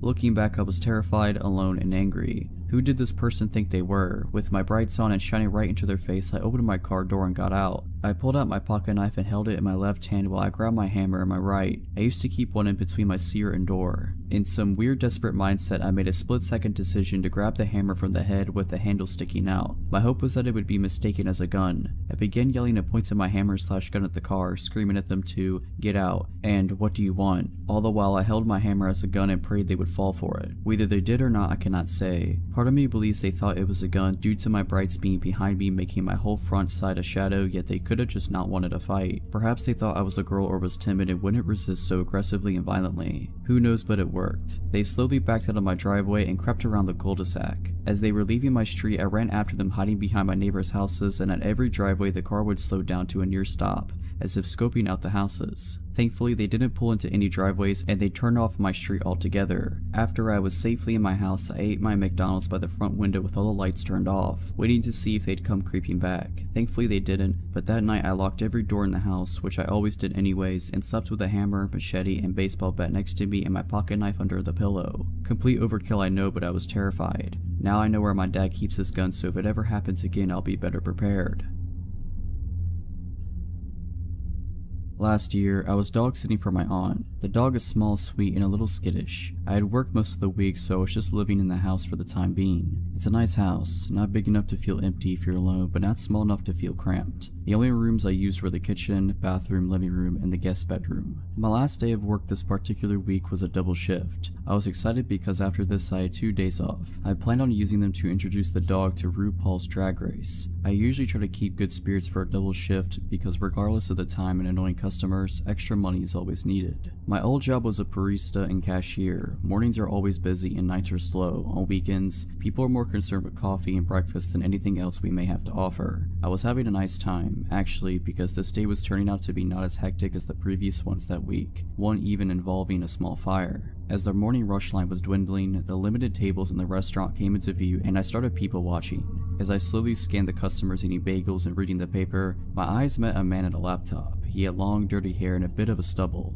He stared at me with a little too much intensity. I wondered if he found my people watching rude, so I decided to clean and restock instead. It didn't take long for a line to reform, so I returned to my register. Once again, after the line died down, I could see the few tables in the front. The man was still there and he was still staring at me. Every now and then he would look at his computer and then back to me. It almost felt like he was looking right through me, or like he could see every part of me. It felt so uncomfortable that I went and cleaned in the back of the restaurant, out of his sight. After the next rush, I took my break and sat far away from the man. He was out of sight and I was out of his. When I came back from the break, the man was gone. My manager asked if I had interacted with him at all. I told her about him making eye contact with me, but that nothing else really happened. She told me that the man had been watching 18+ content on his laptop and she had asked him to leave. So that was weird enough. The man had been watching that and stared at me. I really wish that this is where the story stopped. Hours passed and the rest of the day was entirely normal, despite me and a few female coworkers feeling a slight edge. We were in the process of closing, which is actually a process I really enjoy. We're well in and I'm almost done with my assigned jobs when my manager comes up to me again. She informs me that the man had found his way back in the restaurant at some point and she found him hiding in a back corner. She chased him out by threatening to call the police. She knew that earlier in the day, he seemed to be paying attention to me. She said I could finish up whatever I wanted or needed to, but afterwards she strongly advised me to get home as soon as possible. She also offered to walk me to my car. I took both offers and quickly got my things together and clocked out. My aunt's house was not far from work. It was a 5-minute drive at most, which was helpful because then I didn't feel the crippling anxiety for much longer. I got in the house and after triple checking that I had locked every door, got into my pajamas. But unsurprisingly, I was not ready to sleep yet. Now was the time to introduce the dog to RuPaul's Drag Race. I went into the living room. The living room consists of a couch, 2 chairs, a TV, a window, and the front door. Unfortunately, the porch light was broken and the window had no curtains. That had me a little stressed, but I was willing to take that over the only other TV in the house, which was the one that exists in the scary basement. Facing the basement TV included having my back to a sliding glass door facing the very dark woods. No thanks. I was setting up the TV when the dog started growling. I really didn't think much of it. As I said, the dog is skittish so he growls and barks all the time. I wasn't looking at him. I was muttering shush shush and figuring out how to work the TV. The dog didn't stop and started to get louder, so I finally put down the remote and I turned to face the dog. I froze. The dog was barking at the window and there was an outline of a man at the window, the exact same build as the one at the restaurant. I screamed and luckily that was enough for the man to run away from the window. I stood there frozen for a while. The dog had calmed down but I hardly felt safe. So I went into the kitchen, grabbed a big knife and called my mom. She did not advise calling the police, my mom never does, and instead came and spent the night with me. I told my aunt, I spent the rest of my time dog sitting, clutching the knife anytime I slept or took a shower. My aunt also gave me permission to have one friend stay with me every night. Nothing else ever happened. I never even saw the guy come into work again. A part of me wishes I knew who he was or where he went, or what he even wanted with me. I'm glad he was a coward and that all it took to scare him off was my scream and an extra small dog. The year was 1995 and I was 16 years old. I lived in a 3-bedroom, 2-bath house in a middle-class suburban community with my mother, 2 younger brothers, and our 140-pound Doberman, Turbo. From the front door of our house, relevant, you could see directly into our living room, which had an open concept floor plan with the kitchen and dining room. Our couch was on the wall directly in front of the front door. It was the summer between my sophomore and junior years in high school. My brothers and I spent a decent amount of time outdoors. I suppose anyone paying attention knew who lived in our house, and I suppose they knew that the only adult was gone when the only car was gone. However, prior to the man showing up at the house, I never noticed anything off, and I never noticed anything afterwards, so maybe we were just a random target. It was a Saturday and Mom and the boys had run to the grocery store. In Nevada in the 90s, almost no one had air conditioning, so to cool off, you would open up all the windows and doors and use fans. On this particular day, I had the back sliding door and front door wide open to get a cross breeze. Neither screen door was locked. I was napping on the couch in full view of the front door in shorts and a tank top, with unlocked doors. In my defense, there was 140 pounds of protective dog muscle on the floor next to me, and probably only for that reason am I alive. Around the approximate time I expected my family home from the store, Turbo began barking. Assuming he was barking their arrival, I told him to shush and try to go back to sleep. Turbo continued to bark, becoming more and more intense and even aggressive with his barking. Finally, after 5 to 10 minutes of Turbo refusing to quiet and my family never coming in from the car, I sat up, realizing something was wrong. A man who I didn't know stood, seemingly frozen, staring at my frenzied and barking Doberman. Assuming that the man had some appropriate business at my home, I hurried the 10 steps to the unlocked screen door, constantly shushing Turbo. I apologized for my dog and for not hearing his knock. He never knocked. The man explained that he was from the phone company and he was here to check our lines. He never took his eyes off Turbo. Turbo never stopped snarling. I leaned forward far enough to see the street. Only unmarked, privately owned cars lined the street. I looked at the man who was dressed in tennis shoes, jeans, and a t-shirt. I was 16 and dumb enough to nap in front of an unlocked door, but I was no fool. Phone company personnel A. Always wear uniforms, B. Always drive company vehicles, and C. Don't come without being called, and D. Don't work weekends. I looked at the man who had yet to look up from the 140-pound dog that was now foaming at the mouth. I grasped the screen door handle and held it. This got his attention. He met my eyes as I said, "You have 30 seconds to show me identification or I'll open this door." I don't even think he made an incoherent excuse as he ran away. I fell to my knees and hugged Turbo. I then gave him all the meat in the fridge. I believe with absolute certainty that I would have been attacked if we hadn't had him. I like to think that if I hadn't had a huge, overly protective dog, I would have been in the habit of locking doors. But what would a screen door latch do against an intruder? And that creep stood there and watched me for 5 to 10 minutes. Perhaps he was paralyzed in fear, but maybe he was working his angles and only Turbo's insistent display of his willingness to kill anyone who threatened to be changed his mind. That's my theory. Turbo is long past, but his legacy lives on, and 2 loving, loyal, and lethal when necessary dogs sleep in my room every night. For context, I'm a 5'3", 24-year-old female and working as a programmer for an IT company in the Philippines. Now the area where my office is in comprises of 3 buildings. Building A, where my office is in, Building B, and Building C. To get to the other building, it would take you like around 10 minutes to get there. Important for later. This happened to me a year ago around the end of February until March. I just got out of a bad breakup at the time and I really intended it just to focus on myself and not meet anyone yet. I just got out of work and it's around 7 p.m. on a Friday night and went to my usual waiting spot, which has benches and is located at the back of our building near the entrance of the underground parking. For our company shuttle, and Omar, shuttle dispatcher, is there. Now, I've known Omar for 2 years and is someone I consider now as a friend, and we would often chat about our lives, even the breakup with my ex then, and joke around. He's a 40-plus-year-old guy and he gives out this big fatherly vibe, so he's really someone that I trust. That night, he was there and with someone new that I didn't recognize. Our conversation went like this. "Omar, oh hi. Good thing you're here. I would like you to meet someone since he told me he already wants to meet you for a long time now." And then this guy stood up and shook my hand. I greeted him as just to be polite, and this new guy, let's name him Ray. He's average looking and a little shorter to my height, 5'1" I think. And he instantly gave off an all 5 as soon as I shook his hand. I thought that would be the end of it, but he proceeded to talk to me for a few minutes while I wait for my shuttle to arrive. Omar has purposely left me and this Ray guy so that we could talk and get to know each other. I'm actually puzzled at this point because, 1, I have no clue who this guy is and why he would be so eager to meet me,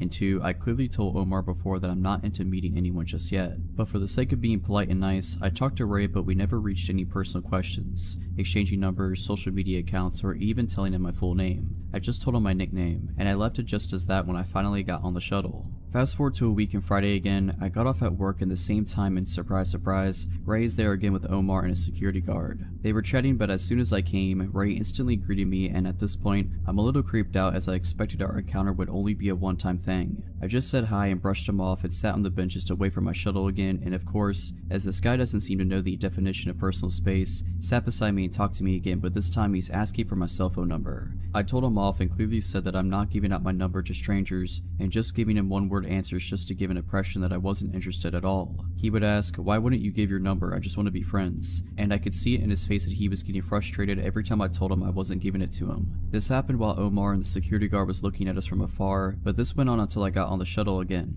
As soon as I got home, I mindlessly scrolled through my timeline and saw a notification that I have a new friend request, and guess what? It's Ray, and he even messaged me with a "please accept my friend request." I just deleted his request, but now I'm pretty shocked since I didn't tell him my Facebook account, so how did he manage to find me? The following day was the last straw when I decided to get off at an earlier time so that I could avoid him, but to my surprise, he was there, again waiting for me, along with Omar and the security guard. Ray immediately ran up to me to say hi, but I brushed him off and dreaded the fact that I would have to wait with this creep again when I saw my shuttle isn't there yet. He immediately asked me if I accepted his Facebook request, and I decided to play dumb and said I haven't been active on Facebook and I haven't seen any requests. He got disappointed and he fiddled with his phone for a bit and then revealed his phone to show my Facebook profile and asked me if this was me. I said yes, and this time, I was completely ignoring him at this point and playing with my phone and told him that I wasn't going to accept his request because I don't know him. And then Ray grabbed my phone out of my hands angrily and said he was going to add himself using my Facebook account if I won't. I muttered a "what the" and grabbed my phone from him, and with perfect timing, I got on the shuttle in a hurry and told the driver to go.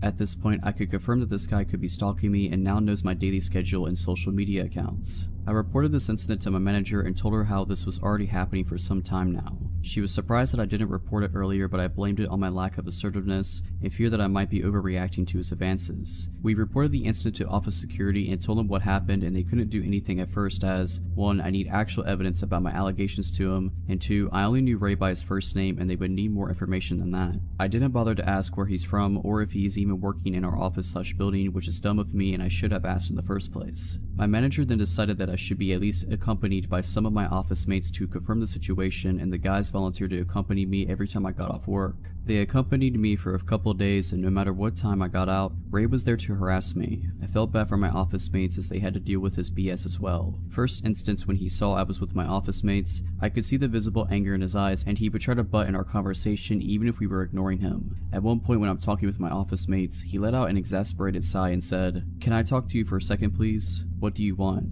"I just want to talk to you. If you don't, I'll leave." Okay, and then I went back to talking to my office mates. He butted in once more and asked that I should introduce him to my office mates when I didn't. He proceeded to introduce himself instead, which irked the heck out of my office mates and I, as his behavior doesn't seem normal at all. After that incident, my office mates and I told my manager what happened and how dangerous this guy might be. She decided that we should escalate it to HR and have them deal with it immediately. Gladly, HR responded and took the situation seriously and began to do an investigation on who Ray might be. Same day, they sent an email that after searching through records, turns out Ray wasn't an employee at our office and they might need to talk to building security to find out more about this guy. HR also requested our office security to escort me and observe the situation. I honestly felt relieved as now I'll feel safe for the time being while they search for who Ray might be. He still showed up even if I got out late or earlier than usual, but never went near me when he saw I was accompanied by security, but he would just keep his distance and stare at me, smile creepily, and linger outside my shuttle until it left. HR contacted me for a meeting with him and my manager about some news on Ray, and I was shocked by the information that they found out. Ray was not an employee of our building/office, but in fact, a temp in the security office in Building C. I then thought, okay, this creep is really putting an effort for someone who is clearly not interested, and if he's a temp, meaning there's a chance I won't be able to see him after this. But then what HR said chilled me to the bone. He was a temp assigned to work on the security cameras, meaning he had access to all the building cameras. It has been his way to spy on me and the reason why he was able to be there at the exact same time I got out. HR has already spoken to his supervisor and gave a warning to Ray, and of course,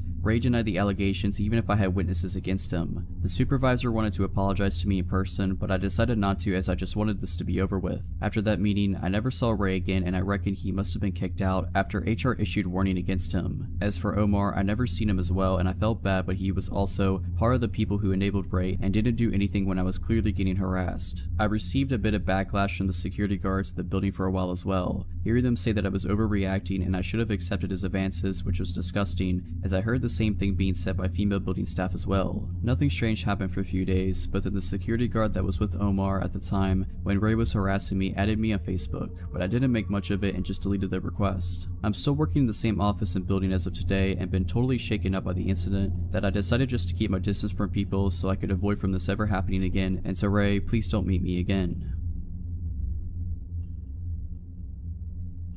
This story is of my brief friendship with a guy that near stalked me, and I'm sharing it for some closure, I think. I started my freshman year of college at a university in my hometown that's pretty nice. I'm not going to share too much about it, but it has a smaller amount of students but enough that you don't really run into people often. I lived on campus and I was only 17 at the time. I had Tinder, of course, as I was fresh out of a relationship and looking to experience new things in college. I matched with this one boy, Asher, who seemed nice enough, pretty socially awkward, but I never really minded because I have anxiety issues myself and I'm really sympathetic to it. Because of that, I ignored a lot of warning signs I shouldn't have. We texted for a while and he seemed really nice and caring. He wanted to know a lot about me, which I wasn't too keen on sharing, but I told him the basics and we texted kind of regularly. He lived on campus as well and invited me to hang out. At that time, things didn't seem too sketchy, so I was completely down. When I first met him, that's when things started to get uncomfortable. We hung out in his dorm, which is pretty standard overall. I got cozy with him on his couch. I'd say almost cuddling, but not quite. Still, really standard. When we started talking more, I realized how uncomfortable things really were. He kept making comments that just put me off, but I tried to ignore them. Things like, I've never really cuddled with anyone before, sorry if I'm doing it wrong. And so many comments about how he already liked me a lot and wanted me to stay forever. Weird word choice, but whatever, he's just trying to be nice. I let him down easy. I ended that hangout pretty quickly for some fake excuse, and went right back to my room. He kept texting me and professing how much he was into me, and I told him sorry, but I'm not looking for any kind of relationship, so I do not want to keep things romantic. A bad lie, but I'm very non-confrontational and I didn't want to be mean. That's when things started to get really weird. He sent me this long paragraph saying about how it was okay I didn't want a relationship now, and that he'd wait for me to save his virginity for me. We had never talked about anything sexual. I had never really even told him I liked him or flirted back. I just never turned him down. It was one of the creepiest messages I've ever received. Unfortunately, this was just the start of all the things weird to come. He wouldn't leave me alone even though I kept trying to de-escalate things, and I kept running into him all over campus. I wasn't sure how he suddenly was nearby when my classes ended, and I wasn't sure why suddenly we'd both be in the dining hall at the same times, even though I hadn't changed my regular routine, but I just tried to brush it off. Definitely a mistake. I ended up turning him down completely because I was getting creeped out and couldn't figure out how he wasn't understanding that I didn't want anything romantic or sexual with him, telling me how he was gonna off himself and no one was ever gonna love him. I've been in a manipulative relationship in the past, and I recognized that behavior right away and shut it down. I told him I couldn't be friends with him, and in my head that was that. He didn't reply for a while, but when he did, everything broke loose. I was luckily out of town at the time for a concert, so that made me feel a lot better. He went off, sent me paragraphs after paragraph about how horrible of a person I was, and how I needed to get put in my place, etc. I could handle that, I just ignored it. Then, once the regret set in, he made it his mission to win my love however possible. He apologized profusely, told me how he couldn't be all alone and I was his only friend, and how much he loved me. Whatever, terrible, but I didn't care about that. Then, I guess to prove his dedication, he did the creepiest thing yet. First, he told me he was outside my room. We did not live in the same dorm building, and you can't get into the buildings unless you live there. I don't know who let him in. I wasn't there, and my roommate was out, so that was okay. I texted back at that point and told him to leave and how wrong and creepy that was, and he pulled out his last resort. He just sent me screenshots of my contact in his phone. On Apple devices, you can fill in tons of information and have a note section. Everything was entirely full. He knew my home address, my room number on campus, my parents and brothers' names, my pets' names, my schedule. It was terrifying because I'm a fairly private person. My Instagram is my only social media and I do not share that much on it. I don't think I'll ever find out how he discovered all that about me. I blocked him on everything right away and reported him to school. The school did nothing at all. I still see him on campus, but it seems like he doesn't care about me anymore gladly.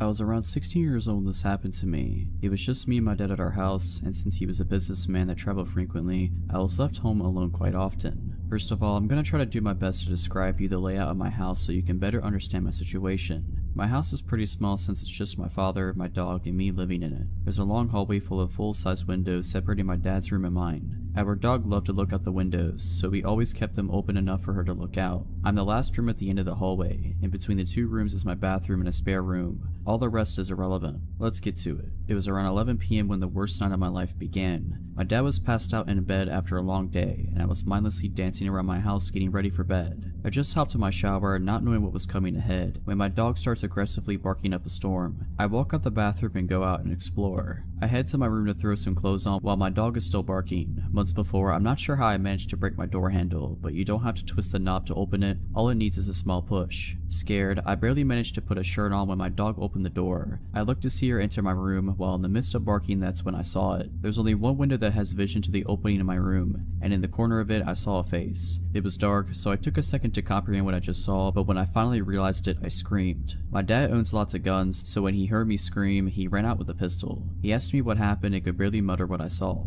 He ran outside to see if the man with the terrifying face was still near. We stood out there for maybe a minute scanning the area. A man was casually strolling towards us from the opposite direction from about 100 yards away. I knew it was him. I got that feeling in my stomach that you can't mistake. It was like he was trying to cover up that he was there by coming from a different direction. But he didn't fool me. You better stay away from my daughter. You see what I have here, you know what this does. Holding up his gun, I could have sworn my dad was gonna shoot. The man brushed these threats off easily. My dad and I went back inside. He went back to bed like nothing had happened, but I could not sleep a wink. I kept thinking he was gonna come back and hurt me because of the threats to him. We called the cops the next morning and they came and scoped out our house. He looked around the house trying to calm me down, but I was still pretty shaken up. He went to the front yard and that's when he saw it. In front of the windows in the long hallway there were small bushes, nothing much. The cop from outside went to the window that had view of my room and there it was. If he tried to tell me the news without making me more upset, he failed. There were incidents in the dirt right in front of the window. That meant he knew where he needed to look for you, and it seems as if he had come here more than once because of the broken pieces of bush and the divots in the ground. Turns out he was the nephew of my old neighbor and he had been staying there for months. Never arrested, never got in trouble, probably barely got a slap on the wrist. But at least he's gone now. How long had he been watching me? I'll never know. All I know is I keep my door shut and I never keep the blinds open. To begin, I've always had this feeling that someone was watching me ever since I moved into my family house 8 years ago. At first I thought I was just being paranoid, but I could not help looking over my shoulder when I would walk to school or to my bus stop. When I would walk to school, I was always scared in the mornings when it would be dark during the winter or fall because where I live is just vast country lands. I live in Canada, and although not much crime habits in my neighborhood, I never could rid myself of this eerie feeling. Even when I would come home from school, being home alone did not help. I would triple check my windows and locks to make sure everything was locked. However, in my basement, our garage door would never fully lock since the door hinge was broken and detached from the door. Therefore, it would never properly close. I always told my dad to fix this door, but because he would always go away for work, he never found the time to do so. Stupidly, I thought nothing bad would happen since my garage needed a 4-digit passcode to get in. Now, my theory is that he knew the passcode to my house. Therefore, he had free reign for 7 years to go through my things. At first, I thought I was being forgetful. Maybe I was the one who misplaced my underwear somewhere. Maybe I was the one who misplaced my favorite top, or maybe my dad accidentally donated it. But I should have known better. During my 4 years in high school, he never really contacted me. It was when I went to university that things started to change. Since I live in the countryside, I decided to go to a university an hour away. My dad did not want me to live on residence because he didn't want to leave the house unattended for long periods of time. So we came to the conclusion that it would be the best if I drive to and from school. Now, I would leave for university very early in the morning, around 6 a.m., and come back around 6 p.m. at night. I stopped being aware of my surroundings at this time because I would be tired from my 12-hour days, and now that I wasn't walking alone, everything would be fine. When I would come home from university, I would find certain things moved in my house. I am a neat freak and I like things a particular way in my house. When little things like my makeup or candles would be moved, I thought it was odd and would frequently bring it up to my dad, but he would just say that it must have been me who was doing it, but it wasn't me. During my second and third year in university, I started getting weird notes in my mailbox. The writing on these notes looked almost childlike and it would always be written in blue ink. I have those country-style mailboxes at the end of my driveway where the little red flag goes up whenever we get mail. From my way back from university, I would always check the mail and sometimes I would find these letters. The letters would never be long. In fact, they would only be 1 to 3 sentences that would contain odd questions like, "Where are you? I wonder what you do while you're away from home. How do you find university? It must be tiring driving that long. Did you make new friends? Do you still hang out with your best friend? You dress differently now. Why is that? I miss the scarves you used to wear. You don't close your curtains as much anymore. Why don't you look for me? These letters would always come once a month at the beginning of the month. I would show my dad, and at first he would say, "Oh, maybe your cousins are just pranking you, or it's probably your friends." But every time I would ask my friends or cousins, they would give me this confused response saying that they never sent me any letters. Now that I am in my 4th year at university, the letters do not come as frequently, but 2 weeks ago something happened that makes me think that things are escalating. I came back home from university at 7:45 p.m. and it was fairly dark outside. I saw that my mailbox flag was up, so I checked the mail and it was just bills. At this point, I haven't gotten a note for a little over 3 months now, so I'm thinking maybe the notes will not come anymore. As I settle in for bed, I change into my pajamas and I check the locks usually. As I checked my front door lock, I look out the glass panel on my door and I saw that the red flag on my mailbox is up. It's 10:30 at night, so no way the mail could have gotten dropped off, and plus I just checked the mail. I call my dad and tell him about it, and he said not to freak out and that maybe one of our neighbors accidentally got our mail and just dropped it off since this happens frequently. I stay on the phone with my dad and quickly run down my driveway to check my mailbox. As I open the mailbox, I feel my heart drop because it's an unmarked manila envelope. I quickly run back inside and open the manila envelope, and although there is no written note, I find something more disturbing. It is a pair of my old blue panties that I haven't seen in years. At this point I scream and my dad tells me to hang up and call my aunt, who is a police officer. My aunt comes over and checks the inside and outside of my house, but she can't find anything. She tries to jog my memory and ask if I know anyone who could be doing this, but I honestly have no clue. My aunt told me to keep any more letters I get, and she has been staying with me the days my dad is out for work. I just hope that we're able to find whoever this is. About 2 years ago when I was 17, I received a Facebook message from someone named Dan who I didn't recognize. I had mutual friends with him and he looked to be around the same age as me, so I wasn't alarmed. What follows is the messages. Dan, hello, have you been? Haven't seen you in a few years. Me, hi, not trying to be rude, but do we know each other? Dan, yeah, you really don't know me? I didn't respond. Dan, wow, real nice way to treat a family friend. Me, sorry, I just don't recognize you. Dan then sent a picture of me and him together from when we were little, and I mean really little, like I looked maybe 2 or 3 and he looked 5 or 6. Me, oh wow, did our parents used to be friends or something? Dan, I was your neighbor, you really don't recognize me, come on, I didn't move that long ago. He had in fact moved a long time ago, at least 12 years ago, so I honestly feel like it's not that uncommon for me to not recognize someone who I hadn't seen or talked about since I was 4. Anyways, the conversation continued like that. I apologized for not remembering him and just started catching up. He was being nice enough and I was bored, so whatever, no harm, no foul. After we kept talking, I started remembering more about him. Like I remembered him coming over and swinging in my backyard, and me going over to his house with my big brother and all of us hanging out together. Dan was a few years older than me, at least 2, but I can't remember exactly. Anyways, we kept talking on Facebook, just messaging back and forth about normal things until it started to get late and I was tired and had school the next day, so I told him I was going to bed. I closed my computer and just laid down and went to sleep. The next morning I woke up to a bunch of messages from him. Things like, good night beautiful and sweet dreams, message me when you wake up, are you asleep yet, can't wait to talk to you. Literally there was almost 50 messages. I was creeped out, but I opened the messages and glanced through them and just didn't reply. On my phone I have it set to where I don't get notifications from Facebook Messenger. At the time I was in a lot of group chats with different team sports and group of friends, so it was just easier to at the end of the day check my messages versus getting a ton of notifications all day long. Some point during the day I had gotten more messages from him that I just hadn't noticed while I was at school. He was saying stuff like, do you still live at insert address here? I did still live there. Does your mom still freak out about you hanging with boys? My mom has never freaked out over boys. Let's go out and catch up. Let me take you out and treat you right. It just kept going on and on with really random questions that weren't necessarily threatening but just somewhat creepy. He then talked about wanting to go on dates even though he didn't even live in the same state anymore that I live in, so I have no idea how he would have planned on going on dates with me. The messages just kept continuing over the next week, him telling me he wants to go on dates and asking me really weird questions about my mom, my brother, and my house, and then he started asking about his house that he used to live in. I didn't reply to any of his messages, but I was getting at least 50 a day. Eventually I brought it up to my mom and just asked her if she remembered Dan from next door. Her face completely drained of color and she got super serious all of a sudden, and she asked me why I was bringing him up.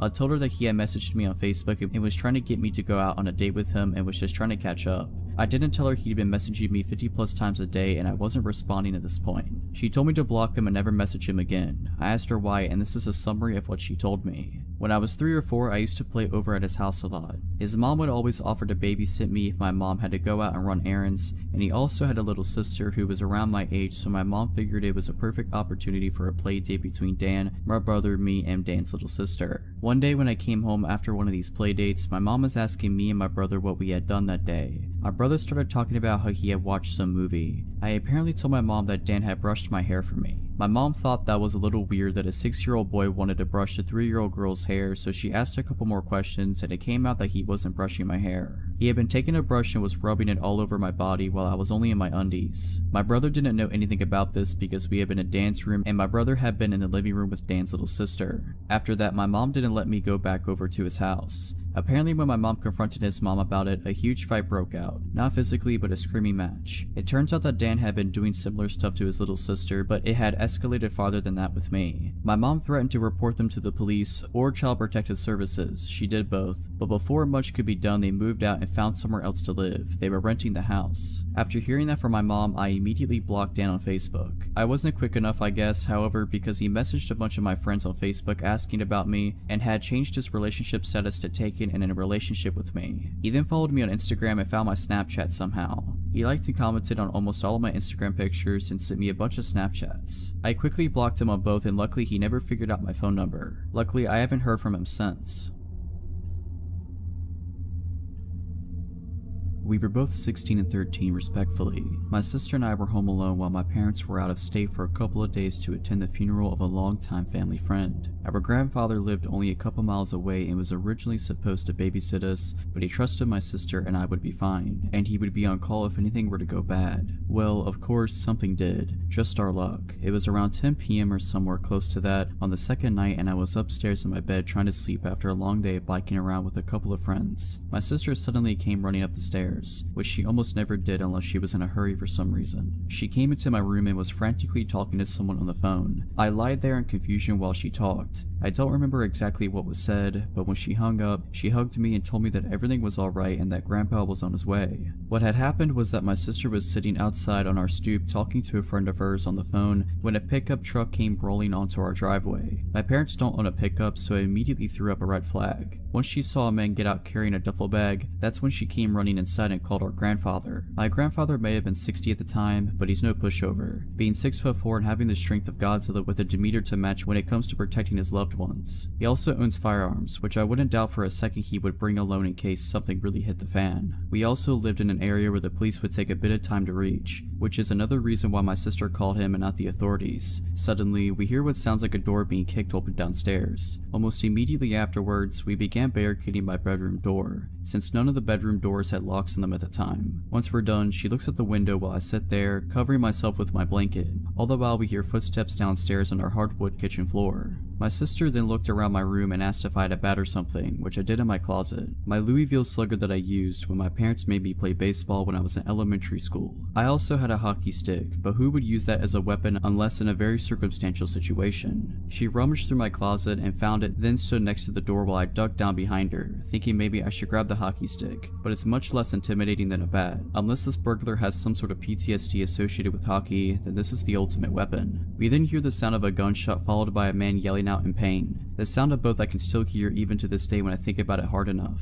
My sister and I are standing by the door, almost sobbing, when about a minute later, we then hear my grandfather yell out our names, asking if we were alright, to which we both yelled out simultaneously that we were. My sister and I pulled the dresser and various other objects out the way of my door, and we both went out into the hallway. We heard my grandfather on the phone with 911 as we stood at the top of the stairs. When the police and ambulance arrived, the man who had broken in was taken out on a stretcher, to which I later learned was shot in the abdomen. My grandfather had come in through the same back door and found the man in our kitchen looking through drawers. When he came at my grandfather with one of our kitchen knives, that's when he was shot. The man almost died from blood loss, but ended up surviving, and I hope he's learned his lesson, both through being incarcerated and by being shot in the abdomen and almost losing his life. But, of course, you never know with certain people, especially the nefarious ones.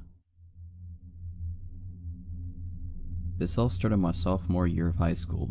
I was 15 and at a new school, so I didn't have many friends yet. I was in that phase where I thought I needed a boyfriend to have validation, so I was actively trying to find a date for the homecoming dance. A classmate suggested a junior in one of her classes, whom I will call David, to be my date and got him to ask me out. He seemed nice, so I said yes, a decision that would haunt me for the next 2 years. David and I had fun at homecoming, so when he asked me to be his girlfriend, I said yes. It's important to note that he was quite the loner. He was very much into science and often spent alone conducting experiments in his room and even at school at times. I just brushed it off as him being quirky and figured I shouldn't get in the way of his passions. But it wasn't long before I realized there was much more to his nice guy facade. Over the first several weeks of our relationship, we would talk over the phone and David would make increasingly inappropriate comments about things he wanted to do to me. I was 15 at the time and he was 17, so not only was I incredibly uncomfortable, but he was also nearly an adult making these comments to a younger girl. I kept telling him I wasn't comfortable with the things he was saying, but he always laughed it off as me being prude.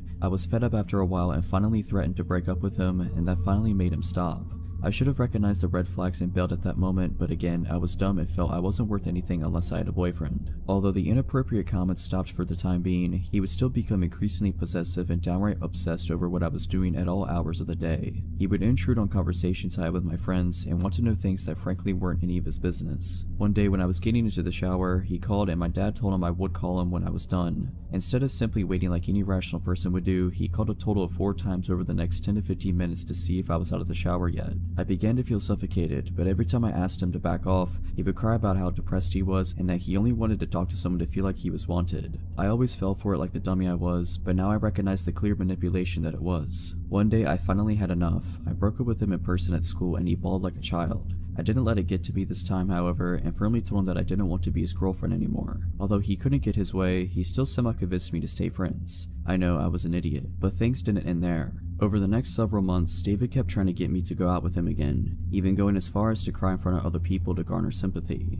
Fortunately for me, David had earned a bad reputation throughout his school year, so no one really believed him. He would even try to trick me into a date by subtly suggesting we go see a movie as friends, which I always got around by inviting my friends to come along too. They knew what he was doing and never turned down the chance to help a girl out. In the last few weeks I spoke to him, he would sit on the phone for hours on end literally begging me to take him back, and thankfully I held on strong and kept refusing. One night his brother actually called me telling me he was crying hysterically. Eventually it came to a point where I told him I didn't want to hang out anymore, because it was clear that he would not stop until I became his girlfriend again. He agreed to not approach me anymore, but I wouldn't be writing this story if it ended here. The very next day at school, David came up to me like nothing had happened. I once again reminded him of the conversation we had the night before about how we agreed to not hang out anymore, but he acted offended that I would even suggest such a thing. Eventually, my friends and I convinced him to leave, but of course it didn't stop there. For 2 weeks straight, he would follow me around school, call my house and my cell phone.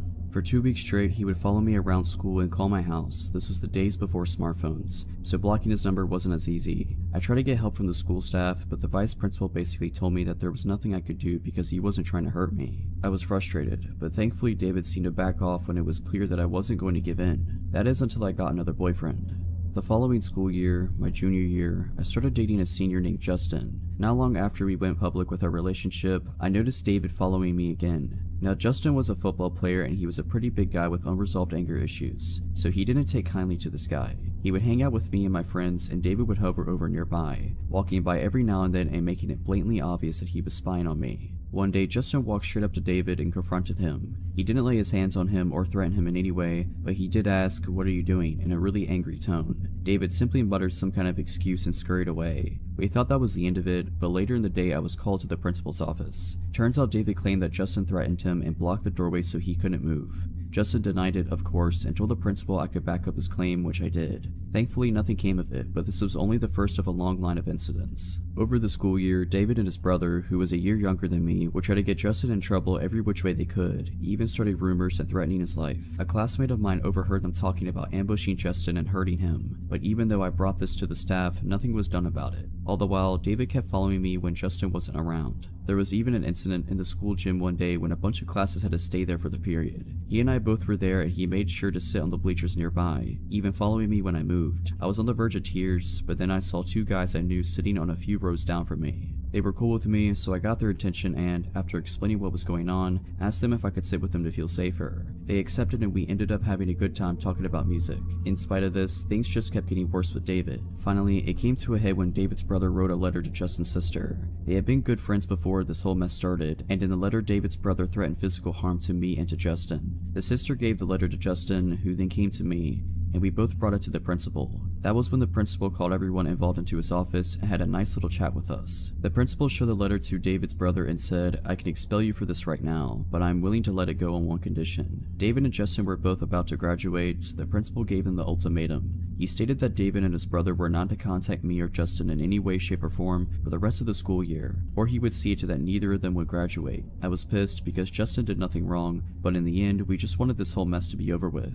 From that point on, David didn't bother me again, thankfully. Justin and I ended up breaking up that summer for unrelated reasons, and the following year I didn't have to see either of them ever again. A few years later, however, David tried to send me friend requests on Facebook. I deleted the request and blocked him. I even unfriended and blocked the 2 mutual friends we had for good measure. Sure, I was being paranoid, but it made me feel better. There was one last incident involving David, not with me, but with my younger brother. When he was 14, he took his then girlfriend to see one of the Transformer movies and David walked in. Upon recognizing my brother, he sat behind him in his date and kept laughing uncontrollably at inappropriate times and even started kicking their seat. My brother tried confronting him, but it did no good. They didn't bother getting the manager because my brother's date was too afraid he would attack them if they tried to leave. Thankfully, that was the last incident I or anyone close to me ever had with him. I'm doing much better now. I'm 30 years old and, ironically, I ended up marrying one of the guys who sat with me in the gym that day. My advice to any teenagers reading this is that you should always pay attention to red flags and get rid of toxic people in your life. It's always better to end up alone than stuck with someone who makes you feel bad and treats you like your feelings don't matter.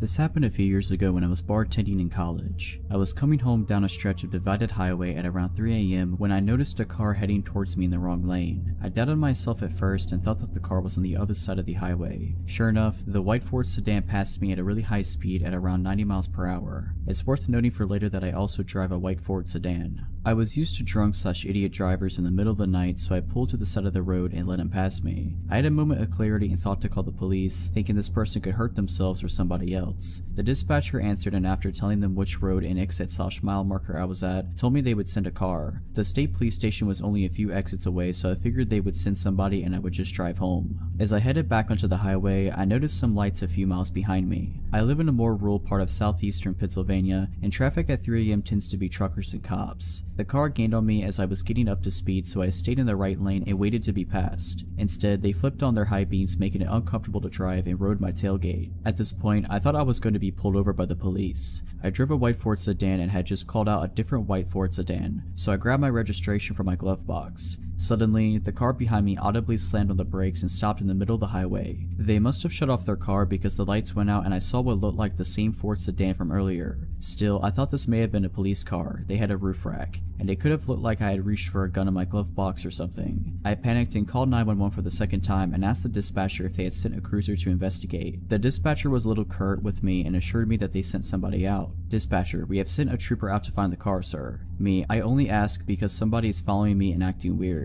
It could be a cop, but I think I freaked them out by getting my registration. Dispatcher, are you pulled over? Me, no, they didn't turn on the lights. Dispatcher, let me try to get the trooper we sent out. As she was talking, the car again sped towards me and stopped inches from my bumper. Again, their high beams were on and again they slammed their brakes. I told the dispatcher, I'm pretty sure this is not the police behind me. The car sped to my bumper again and turned their high beams on, this time laying on the horn. Hearing this, the dispatcher asked me what was happening. Dispatcher, what's happening? Did you honk? Me, that's the car behind me. I don't think it's a cop. Dispatcher, I'll try to get the trooper again, but I don't think that's him behind you. For some reason, this is what shook me. Before that, I was thinking I would get pulled over and maybe get a ticket. Up until then, I was going to the speed limit and trying to avoid getting pulled over. I told the dispatcher, I don't care if I get pulled over, I'm speeding, and if they put their lights on, then I'll pull over. I started to accelerate and the person behind me just kept up with me. The speed limit was 55 and they kept on my bumper the entire time, but this time they were swerving. I tried to signal for an exit then bail on it, but they followed. At the next exit, I took the off-ramp and continued onto the on-ramp, and the car behind me followed the whole time. I thought about trying to go to a Wawa gas station, but the dispatcher and I thought that it would be unsafe. She was calm and talking to another person trying to send police to me. The other person, maybe a supervisor, asked if I could drive to the state police station. Realizing that I was one exit away, I told her I was coming there and she said that she would have troopers meet me outside. As I pulled off to the exit, the car followed me. I blew a few red lights trying to get to the police station, and the car tried to pull into the other lane to pass me or pull up alongside me. Once the police station was in view, I put on my turn signal and the car slammed on its brakes again, turned off their lights, and turned into a parking lot. The story ends kind of anticlimactically as I pulled into the police station and met the troopers. 2 of them went to find the car and I stayed with the 3rd trooper. I think the dispatcher and her supervisor and the state trooper escorted me home after taking a statement from me. I was never called to follow up or testify, so I can only assume the person didn't get caught. I don't drink as a general rule, but once a month or so I'll go out with friends and binge. My friends and I had a great night at a bar in the city and they left. I was chatting up a cute guy, so I decided to stay. I went back to his place. After post-coitus, I'm ready to head home, so I call an Uber to pick me up. I don't know where I am, I know the city I'm in, but not my exact location. I ordered the Uber, but it's taking forever, so I cancel it and try again. Pretty soon a car pulls up.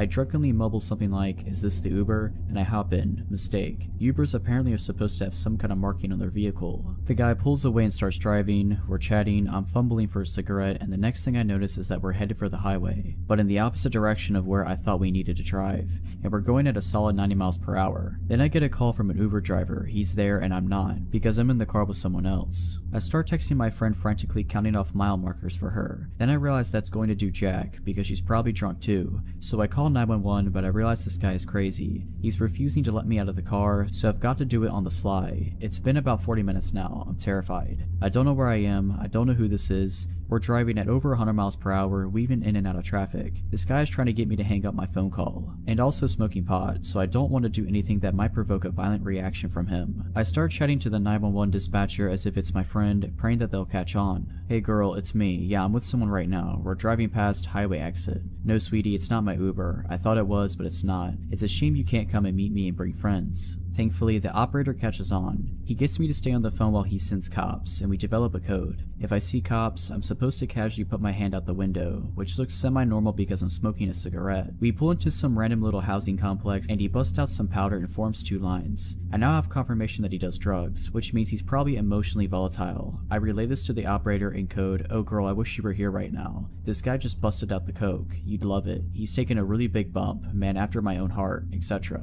Pretty soon I can see the lights from the cop car, so I start waving my hand out the window. At this point, I don't care if he's on to me or not. I don't know if he has a weapon, but I slump down on my seat just in case things get hot. The cops surround us, get him out of the car, and then, once it's safe, they extricate me as well. They whisk me to the hospital for a drug test and evaluation, and that's where my story ends. On my way to the hospital, as I'm explaining all of this to the officer, I find out that of the guy's 40-ish years on this earth, he's been in federal prison for 30 of them, for violent offenses. I want people to learn from my mistakes, and if nothing else, call 911 and stay on the line. For background, I'm a 24-year-old woman living in Australia and work at an establishment that caters for an adult audience. One night, as my shift is coming to a close, one of the patrons asked me to buy a drink, which I accept because employer policy. I talk him up to a couple of expensive drinks for the 2 of us, have a quick conversation, and make my excuses about my shift being over, but he should come back to see me soon. He starts to gaze at me and it feels uncomfortable. He stands up and with his creepy grin asks to walk me to my car. I know never to put myself in that position and politely decline, and I tell him I might see him next time. I walk out past our biggest bouncer and the guy doesn't follow me. Great, nothing extraordinary, just standard par for the course of my profession. But sadly, this isn't where our story ends. For this creep, it's only just the beginning. I'm off for a week after that night, but when I come back into work, I'm told a patron has been coming in every night for the last week asking for me. Says he wants to buy me another drink. Naively, I think, oh great, a bigger pay this week, and get set for my shift. Then I rolls on who should roll in but our man of the hour, and he asks for me. So I saunter over and he buys me a drink. The whole thing I'm sitting there with him, he just has this creepy grin on his face. Not like a normal creepy grin, that's just normal. No, this is the kind of grin where he knows something you don't and is very pleased with himself about that fact. So we're talking and I'm getting him ordering himself drinks and trying to upsell him where I can. About half an hour goes by and I make my excuses to leave so I can try to spread the tips around. But this guy isn't having it. He won't let me leave, and the more I insist, the angrier he gets. He's practically hissy at me by the time I give a look to one of the bouncers, who promptly comes over and diffuses the situation, giving me an opportunity to walk away. Great, crisis averted. Wrong. Bouncer doesn't throw him out, just gives me a buffer so this guy starts following me around the place, even attempting to walk into an employee-only area, which is where another bouncer finally notices and kicks him out. I finish my shift and walk over to my car. There he is, I kid you not, sitting on the bonnet of my car. How he knew it was my car I will never know. He wants me to give him a ride and tells me how pretty I look. He's spewing greasy slimeball creep lines at this point and I'm not interested. I try to give him a hint nicely and decline to give him a ride, but again he just turns to me and grabs me by my arm, insisting I give him a ride. I tell him to screw off and jam my key in his shoulder as hard as I can. He lets go and I push him with all my might so he falls down. I jump in my car, lock the door, and shove that key in the ignition. He's back up and banging on the window angrily to let him in. And I mean hard, so hard I think his hands or my window might break. I gun the accelerator and I'm out of there. When I get 5 minutes down the road and I'm sure I'm not being followed, I pull over to the side of the road and call back to work. I tell them what's happened and alert them that the other girls need to be careful leaving tonight. As I hang up the phone, I break into tears. I eventually compose myself, pull back onto the road and head home. I cry myself to sleep. Next morning word has gotten around and owner calls me to make sure I'm okay. I assure him I am, but he insists I take some time off in case this creep comes back. He wants to put some distance between us. Makes sense. A week goes by, then 2, he's coming in every night asking about me and being told I quit and don't work there anymore. I lie to get him to stop coming in, you know, but he just keeps coming in and asking, clearly not buying it, and then suddenly 2.5 weeks in, he stops. Great, I am really needing money at this point, so I'm happy to be able to go back to work the following week. Time goes on and everything seems to go back to normal. Same old chances, but the good kind that leads to higher paychecks. Abusive guy doesn't come back in, I'm happy. I start being forgetful though. I think I leave a door closed when I leave the house, but it's open when I get back. Lights on or off, food left out, things ending up in different places than I remember putting them sometimes moments before. I'm losing it, but it's probably just the stress of everything that's gone down. One of my close friends who works with me reassures me that it's normal after being grabbed like that and it will pass. This keeps up for a month until one day I head out to work, get 15 minutes down the road and realize I forgot some clothes I'll need that night at work. I head back home only to find the lights in my front room on and the TV visible as on from the outside. I really am losing it. Good thing I came back, I guess. I head inside, grab my stuff, make sure to turn the TV off and the light out and head to the door. Suddenly I freeze. There standing blocking the door is the creep that grabbed me. I'm stunned, jaw dropped on the floor. Then after what seems like a lifetime of standing in silence staring at each other, him smiling, I scream what the, I'm screaming for him to get out and ask him what he's doing here, how he knows where I lived, all in one jumbled mouthful of confusion. He just stands there with that smile on his face while I'm loudly freaking out but stupidly not moving. I start gasping for air in a mixture of panic attack and bewilderment, then he decides to speak in my wake. The words ooze out of him and leave me chilled.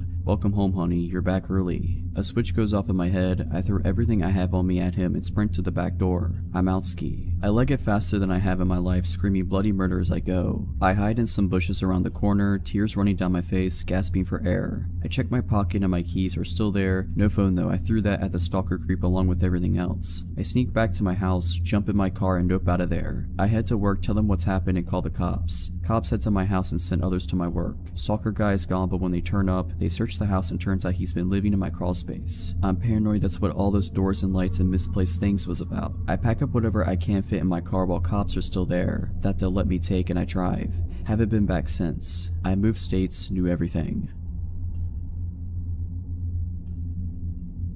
This happened around 2006, when I was in my mid-20s and my sister, the unfortunate main character in the story, had just turned 21. At the time, she and her boyfriend lived with my fiance and I. On weekends, we went out to one of the 2 bars that had karaoke, air hockey, etc. This particular night, we were at the bar further out from where we lived in the city, a good half an hour by car. Everyone was having drinks, socializing with people we knew. It was one of those places, lots of regulars, singing karaoke, nothing out of the ordinary really. Except that night my sister started hanging out with these 2 older ladies who had a liquor store in their purses, and were quite sharing, although I didn't know it at the time. As she tended to drink a lot more than me, that was a score for her. Less money spent on drinks, but she ended up far more hammered than usual. Towards the end of the night, around 1:45, she was really very drunk. The aforementioned fiance, my sister's boyfriend, and I were in a heated air hockey game, planning to leave as soon as it was over. She walked up to us and said she was going to smoke a cigarette outside. Nothing unusual, everyone did until we were done. About 5 minutes later, we paid our tab and walked out, but she was not on the porch area where smokers congregated. Okay, weird, but not alarming. We went out back of the bar to check for her, inside in the restroom in the large parking lot. It is notable that this particular bar was in a business park, so there were multiple businesses that were closed, as well as the Mexican restaurant next door that had just closed as well. We searched, asked everyone that knew us and those who didn't if they had seen her. No one had. I asked the workers from the restaurant that were sitting outside as well. They seemed nervous when telling me they hadn't seen her, but I didn't think on that much until later. By then I was in a full-on panic after trying to call her cell about 15 times only to have it go to voicemail. Being a bit inebriated myself, I started searching for her. Went as far as to take off my heels and start running down the highway searching for her, as honestly there had been times she would start walking home in the past, though never from this place as it was so far away from where we lived. The fiance and her boyfriend thought we should go to the house to see if she got someone to bring her home. Seemed unlikely but not unheard of.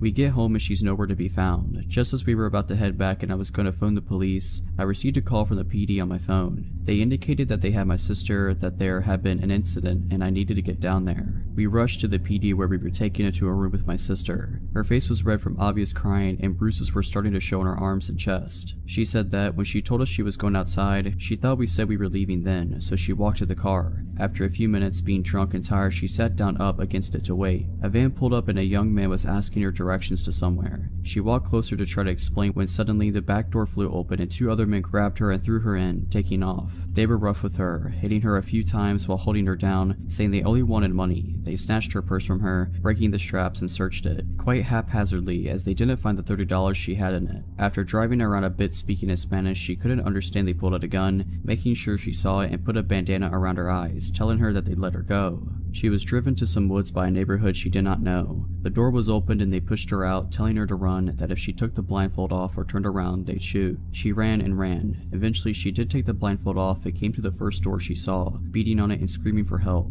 The police were called, she was picked up, and now we are back to my being there, hearing what I feared had happened. Report filed, police did a search and did locate the bandana she ripped off, but as she was so intoxicated and terrified, she was not able to give a clear description of the van other than white older model or the three occupants other than young Hispanic men. The investigation turned up nothing as no cameras caught any of this. We even had detectives in our home who said, look, we need the truth. If you got drunk and just went home with someone and didn't want your boyfriend to find out, we will file charges against you. Aside from the bruises, broken person or trauma, there was nothing concrete to go on. That was unpleasant. I am still fairly convinced someone at the restaurant knew something given their suspicious behaviors when I asked about her, but the police were never able to find that link. All said and done, the guys were never found. Eventually we just moved on, in different states. It's now just a story in our lives. It still makes me sick thinking of what could have happened, but thankfully it didn't.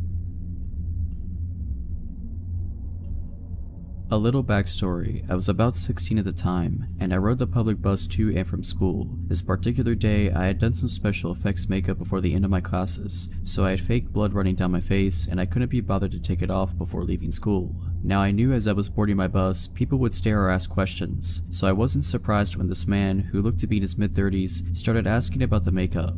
The conversation was normal at first, just the usual, oh wow, did you do that yourself, kind of stuff. I answered the questions as normally as I would, and expected the conversation to be done and over with. But I was wrong. This man, he mentioned his name was Joe, started steering the conversation into strange territory, asking me if I had a boyfriend, to which I lied and said I did. He then proceeded to ask if my boyfriend liked the makeup and if I was on my way to see him now. I again lied and said he likes the makeup and yes, I was going to see him, trying to get Joe to believe someone was expecting me. The conversation died down for a bit until he said this, you know, you remind me a lot of my sister, he said with a grin. I just smiled in response, not really knowing what to say. After not hearing anything from me, Joe continued, my sister was kind of a jerk. She was always lying about me to her parents. I had fantasies about breaking her jaw. Now at this point I was terrified. My bus stop was still another 20 minutes away, and I just wanted to be out of that situation. Seeing that what he said made me uncomfortable, he switched the subject, telling me about where he worked and what he does there. I just nodded along to what he was saying, remaining silent the entire time. Closer to my bus stop, he says to me, why don't you come to my house? I have a freezer full of pizza and ice cream. Maybe we can hang out for a while. To which I politely declined, saying my boyfriend was expecting me. Finally, I get to my bus stop and quickly get off the bus, speed walking all the way home, all the while calling a friend to inform them of what happened. Things were fine for a bit after that. I switched my bus route so I wouldn't run into him again. But one afternoon, I had to go to a store that was on my old route. I was nervous about getting on that bus again, but was happy when I didn't see Joe. I did my shopping, and as I was leaving the store, I saw Joe standing out by the door staring at me. The second I was out the doors, he walked over to me, a grin on his face, and wrapped his arms around me. I pulled away from him, telling him I was very busy and had to go. He then asked, well, what are you doing? I have time, I can tag along. I was very persistent, saying I really couldn't, I had to go, and I walked away, heading into a neighboring store that I knew would be busy. Sure enough, Joe followed. I ignored him as I made my way down a heavily populated makeup aisle, keeping my attention on some cheap lipsticks in the hopes he'd get the hint and leave me alone. I was wrong.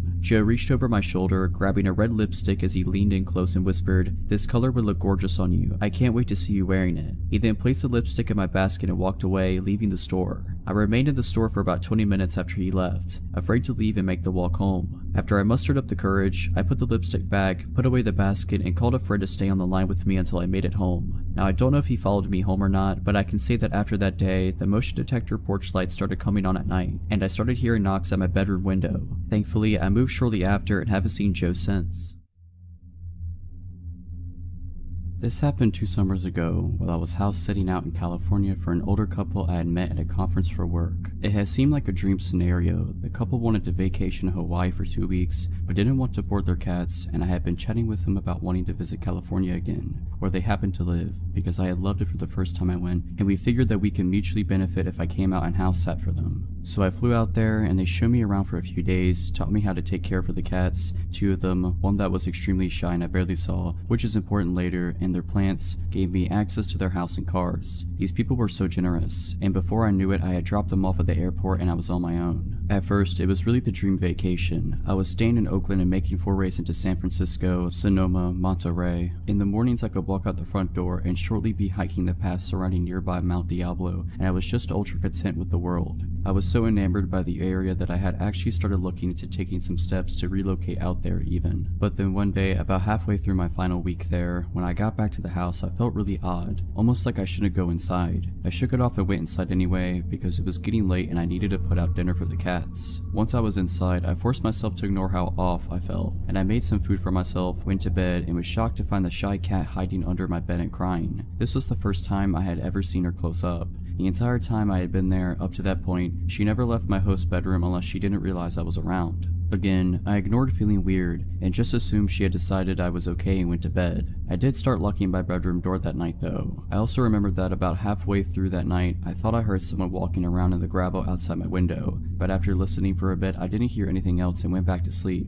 The day after, in the morning, I still felt a little odd, but kept up with my plans for the day. I drove out to a little musical festival in Sonoma and went clothes shopping and had an overall great day. When I got back to the house though, I found the front door locked in a way that I hadn't left it. Basically, my host never locked the deadbolt, only the lower second lock, and that's the only lock my key worked on, so I never messed with the deadbolt, but it was definitely locked. So I had to call my host and find the hidey key, which, to their credit safety-wise, was buried like a whole foot underneath a bush outside and had definitely not been unearthed for a long time. So I used that, went inside, and kept the key with me just in case it happened again. And it did, but with a different door. This time I had stepped out into the garage to get a drink, and when I turned around to go back into the house, the door was shut and locked. I could use my normal key on that door, but I was still getting pretty bewildered. My own cats are whack, so I think in my mind I was trying to come up with a way that the cats could be locking me out the house, but I was coming up empty. I decided I must have been misunderstanding how the locks worked and just wrote it off and started checking and triple checking locks when I went out of the house or into the garage. That night when I went to bed, the really awful feeling of unease was still there, and so was the shy cat, who was clearly unhappy to see me, but also wouldn't leave my room. But again, I just locked my bedroom door and went to sleep.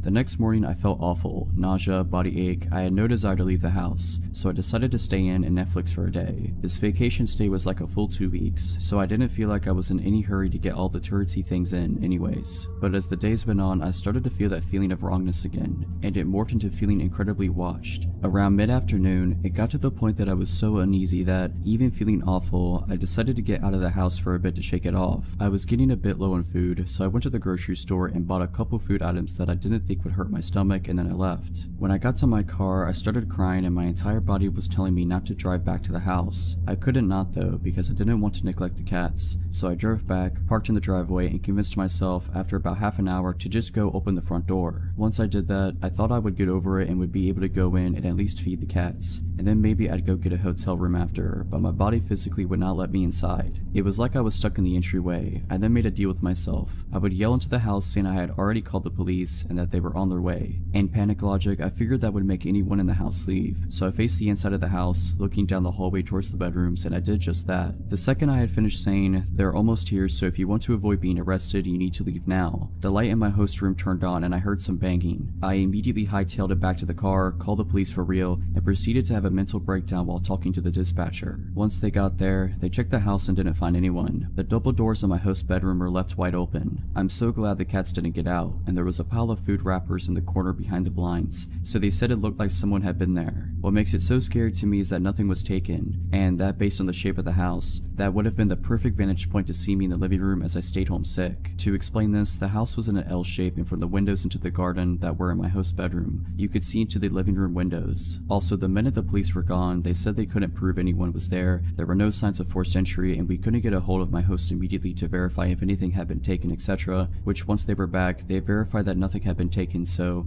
they said they'd patrol a bit but nothing else. The shy cat was right back into my host's bedroom, and I didn't see her again until I left to go back home. So basically, I think the intruder had been there at least 2 days, forcing her to choose between two strangers, and leading her to choose the one that was at least a little less strange, me. It messed me up pretty bad, especially because they didn't catch the person, and didn't seem to have any desire to look, and I still had to stay in the house for the next 3 days. Nothing else odd happened, and I didn't feel off the rest of the time I was there, but the damage was done. I've never felt completely safe in a home without doing a complete search before bed since, but I am extremely glad my gut spoke up. I guess I'd rather have some residual anxiety than be dead.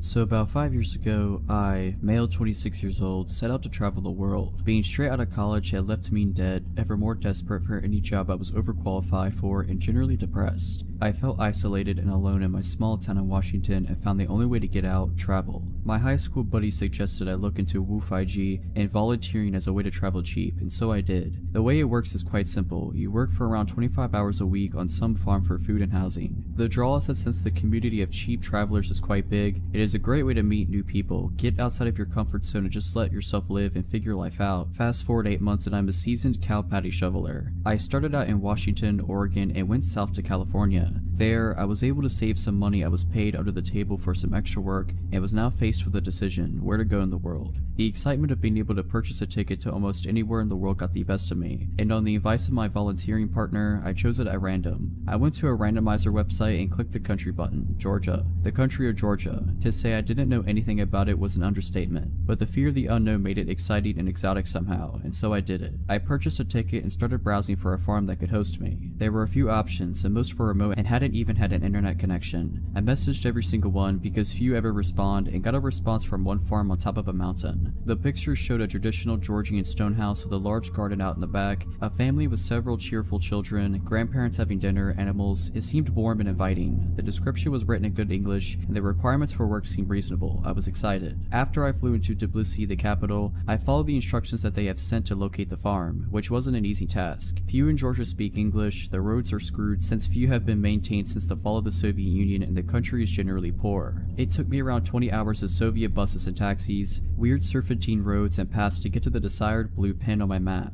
It was a dirt path leading up a steep hill into a national park up in the north of the country. There was nothing for miles on end but trees and their silence. As I got up that hill, I saw the house about half a mile away on even a steeper hill, surrounded by the trees. From that viewpoint, it seemed abandoned, overgrown, brown, and dreary. As I walked past the gate, Giri, fake name, the apparent owner approached me. He was a heavy, small, middle-aged guy with a big smile on his face. He shook my hand and in broken English started to show me around. He also smelled of booze. As he was showing me around, I noticed that there wasn't anyone there but us. I asked about his wife and kids and he brushed that aside and said something to the extent, "They're away right now." By this point, I am creeped out. From browsing around, it was apparent that the farm was in deep decline. Apple trees and crops were dying, the roof of the small barn caved in, and the house itself full of trash and smelling of mold. It was obvious that Giri was going through a rough patch, but I wasn't going to turn around and just leave in the middle of nowhere, without a plan, having not slept for the past 36 hours. It was evening, and after feeding me well and trying as best as he could to hold a conversation in English, Giri showed me my room on the second floor and I went to sleep.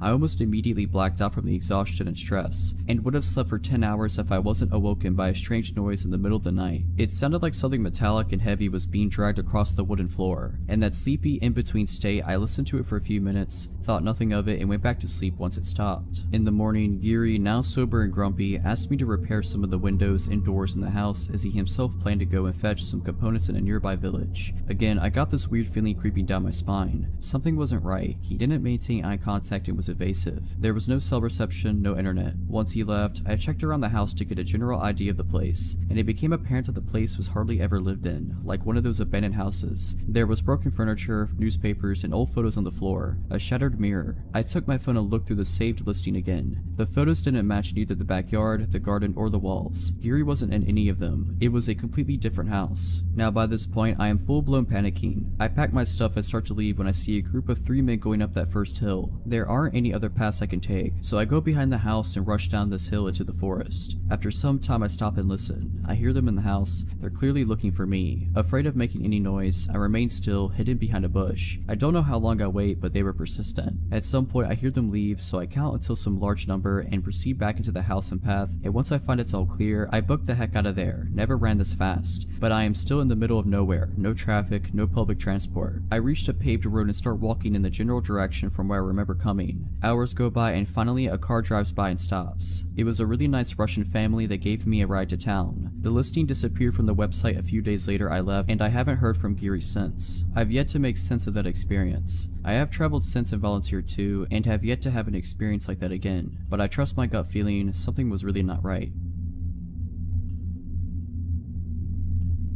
More than a few years ago, I was working as a burlesque entertainer in a gentleman's club. It was idly sitting at the end of the bar one night when a couple came in. Not unusual. I had no contact with them and thought nothing of their being there until later. A few days after that night, the doorman handed me a piece of paper that had 2 names and phone numbers written on it, Laura and Richard. I was supposed to call one of them, so I called Laura, who told me they had been the couple who'd been at the bar the other night, and they noticed me and thought I'd be perfect for a part in a movie Richard was producing. Would I be up for a meeting? Of course I would, who wouldn't? I was told Richard would pick me up the next night at 7 and to wear something wild. 7 o'clock came the next evening and I was ready in a white lace dress with ostrich feather trim when Richard showed up outside my building, so I went down, introduced myself, and got in the car. We agreed to go to a local bar I knew well from the meeting, but first we had to go back to his place so he could pick up some contracts he'd forgotten, so off we went. He went in the house and came back out with a few manila envelopes and an open bottle of beer, a brand that I didn't drink. Plus, it's against the law to drink alcohol in a vehicle here, so I stuck the beer into the window well of his Jeep and we went to the bar. At the bar, he showed me what were supposedly scripts from this movie he was producing. In some contracts, it looked pretty legit. Richard was very nice and I was interested. I'd made some plans to go out later with my soon-to-be boyfriend, so I excused myself to go call him on the bar's payphone,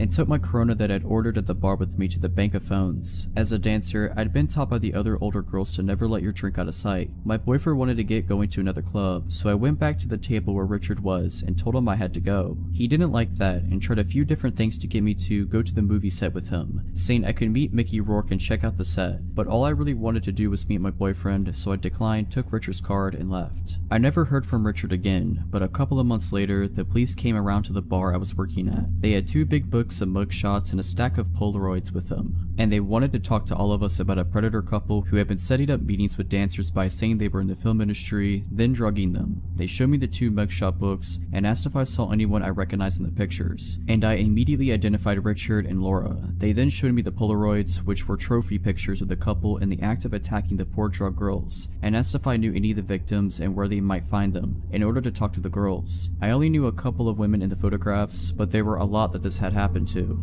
Richard and Laura were prosecuted. He went to jail, but she didn't because she was from a wealthy family and she also turned witness on him. About 12 years after Richard was convicted, I saw in the newspaper that he was up for a possibility of parole, so I wrote a letter to the parole board telling this story and urging them not to let him back out, because he's a dangerous offender who should have to stay in prison for the entirety of his sentence. If I had drank that open beer he had handed me in his Jeep on the way to that meeting, I wouldn't have made it to the meeting and would probably have ended up in that stack of Polaroids. Girls and guys, always keep your eye on your drinks. Have fun, but be careful out there.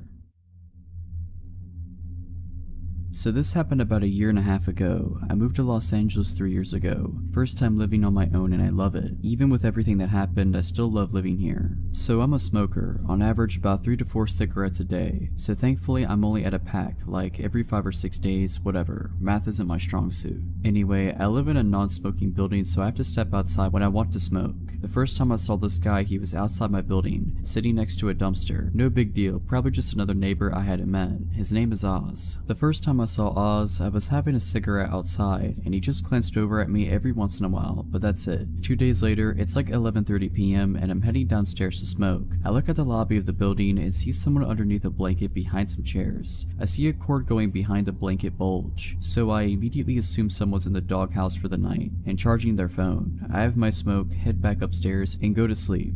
A week later, it's the middle of the day. I've gotten some work done and decided to take a smoke break. I go and sit outside like I always do. Oz is sitting outside as well. This time he's got some paperwork with him. A lot of paperwork. At this point, I feel like I should provide a description of Oz. He's about 6 feet tall, early to mid-30s. He has medium length hair that has been styled into dreadlocks. A full but short beard, if that makes sense. He was wearing worn down pants and jackets. Based on his face, he seemed like he cleaned himself up regularly, but his clothes made him look homeless, and sadly he was. So Oz is going over the paperwork in his hands when he looks over at me and says hi, so I responded kind. He then asked me how I'm doing today. I'm doing pretty okay, I respond. How are you? I'm good, man, I'm good. Good. It's a nice day, right? Yeah, it is. So when are you moving? Now that question came out of nowhere. Was he hoping to find a new place to live? Was he trying to move into this building? Was that what his paperwork was all about? I mean, if he's moving into a new apartment, great. I hope life works out well for him. But why was he asking me when I'm moving out? I know the building at the time had a vacancy or two, so if he was going to move in, why ask a question like that? Why make it sound like he's waiting for someone to move out so he can have a spot? My brain asked all those questions in less than a second of Oz asking me that. After a couple seconds of being stunned by Oz's question, I just said, I'm not moving anytime soon, man. My cigarette was over by then, so it was time for me to go to my apartment. Another week later, I go see a friend stand upset, and when I get back to my apartment at like 10 p.m., I see 2 police SUVs outside my building with lights on. I go inside because if there are 2 police vehicles already there, I can't do anything, so might as well stay out of the way. The cops are talking to one of my downstairs neighbors, and I can't catch anything they're talking about. 2 days later, notices have been put up next to the mailboxes that say, this man is not allowed in this building, and it has a photo of Oz. Turns out the blanket bulge I saw was actually Oz, when he somehow managed to get inside the building and sleep in the lobby with an electric blanket. A couple of months go by and I don't see Oz. I honestly forgot about him by that point. When finally one day, Oz is there again, sitting outside the building with somehow even more paperwork. This time when he sees me, he's almost immediately hostile. So when are you getting out of here? What? I want my apartment back, man. I don't know what you're talking about. You stole my apartment and I want it back.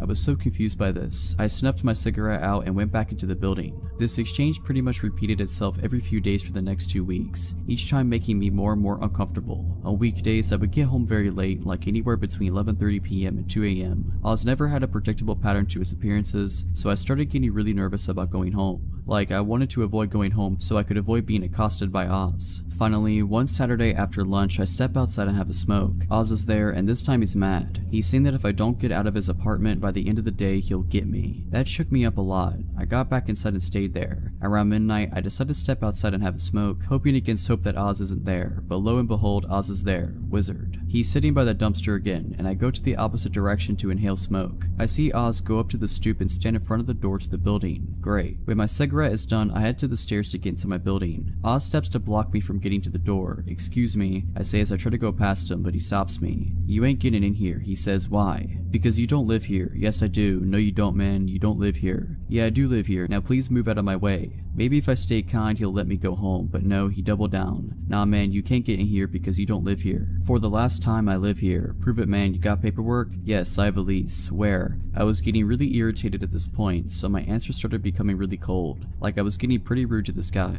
I don't carry it with me everywhere I go. Now move aside and let me in. No, now you need to get out of here. Move. Nah, now you need to get out of here or I'm calling my security team. No, you need to move or I'm calling the cops. Do it, man. My security guys are already on their way. They're gonna screw you up. At this point, I was already stepping away from the door and pulling out my phone. I called the non-emergency number because in the moment I didn't feel threatened by Oz, but I should have called regular dispatch instead of non-emergency. Cops got there about half an hour later and Oz was still there. The cops came and got out of their car. One cop was holstering their nightstick and dropped it on the ground, then holstered it properly. The 2 cops that showed up separated and talked to Oz and I separately. I tell my cop that I was just trying to get back into my building. He's blocking me. He's been harassing me lately saying I need to move out. Oz, however, had a very different story. He claimed that I stole his apartment from him, stole his credit cards, and stole his insurance payouts. The apartment he claimed I stole from him isn't the apartment I live in. The cherry on top of this lack of a sundae is the part where he accused me of throwing dog water on him. An actual water bottle filled with a mixture of dog spit and water. That's the guess I have as to what dog water is. First he claimed I threw it up at him while I was standing on the sidewalk and he was on the stoop.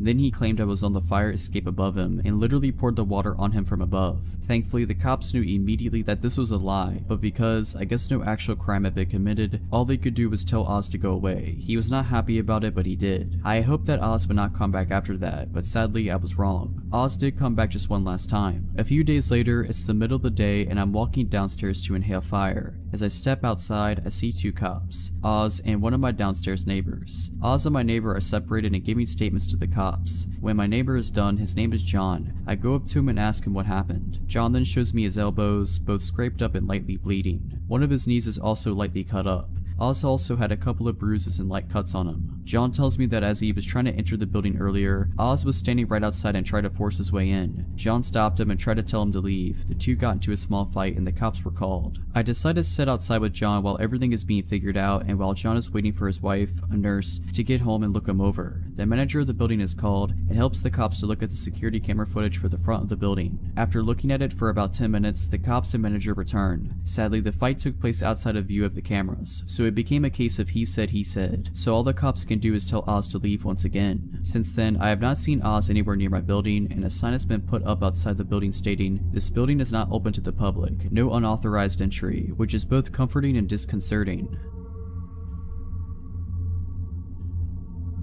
This event took place quite a few years ago, so unfortunately I don't remember everything that happened, but I remember nearly all of it. Anyways, this happened when I was around 4 to 5 years old and on Easter Sunday. My family always gathers at my grandmother's house to celebrate holidays, birthdays, etc. So as we do every holiday, my mother and I started our hour-long trip to her house. My mother prefers to live away from all the city commotion, which explains the long drive. We were probably around 20 minutes away from our destination when my mom noticed that we were a little low on gas, so we pulled into this old, almost rustic-looking gas station with just a handful of customers inside. It was red and white with a few festive decorations outside and lots of Easter stickers on the two large glass windows that were on either side of the door. My mom, having taught me not to talk to strangers nor open the doors for anyone but her, trusted me enough to leave me in the car alone as she went inside briefly to pay for gas. She told me she would be right back before going into the gas station. It felt nice that day, so the windows in the car were down so we could feel the breeze while driving instead of the AC. While I was waiting on my mom, I remember adjusting the colorful paper clippings in my Easter basket next to me, then looking out of the backseat window. When I looked over, I saw a tall, older man, maybe around 30 or 40 years old, approaching my window.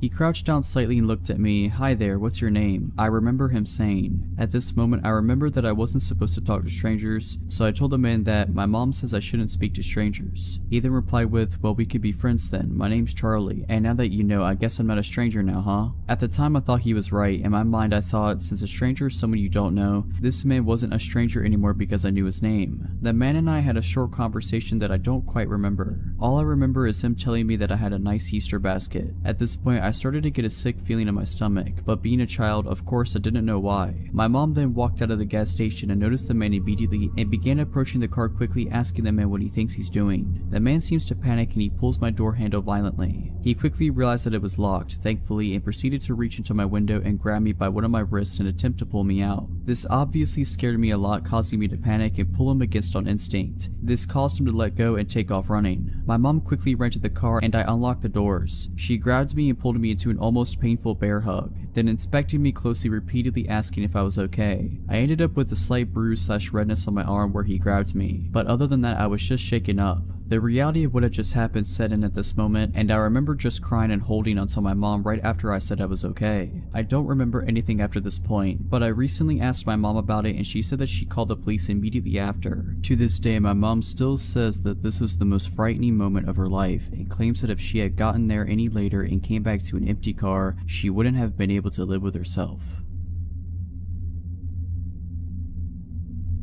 I am a female and now 23. This happened around the time that I was 15 years old. Around this time it was my sophomore year in high school, so little backstory to help understand the story I'm about to tell. I was involved in my high school color guard. We are a part of band except we don't play instruments. We would spin colorful flags. We also use rifles and sabers in our performances. Around this time it was the fall and we were practicing our show, doing a lot of reruns to try and perfect it before our usual competitions. Normally practice would start at 4 and end almost at 9. Side note, I didn't live close to my high school like most people that went there. The drive would take at least 15 minutes max. Walking from my house to school would take an hour and taking the bus would take 45 minutes. My brother at this time worked late hours and my parents didn't get off of work until midnight, so my next best choice was the bus. The neighborhood wasn't the worst, but it also wasn't safe to be walking home at night. So on this night, I was saying goodbye to my friends and not wanting to bug them for a ride, I walked to my bus stop. I had my cell phone and started scrolling through Facebook. I would occasionally glance up and look at my surroundings. I noticed a car slowing down in front of my bus stop,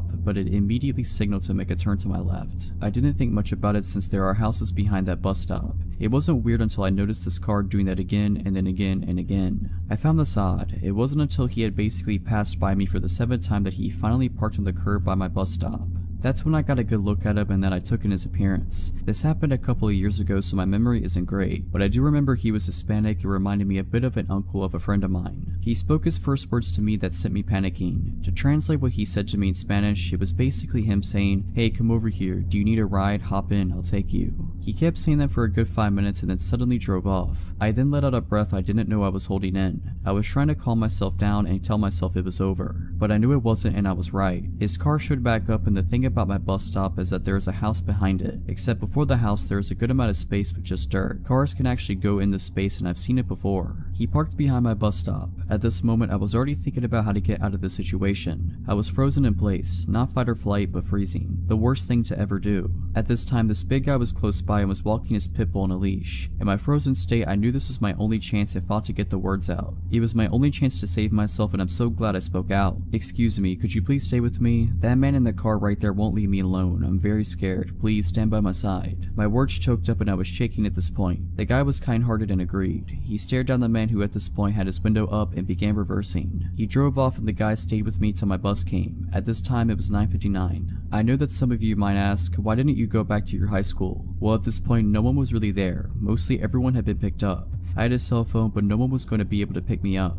This was my only transportation and that time I didn't know about Lyft or Uber. I'm not even sure if it was a thing back then. Overall, I'm just happy to have been saved by that kind-hearted guy. Because of him, I am here and able to share this story of mine. I'm still shaken up at the memory of it because of the scare it gave me. After that incident, I asked for a ride for the remaining of that season. Sometimes, even when you don't want to bug people with rides, it doesn't hurt to ask. It's better to be that annoying person than finding yourself in my situation. Stay safe when taking the bus at night.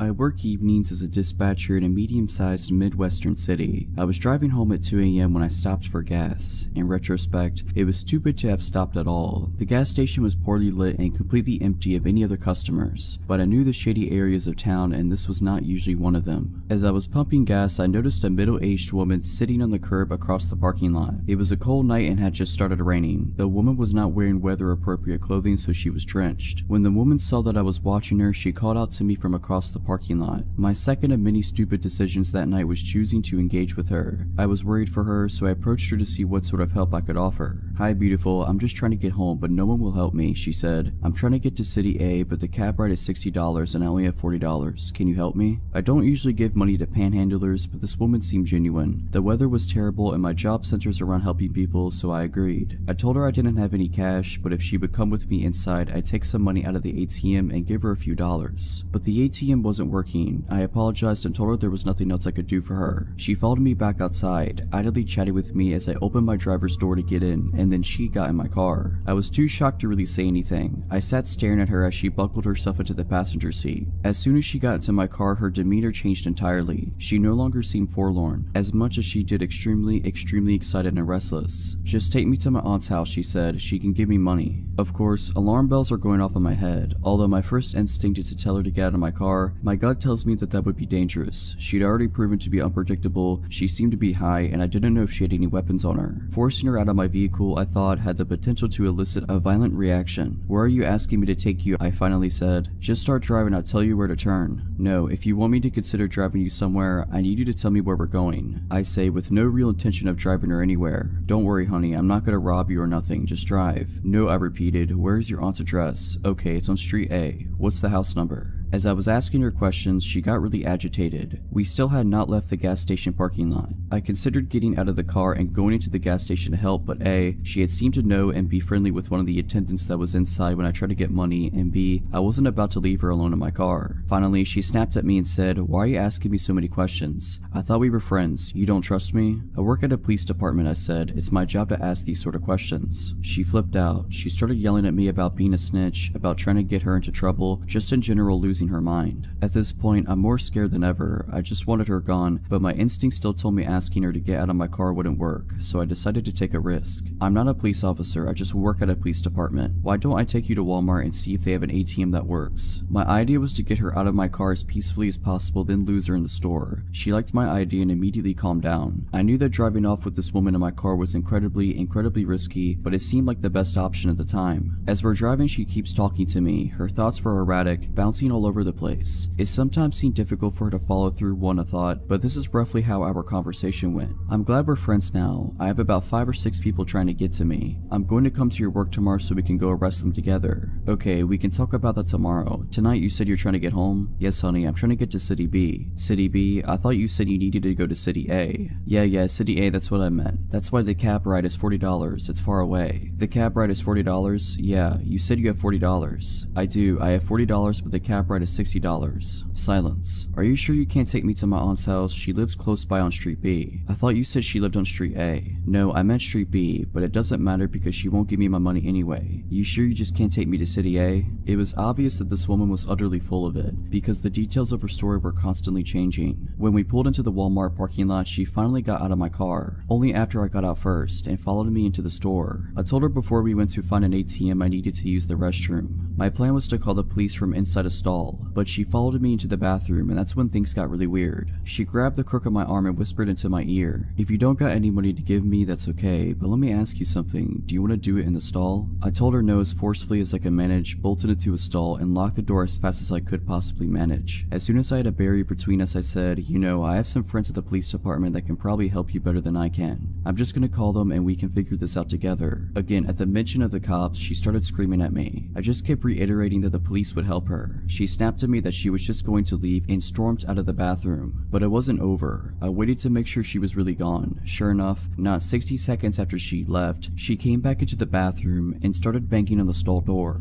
And she said something that scared me more than anything else. "Hey, come back to your car with me. I left my beer in your car." I blatantly tell her that no. I saw her get into my car and she had absolutely nothing with her other than the clothes on her back. After that, she left the bathroom again and didn't come back. I waited a good 5 minutes before exiting the bathroom. I immediately found a manager who called the police for me. Thankfully, I was in a different police jurisdiction from the one I work in because I was mortified at how entirely stupid I had been the whole night and would have died of embarrassment if any of my coworkers had responded. The officer that responded took my statement and advised me to be more careful in the future. He said that sometimes panhandlers turn violent, and that just recently there had been a report of a woman who matched my description assaulting a good Samaritan that had stopped to try to help her. I definitely learned a lesson on stranger danger, and I'm lucky to have come out not harmed. I'm glad my stupidity didn't kill me.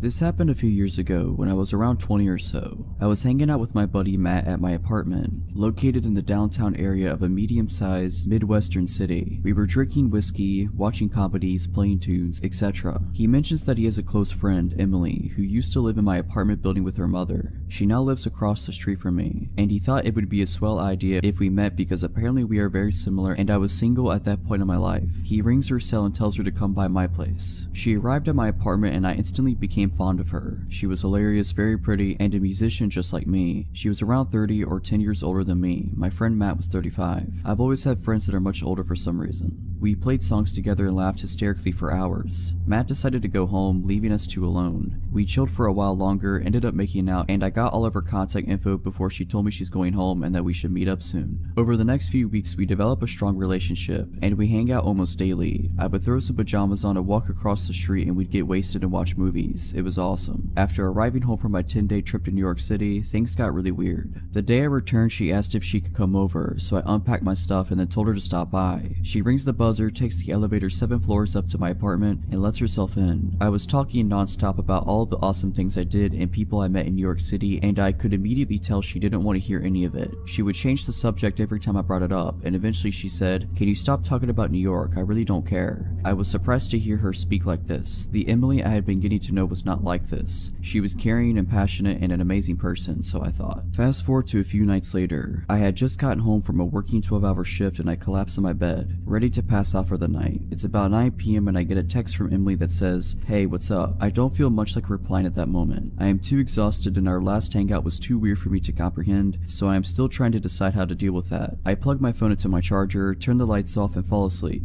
Bang, bang, bang. I wake up to somebody pounding on my door and screaming at the top of their lungs. "Open the door, let me in now." My entire apartment reeks like cigarette smoke. I grab my phone from beside my bed, my heart beating a million miles per hour. 27 missed phone calls, a bunch of text messages, all from Emily. I scan through the text while she's still at the door screaming, trying to break my door down. The most recent text from her is a long one claiming I'm a bad person for not responding to her text earlier, and that she's coming over to beat me up. For not doing so, she still had a key to the building still from when she used to live there. I get out of bed and nearly having a panic attack and try to decide what my next move should be. Should I open the door and calm her? Should I call the police? Should I just ignore her? I decide to open the door. She begins wailing on me, swinging her arms trying to hit me. She was smoking a cigarette and there were 3 cigarette butts on the ground next to her. Smoking indoors was prohibited in my apartment building. She was very obviously on some sort of drug. She kept screaming at me, telling me how awful I am for not responding to her text message, slurring her speech and losing her balance. I was somehow able to calm her down and I took her to the roof of the apartment building, which had a pretty nice little enclosed picnic table area. We sat beside one another. She was quiet now finally. She kept asking me how I could be such a jerk and that I need to explain myself. The look in her eyes was pure evil as she spoke to me in a calm demeanor now. I said to her, "Emily, I don't ever want to speak to you again after tonight. This whole scenario is absolutely insane. You need help. Let me walk you home." I take her home and return to my apartment to attempt sleeping, at which I do not succeed. A couple days later, I return home from work and there is an envelope taped to my door. I open it and it's a handwritten letter from Emily apologizing and saying that I'm a beautiful human who doesn't deserve an evil person like her in their life. There was a literal candy bar attached to the envelope, one that I had never heard of that she always told me I needed to try. I never spoke to her again. From what Matt tells me, which, by the way, he always knew she was a problematic person, she's a heavy user of crack now and is working as a food runner in a restaurant nearby.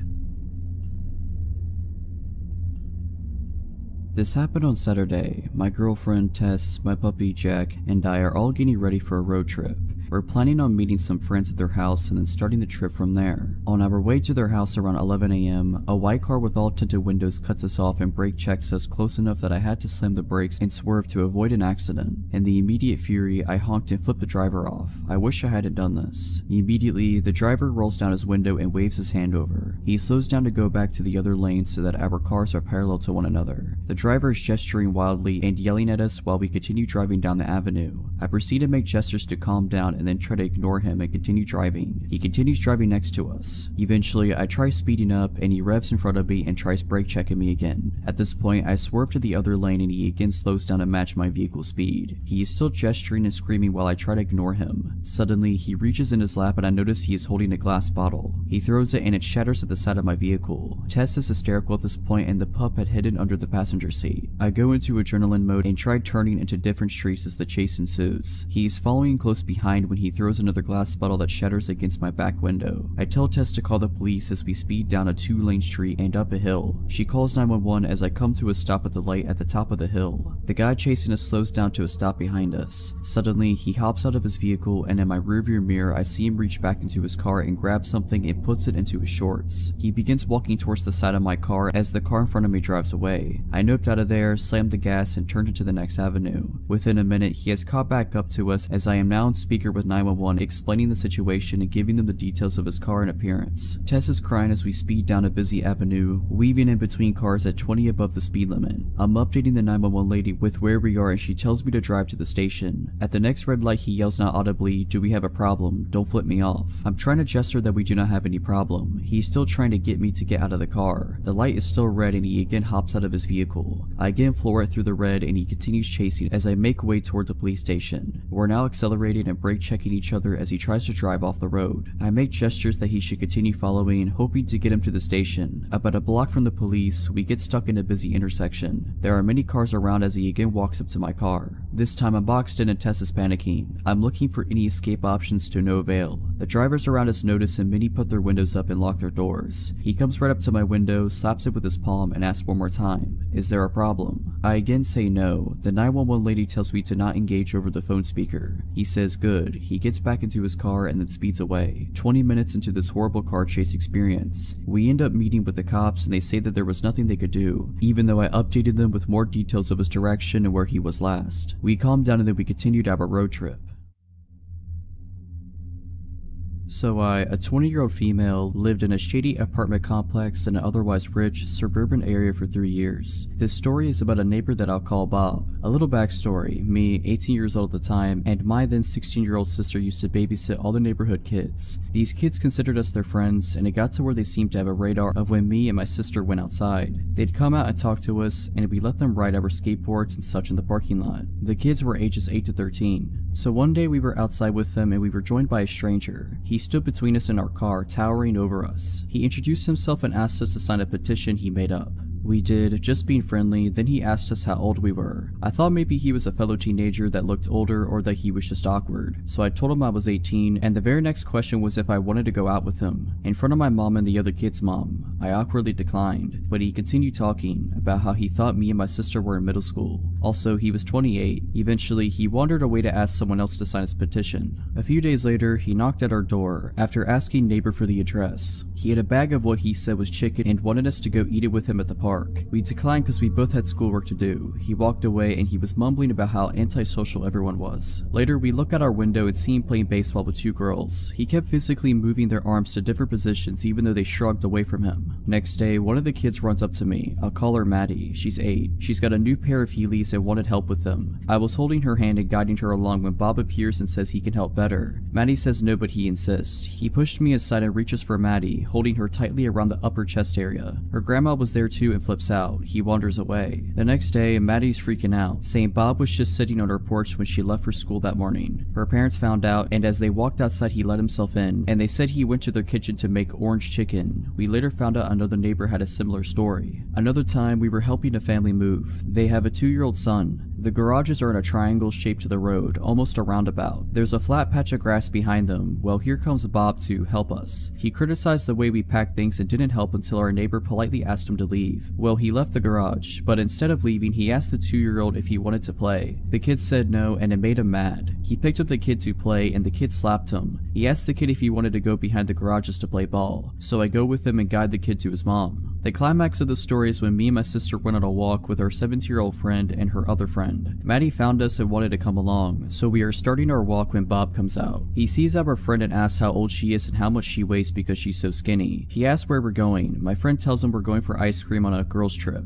We didn't ask her to say that. He's like, "Aw man," and stomps away. We continue our walk, but halfway through we have a weird feeling. I look behind us and Bob is running towards us. He yells at us for hiding from him while also telling Maddie how pretty she is. An older neighbor sees this and asks him what's going on. He tells them that we're being mean and he needs to go write a song about us. He leaves, but we see him sitting at the park. Well, he saw us and again comes running. We stop and he asks which one of us is over 18. Maddie's dad is here at this point and tells him we aren't interested in him. He explodes, telling the dad to screw himself and that he's so rude. Maddie is crying and the neighbor who saw us before came to check on us since he saw Bob running. Bob goes inside, muttering to himself. For weeks we don't see him. A single dad and his 5-year-old daughter move in and we are introducing ourselves to them. My mom kind of tips him off that there's someone in their building who is a little off, especially around Maddie. The dad says he's seen someone like that giving kids candy at the pool when the kids looked uncomfortable. Well, here comes Bob, as if on cue. He immediately tells the girl in front of her dad that she looks like a movie star and that she's so pretty. He asks to play with her, but the dad says no and they go inside. Turns out they're next door neighbors. We still didn't see him much, but other neighbors were telling us stories about him. them. There's a woman who's alone most of the day with her 2 kids under 5 who told us he watches her when she goes to and from her car. Also, Maddie's parent continued to see him watching her. Then one day we're again babysitting and here he comes. Only this time he's swinging nunchucks. Maddie screams and hides in our car. Bob strolls over with his nunchucks and starts talking to us all casual. Then his head cranes to look into the car and he says, "Where's Maddie?" We told him she wasn't here and he walked away. By then, most of the kids were afraid to go outside when they saw him. He had a habit of wandering around the complex. We could tell by his height and lanky gait. A few times we'd see Bob with his dad. Those times, neither of them glanced at us. Then one day he just stopped showing up. We'd see his dad and brother come in and out all the time, but never him. We only saw him again a year later, and it was only for one day near Christmas, and then he disappeared again. So I don't know what happened to him, but it was just one of our weird experiences with neighbors in the 3 years living there.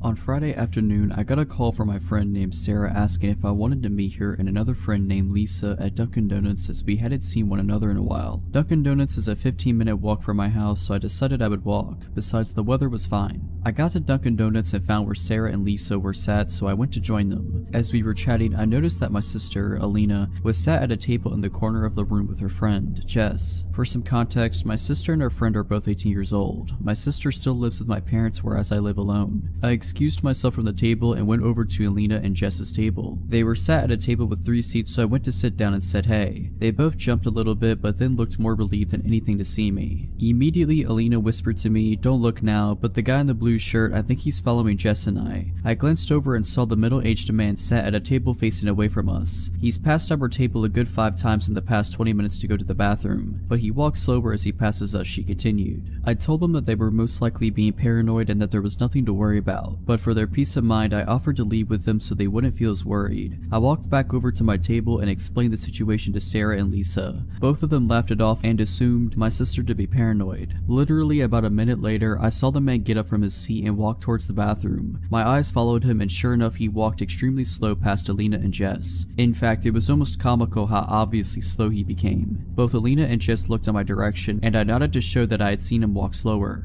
About 5 minutes later, I went into the toilets. On my way, I passed Alina and Jess and told them I was ready to leave whenever they were. They both agreed that they were ready to leave now. I told them that I was just going to go to the bathroom and that we could leave after I had done my business. Alina had come in her car, so she was gonna give me a lift back. I went into the toilet stall, did said business, washed my hands. I was walking down the corridor back into the main eating area when Alina and Jess rushed into the corridor. I asked them what's up and they explained that another man had joined the strange creeper men and that the men were both pointing and staring at them, so they rightfully felt unsafe. We walked back into the eating area. I put my money on our table and explained to Lisa and Sarah that I was taking off and I would explain what was going on when I got home. We all got into Alina's car and left the creeps in the car's rearview mirror. After a 2-minute drive, we reached my house. Just then I remembered that I had been meaning to return something I had borrowed from my mother, so I asked if Alina could drive me to my parents' house as she was going there anyway. I jumped at the car to get what I needed when my phone rang. It was Alina. She explained that a car had driven past and had pulled into a driveway. She said the driver of the vehicle was the creep from Dunkin' Donuts. I looked out of my window and sure enough, there was a car which didn't belong to the owner of the house parked on their driveway. I got the girls into my house and locked the door. I instructed Alina to take a photo of the car and its license plate, and I told Jess to call 911 as she gave the operator more information than what I could. Alina took the photos and we sort of gathered around Jess as she was speaking to the operator. She had finished telling the story and I heard the operator assure us that the police would be at my house soon. A few minutes passed and there was a loud knock at the front door followed by a loud voice shouting, "It's the police." We all did a sigh of relief as I went to open the door. Jess told the operator that the police were here and she hung up. I was in the process of unlocking the door when I thought to look through the spy hole at the top of the door. I peered through and it wasn't a police officer, it was the same guy. I froze in fear and I didn't know what to say. We didn't call the police. I managed to shout back to the man through the door. Alina and Jess were both confused as to why I said this. "We had a call, sir." The man shouted back, "You have the wrong address." I yelled back and informed the girls that it was the creep at the door and not a police officer. Both were rightfully shocked and extremely scared, as was I. I was about to tell Jess to call the police again until I heard the sirens. "Sir, you have to let me in." The man shouted again. This time I didn't answer. He was pounding on the door. His commands for me to let him in turned into begging and pleading. I heard the police car pull up and some commotion outside. An actual police officer knocked on the door and I let him in. Yes, I checked the spy hole first. The police officer took the man into custody while another police officer took Alina and Jess into the dining room for some brief questioning. I called my parents and Jess called hers. Both were here extremely quickly once we told them what had happened. The man was found with a kitchen knife on his person and some other weapons in his car. Who knows what could have happened if I hadn't looked look through the spy hole first. Both my sister and her friend were fine, just shaken up after the whole incident. Back when I was 17 or 19, I worked at a small local bakery. There were less than 15 employees spread across all the night and day shifts, so we only had a few people working during the day. One of these people was Dave, the delivery driver. Dave immediately gave me an off vibe. He was in his mid-50s and way too friendly to a teenage girl, but the boss told me straight up that yes, he could be annoying, but no one worked harder than he did, so just ignore his antics. When I signed the paperwork, they never asked me to submit to a background check. In hindsight, that should have been red flag number 2. Over the course of the year or so that I worked with Dave, I tried very hard to ignore him. He was rarely outright creepy, but he was always just a bit too friendly. He would stick around long after his shift was over to talk to me and the other pastry chef on shift. He always wanted to lick the bowl after I made Rice Krispie treats. He would always stand in front of the racks of equipment or ingredients, just enough that sometimes my hand would brush him while reaching for something. He always stood just a little too close. He was constantly asking me about my life, what I liked, what I did for fun, if I had a boyfriend, almost daily. He would tell me how a nice girl like me should have a boyfriend, how maybe a boyfriend would be good for me. I let this slide because sometimes older people can say things that were meant differently in their time. Then it was concert invites. Every other week he had tickets to one concert or another. Once he figured out my genre of music, it was almost exclusively tickets to bands I desperately wanted to see. But I also knew I should not go anywhere with him. I don't like to associate with coworkers outside of work anyway, and I had seen way too many red flags about Dave to trust him for even a second. My birthday came. He brought me a t-shirt. It was 2 sizes too small. He told me to try it on. I said no. He told me to try it on after work and text him a photo. He gave me his number. He asked for mine. I said no. He asked for the other pastry chef for my number. She had my back and refused as well. He also brought me 2 tickets to a band I'd been wanting to see. VIP section, 21+-year-old only. He said he could get me in, but I had to go with him and him alone. I refused. He told me he could get me booze. I declined. For months and months this continued. I brought it up to one of my bosses, but they laughed it off as classic Dave. When he wanted a hug on his birthday and hugged me without my consent. That's Dave for you. Offering to get me booze or pot? Ah, Dave, you scamp. When he pulled up his shirt and showed me his abdominal scar from a snowboarding accident, well, that's just Dave. No respect for boundaries, but a good worker. I seriously considered having one of my male friends come in under the guise of being my boyfriend just to placate Dave. I was repulsed by him, but he hadn't really done anything to classify himself as a predator. Besides asking for my number, he had never tried to harass me outside of work hours. And besides the odd hug or two that I was too afraid/shy to refuse, he hadn't gotten super physical. Then one day, Dave was gone. His name disappeared from the employee roster.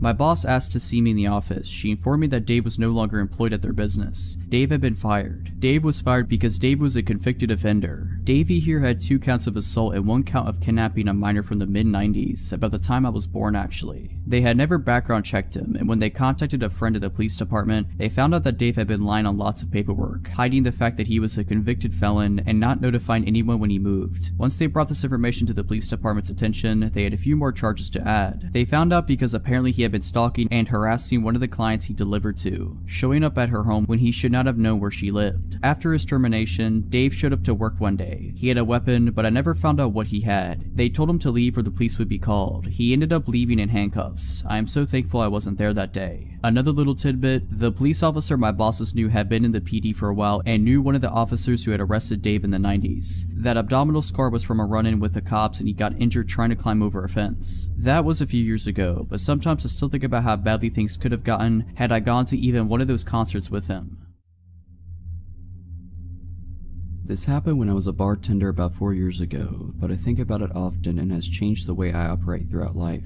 I now refuse to go to any store alone after midnight. For the story's sake, I will tell you that I was 25 and a blonde at the time. On a busy Friday night, I was bartending with the bar manager and he had noticed that they were very low on some bar necessities after the dinner rush. Lemons, limes, bitters, that kind of thing. So I was sent out to go to a 24-hour grocery store down the road to pick up the odds and ends that we would require to get us through the weekend. I picked up everything that was asked for me without trouble at the store, until I got to the liquor aisle. There were 2 country-looking guys that were probably around my age in the aisle and they were staring at me and whispering to each other in a way that made me uncomfortable, as I assumed they were making comments about me. All pretty innocent so far. Before they could approach me, I grabbed what I needed very quickly and power walked to the self-checkout. I really booked it out of there because when you're a bartender, it's kind of like you are on stage and are required to be charming and interact with people that you otherwise absolutely wouldn't be able to tolerate unless you're getting paid to. Thus why I am not a bartender anymore. I get to the self-checkout and the 2 guys are on me. I'm scanning my stuff stuff and they use the scanning station next to me. I get a better look at them now that they are right next to me. One is taller, muscular, and average looking. The other is shorter and more plump.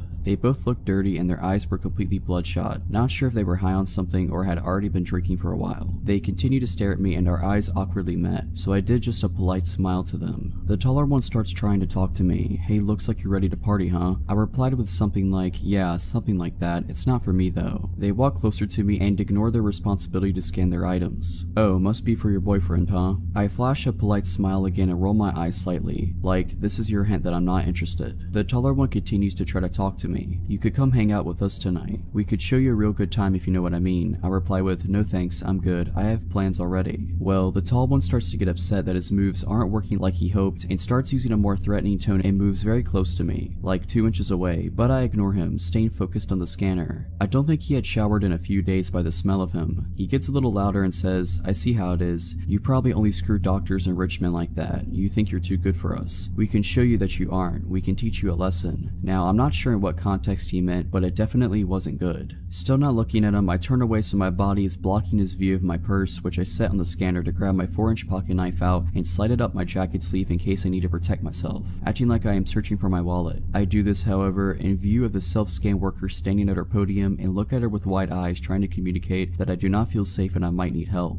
I turn back to the machine and slide my credit card to pay, while the creepy and hostile guys are practically standing on top of me. The machine malfunctions and starts beeping. The lady worker comes over immediately and the guys standing next to me change their expressions from, I am planning to torture you for a couple of days and toss your body in a creek, to, just your friendly good old country boys making polite conversation over here. They actually try to act like I knew them and we were friends so the worker wouldn't be alerted to their ill intentions. They tried joking with the worker saying I was stealing something, and that's why the machine went off. The worker was definitely not buying it. She was a 6+ foot tall woman with some muscle on her, by the way. I wouldn't mess with her on my best day. Anyways, she presses a few buttons on the screen, shooting the guys a very unimpressed look when they were trying to act charming, and cancels the order completely. She turns to me and says, I am sorry for the inconvenience, ma'am. This machine seems to not be working correctly. Why don't you gather your things and I will bring you up at an actual register. She puts her hand on my back and gives me a wide-eyed look, like I gave her a minute earlier, letting me know that she sees I am in danger. I pick up my things to follow her to a register that is near the security office. The guys linger around the self-scan, still glaring at me, and eventually complete their purchase, but stand at the exit assuming they are waiting for me. I felt like I would be walking to my death if I made my exit in that moment. The worker keeps a close eye on the guys and scans my items. As she's scanning, she tells me that there wasn't really anything wrong with the machine I was using. It just misread my credit card. She said, I had a bad feeling about those guys from the moment they walked in, and I then saw them getting aggressive towards you. I already rang security to be ready to walk out to the parking lot and make sure you left safely when you were ready to leave. Then I saw you take that knife out and put it up your sleeve, getting ready to protect yourself. As much as I'd like to see you show them they picked the wrong chick to mess with, I'm glad I was able to pull you aside and make sure you are safe. I see them waiting by the door for you. I'll just keep pressing buttons on the screen and act like I'm having trouble with your order until they give up and go outside. Our security officer and I are both still going to escort you to your vehicle when you leave. I thought to myself, this woman seriously deserves a raise. I thanked her over and over again and told her what they said to me, and I was getting afraid because I don't know what these guys are capable of. As I'm talking to her, my bar manager calls me to see what's taking so long. I explained what was happening and he was obviously very concerned and ready to come up there himself. By the time I hang up, the guys had given up and walked out to the parking lot. The worker said to give it another few minutes because she had a feeling they may still be in the parking lot waiting for me to walk out and see which vehicle was mine so they could follow me. My instant thought was, no way, they have to be gone by now. I was wrong. The worker and security guard escort me out, and as it was after midnight, you can imagine how empty the parking lot was. Towards the back of the lot, there sat an old big pickup truck running with the lights on pointed towards the store. It was a huge parking lot, and it wouldn't have made sense for them to initially park like that, so I'm assuming they moved the truck to sit that way so they had a full view of when I exited the store to go to my vehicle. It was like being stalked by very hungry lions. When I unlocked my car and they saw that me, the worker, and the guard were looking directly at them and that I wasn't getting in my car until we watched them leave, they then peeled out of the parking lot. I mean, they seriously did a burnout to establish that they were pissed and trying to intimidate us or something. I thanked the worker and the guard over and over again, as I am certain they had just saved my life, or at least saved me from having to live with whatever those guys were planning on doing to me. I did write a long letter to the store manager and to their corporate location describing how their employees protected me and how grateful I was. I really hope that earned her a promotion, bonus, or raise. She didn't know me at all and was ready to protect me, which really isn't her job, but she did it anyways. Needless to say, I do not go late night shopping by myself anymore. Never will again.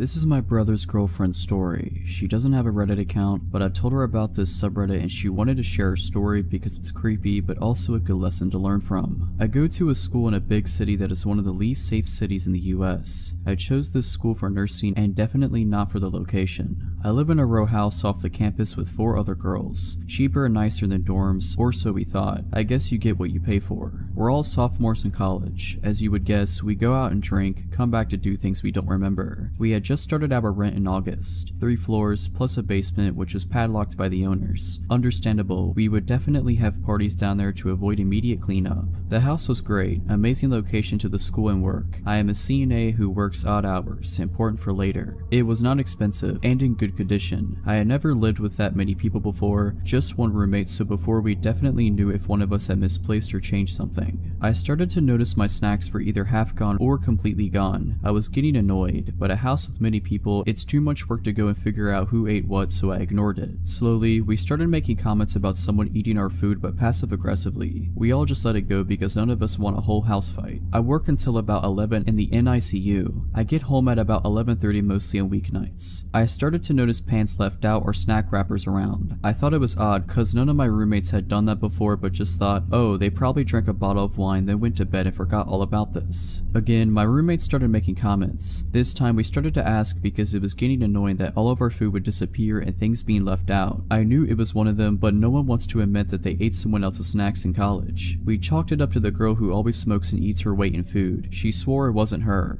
This went on for about 2 months. It got more obvious that someone was clearly taking everyone's food. It definitely had to be the girl that always smokes. I see her eat her whole snack pantry in a night. Come to find out it was not her. One night at work, I was about to get off, but a situation happened and I ended up leaving about 12:30. I took the bus home. I got home and was about to collapse. I wanted to go to bed ASAP. I walked in the front door and the stairs are directly in front of you. You can also see down the side into the kitchen. I walked in and saw someone in the kitchen but was way too tired to say hi. I thought it could end in like a 30-minute conversation about nothing, so I went straight upstairs. When I got to the second floor, I noticed all of my roommates' doors were closed, which always means they're either all in their room for the night or asleep. I got a weird feeling, just something that made it click. I texted our house group chat asking if anyone was in the kitchen. I felt stupid for even asking. 2 responded no, and they said the other 2 had been asleep. I knew it wasn't any of my roommates down there at that moment. I dialed 911 but didn't press call. I crept into my roommate's room across the hall. Thankfully, she didn't have her door locked. I whispered telling her I think someone is in the house. She gave me the widest eyes ever and almost looked like she was going to cry. She didn't suspect anything like I had, but for reference, there was a shooting in the house 2 doors down only weeks earlier by an intruder. She mouthed to make the call. The whole time we were dead silent. We didn't hear anything at all. I was starting to think I was seeing things after such a long day at work and was regretting that I dialed, thinking I'm going to look like an idiot when they show up and I was just exhausted and dreaming. We explained what's going on and they said that they will send someone ASAP. That actually does mean right away since it is a big and dangerous city. The police showed up and I didn't even want to go downstairs, but the operator confirmed it was them, so I did. The police come in and look around. I'm thinking, I look so dumb right now. They ask if there are any other floors. We tell them technically the basement, but it's padlocked, so not really. They check the basement just in case, and well, they were right. A man had been living in the padlocked basement. The lock was pulled off the hinges and just kind of propped against the wall. We never looked at that though. We rarely went out back. The guy had taken a comforter out of the hall closet and had a mattress from somewhere in his clothes. He was the one moving and eating all of our stuff. He would come out in the middle of the night and do it. He started getting more comfortable. I'm not sure if he was drugged out and forgot to clean his tracks or if he didn't really care. Me and my roommates have pretty consistent schedules during the week, probably letting him think that any time after about 12 was good to come out. We never slept with our individual doors locked, and that's what freaks me out the most. He had access to any one of us at any moment and we had no idea.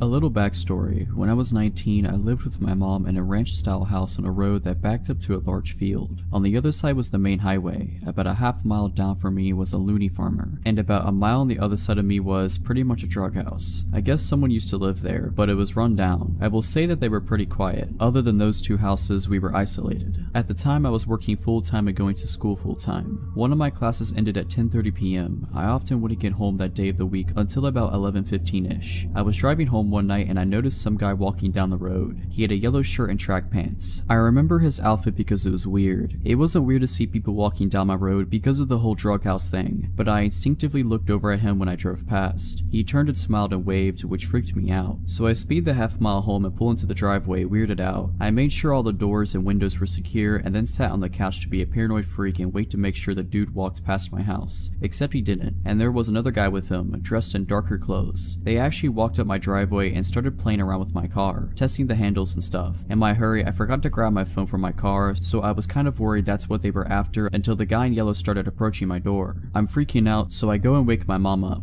She's bleary and I'm trying to explain the situation when we both hear the doorknob turn very slowly. Good thing it was deadbolted. She got out of bed, walked to the door, and then yellow shirt knocked. I perched up on the couch so I could get a good look at him and his friend, still in the driveway. The porch light was on because of the sensor. Yeah, my mom said, "You dropped your wallet." I told my mom that I had my wallet, it was in my purse. So she calmly told him that she had her wallet and it was too late to be knocking on people's doors. I remember perfectly what he said next, even though this was about 6 years ago. Okay, I'm not a bad guy, just so you know. We were all pretty still, no one moved, not even the guy at the door, not even when the porch light went off. Then he tried the handle again. My mom told me to call the cops so she could get the gun and I told her I didn't have my phone. So she walked to the kitchen to grab hers from the charger. She handed me the phone and walked to the bathroom. I stared out of the window into the backyard, then she went to her room to grab her Ruger. I was talking to the cops and explaining the situation all while watching the two guys, explaining that they were two suspicious guys at our door when my mom came back out and said, "One in our backyard too," which explained why she had looked out the bathroom window. She glimpsed him from the kitchen and went to get a more discreet look. My mom walked back over to the door with her gun and loudly said, "If he tries the handle again, I'm just going to open the door and shoot him." I don't know why she said that instead of waiting for the cops to arrive, but the guys took off down the road. I told her and she rushed to the bathroom, where the guy apparently in the backyard saw his friends running down the road and sprinted off too. They were going in the direction of the drug house. The cops searched our house and our yard and went to the drug house, where they found 5 dudes hanging around. One was the yellow shirt guy and I'm assuming his friends were with him. They did get arrested and nothing weird like that ever happened again, but I was on edge for a while. I still make sure the doors are locked at all times every day, even though I live in a much nicer area now. This was back in 2015 or 2016. I'm a career tow truck driver. At this point, I've been towing cars for most of my adult life, and will likely do so until I either retire or die, whichever comes first. At the time, I was working for a pretty small towing company with only 2 employees, and we rotated who was on call each weekend. It was my weekend on call and it was summer, so with people being out and about late and whatnot, I was pretty busy, cleaning up accidents, towing broken down cars both in the city and off the highway. I was fine with it, as I was paid commission at the time, so the more calls I did, the more money I made. So it's Saturday night, now Sunday morning, and it's around 2:33 in the morning, and like I said, I've been busy. I'm tired, a little grumpy, and kinda wanna go home when my phone rings. It's an insurance company calling asking if we can do a tow for one of their customers who is broken down on the side of the highway. The breakdown location they give me is about 15 miles out of town, which I normally wouldn't do, but the tow destination happens to be a dealership that's just a couple of minutes from my apartment. I contemplate rejecting the call, but because I'm paid commission, I figure screw it. I could run up and grab this car, drop it off around the corner from my place, then hopefully I can head home and get a couple of hours of shut-eye. So I take the call and hop on the highway. The insurance company provided me with the customer's first name, which we'll say was Kara, and gave me a phone number for her. Usually I try to make contact with people who are on the side of the highway to let them know I'm on my way and give them an ETA. I try calling her a couple of times, but she doesn't answer, not unusual. After a short while, I see hazard lights up the way on the shoulder, so I turn on my strobes and start slowing down. As I approach, I notice that not only is there the late model car that I'm looking for, but there's another car on scene as well that doesn't have its hazards on, but it's parked in front of the car I'm meant to tow. This is annoying but not uncommon, as I need to be able to get in front of the disabled car in order to load it, and sometimes people don't realize that. But because the other car is there, I instead pull up behind both cars. You do this so that as the tow driver, you're the one that has to make the weird maneuver of pulling off the shoulder and back onto the shoulder, and that the other car just has to drive straight forward on the shoulder. Otherwise, if I pulled up in front, then the other car would have to go around me, and it's unprofessional and unsafe to make them do that. Standing in the trunk of the late model car, which is now directly in front of me, are a man and a woman. The woman is probably in her early 20s and dressed to the nines for a night out. She's about 5'1" or 5'2". She's wearing tight leather-ish or something pants, a halter top, long black hair. The man is probably around 5'10" and skinny, maybe 150 to 160 pounds, wearing a dark hoodie and dirty jeans. They're standing very close and facing each other. She has her arms crossed and he's leaning down talking talking to her. I step out of my truck and approach them both, introduce myself. They separate a few feet and I look to the woman and say, "Are you Kara?" She nods. I say I'm here for her insurance company and I ask what's going on with the car. Immediately, the man pipes up and says, "Yeah, it's just having some fuel issues. It's an easy fix. Can you just drop it off at this commuter parking lot? I'm gonna fix it for her there." I'm rather annoyed at this because the commuter lot in question is further up the highway and I'm already 15 miles out of town. Like I said before, I only took this call because it was supposed to be coming back toward my apartment and I really wanted to go home. Not only that, but in order to change the original tow destination, I would have to call the insurance company back, wait on hold for who knows how long for a representative, and then let them know the change and try to get them to pay me extra for the deadhead miles back home after unloading. And I really didn't want to do any of this. And thirdly, this is a late model car. I'm no mechanic, but it's new enough that whatever's wrong with it is likely covered under warranty, so the dealership is really the best place for it to go anyways. I explain all of this to the guy, but he's really not having it. He gets stern with me, saying something like, "Look man, you just need to take the car where I tell you to take it." We go back and forth on this for maybe 60 seconds and he's just getting madder. "Well, you know what man, you're not the name insured, Kara is." The easy way to settle this is to ask what she wants me to do with the car, and whatever she says is what I'll do. Fingers crossed she'll want to take it to the dealership so I can get home sooner. I turn to look at Kara to ask her that question and I don't see her right away. She's no longer standing where she just was a minute ago, which was slightly off to my right. I continue to not see her until I've turned almost all the way around, because she's standing directly behind me, and by directly I mean within an inch of my back, arms still crossed. I look down at her and she locks eyes with me. Her eyes are as white as plates, almost owl-like, and immediately it feels like she's staring into my soul. She didn't say a word and she didn't have to. I took a step back and did what felt like a double take. I looked at him, then at her, then at him again, and then back at her, and it slowly started to dawn on me that maybe something isn't right. I asked her, "Do you know this guy?" And she ever so slightly shook her head no. Without a word, the guy starts to move for Kara, and I move to stay in between them. He tries to push me out of his way by shoving me in the chest, but because I believe he underestimated my weight, only pushed me hard enough to make me take a single step back. Immediately, I took that step forward towards him and body check him hard as I could, hard enough to completely knock him over basically onto his back. Because we rotated during the back and forth push bit, Kara is now in front of me to my right, somewhat between me and the guy who's trying to scramble to his feet. I reached out and snatched the poor girl up by her waist, spun her towards my truck and yelled for her to get into the driver's side, and she does so. I turn back to the guy who is standing up again at this point and he's breathing hard. He gets right up in my face but doesn't do anything, just breathes at me. I stare him right in his face and tell him, "You need to go." I'm shaken now and I'm absolutely terrified. I don't know if he has a weapon, I don't know if he's gonna try to fight me, and I don't know what I would do if he did. After probably around 15 seconds or so, which felt like eons, he kinda huffs a bit, smiles one of the creepiest smiles I've ever seen, and starts to back off. Sucking his teeth and rubbing his hands together, he slowly walks backwards a few steps, then makes his way to the front car, gets in and drives off. I stayed motionless, watching him until I could no longer see his taillights. I got Kara's car loaded up on the tow truck, and as we made our way to the dealership, she told me through tears that her car had shut off while she was driving, and she pulled onto the shoulder and called her parents because she was on their insurance. Her parents made the call to the insurance company, who eventually dispatched me to her location. While she was waiting, a bit after she made the call, the guy pulled up in front of her and walked up to her passenger side window to try to talk to her, asking if she needed help, etc. And she told him she was fine, that a tow truck was coming, and that she didn't need help. He persisted and she tried to tell him off and eventually tried to roll up on the window. Apparently he stuck his arm in the window and got the door unlocked and opened the door. In fear, she jumped out of the car, leaving her phone inside, and ran to the back of her car and stayed put there because it was in the line of sight of traffic. Apparently he was pretty lewd with her, and whenever she tried to go back to the car, he would prevent her from getting in. Several minutes later I showed up. Who knows what would have happened had the timing been any different. Her parents were waiting at the dealership when we arrived, and she told them what had just happened. Her parents gave me a $20 tip, which was all the cash they had on them at the time, and Kara gave me a very tight and clearly heartfelt hug before I left. I never saw her again.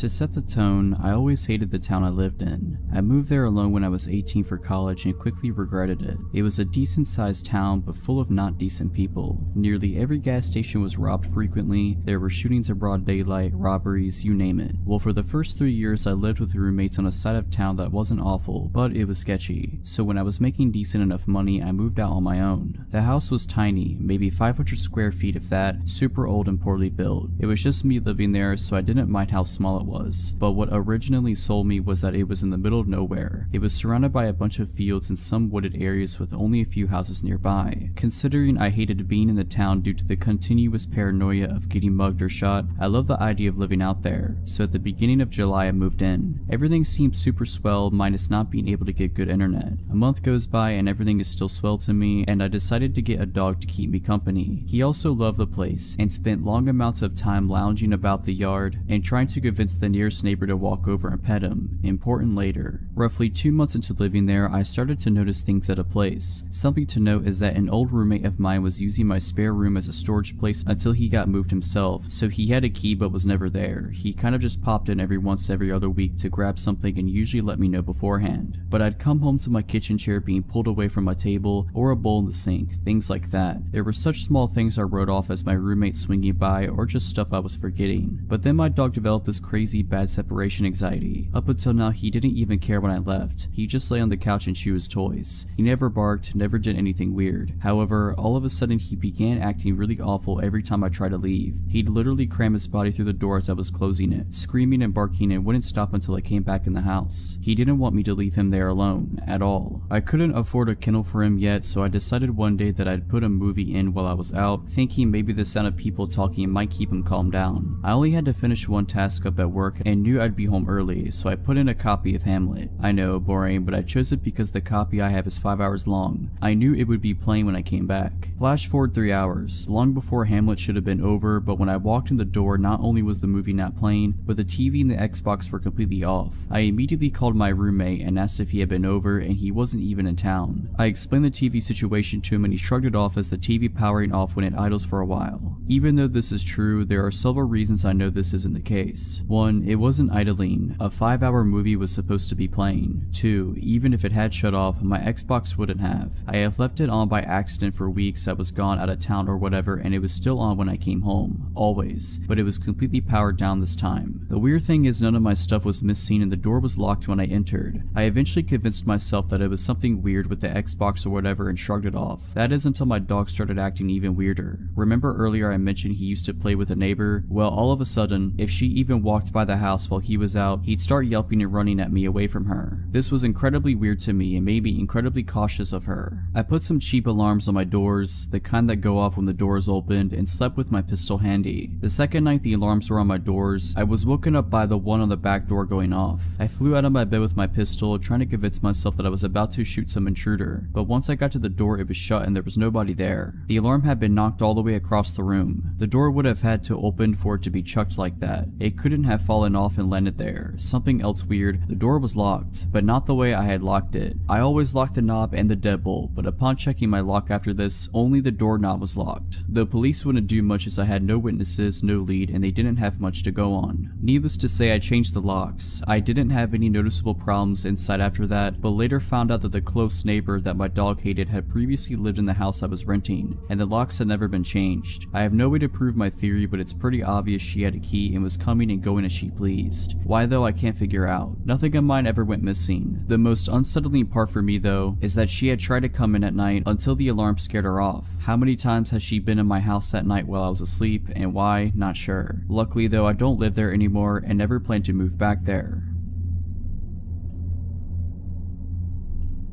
A while ago, I was staying in an upscale hotel in the safe area of a large Midwestern city. I am a 16-year-old female and I was in a room all by myself with my parents a few doors down. In theory, this isn't unsafe by any means, but I had bad luck on this particular trip. Our first night there passed without incident. Me in my room, my parents in theirs. I watched a pay-per-view movie and ate way too much from the snack bar. I didn't have any reason to feel unsafe. The next morning, we did the usual tourist stuff that one does when visiting a new city. As we ate at breakfast in the hotel restaurant, I noticed a man who looked to be in his 60s staring at me for an abnormally long amount of time. I ignored it and chalked it up to him thinking I looked like his granddaughter or something. The next night, my parents allowed me to meet up with a friend for dinner who lived in the area. He met me in the hotel lobby and we had a nice dinner and then went back to the hotel for drinks. Yes, I am underage, I had a drink, my bad. Coincidentally, the same man who had been eyeing me earlier was at the bar. This time, I knew I didn't remind him of his granddaughter. Even with my buff guy friend next next to me, his eyes traced my body. I felt unsettled and mentioned it to my friend, Ethan, who glanced over and also seemed really weirded out by how obvious this guy was leering. We left the bar quickly, and by now it was around 12:30 a.m. Ethan walked me to the elevators of the hotel, and once I pushed the button, I left. I wish I would have asked him to stay, because no sooner had he walked away that my creeper came rounding the corner and stood there waiting with me for the elevator. I felt so uncomfortable knowing that he would be seeing what floor I was going to, but it hadn't occurred to me to get off on a different floor at the time, and even if it did, he planned on following me, so it would have been just as bad a move. When we were in the elevator together, I tried to keep my eyes averted from his, but they literally bore into my body. He kept trying to step closer and I kept backing up, too scared to even speak. What freaked me out more was that he hadn't pressed a separate elevator button, so he planned on getting off when I did. When I got to my floor, I almost ran to my room, and the guy just stood at the end of the hallway, waiting to see where I was going. I stayed in my room for 15 minutes until I was sure he was gone before I told my parents what had happened. They were freaked out and told the hotel staff, but there was no sign of the guy and it was really late, so I just locked my door and tried to get to sleep. I had almost drifted off when I heard a knock at my door. I obviously wouldn't just go and open the door at nearly 2 a.m. Instead, I turned on a light and froze. At this point, my intuition had kicked in and I knew it was the guy. I was near tears, but the knocking kept continuing, harder and harder, so I finally shouted and asked who it was. The voice that replied to me was the most chilling thing I had ever heard. High-pitched but growly, almost giggly, and so disturbing I could barely describe it. "It's hotel staff. Please let me in." I was terrified. A look through the peephole confirmed that it was the same creepy old guy. I locked myself in the bathroom and called my dad's phone. He has a habit of always keeping his ringer on, so he answered me almost immediately, and I tried to tell him what was wrong through my tears. The guy before I managed is at my door, and what happened next gives me nightmares. My dad naturally went into superhero mode and opened his door to find the old man in just a robe, whacking it. It's pretty obvious to piece together what he was planning. My dad slugged the dude in the face and made sure he didn't move an inch while my mom called hotel security. We pressed charges and the guy's in prison now.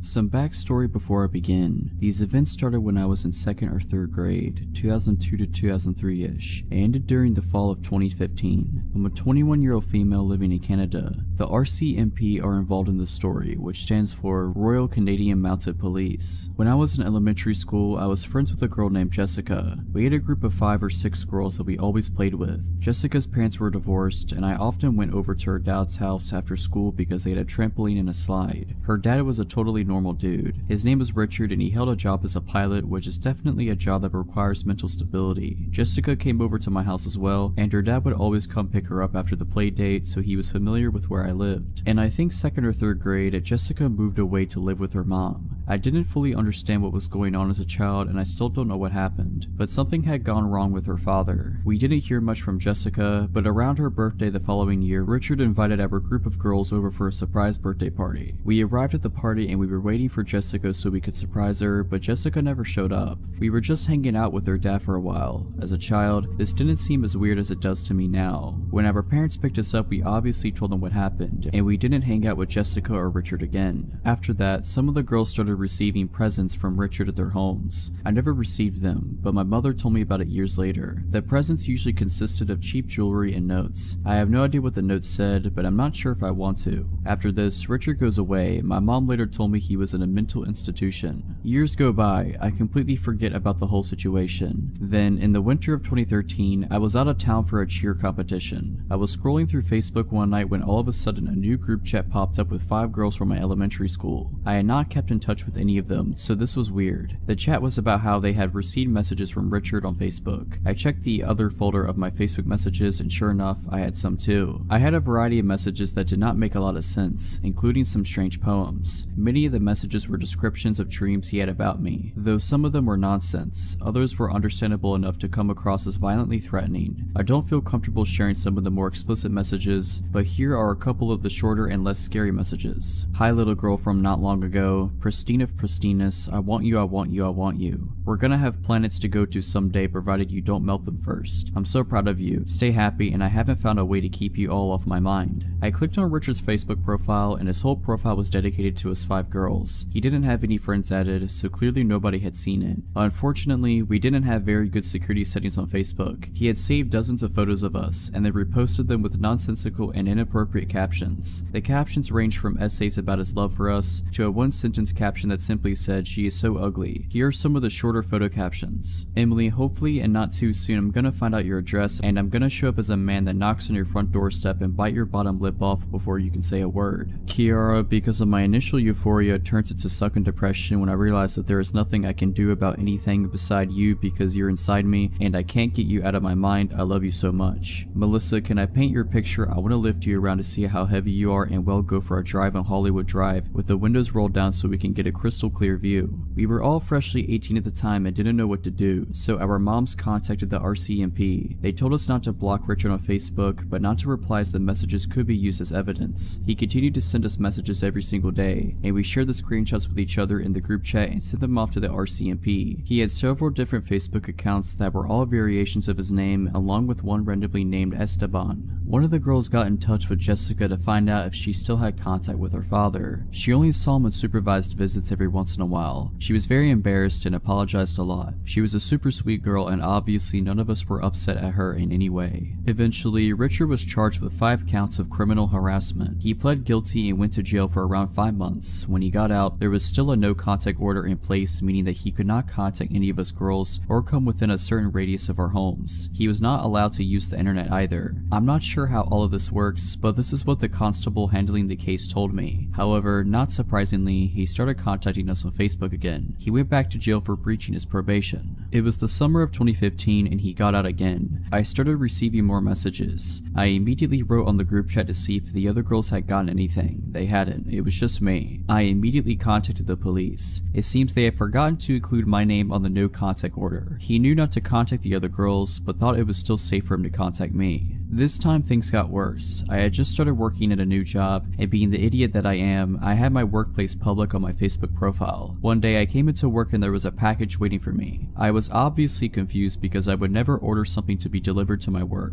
I opened it up with my managers and there was weed inside along with a disc with encryption software on it. He had mailed me weed to my work. I knew immediately that this was him, and awkwardly explained the situation to my managers who thought it was hilarious. The security in my office tower was alerted and given a photo of him. They began walking me to my bus stop after my shifts. It was scary knowing that he knew where I worked. At this point, I hadn't seen Richard in years, but it was clear that he was mentally unwell. I had absolutely no idea what he was capable of or what his motives were. The RCMP did not seem to take this case very seriously, and they moved very slowly, passing the case around to various officers. Meanwhile, I was terrified. I could hardly walk down my street at night without freaking out. Every time somebody knocked on my door while I was home alone, I would drop whatever I was doing and hide under the kitchen counters. I had not moved since I was a child, so it was very possible that he remembered where I lived. The packages kept coming. I received more weed in several different forms, including cookies, what appeared to be cocaine, and a key to his apartment along with some miscellaneous items. I opened all the packages at the police station. One of the packages included a USB stick with a bunch of audio recordings on them, but I decided it was better for me not to listen to them. The return of the packages was to a random PO box in another city that did not belong to Richard, and no fingerprints were found on the packages. During all of this, the Facebook messages remained constant. Luckily, in one of the messages he informed me that he had sent me drugs and the key along with his home address. This confirmed that the packages were from him. He was charged again. I received a subpoena in the mail to appear as a witness in court. However, he once again pled guilty and I never got to go to court. I was actually a bit disappointed as I thought seeing him in person would provide me with some sort of closure. He is still locked up somewhere as I am writing this, but I still get scared walking at night or when somebody knocks on the door. The police provided me zero information on where he was being held or when he would be released. I feel like I am just waiting for the day that he will contact me again. I just hope that he never does. I had just moved out of a share house in the suburbs and into my own one-bedroom apartment in the city. I'm a male and at the time was around 25 years old. My apartment, while old and small, was located about 500 meters from one of the most popular night spots in the inner city. As I was in my mid-20s and out on my own, this was the perfect place for me. This was because my friends and I were quite social and would frequent bars and nightclubs in the city, and the taxi fares were starting to add up. Also, this new apartment was close to my work, so it made sense. I got settled in right away and invited my my friends over for pre-drinks before hitting the clubs. Due to the limited space in the apartment, this meant that some friends were inside and some were drinking on the walkway just out front. We had the music up and I just started drinking, but between songs, I could hear the couple next door arguing. Now, the apartment was old and bad, which meant thin walls too, so I pressed an ear to the wall in order to listen in. I hadn't met any of my new neighbors at this time, as I didn't take long to move in and I didn't really see anyone during. I was curious. Judging from what I could determine while eavesdropping, they were a gay couple in their early 30s. One of the men was yelling at the other to go next door and tell us to keep it down. The other was arguing that it was just a housewarming and to let it go for the night. Since I didn't want to cause trouble, I marshaled everyone outside to start making our way to the nightclubs, leaving my new neighbors in peace. Later that night, I came home alone as I was tired from the move. I decided to let my friends carry on partying without me. I arrived at my door and proceeded to fumble around for my keys when I looked up to see a man standing in the walkway in front of the next apartment smoking a cigarette. He was tall and thin with brown oily hair. I noticed that he also had a cut lip and a faded but still visible black eye. I said, "Sorry about the noise earlier," correctly assuming he was my neighbor. He replied, "Nah, you're alright man, I'm Chris by the way." I shook his hand. I noticed his knuckles were red and a little bit scratched up, so I knew something was off.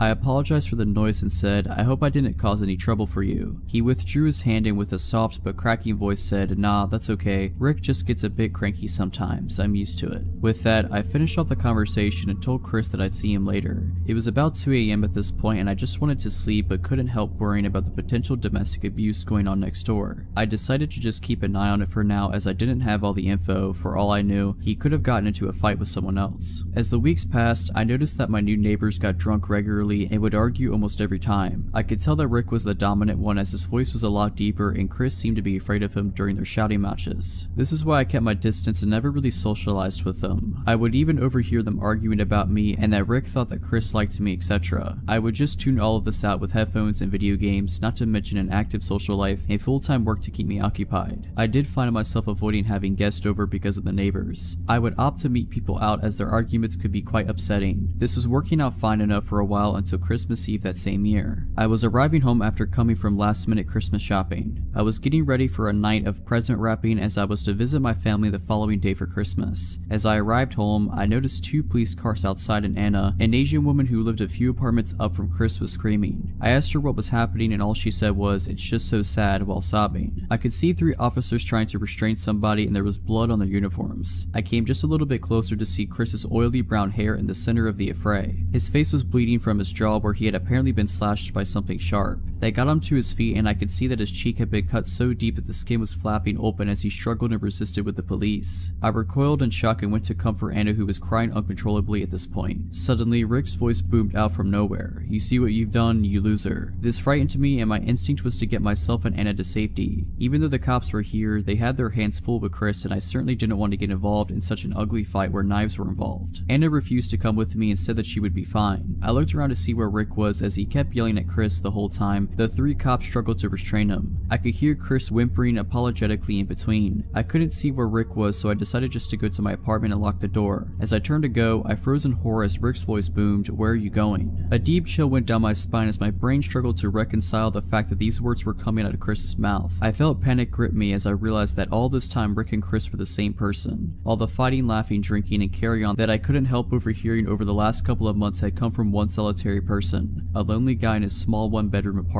For some reason that made me feel sick. I learned later from Anna that this wasn't the first time the police had to come take Chris away. Anna explained that he spends a couple of months at the local psychiatric hospital each time. His father owns the apartment, so it's here waiting for him when he gets out. I moved out a few months later, and while it is a sad situation for Chris, I really do feel him.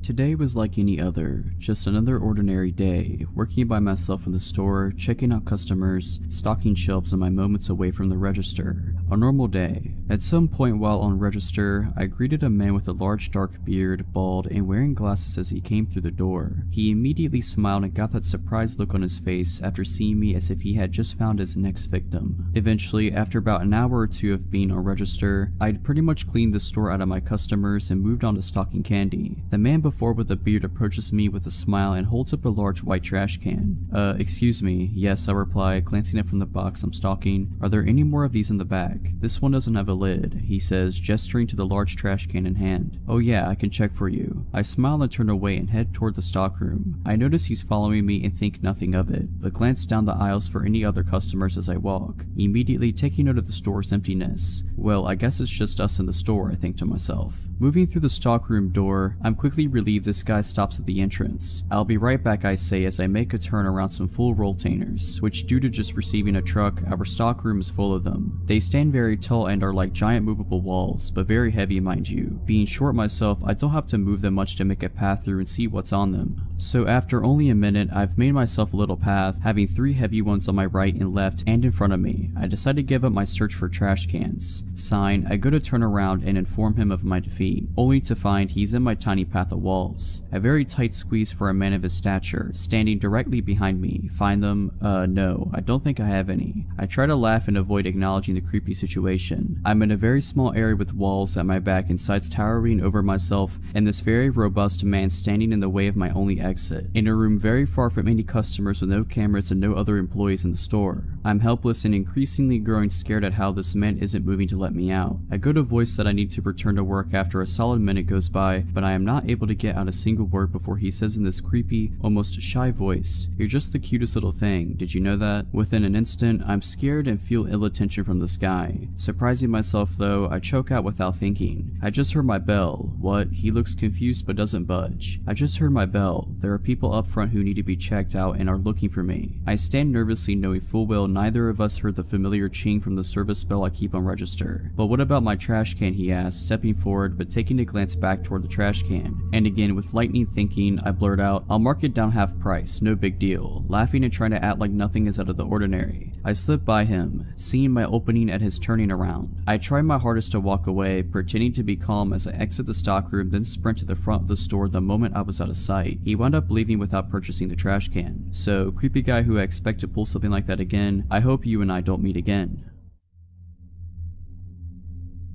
My fiance and I threw a dinner party one time to celebrate his mom completing chemo. I hired a caterer. We were expecting 25 friends and family, so it was more than the kitchenette of our single-story ranch house could handle. We'd also only just moved in, so didn't have a lot of cooking staples. The caterer said he'd bring everything 75% done, but he needed to finish off some dishes in our kitchen. I told him that was fine as long as he was finished by 5, because the kitchen is centrally located and we'd prefer everyone be finished before the guests arrive due to the intimate nature of the occasion. He said that would be fine. He arrives as scheduled at 12 p.m. We gave him until 5 and the guests aren't even arriving until 6, so it's plenty of time. He smelled bad. It was more than a sweat smell though. It smelled like sun-baked diaper, and that made me uneasy because he was going to be preparing food for sick prior and young kids. I just made sure he washed his hands and then left him to his own devices, worrying I was being presumptuous. Throughout the entire process, he keeps pulling me aside to ask me questions and have me taste things. I was super busy because my husband had to work during the day and pick up the surprise guest right after, so setting up the deck, decorating, putting together the slideshow equipment, coordinating the surprise guest, we flew in her sister and I had to make sure she got an Uber at the airport and her hotel had worked out, etc., and just a million other little details. So every 10 minutes being asked things like, "Do you prefer this with paprika or without? With this, fine, whatever you think. Taste it to be sure," was getting old. When he was still there at 5:45, after 2 gentle reminders, I flat out told him I needed him completely out by 6 no matter what. He apologized and said there had been a delay because our oven wouldn't stay up to temperature. I never had a problem with our oven, but I figured he's the professional, maybe it was a subtle problem. A little before 6 rolls around, a few of our friends start trickling in. I decide to tell him whatever's done is done and whatever isn't he should just put in the fridge, but he's nowhere to be found. I go out on the deck to ask my friends if they'd seen him and he's out there, alcoholic beverage in hand, out of his chef whites and now in a t-shirt and jeans, mingling with my friends. I walked out just in time for him to introduce himself to my cousin-in-law as a good friend of mine. Nope, too weird for me. I met him in person for the first time barely 6 hours ago. I told him he needed to leave, now. So he goes inside and gets his bag and makes a beeline for my bedroom. I'm taken aback. I say, "Excuse me, where are you going?" And he says, "To change." So first of all, we have a guest bathroom clearly visible. Second, why can't he wear a t-shirt and jeans home? I tell him I'm not comfortable with him going to my room, but he insisted to only be a second and goes in and shuts and locks the door. I couldn't even get a word out before he went in and I felt helpless. I was going outside to ask one of my friends to help me usher him out, but at that point my fiance got there with my aunt-in-law. I had to explain the situation to him, nearly in tears at this point, and he was like, "What? He went in the bedroom? Why?" So he pounded on the door, and the caterer came out, still in a t-shirt and jeans, and my fiance said, "You shouldn't be in there, you need to leave." And the caterer said, "Excuse me, but this is not your house. It is not up to you to decide." And my 6'4", 260-pound fiance tells him, yes, actually, it is his house, and puts a hand on his back and guides him to the door. The caterer says, "I thought she lived here," referencing me, and he says, "Yes, my fiance lives here with me." And the caterer goes nuts. He turns to me and screams, "You lied to me." I have no clue what he's talking about. He starts yelling about how I led him on and calling me more names. I don't know who he thought the man in the pictures with me around the house was. So my fiance says, "Oh no, you won't talk that way in my house. Find the door." And the caterer goes in the kitchen and starts throwing the trays of food out of the refrigerator and onto the floor. At that point, my fiance realized two of his brothers, both currently offensive linemen at the college level, had come in and were on the deck. He signaled to them and they came inside, and he basically said, "This guy's harassing my fiance." They helped my fiance out. The party then went on as planned, but I insisted we just order pizza and throw out all the food he made. My fiance and friends kept saying, "Isn't that a bit much?" but I was insistent. We went out late drinking with his brothers and got home around 3:30 a.m. and passed out in our room. At around 5 a.m., I was woken up to the sound of the door opening. I figure either we forgot to lock the door in our drunken stupor and it blew open, or one of his family forgot their keys or something in the house and didn't want to wake us. His parents and his local brother have a key, but his parents never ever let themselves in when they know we're home. And his brother had even more than we did and was definitely not awake and driving around at 5 a.m. It wasn't nearly windy enough for the door to have blown open. It had been tranquil all night. So I wake up my fiance and whisper, "Someone just came in the house." And he said the same thing. Probably my brother left his wallet or something. I figure I'm being paranoid and try to put it to rest when I hear a loud crash sound. With that, my fiance was up and on his feet in one movement. He told me to lock myself in the closet and call 911 while he went and looked around. As I was pulling out my phone, we hear in that distinct accent, "Hello," and I realize it's just this insane caterer. I'm not worried about this caterer physically overpowering my fiance, or me for that matter, so I charge right out there. The caterer is shirtless and clearly on something. He's taking the pictures that are of just me off the wall and holding several in his arms already. He lunges toward me when he sees me. My fiance gets between me and him and I call 911. My fiance tells him cops have been called and it is in his best interest to get off the property. The caterer says, "No, I have to make sure your fiance is okay." And I say, "What? Why wouldn't I be okay?" And my fiance rightfully says not to engage with him and feed into it. My fiance stays between me and him while I climb out a window. He watches as the caterer throws photos of us on the floor. My fiance didn't want to subdue or touch him in any way, so the caterer couldn't make any assault claims. He's begun to destroy our kitchen at this point, and when the cops come in, he has a butcher knife. My fiance considered going for the gun safe when he first got the knife, since we live in a stand your ground state, but he decided the situation was hectic enough without introducing a firearm. The caterer doesn't obey the police's orders to drop his weapon, and he says he isn't leaving without me, so they tase him. It's lucky for him he only got tased and he didn't antagonize my husband into squashing him. As he's let out in cuffs, he's shouting how he and I are in love. He continues on this tirade the entire time police are reading him his rights. The police ask us to do an inventory of the house and see if anything's missing or damaged besides what we witnessed him do. We go around and there's nothing, but then I remember he was in our room yesterday and he went through the room. All of my underwear from the dirty laundry hamper were gone. We were so freaked out in the aftermath that we replaced all of our kitchenware, toothbrushes, sent our sheets to be professionally cleaned, and had a cleaning crew do a deep clean on the whole house. So glad we decided not to serve the food to our guest and my fiance's medically fragile mother. He sent me a letter from prison that thankfully my husband intercepted, because I was still recovering from the whole thing. We gave it to the police, who helped us get issued a no contact order. He was sentenced to 3 years in prison.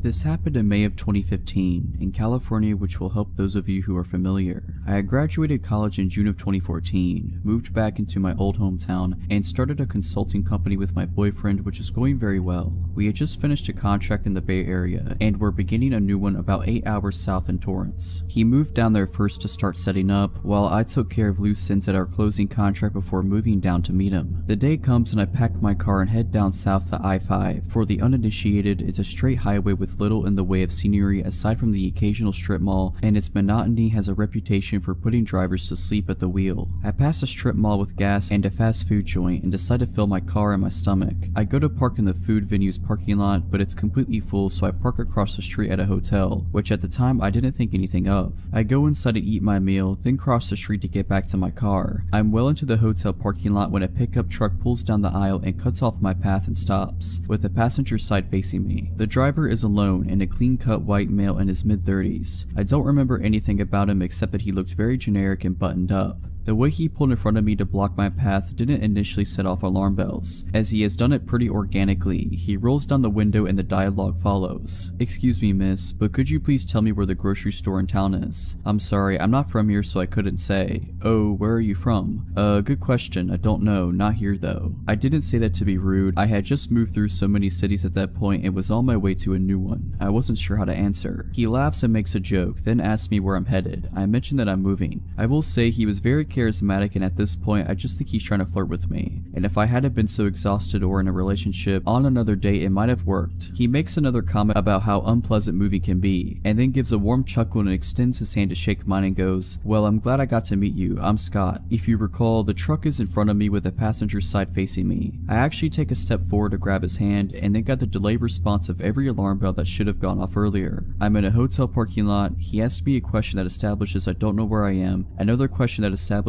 I'm alone, and another question that establishes I'm not expected at my destination for many more hours. The thing that connected all these synapses, when he extended his hand, he didn't make even the faintest effort to make it accessible to me. He didn't lean over the seat or move toward me in any way. His hand was hovering comfortably over the center console, waiting for me to grasp it, which in order to do I would have to lean well into the car. Again, I had already taken a step toward him and begun to raise my hand to take his when the sirens went off. I rocked backwards back to where I was standing, and I just remember looking in his eyes what felt like forever, feeling everything click into place while also half convinced my imagination was just running wild. His hand still waiting, I lowered mine and felt my eyes slightly narrow with suspicion, and slowly said, "I'm going to walk away from your car now, Scott." Boom. Truck burns rubber with thick gray smoke as the guy guns it out of the hotel lot at 100 miles per hour. He must have floored it. Regrettably smart on his end, because I didn't have the license number or anything to offer the police. In the immediate minutes following the event, I felt relieved but hadn't really processed the full weight of what happened. Unfortunately for me, I had many more hours to think back and analyze the whole interaction to shreds. The car was somewhat lifted. There could have easily been another person or even 2 to 3 other people hiding inside. I still get creeped out about thinking how close I came to taking his hand, and how fortunate I was that I didn't allow my reaction to be driven by manners, as criminals often take advantage of.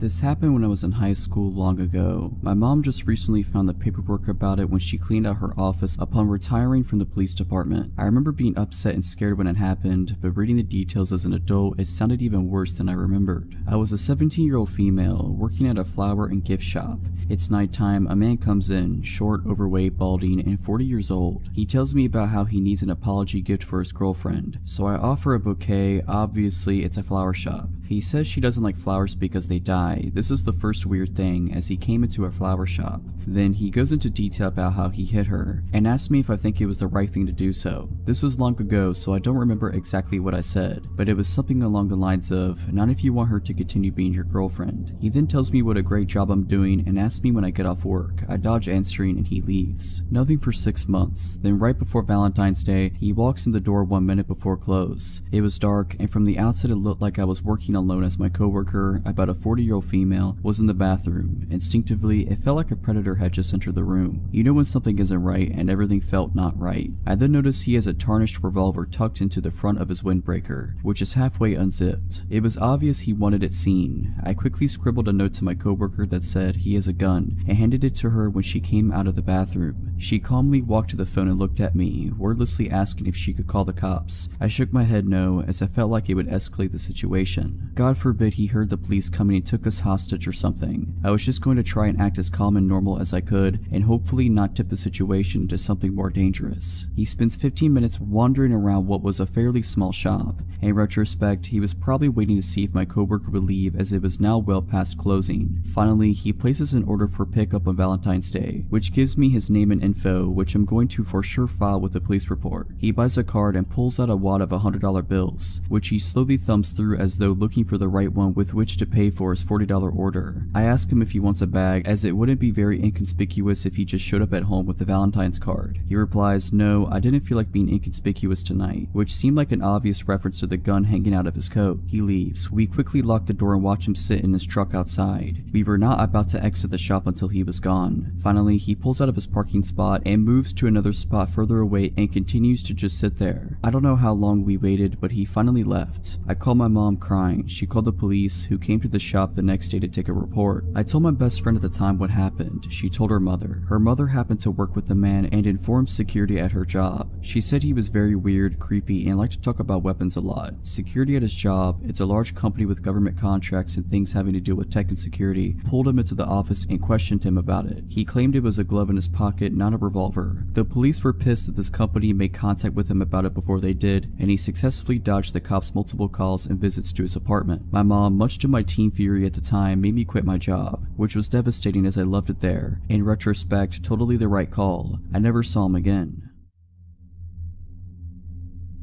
In my late teens and early 20s, I was friends with a girl named Lucy. She was a very lonely kind of girl whose parents were, well, honestly, not really great parents. Her mother was verbally abusive and her father really couldn't care less about anything. Because of the lack of love in her life, Lucy searched through dating sites for love and comfort from strange men, and she was not afraid of meeting them face to face even if they'd been chatting for only a few days. My friendship with Lucy was a strange one. I found her quite annoying sometimes, but I also felt awful for her because of her loneliness and lack of friends and love in her life. Sometimes I really didn't want to hang out with her, and some days I would accept her offer to hang out. When it was just her and I together, she was normal and okay to be around, but also very appreciative of having someone giving her attention. We had a small group of friends and she would try to get all of us together as often as possible, and honestly, the whole group together was really quite fun. When we were all together, Lucy was very hyper and you could just tell that she was happy to be around people who didn't insult her as her mother does. Suddenly, Lucy tells us she has a boyfriend. We were all surprised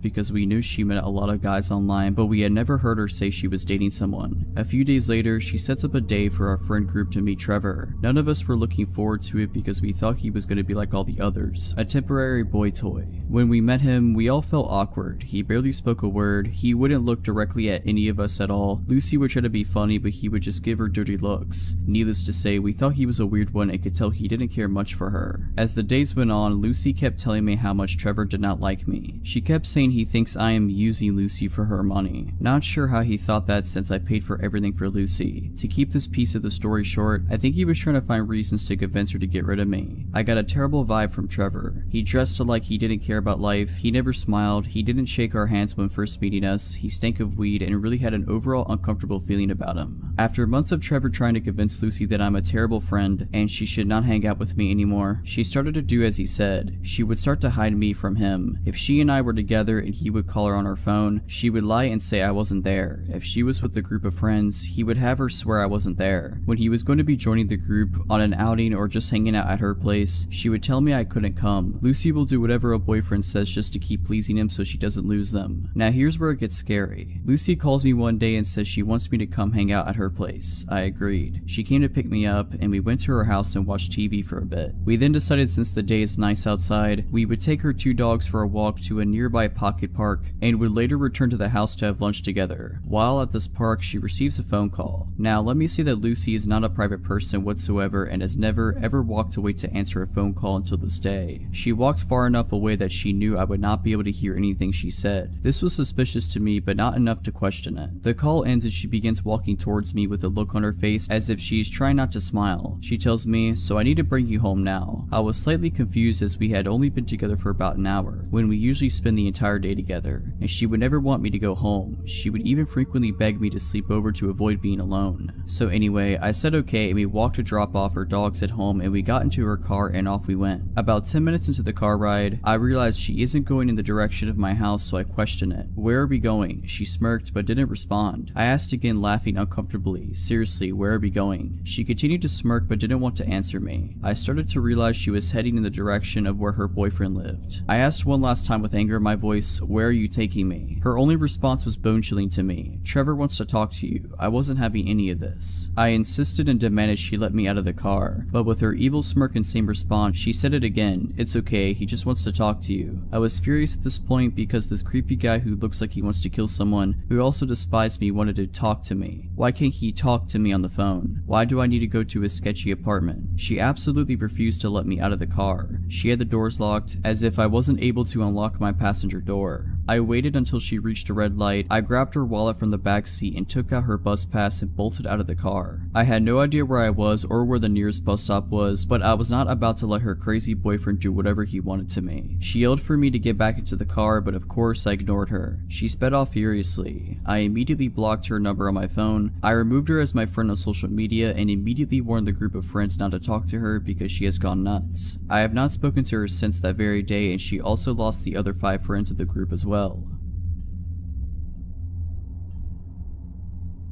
I've recently moved into a new apartment 3 weeks and I'm starting to share it with my sister. The only reason we know properly is a single mom who lives in the apartment next to us. Ever since we moved in, she's been giving us advice and helping us out with things, etc. We don't know any of the other neighbors properly yet. Today I was out with my friends, and after that I went to get my sister so we could go out for some food. We got home around 10 p.m. My sister and I got into our PJs and were sitting around watching TV when our buzzer rang. I jumped up to answer it and it turned out to be our neighbor, a single mom. I asked her what was up and she said that our dad is asking for us downstairs. Straight away my stomach dropped. I immediately asked her if she's sure he said that he was our dad. The reason I asked this was just to make sure that is what she actually said, but she replied that yeah, he said he was our dad and he was asking for us. The neighbor then asked me if she could let him up to our flat, but I told her no. I wanted to shout out to my sister, but I didn't want to worry her right away, so I asked the neighbor to not let him come up yet, and I heard her repeat this to him.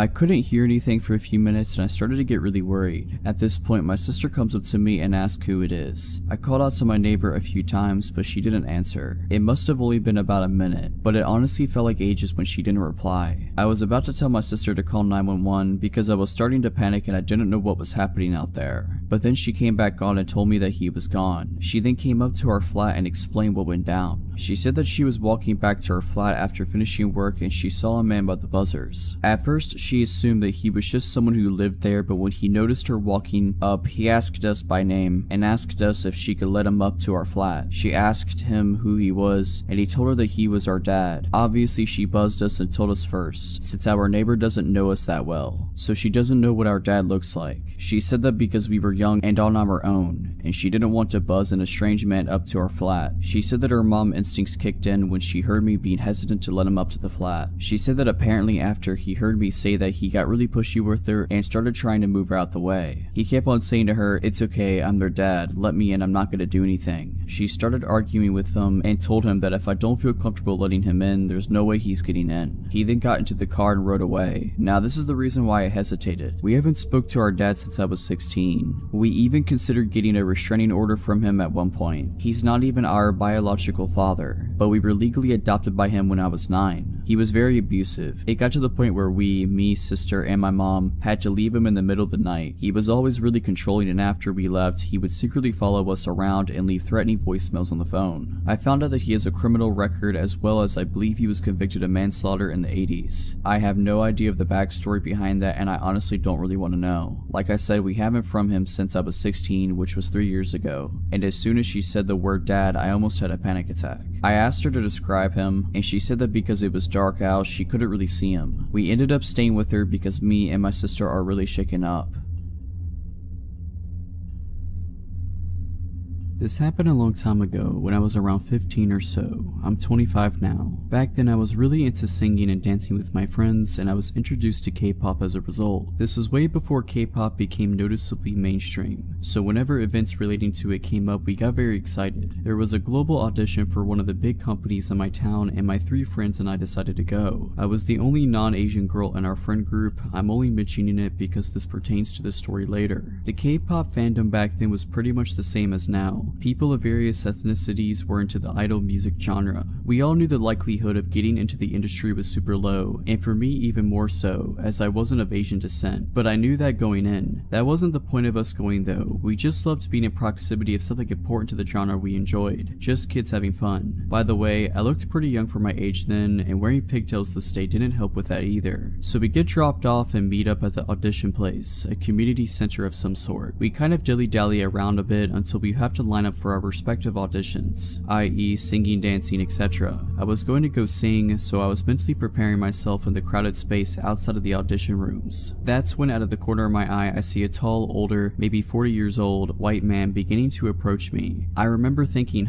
is he going to audition too? It was strange because everyone else in there was younger, maybe he was a parent. He walks up pretty close and goes, "Can you help me please?" I'm confused and I ask him what he needs help with. "Oh, the staff here, my son's trying to audition but they won't let him audition." Okay, this was weird. I then asked him why. He said because he's not Korean. That was when I started to get creeped out. I looked around to see a pretty diverse crowd and then back at him. I don't know, that's terrible. You should talk to," and then I point towards the staff. "They should be able to help." I knew he was lying, but I was too scared to say anything else. I went on, "Anyone can audition here." He didn't listen and insisted on me helping him. Then he said something that sent a chill down my spine. When I was trying for the 5th time to convince him to approach the staff instead of me, he beckoned me to come outside with him. "My son's just outside in my car. Can you come talk to him, please?" That was when I repeated what I said earlier and began to firmly walk in the opposite direction. He kept trying to coax me out to see his son. I managed to lose him in the crowd of people. Only seconds later, I see him talking to my friend about me and helping his son and all that. I was shocked. The man had clearly been watching me for a while to know who I came with. We were split up at that point. I went up and told her we should get going without looking at the man. He ignored me and kept on talking to her. Without speaking, I went up to her, grabbed her hand, and pulled her at once to get her away from him. She was super gullible and didn't understand why I was so worried. The man clearly was unnerved by what I did and left my friend and then disappeared into the crowd. So about 20 minutes later, I'm in the lineup for the audition when I get a cold feeling in my body, and I turn to look towards the entrance. My audition room was close to it and there he was, standing. But he wasn't just standing, he had his arms crossed and he was glaring at me. I've never seen someone look at me with such vitriol. He looked like he wanted to kill me. It was terrifying. The crowd of people was sparse because we all had lined up outside our assigned rooms. This man waited there, staring at me nonstop for an hour.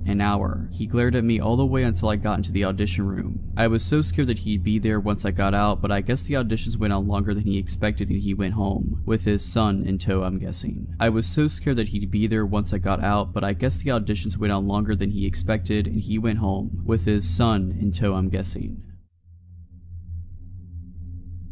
I've worked a few odd jobs in my life. My first job was a summer job at 16 during summer break at a dairy farm. I absolutely hated it there and made it harder for me to find the motivation to even try finding work again when the time came. I don't really remember how I was first referred to the job, but the following summer I ended up working as an office assistant for a self-employed photographer. My parents knew her because she used to be a member of their church, and my sister attended her 4-H program when she had it. By that time, her health had begun to take a hit as she claimed it was a mixture of things from chronic Lyme to fibromyalgia. I had also been warned by my parents that she was a little off. She was very religious and claimed to have had real encounters with demons, even participated in a few exorcisms. I'm an atheist and a skeptic, so I never took her story seriously. Aside from the weird things she would tell me, she was mostly harmless and working for her was not hard. The job basically required me to do a lot of data entry, as well as help prep her photos with some minor touching up and the addition of her company watermark before uploading them to a site where her customers could browse them and then pick which ones they wanted to order. She primarily photographed horse events, dressage, stadium, and cross-country jumping, etc. And for the first several months, my job stayed in her living room, which is basically my office space at the time. Eventually, I was talked into tagging along at shows where she trained me as a photographer, and soon I was shooting at the events along with her. It was boring work, I won't lie. I'm not a horse person. But things didn't get weird until a year later when I learned the hard way it was not her that I needed to worry about. She had 2 sons, one who was out of state, the other one was in the Navy. The latter of the two, a guy called Nate, I had only heard small things about. When he finally returned home and I met him for the first time while working in her living room, he seemed like a nice guy, a little odd but not concerning. He was obsessed with movies, and being a bit of a movie buff myself, whenever he would venture to the living room to strike up a conversation, it would always be about whatever movies we were into or were excited to see. I should point out here that I was 18 by this point and he was in his mid-30s. At some point he got it in his head that I was interested in him, though he never said anything directly to me. I had to find out about it from my parents. My mom worked as the secretary at her church in Nate knew it. I could only guess my boss had told him. One afternoon, Nate showed up at my mom's desk and started gushing about me. He talked about how much fun I was, how he loved talking to me, how he was planning to take me to the movies and take me to this church, and all these other plans he had for me. My mom was beyond uncomfortable, as was the pastor who happened to overhear it, and when I got home that night, she told me what had happened and suggested I make sure not to lead him on. I was completely baffled because I hadn't done anything. We never even discussed the possibility of doing anything together. I made an effort to acknowledge him less when he was around and keep the conversation short while stressing I had work to do. Eventually, he got his own place and moved out of his parents' house, so I figured the problem had solved itself. A couple years later, I had moved out, my boss's company had closed, and I was working someplace new. I was friends with both my boss and Nate on Facebook, and around that time I was finally coming out as an atheist, something I couldn't do when I was still living at home. One night, my old boss messaged me, asking about a ring I had on my finger. It was a black ring with a white solid star in the middle of a black circle. Already knowing where she was going with this, I told her it was just a ring. She started accusing me of wearing a pentagram, because she didn't know what a pinnacle was, and that I was promoting Satan. I tried several times to explain to her that not only was it not that symbol, but that also paganism has nothing to do with Satan anyways, but she refused to listen, so I just ignored her. It was typical behavior of her and not worth the argument. The next morning, I had a message from Nate telling me I needed to come to his church with him. I told him no, and the messages I received back gradually grew angrier and angrier. He went from asking to demanding I go with him. He told me I was lost and that I would not find the answers I needed by living the life I was. Eventually, he outright said he thought the fact that I was wearing a pentagram was disgusting and that I was opening myself up for possession. Knowing there would be even less of a point in arguing with him than there was with his mother, I went ahead and blocked both him and her, deciding I was done with the both of them. Then, he started showing up at my workplace. He would always search through the store until he found me, and then once he did, he would corner me and not stop talking to me no matter how many times I tried to dodge him or tell him I needed to get back to work. Eventually, the managers caught on and started intercepting him whenever he showed up. I wasn't making enough to pay the rent with that job, so I had to take up a second one. Within a week of working my second job, which was in a different town, he showed up there too. This time I told the managers outright who he was, and after that, every time he showed up, I was allowed to hide in the back room behind a locked door while they sped his order along and got him out. One of those many encounters, while I was hiding in the back, one of the managers was back there with me, inputting employee time punches into the computer when the both of us heard Nate shout in our directing, "I know you remember me." That was the last straw for them, and they told him his business was no longer welcome there. He started showing up at my other job as well for a while, which was a relief. Fast forward to a few years later, I was getting used to not having to look over my shoulder every shift or checking the parking lot for his truck. Then one day he reappeared. He was browsing a section I was walking past when he spotted me and got this deer in the headlights look. I made a beeline to the break room because just seeing him made me scared. After that, he started showing up regularly. I would always find ways to dodge and avoid him, but he would still eventually spot me and know I was still there. I was debating whether or not to tell the managers because at this point it had been a while since he had done anything, and saying something just because I was nervous didn't feel right. Call me a coward or an idiot, but that was my thought process. What happened next made me regret not speaking up. It was bound to happen eventually, but one night he managed to catch me while I was at the customer service desk. He approached me and said hi, and I immediately started to look for someone to signal over so I could make a break for it. But before I could say a word, he said something that made me feel sick. "How's your little girl doing? She's 3 now, right?" I looked at him horrified. I had him completely blocked from all of my social media, I had his number blocked, I was living at a new address, and I had not seen or spoken to his mother since she confronted me about my ring. I had not told either of them I was a parent now or that I was married, and I was not friends with anyone who knew them, but he knew. "How's your husband doing too?" he asked when I didn't answer. "He's good, he's a good man," I said, trying to reinforce the idea that I was not available to him and that I had no desire to have anything to do with him. "Where does he work?" At this point, I felt like I was going to pass out. Thankfully, another employee approached just to gather some reshelves, and I got out of there. As I was leaving, he called out behind me, "I'll see you again, we'll talk. We'll go out and do something together, we will." I reported him to the managers, telling them everything about the encounter, including all the information he had on me and my family that he should not have had. They were able to pull up his face on CCTV. I haven't seen him since the incident with my managers. I think he may have gotten scared off.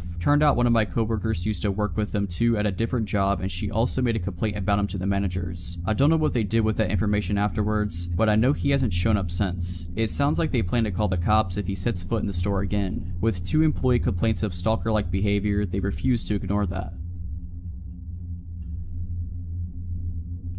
When I was about 7 years old, my father bought a few hundred acres in southern Mississippi about 1.5 hours west of Mobile, Alabama. He built a small cabin on top of a hill that was in the middle of a large field surrounded by woods. This house was about 5 miles from a paved road. To get to our land, it took nearly 10 minutes of driving down dirt roads from the main highway, which was south of the house. About a quarter mile north from the house, he built a small lake, more like a pond. It was about as long as a football field but wider. To get to the lake from the house, you could take Route A, which was a hard-packed dirt road that was lined with dogwood trees. It was beautiful in the spring. Route B was about 100 yards east of Dogwood Lane, and we named it Vampire Trail because it was always so gloomy. The trees blocked out the sun on the brightest days, and it had a slight decline as you walked toward the lake. I say walked because this trail was not for vehicles. Thick woods filled the area outside and in between both trails. One morning during the fall, my parents and my little sister had gone to get ice cream and do some shopping. This trip would take them at least an hour or two. I was 10 years old, so I decided to go fishing while listening to Bama play Ole Miss. The game was the usual Bama win, so I thought I could ease the boredom of a blowout by fishing in the well-stocked lake, so I carried my pole, small radio, and my small ice chest. I had an Airedale Terrier named Bull that never left my side, and it was on this day I realized how awesome he really was. Onto the lake we went. Picture a large oval, roughly the size of a football field, but larger with an L-shaped pier in the southeast corner. Vampire Lane opened up to a more severe decline to the shore and then the small pier. Across the lake on the west side there was a narrow tree line that separated the shore from Dogwood Lane. The north side of the lake was the dam and the south end in thick and swampy woods. Fortunately for me, I realized later. About 5 minutes after I threw out my line and 2 Bama touchdowns later, I got that feeling. It's a feeling I have come to recognize well, and it may have saved my life this day. The feeling of being watched by something dangerous. Bull must have felt it too, because a few seconds later I could hear him growling low and staring across the lake to the west, to the tree line that separated Dogwood Lane from the lake. I turned my head in that direction and almost immediately my eyes lit on what I thought to be half of a silhouette of a large man behind a tree. It was too far to make out details, but close enough to be sure of what I was seeing. Almost 5 minutes went by, and right before I scolded myself for an overactive imagination, the half silhouette moved behind a tree slowly. Bull stood and growled louder, and I told him quietly to stop, and I turned my head north towards the dam while keeping my eyes and attention rooted to that tree. Over the next 10 minutes, which felt like hours, I watched while this figure moved slowly from tree to tree, always north and always facing me. The saying, "scared stiff," was something I found to be true. For some reason I thought it was important that whoever or whatever it was did not know I was aware. I finally realized that the figure's path was bringing it closer to the dam, which would make its path to be shorter and easier. My paralysis broke and I casually put down the fishing pole and started walking towards Vampire Lane. As an adult, I was in the army for 11 years as an MP, but not turning to look over my shoulder during that walk was the hardest thing I have ever done. In my mind's eye, whatever it was screaming across the dam towards me. When I hit the tree line, I broke into a run. As I was running, Bull dashed ahead of me and my anger turned into admiration as he stopped some 20 yards ahead and faced north until I passed him. He continued this action the entire run home. My dog was watching my back, just epic. Although I can grasp the awesomeness of this now, at the time I was so scared that I was literally sick. Even at such a young age, I knew that a large man watching and trying to creep up on a 10-year-old boy was up to no good. When I reached the cabin, I immediately locked the door and got one of my dad's shotguns as well as his .38 revolver. I sat at the large front window, my eyes glued to both trail openings in the woods between them. My family returned shortly after, and for some reason I did not mention what happened. I never felt safe there again. When me and my friends or my little sister wanted to go anywhere other than the area around the cabin, I made sure my parents were with us. What scares me the most though is the fact that our closest neighbors were about 2 miles northwest of us, with thick woods in between as the crow flies. Who or what was watching me from the woods that day, guess I may never know. I sometimes wish I could go back then, as a grown man with military training as I am now. Bull lived a full life and was put to sleep peacefully as a very old but great dog. The best dog I have ever known.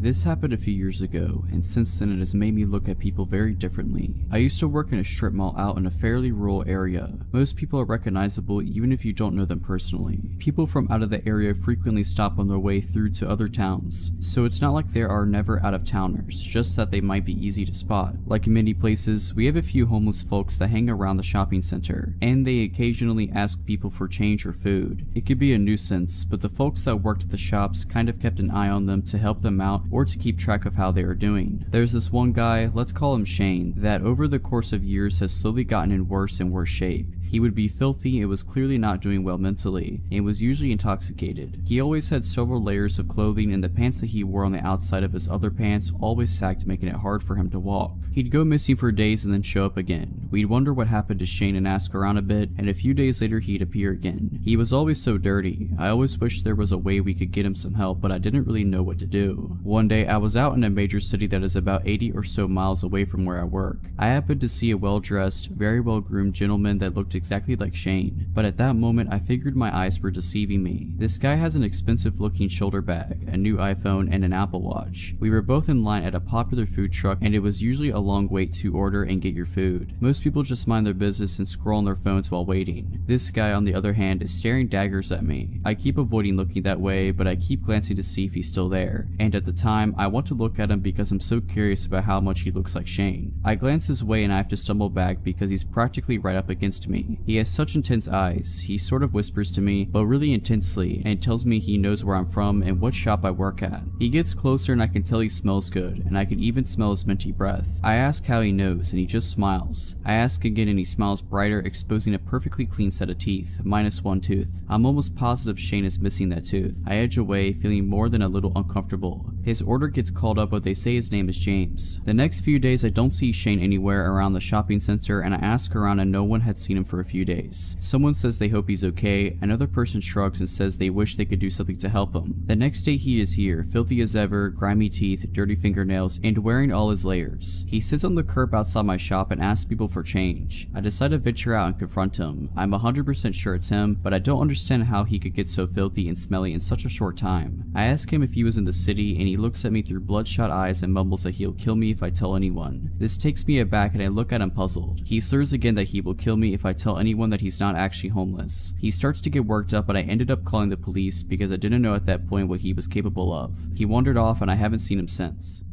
This story takes place late around 1:30 a.m. when I get the call. A very drunk friend of mine, Claire, is begging me to come pick her up and give her a ride home soon. The bar is closing soon and she's too drunk to drive home. The bar she is at isn't too far from my house, about a 10 to 15 minute drive, but the issue is that she lives like 35 to 45 minutes on the other side of town. Claire has been extremely nice to me in the past, and I did owe her a solid, so at about 10 to 2, I grab my keys and my concealed carry and leave the house. I get to the bar at around 5 past 2, and she's sitting outside on a bench by the doorman. I pull into the parking lot, which is pretty empty since the bar is closed, and I assume the cars remaining were the workers who had yet to leave. I get out of the car and start walking to Claire, who is kinda slumped over. I was hoping she wasn't passed out drunk, and when I got to her, the doorman asked me if I was her ride. I told her yes, showed my ID for proof, and what he said next was of some concern. He kinda pulls me in and says, "Hey, I was supposed to leave when we closed, but I have a strong feeling your friend was roofied. She's been on the porch drinking all night and some guy kept hovering around her. I assumed it was a boyfriend or whatever, but she never turned to talk to the guy. She was either drinking or chatting with other girls around her. Well, anyways, she chugged her last drink, came up to me and told me you would be coming to pick her up, and she asked me if she could sit by me, and she told me she felt very dizzy and sick. I told her sure, hoping she just drank too much, and she passed out right after she sat down. After that, I couldn't see the guy anymore, but I didn't want to take any chances. So visibly concerned, I thank the guy profusely, and he even helps me carry Claire to my car. Midway to carrying her, she's kind of coming to, like someone just waking up after a surgery. That really groggy, not knowing where they are, talking of nonsense kind of talking. I don't remember exactly what she was talking about, but I'm sure if I wasn't on high alert about her possibly being drugged, it was some funny stuff. So we get her buckled in, I thank the guy again, and he just says he hopes she gets home safe. So now, hoping my friend is only stupid drunk and not drugged, I start driving to her house. The whole time I'm trying to keep an eye on her and an eye on the road. She's now snoring asleep, which puts me at ease a bit, but about halfway to her house, my fuel light comes on. Cursing the fuel economy of a sports car, I pull into the next gas station. It's one of those small gas stations that doesn't have 24-hour store, so I'm on extra high alert while I start to pump gas. The gas station is about a block from the freeway, and right at the corner of the intersection. The street itself is pretty dark, with lonely lampposts shining very pitiful lights at large intervals. I get that really dead feeling like this place is just abandoned. To give an idea of positioning, because this is important important. The gas station is at the corner of the intersection. The storefront would be facing south, and we were right in front of it where the pumps were. The east would be where there are air pumps for tires and parking spaces, and the north would be a diesel fuel pump right behind the store, accessible from the street behind the gas station. I drive a Corvette, so the filler is on the rear end of the car, and I'm leaning against the rear looking around. To my left, I hear this weird metallic scraping sound, so I turn and see this guy about 15 to 20 feet from me come around the corner dragging a long metal pipe on the ground. I immediately sense that I'm in a possibly dangerous situation now. The guy looks almost possessed, but he's not looking at me, rather like he's trying to look into my car. I'm on the defensive, but hope I can get him to leave, so I call out, "Hey, everything alright?" Without looking at me, he answers back, "You took my girlfriend from me. I'm here to take her back." Now he turns to look at me and he's got blood in his eyes. Before he begins to take a step though, I start yelling, hoping it'll get him to back off. "Back off, please turn around." He takes a step towards me, clearly unimpressed, so almost automatically, I pull my handgun from my inside the waistband holster and draw a bead on him. "Back off, you don't have to die," I start yelling louder. Anyway, in a panic, the guy throws the pipe at me. It whizzes by and I dive behind my car for cover. I have no idea if he has a gun himself or what, but I was going to put some kind of cover between me and him, and by the time I kneel up and aim over the rear of my car, he's booked it. I hear a car door slam and tires screech, and he launches off the curb on the east side of the lot and is tearing down the road, swaying all over the place. In my own panicked hurry, I pull the pump out of the car, screw the cap on, and tear out of there myself. Claire, however, is still passed out in the car, and now I'm afraid because I'm convinced she'd been drugged and we were followed by that guy. Me being more concerned about her earlier and keeping on the road, I must have not noticed being followed. The whole way back to her house, I'm wary of any car that's behind me. I'm also driving very aggressively, and when I get to Claire's neighborhood, I circle a separate block that's not hers 4 times to make sure no one followed me. When I was satisfied thinking I wasn't being followed anymore, I pull up to her house and try to shake her awake. She's doing that groggy waking up stuff from before, but now she's able to get up.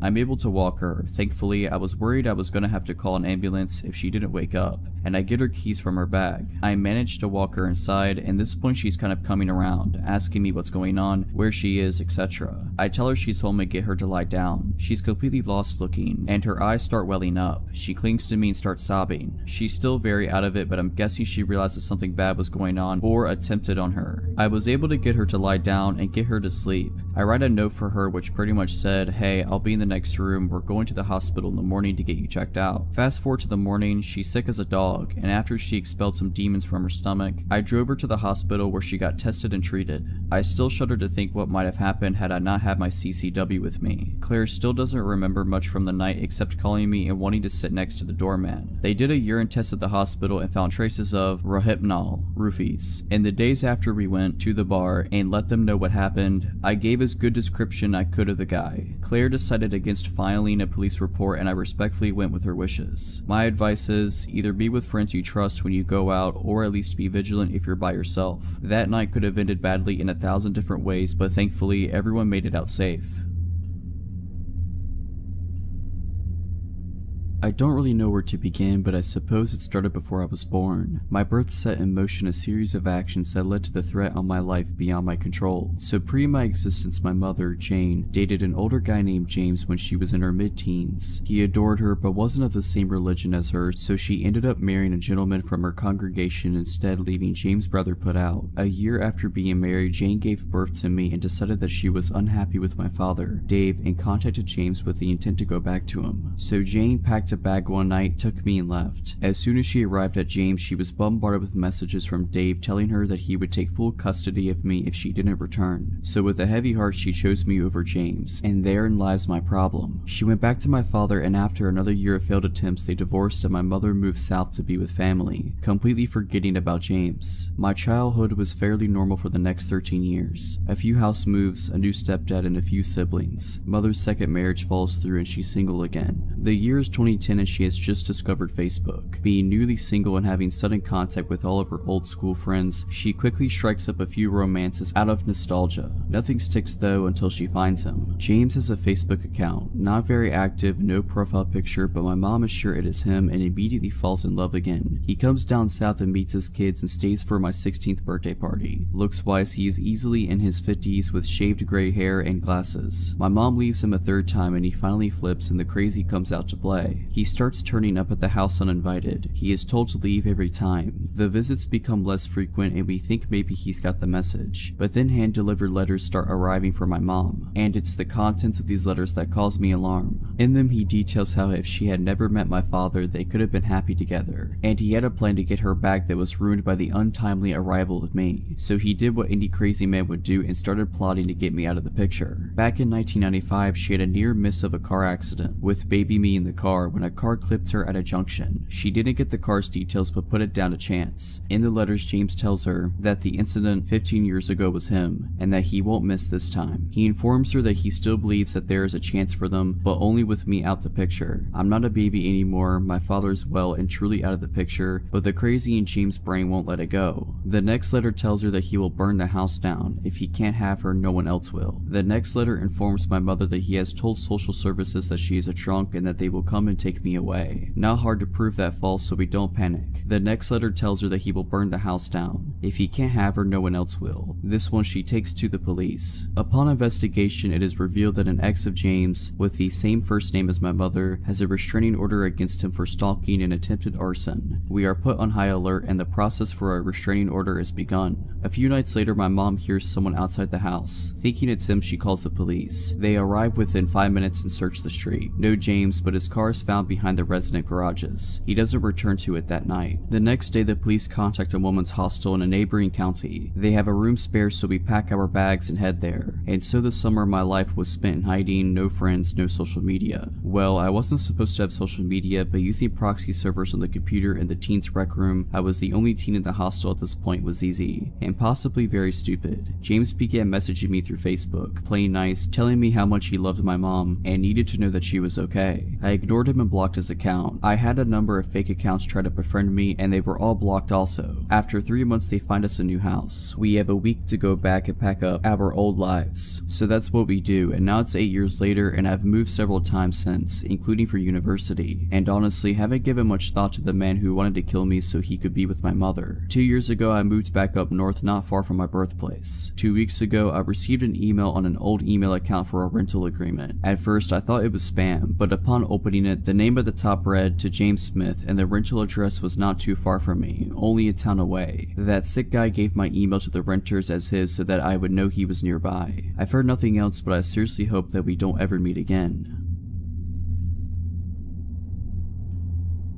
This just happened to me a few nights ago and I am still shaken up, so bear with me. I am a female bartender at a small cafe that doubles as a venue. During the day we serve coffee and lunch, and at night we have a full bar with bands, comedy shows, etc. On this night, there was an open mic comedy show. Not a lot of comedians showed up, so we ended up closing up shop early and I was ready to go home. I had a patron come in and order a single beer during the comedy show. He was acting nervous. I get customers that are shy or don't want to talk to people, so I didn't think much about it. He sat down, sipped his beer, and watched the show. Since we closed early, everyone was pretty much gone and I wanted to lock up and clean so I could get home. After I escorted the last couple out of the bar and got ready to lock the door, I see the man from earlier walk down the back hallway and into the men's restroom. Not even a minute later, he burst through the door yelling, "Hurry, come back here, I need help."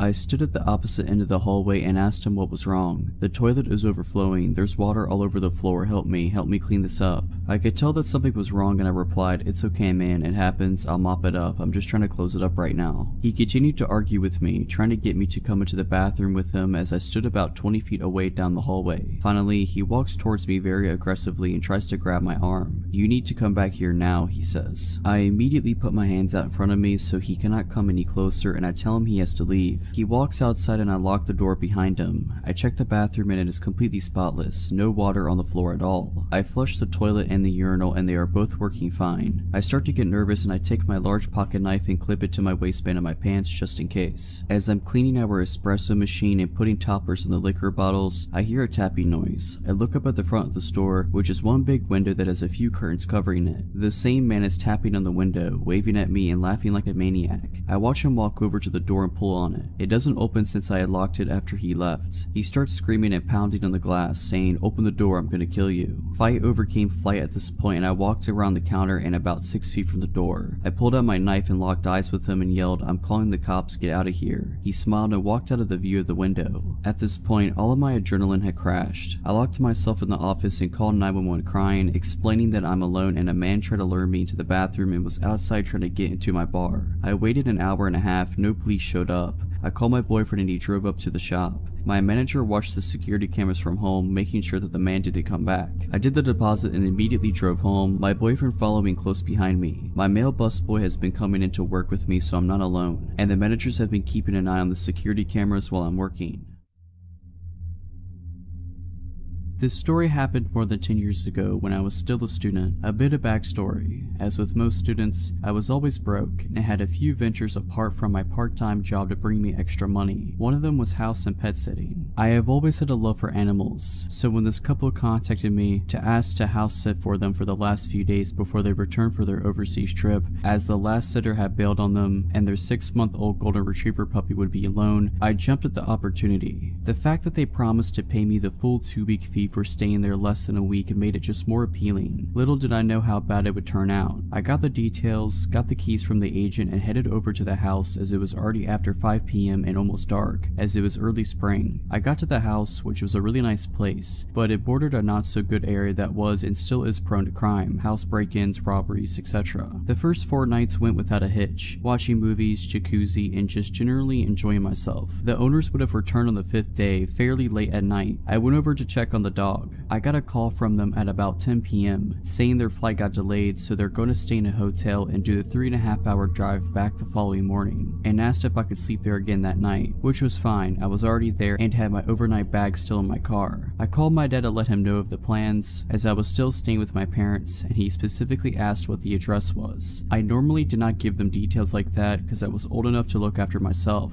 I still believe to this day that probably saved my life. I eventually got to bed about 1 a.m. and it felt like I had only slept 5 minutes when I was awoken to a window breaking, and I could hear movement and what sounded like footsteps running down the hallway. The first thing I did was grab my phone and just hit redial. Thanks to my old Motorola phone, redialing was as simple as pressing one button, as my dad was the last number that I had called, hoping that he wakes up from the call. I then dropped the phone in between the headboard and mattress in case my dad picks up and he can hear what is going on. I had barely done that when the first guy stormed through the bedroom door. I could see a silhouette and he had a knife in his hand. When he saw it, he raised it and came at me. Now, one thing to those that are unfamiliar with South Africa and the crime: robberies and house invasions usually are very brutal and violent. People get murdered or tortured if they are in the slightest retaliate or don't cooperate with the robbers. Out of instinct, I raised my legs back when he came at me, and when he came within reach, I kicked both legs out as hard as I can. When I kicked and made contact with the guy, he completely lifted off the ground and shot into the wall. Luckily, the knife shot out of his hand as well. Before he got the chance to get up, I was on top of him, driving my right knee into his face and in return, his head into the wall. I knew that my life depended on it, so I put in some extra force. The guy dropped like a sack of potatoes, but before I could get up, I heard the sound of a pistol cock and I froze. It felt like all the blood drained from my body and I just became numb. He stood like that with the pistol against my head for probably less than 10 seconds. I did not move, and he eventually said in very broken English to get on the bed face down. I panicked, but thought if he wanted to shoot me that he'd already would have done so I did as he said. He threw a blanket over me, and I turned into a fetal position with my back against the wall, just so if they wanted to stab me that I had my legs and arms in front to protect my body. Now by that time, I had forgotten that I had called my dad, and the guy that I had need is still down. I heard a third guy come into the room, and I could hear what sounded like Portuguese to me. I could not understand what they said, but I recognized it, as we used to go to Mozambique on holiday a lot, and that is the main language spoken there. The one guy tried to get the guy that I put down off the ground, while the other started to ransack the house, shoving valuables into a big bag. It was about at this time that I heard tires screeching and a car approaching at what sounded like Mach 2. The car skittled to a halt right in front of the gate, and I heard someone scream. It was my dad. The three inside the house panicked and ran out the back door and tried to jump the fence. My dad opened fire, shooting in their general direction. I grabbed the house keys and pressed the gate remote, and my dad called the police while he came in. I met him at the front door, and we walked out to the car to wait there for the police. It took them over an hour to get there, some excuse of no vehicle available. By that time, I had calmed down and started to look for the dog. I could not find her anywhere. I grabbed a flashlight from my dad and started scanning the surrounding yard, and as I got to the corner I could see her laying on the ground. I got to her and saw she was dead. Later autopsies revealed she was poisoned, and the police found pieces of meat laced with poison near the fence. Poisoning is pretty standard practice in my country for dealing with dogs at a house or area that is targeted for a break-in or robbery. I was fuming and so sad. The police was also pretty useless and had a I don't give a crap attitude, and barely took our statements. By that time it was starting to get light, and I retrieved my bag, phone, and locked the house as good as I can without touching anything, and drove home behind my dad. Only when I got home I got the story from my dad's side. He said he answered my call only to hear the shouting and what sounded like fighting going on, and when I did not respond he flew out of the house and raced over. Luckily he asked me for the address the previous night, and he knows the area well to know exactly which house it is. Now my dad got there pretty quickly, and he said he stayed on the line the whole time, only hanging up when he stopped at the gate. My parents' house is about 6 miles from there, through a residential area. It's normally about a 20-minute drive. The call duration was 7 minutes and 13 seconds. I met the detective there later that day, gave my statement, they took fingerprints etc, and the owners got back about the same thing. The rest of the day was a blur, as I came down from the shock and adrenaline. Now that is not where the story ends. About 7 or 8 months later I got a call from the detective telling me they caught the guys. The one that I had need apparently was the leader of the group.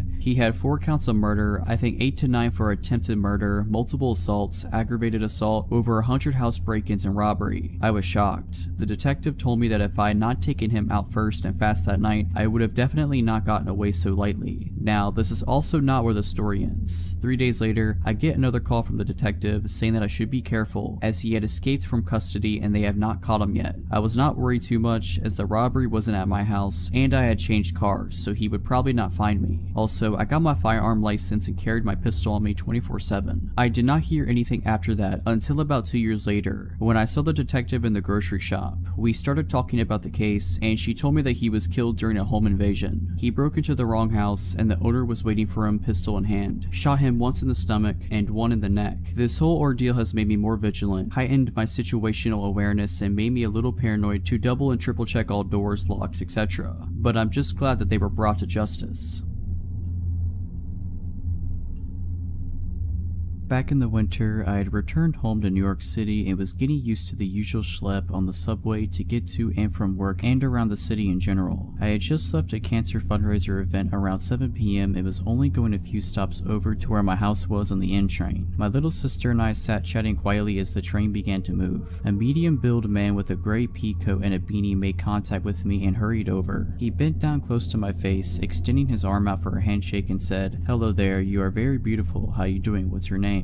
I sort of just recoiled back, giving him a confused, "what are you doing in my personal space" kind of look, shaking my head in a clear disinterest to make his acquaintance. All of a sudden, it was like a switch flipped and his previously sweet tone turned to an ugly rage. "You think you're better than everybody? Get out of your clown." He screamed at the top of his lungs, and I noticed everyone turning and staring in our direction. "Screw you anyway." He made a waving off gesture while I kind of just sat there staring at him wide-eyed, wondering what he was going to do next. His entire stance was very aggressive. He then stopped screaming and to my surprise made a direct pass to try the exact same thing on my sister who was right next to me. "Wow, you are beautiful too, can I shake your hand?" And he reached directly next to me to touch her. I extended my arm and said firmly, "Hey, leave my sister alone and back up out of our space." This guy smacks my hand out of the way. Now he's fully pushed my buttons. I stand up and realize I'm about eye level with him, so he must have been around 5'9", maybe 5'11" at most. "Don't touch my sister," I said, and I was officially heated. This part is a blur as I don't remember what he said when he pushed me and we began to scuffle, but I landed a very sweet uppercut on his jaw. This enraged him and he had me on my back within seconds, kicking me and screaming, "I will kill you." After what felt like an eternity, 2 good people of the subway had run up behind me and grabbed him off of me. I heard one guy say, "Leave her alone, dude," and when I looked up I saw several horrified passengers staring at us as we engaged in a full-on brawl. Adrenaline was pumping through my veins, so everything was bright and my vision was pinpoint and I felt numb. The conductor said something over the speakers about holding the train at the platform, and I stood there shaking as the guys threw him onto the platform and made a barrier between the platform and door as he attempted to get back into the car, clawing at the air and sputtering curses at me, staring me dead in the eye. The subway doors finally closed, locking him out. He pounded on the doors as though possessed by a demon, screaming so loud you could see every vein in his neck as he pounded on the glass. His eyes were so bloodshot they almost glowed red, and his voice was so loud it pierced through the entire car. "I will kill you." Then the subway car pulled away from the station. Someone pointed to the ground. He had dropped his cell phone in the altercation. It was unlocked. I found out everything I could about this crazed stranger. His name, his social media handle, saw all of his selfies, the fact that he had been trying very hard and was unsuccessful at getting laid. His text messages revealed he was a drug dealer of some sort. I suspected crack because of the prices, increments, and wording of the text, which would also kind of explain his violent outburst. I had seen my fair share of crazy in New York City, but it hadn't gotten this up close and personal in years. I was shook and emotional following the attack. I went to the police station with my aunt and uncle soon after to file a report. I gave them his full name and they said they had a lot of people in the system with the same name. I said, well, I have all the specific info I got off the phone. They said they couldn't use anything off the phone without a warrant. They ended up taking his cell phone from me and nothing ever really came of it, except for the huge bruise I had from getting a blunt kick to the thigh. An officer came by my house a few months later with some photos of extremely similar looking men, none of which I could confidently identify as my assailant. Haven't heard a single thing since I filed the report and I couldn't find the guy on social media again. I just hope the man is found and arrested. So, a little backstory. I was a dancer for 6 years. I have worked in many cities and clubs. At the time of the story, I wasn't a rookie. I was well versed in the industry. At the time this took place, I was like 20 or 21. It was also in Texas at one of the upscale clubs. I never imagined something like this would happen in this place, but apparently I was wrong. I started my shift at about 6 p.m. I like to get there early, meet with some of my regulars before the crowds come in. It was like 8:39 and this really good looking guy came in with some friends. They were all older, like 40 to 45. I grabbed some of my hustle friends and we went and sat with them. It wasn't hard to convince these guys into a VIP room with a bottle service. But this is where it kinda gets weird. The guy I was talking to wanted a separate room for just us. I thought maybe because his friends seemed rowdy and wanting to party hard, he wanted to have a more relaxed area. I wasn't complaining because this meant I wouldn't have to share my cut of the room, so stupid me saw dollar signs and went with it. We get some mixed drinks and shots. Now a lot of the guys that come into strip clubs really want to let loose and brought drugs as well. These guys had just about everything besides crack, meth, and heroin. I was definitely a party girl at the time too, so yes, I partook in some of these. So at this time, we were all hanging out in one room together. I took a little hit of coke off the back of my hand and continued drinking. After we were all hyped up and ready to party, my guy pulled me into the other room. This guy was like 6'4", obviously worked out a lot and was attractive. I, on the other hand, without my heels was 5'6" and was like 120. I sat down in his lap and I started talking to him and laying down my moves to get him to empty his wallet basically. We were having a really good conversation and my bouncers were really good about checking up on the girls in the rooms because they were pretty secluded on the second floor. After about 20 minutes of talking, something snapped and all of a sudden he literally put his hands around my neck, lifted me up and slammed me against the back of the couch. The couch backs were tall and padded, so it wouldn't have been heard on the other side plus with all the music. I was literally frozen in fear. After almost 3 years of dancing, I had never been in this situation. He started calling me names, spit in my face, and his grip on my neck would get tighter when he would feel me take a deep breath like I was going to scream. Luckily, there were also VIP rooms across the large overlook and a bouncer noticed me kicking and flailing. I faintly remember, like all the bouncers, running into the room. They had to pry me out of his hands. When I was finally back sitting on the couch, they had him on the floor outside the room and his buddies acted like they didn't even know him. My manager grabbed me and carried me like a baby to the dressing room, asked me if I needed any medical. I said no, I was just really shaken up. His buddies talked to my manager and basically gave me guilt money for that happening. Apparently he was going through a bad divorce and just snapped on me instead of his ex.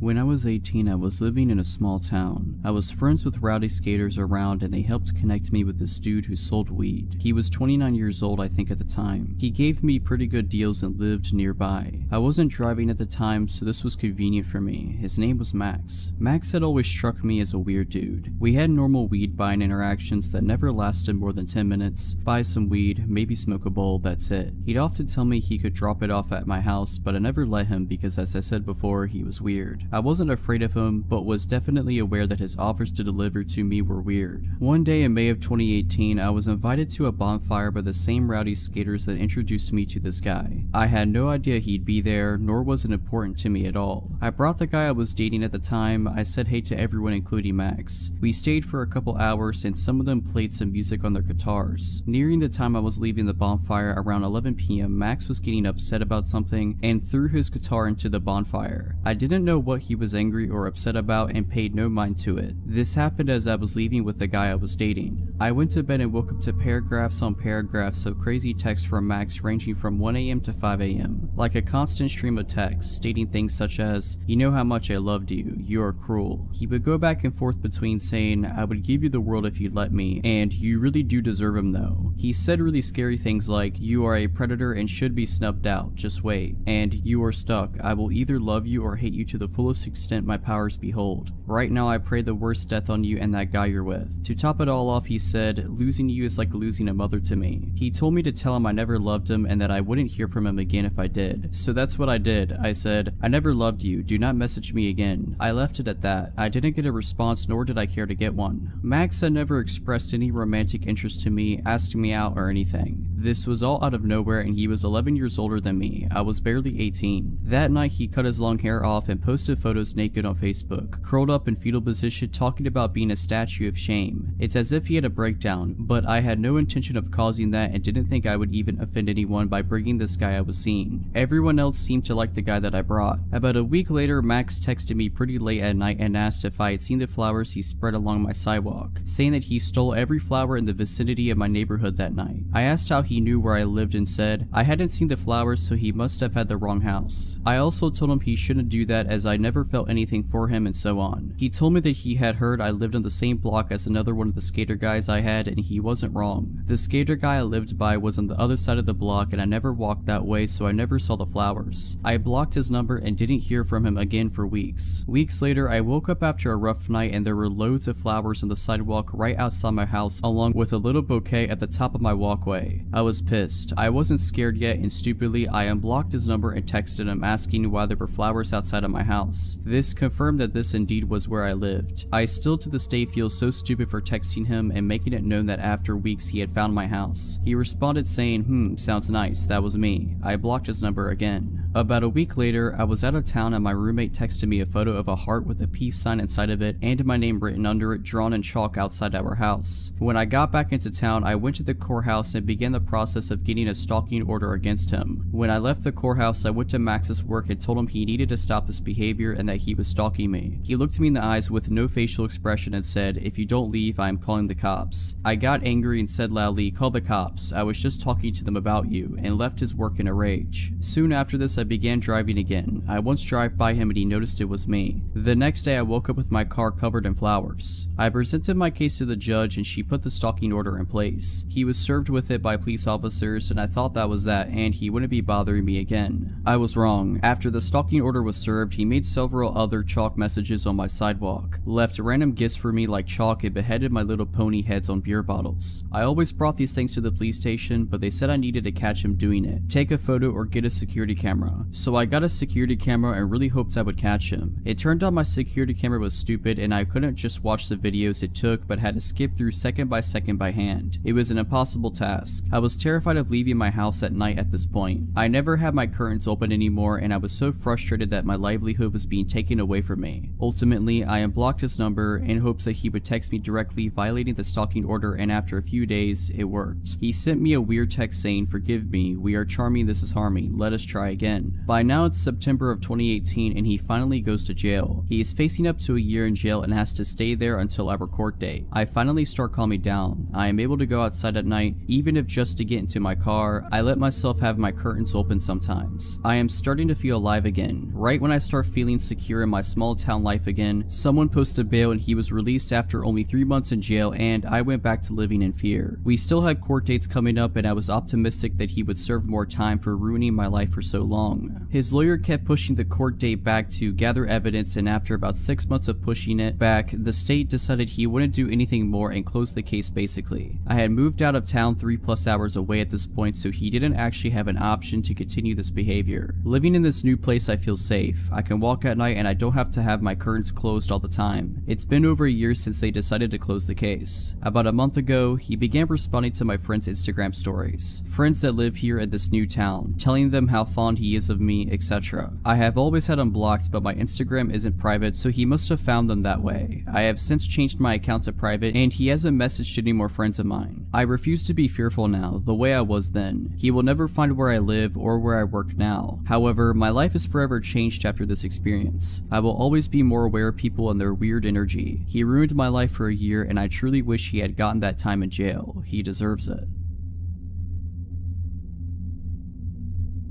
So I, a 19-year-old female, was at a house party a couple days ago. I only really knew a couple of people there, and it was packed. I hung around with my two friends there for a while, having some drinks. After a while, my friends went into this room that everyone was hotboxing. I didn't go because I really didn't feel like drinking and being stoned at a party where I barely knew anyone, so I just mingled for a bit, then went on my phone talking to my other friends. I noticed this guy that keeps staring at me up and down, and instantly felt my stomach sink. I instantly had a bad feeling about the guy. I looked back down at my phone and sent my location to my friends, just letting them know where I was because things were changing from feeling chill to sketchy. There were a bunch of cans of soda in the kitchen, so I got up to grab a Sprite instead of having any more drinks. As I'm there, the same guy that kept looking at me comes in and started trying to get me to take this drink in a red Solo cup. I was like, nah, I have a Sprite, thanks though. He kept trying though, and I was getting annoyed because he kept being super pushy about it, and I'm pretty blunt, so I just said, look, I don't want your drink or your company, and walked away.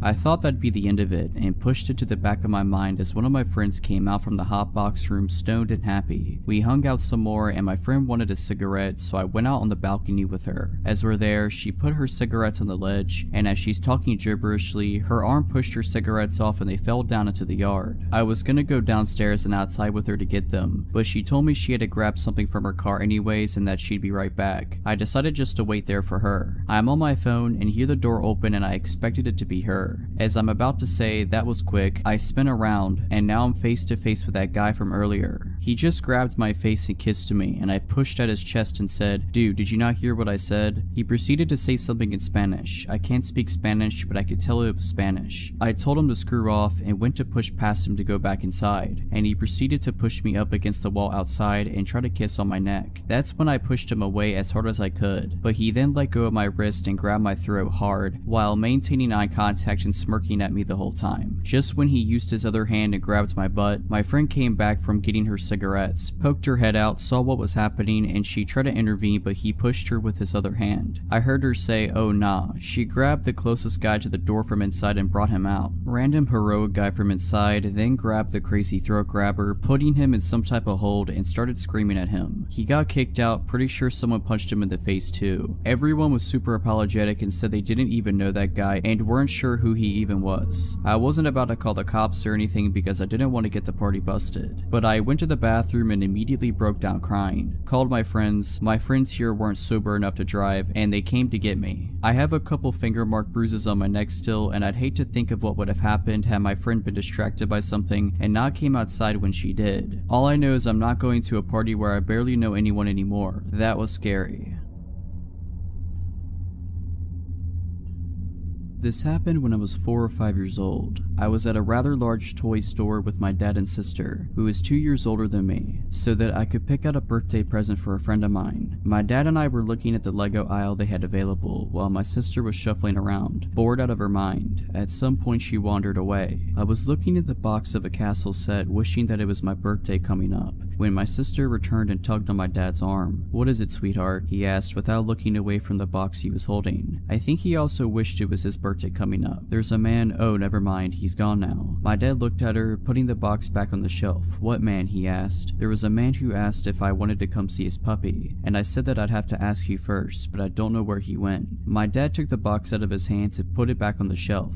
then took my hand in his and put his other hand around my sister's shoulders. "Well, let's go find him," my dad exclaimed, and began leading us toward the checkouts. Now, like I said, this toy store was rather large, and we were walking pretty fast. When we got near the checkouts, my sister pointed at a man who was just about to leave the store and said, "That's him." I could see how she recognized him from behind, as he had very long hair. It went halfway down his back. I remember him having a black winter coat on, which was strange because it was a pretty warm day. We walked even faster until we were at the nearest checkout, and my dad said to us, "Stay here with this nice lady for a second," referring to the cashier. He then ran up behind the man, who was now almost out the door, and threw his hand on his shoulder so hard I could hear it. My dad spun him around to face him, then began yelling, "Where's this puppy you wanted to show my daughter?" People around started looking over at the commotion, and my dad continued, "You wanted to take my daughter to see your puppy. Where is it? I want to see the puppy too." The man was stammering and stuttering and trying to get away, but my dad had a firm grasp on the guy's shoulder. Turning his head to where we were standing, my dad yelled to my sister, "Is this the guy who asked you to come see his puppy?" My sister silently nodded her head and then looked at her shoes. I think she thought that she was in trouble. I didn't blame her. Our dad was yelling really loudly, "Is the puppy in your car? Where's your car? Is that it over there?" He pointed out the glass door into the parking lot. "Or is that your car? Is that where the puppy you wanted to show my 6-year-old daughter is?" I remember thinking that if he just let go of the guy, he could lead us to the puppy. Before I knew it, 3 men in yellow jackets had come. There was a word on their jackets which read security. My dad let go of the man and the security guards held him instead. My sister was crying by this point. My dad walked back to us, once again taking my hand in one of his own, and putting the other around my sister's shoulders. He asked the cashier if she had a phone he could use, and she took us to the office. He called our mom to come pick us up, then assured my sister that she was not in trouble. In fact, she was in the least amount of trouble anyone has ever been in the history of the world, simply by coming and asking for his permission to see the puppy. I asked him if we were still going to see it, and he just looked at me and said, "Sorry son, the puppy ran away." Our mom came in just a few minutes, and as we were leaving, there were police cars pulling up.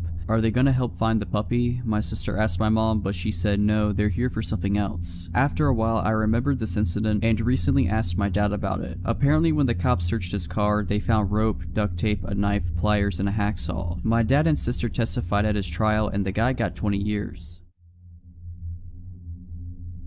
This story dates back to about a year and a half ago when my daughter was around 4 months old. I'm 26 years old. I had just moved with my then SO to a dangerous part of town, but the street we moved to wasn't too bad. Everyone knows their neighbors and everyone seems to get along. Well, since everyone in the neighborhood chats with each other, one of my neighbors warned my SO and I about a homeless woman that parks her van on the street and harasses everyone who walks by her car, and to try and avoid her as best as possible. Side note, parking in this town is street parking only, no reserved parking spots. This'll have significance later. I thought, that's one small downside of living here, along with the street parking. Not that big of a deal as long as I avoid her, right? Wrong. So the next day after our neighbor's warning, after returning home from a long day at work and picking up my infant daughter, homeless lady, really slender, wearing what appeared to be newish clothes, breath reeking of something foul, is walking up to the left side of the sidewalk screaming up a storm at these teenage kids who look terrified. The teenagers aren't engaging her, just keep walking and looking at each other with uncertainty. I stay on the right side of the sidewalk, even though I knew I'd have to cross the small street to the left where my apartment was located. My daughter wakes up from her nap in my arms and begins to coo. Homeless lady spots me crossing the street with my purse, work bag, my baby, her baby bag, and decided it's a good idea to come up and chat me up about her conspiracy theories as I'm walking up to my apartment. Fine, no big deal. At least she's not bothering the kids anymore. Then as I'm fumbling to get my keys to open the gate that leads to my complex, she asked for money. I told her the truth, I'm sorry but I don't carry cash on me. All the while trying to hold onto my baby, find my keys, hold my bags. Her response, "Stuck up lady." And then she continues muttering under her breath, which I must repeat was bad, and starts harassing more kids down the block.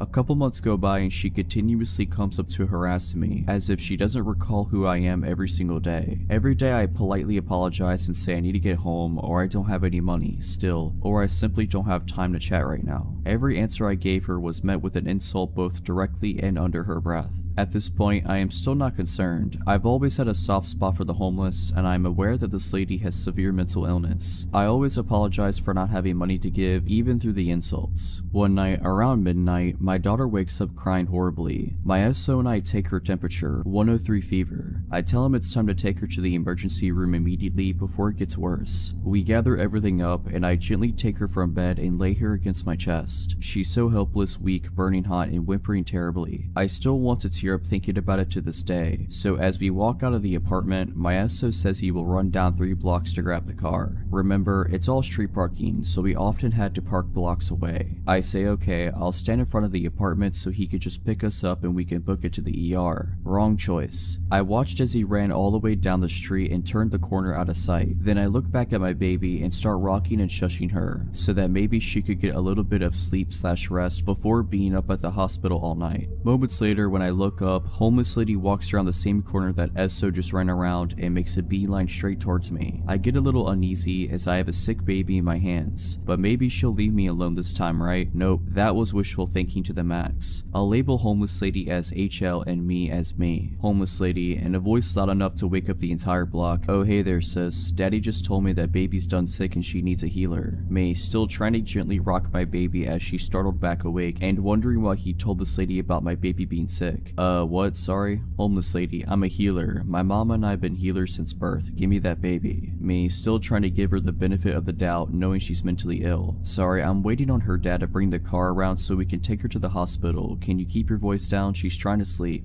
Homeless lady, nah girl, I'm a healer. Didn't you hear me? I done said I was a healer. You know what a healer is, don't you? Give me that baby. Now at this point, she reached out and put her incredibly dirty hands on my daughter's leg/foot and wouldn't let go. Me, excuse me, let her go now. Homeless lady, give me that baby. Me, she's very sick, you're waking her up. Stop. Her, let me heal her. Me, if you don't let go right now, I will kill you. It was at this point that she and I locked eye contact, and her facial expression was what I can only describe as the most terrifying, evil look a person can give, with her eyes and smile widening with every passing second. She then broke out in a laugh so loud and terrifying that I can't believe I didn't piss myself. By this time, my daughter was crying hysterically. My internal dialogue went something like this. Where is SO? I'm gonna have to set my sick infant daughter on the ground and beat this lady up just to get her to not kidnap my kid. It also crossed my mind that if I did that, I'd probably be the one arrested. Like a Hail Mary, my SO comes around the corner in the car and I reiterate to the lady that my SO is now here and if she doesn't stop harassing me, I will kill her. This finally struck some chord inside her brain and she took off running down the street, cursing profanities very loudly. My daughter's cry has me in tears too after being yanked so hard by this lady. I still wonder what could have happened if she yanked hard enough to take my sick daughter. My SO ended up admitting that he felt bad for her, so he told her that our baby was sick and even struck up a conversation with her about it. All the while his daughter and I were waiting outside past midnight alone in a bad area for him. Needless to say, he's now my ex. He even later laughed about the entire thing and told me I was exaggerating and she was harmless. He also still struck up regular conversations with the woman after that anytime he'd see her, and it infuriated me. I don't think anyone who would have seen the look in this woman's face would label her as harmless. She looked very much like she was ready to harm.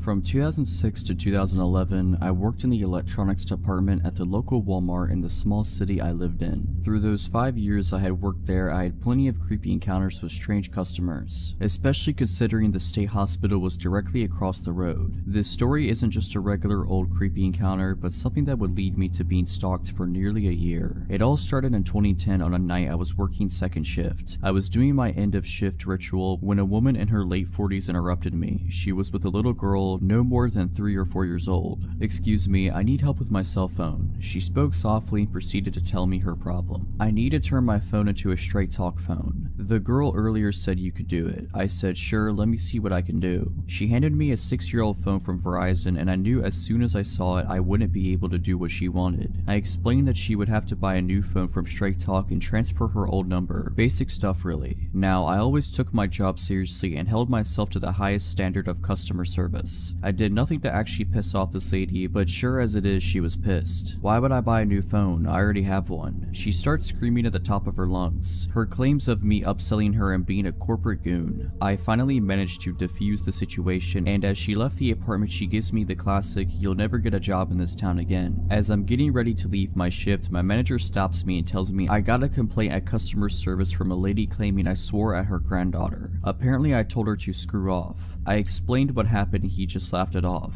My managers knew it was very unlike me to say anything like that to a customer. I wish the story ended there. For the next several weeks, I would get complaints about things I'd never done, sometimes even on my days off. I would come into questions from management nearly every day. It was complaints ranging from me being rude to a customer all the way to me doing drugs in the parking lot on break. All these complaints were coming from two women. As it turned out, it was the cell phone lady and her adult daughter. It turns out they have even been scoping out my work schedule and started coming in nearly every day. They would walk through electronics to make sure they saw me, and later that night I would have a complaint. This happened for months. It happened so much management deemed her, my name, favorite customer. To be honest, I didn't care much. I even thought it was pretty funny. I never got in trouble and everyone knew these ladies and just blew it off. I started caring when she took it to a new level. She started to follow me around. I would see her when I was around town. She made it clear she knew where I lived and would regularly walk by my house. I would see her standing out front just looking at my place. I began getting complaints to the city about my property, grass too tall, the old shed in my yard, my fire pit, basically everything. She even found out my girlfriend's name and began complaining at her job. I knew it was her. She would make it so clear that she was following me. Sometimes she would stop in and ask me questions at work and act like the nicest customer. A few times she asked me things like, "How's your girlfriend?" or my favorite, "How can you afford that big house on your little Walmart wage?" For about 7 months she stalked and slandered me. I started telling her I knew what she was doing and to stop. But she played it off. I couldn't report her. She never once threatened me. She was just making my life hard. By this time, everyone in my life knew about this woman. One night, I'm grabbing dinner with my friends from work and we're joking about it when someone says, "What if you just counter-stalk her?" At first, I thought it was a terrible idea, but this convinced me it would work and they would all help me. So we hatched a plan. It went as follows: find her job, find her name and address, make complaints in the same manner as her, find out all the rumors she told about me, make it clear that we know, show her that we have numbers. I found out her information easily enough. Turns out she didn't live anywhere near me. I was even friends with a few of her coworkers. They would keep me informed on crazy stuff she said about me and even told her to stop. We began doing exactly what she was doing to me. We did this for about 4 months. The more we dug into her life, the more I found out about how obsessed she was over getting me in trouble. She had claimed that I assaulted her. She urged others to report me and follow me. She told police I was a potential drug dealer. Eventually we won though. She started putting together that there were 6 of us digging into her life and asking questions about her. My last month at work I didn't get a single complaint. In fact, I never even saw her anymore. The day after I quit though, I heard she was in the store complaining about a new person after asking one of the managers why I quit. I'll honestly never understand why she was so bent on destroying me. I just told her to buy a $20 prepaid phone.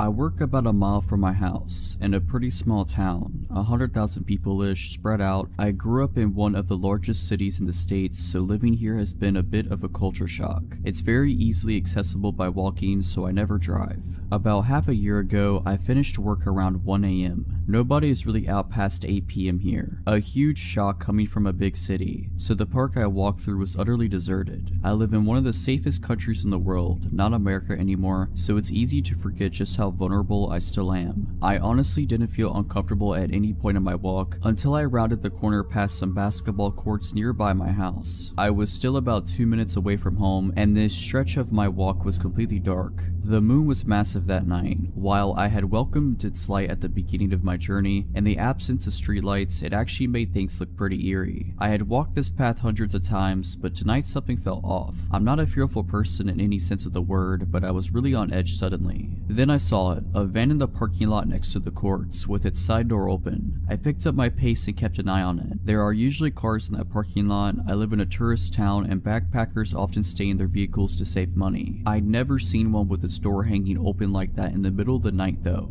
I was so focused on the van that I missed the man walking out from the trees near the courts, until he was a mere 30 feet behind me. He was walking fast, and there was little doubt that he was heading straight towards me. I was at a loss for what my next action should be. Screaming wouldn't do much. I was still too far away from any residences. I usually carry a glass water bottle with me for protection. We have very strict laws on weapons, but had left it at work that night. My phone was dead. Everything I knew better than to do, I'd done. I hesitated running on the off chance that he didn't mean to act sketchy sketchy. I also knew I couldn't outrun him. I saw a little dark blur darting across the library parking lot at the back of the courts. It didn't even register to me what it was. The whole situation was so surreal. The guy was behind me now, and judging by his footsteps, he hadn't veered course. I quickened my pace, felt out my keys in my purse, and slipped them in between my fingers. I heard a slight jingling noise and everything suddenly made sense. The blur was Apollo, the large black cat that often walked me home on the stretch after the park. Tonight, he was doing that weird cat run, where they get really low to the ground with their ears back. I had an impression that he was angry, but he was moving too fast for me to see his face properly as he rushed past me. I kept walking, but the heavy footsteps were retreating now. I didn't dare look back, and kept moving forward quickly. Apollo was suddenly by my side, still staying low to the ground and stopping every few feet to look behind him and hiss. Then he would do that weird cat run to catch up with me. He walked the whole way home with me, as he had done so many times, but I'd never seen him act like that. As we neared my gate, he visibly relaxed and flopped on his back. I coaxed him inside the gate before giving him some massive hugs and head bumps. I stopped walking home by myself at night and still saw my sweet little cat friend often. I never saw him behave that way again though. Apollo moved away 3 months ago. I still miss my little buddy and often think about how strange that night was. I wish I'd turn around to see him chase the guy off. I've heard so many stories about dogs protecting people, but rarely about cats.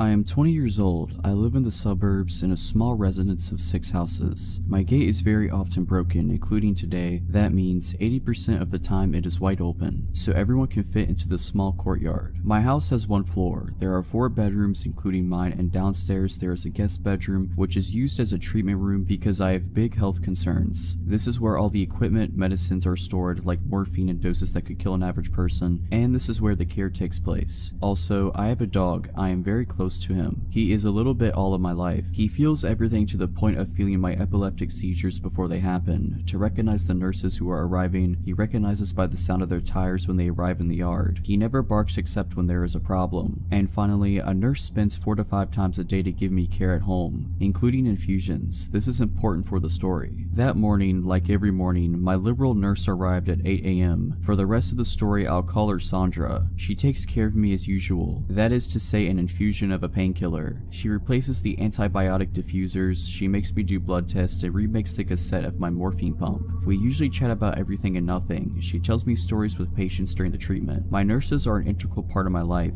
They have looked after me for 6 years now. She leaves after 40 minutes and says, "See you later. I'm sure I'll be a little late, don't worry." That day, I have a medical appointment in the morning, and I'm alone all day because my parents are working, except the nurse's passage every 4 hours. Once back from my meeting, I sit on the sofa with my dog while waiting for my nurse. After a while, I hear the tire noises. I get up because I think it's the nurse, but my dog started to growl behind the door. I look at the time, 11:50 a.m. I tell myself that it is a bit early, but sometimes instead of going after, my nurse exchanges me with the patient from before. I hear a knock. Surprised, I go to open it. Usually the nurses come in like that, and I see a young woman standing, whom I have never seen. She said to me, "Hello, are you? My name. I'm Camille, a 3rd-year nursing student. Your nurse will be a little late, so she told me to come and start preparing and she will arrive." I'm not wary at all. I'm used to students coming, but I'm just a little surprised that Sandra didn't warn me, because usually she warns me in the morning or sends me a message, and then she never leaves a student alone when it's the first time we see each other. I tell myself she must have forgotten to tell me. I bring her in and show her the way to the treatment room. I take out the things for treatment while she washes her hands. My dog is weird. He growls at her as soon as she approaches me and he turns around me. I was embarrassed, so I left him in the living room and closed the door to be quiet. I don't really care what she does, so I let her do it. I'm on my phone at the moment. She begins to put the IV on the infusion stand and takes a syringe. Normally, we rinse my central catheter with a syringe of serum already made. You just have to open the packaging, and there I see it's not a pre-made syringe, but a syringe that she has prepared. I look up and see that the ampules for my treatments are intact and have not been opened, yet I did hear the sound of the ampules breaking. I'm starting to think it's weird, and there she starts to approach me to inject the syringe when I get a message from my nurse. "I'll be there in 5 minutes. Can you start pulling out the material? My blood has only run for 1 spin." I got up and said, "I'm just going to the toilet, I'll be right back."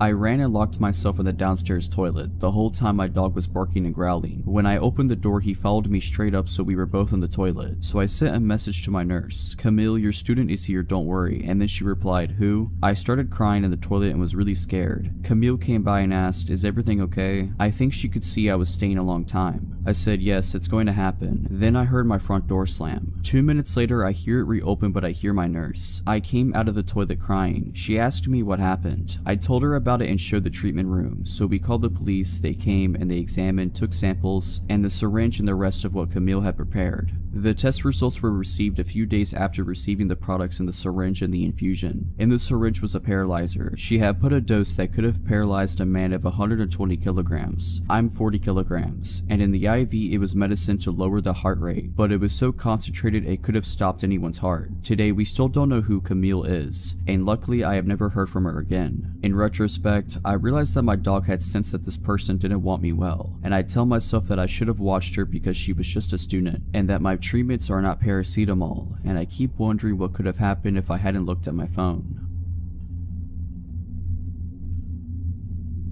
This happened about a year ago. There were so many terrible factors working against me that night. I am astounded I got away, at least physically. This all begins when I'm at my friend's apartment, who lives in a really rough part of town. In a series of poor decisions, that night I decided to get belligerently drunk and take a few pills of whatever knows what. I know, safe to say, after a solid night of partying, around 4 AM I was not in the right state of mind. My drugged brain decides that instead of staying the night at my friend's apartment like I normally would, I wanted to Uber back to my own apartment. My friend's apartment had 2 separate entrances / exits to the building, one in the back unlit parking lot of the building and one facing the street. They had 2 sets of keys for each door, and I only had keys to the one in the back of the apartment. Since my Uber would obviously arrive at the street and the door in the front of the building locks itself behind you, I exited this way when the driver was soon to arrive. I'm not paying attention to my surroundings at all in this state, despite the fact that there was literally a bullet hole in the front door I just came out of. Not good. I remember checking to see what car I was getting picked up in, and was only able to pick out the fact that it was a black sedan. Soon after stepping outside, a black sedan pulls up to the curb and starts rolling down the window. So I step forward. Before this man even spoke, I could feel something was wrong. He had an expression like he was tearing me apart with just his eyes. After seeing that look, it gave me a new meaning to the word predator, to describe a criminal, because I then knew what it felt like to be prey. He basically barks at me, "I'm your Uber driver." This was the second red flag that somehow made its way through my brain. Normally Uber drivers just roll down the window and say your name. I think I just stared at him for a second, my brain slowly piecing together the situation I was potentially in, and I ask him, "What's my name?" He immediately is enraged and starts screaming about how he doesn't have time for this and just get in the car, etc. I don't think I've ever sobered up so fast in my life. I'm completely panicking. Obviously, this wasn't my Uber. Quickly checking the license plate, I immediately see it's not a match. Meanwhile, this guy is still screaming at me, and I have absolutely no idea what to do. If I bolt in either direction, this guy could easily outrun me or have a weapon. I'm also pretty sure at this point that if he's trying to nab a random girl off the street, he must have a weapon of some sort. I can't run back into the apartment door right behind me since it locks behind you, and I don't have the keys nor the time to unlock it. Running towards the back door would do nothing as well, as he's idling right by the mouth of the driveway towards the back parking lot, and again I would have to take the time to find the right keys and get in. If I screamed, I'm not exactly in the type of neighborhood where someone would try to be vigilant, and I could still hear the music radiating from my friend's 3rd floor apartment. I knew they wouldn't hear me. Also, it's 4 AM and absolutely no one is around. It was the absolute worst feeling I've ever felt in my life. Everything in me wanted to run, but I felt that if I did, it would be the end of me. But if I kept standing there, staring in shock at this screaming man, the result would be the same. From when he started screaming at me to this point, I'm guessing only 20 seconds has passed by. Just as he's looking like he's getting ready to get out of the car, another black sedan pulls up right behind him. Checking the license plate as quickly as I can, I realize it's my actual Uber and make a full sprint to the car. Really only like 6 steps, and throw myself in, screaming at my real Uber driver, "What's my name?" The poor dude looks terrified, but responds with my name quickly, to which I reply, "Get me out of here, that man is trying to kidnap me." If I was in this Uber driver's position, I think I would be too shocked to react as quickly as he did. But my dude flew out of there, offered to call the cops for me, which I declined and now regret, and then walked me to the front door of my apartment, ensuring I got inside safely. Truly an incredible human being. You can rest easy knowing he got the fattest tip my college student bank would allow for, although he deserved much, much more. I was one of those kids you see walking around zoos or amusement parks wearing a leash. Those were already a thing 20 plus years ago, but less common, and were initially only tied around the wrist. In my case, it was a necessity. I would always start wandering off from the rest of the family no matter what situation. This is one of the stories that led to me earning my leash. It happened when I was about 6 years old, and I went to the zoo with my mom and sisters. Before every family outing, my mom made sure to give me the talk about not walking off again or face the consequences. My mom was a strict parent that made good on her promises she had to, being a single mother of 3. I didn't try to disobey her per se, but I often just didn't pay attention to the world and people around me. No different this day, I behaved and followed the group for a while, but then a butterfly garden caught my attention and off I was. When I finally realized I separated myself from my mom and sisters again, I panicked and started walking around the zoo looking for them, being afraid for my mom's reaction more than anything else. After a while, I somehow got it in my head that if I could just walk out, find our car and wait there, my family would eventually find me. So I did. I got lost within a couple of minutes, walking around a strange neighborhood looking for either our car or the way back to the zoo. Nothing looked familiar. I started crying. Then this man came up to me, just normal looking, about 40 years old, asking if I'm lost. I explained I lost my family when we were visiting the zoo and I'm looking for the way back. I couldn't believe my luck when the man told me he had just come from the zoo and saw a family there standing near the entrance who were waiting for a little girl with blonde hair and a baseball cap. But it was still a few blocks away, so he proposed I walked with him to his car and we could drive the rest of the way back. Just the mention of his car finally made me hesitant. I told him I wasn't allowed to get in a car with strangers. My mom would be mad. He then said something like, that was true, but I looked smart enough to know that if I could trust someone. Don't remember the exact words, but something like it. Also, he added, he spoke to my parents earlier when they were looking for me, so he's not a complete stranger. That didn't seem right. I asked him if he really talked to my dad, who had died a year before, and when he said he did, I broke down crying uncontrollably. I still didn't understand the situation I was in. I was just really confused about everything and scared of how angry my mom was going to be after all this. Finally, my crying caught the attention of the security guard of a parking building we were standing next to, asking if there was something he could help with. The guy stepped aside with the security guard and started explaining the situation, but made it vaguely sound like he was my father and we were looking for his wife. The security guard seemed to believe him, pointing us in the right direction towards the zoo. The man thanks the security guard and proceeds to take my hand to walk away. The security guard takes a last look at me and asks me, in a comforting, friendly adult to child kind of way, why I'm still crying. I tell him that my dad is dead. He looks really confused for a few seconds and then asks if the man is not my dad. I tell him again, no, my dad is dead. In a split second, his whole face and posture changes and he turns to look at the guy, who's trying to explain he never actually said he was my dad, that the security guard must have misunderstood and he was just helping me find my mom. The security guard said he appreciated the man's help, but he would take me out of his hands now, and the guy immediately took off. I don't think there was much else the security guard could have done. I explained the whole situation, and after making a phone call, he walked me to the entrance of the zoo, which was just around the corner from the parking building, and from there we were brought to the security's office where my mom and sisters were already waiting. I feel extremely lucky for the security guard being at the right place at the right time that day, and very grateful for the extra second of time he took that could have made all the difference. I, a 24-year-old female at the time, was 21 years old. I lived in a larger small city in the Midwest. At the time, I had no car, a bicycle, and hardly enough money for the public buses. I worked at a retail battery, lighting, and repair store. I worked full-time and only lived a little over a mile from my job. Because of my willingness to learn and my close proximity to work, I often worked all sorts of hours, mostly by myself. This time I wasn't the person closing and had a coworker, Joey, 22-year-old male, who came in for a part-time shift after he wrapped up classes at the local college. We had a close friendship and we often stood up for each other and stood in when we were flustered or needed to go to the bathroom in the back. Joey received a phone call for a possible repair on a smartphone, possibly LG low-tier phone though, and he wasn't 100% sure if it was a phone that we could repair. He asked the young female caller to stop by for a consult. She had quickly agreed and said that she would stop by at around 5:30 p.m. This was a night that I was supposed to get done at 6 p.m. and catch the bus at 6:12. It was a windy, drizzly, early fall night. I remember this because I had my bike with, and it became my anchor that night. A little before 6 p.m. this frantic, terrified, bawling 19 to 20-something-year-old woman came into our tiny shop. I was at the counter, switching out aging price tags and general store maintenance. I looked up at her, confused and willing to help. She looked me deep in the eyes, asking if Joey was here. At the time, he was using the tiny bathroom in the back,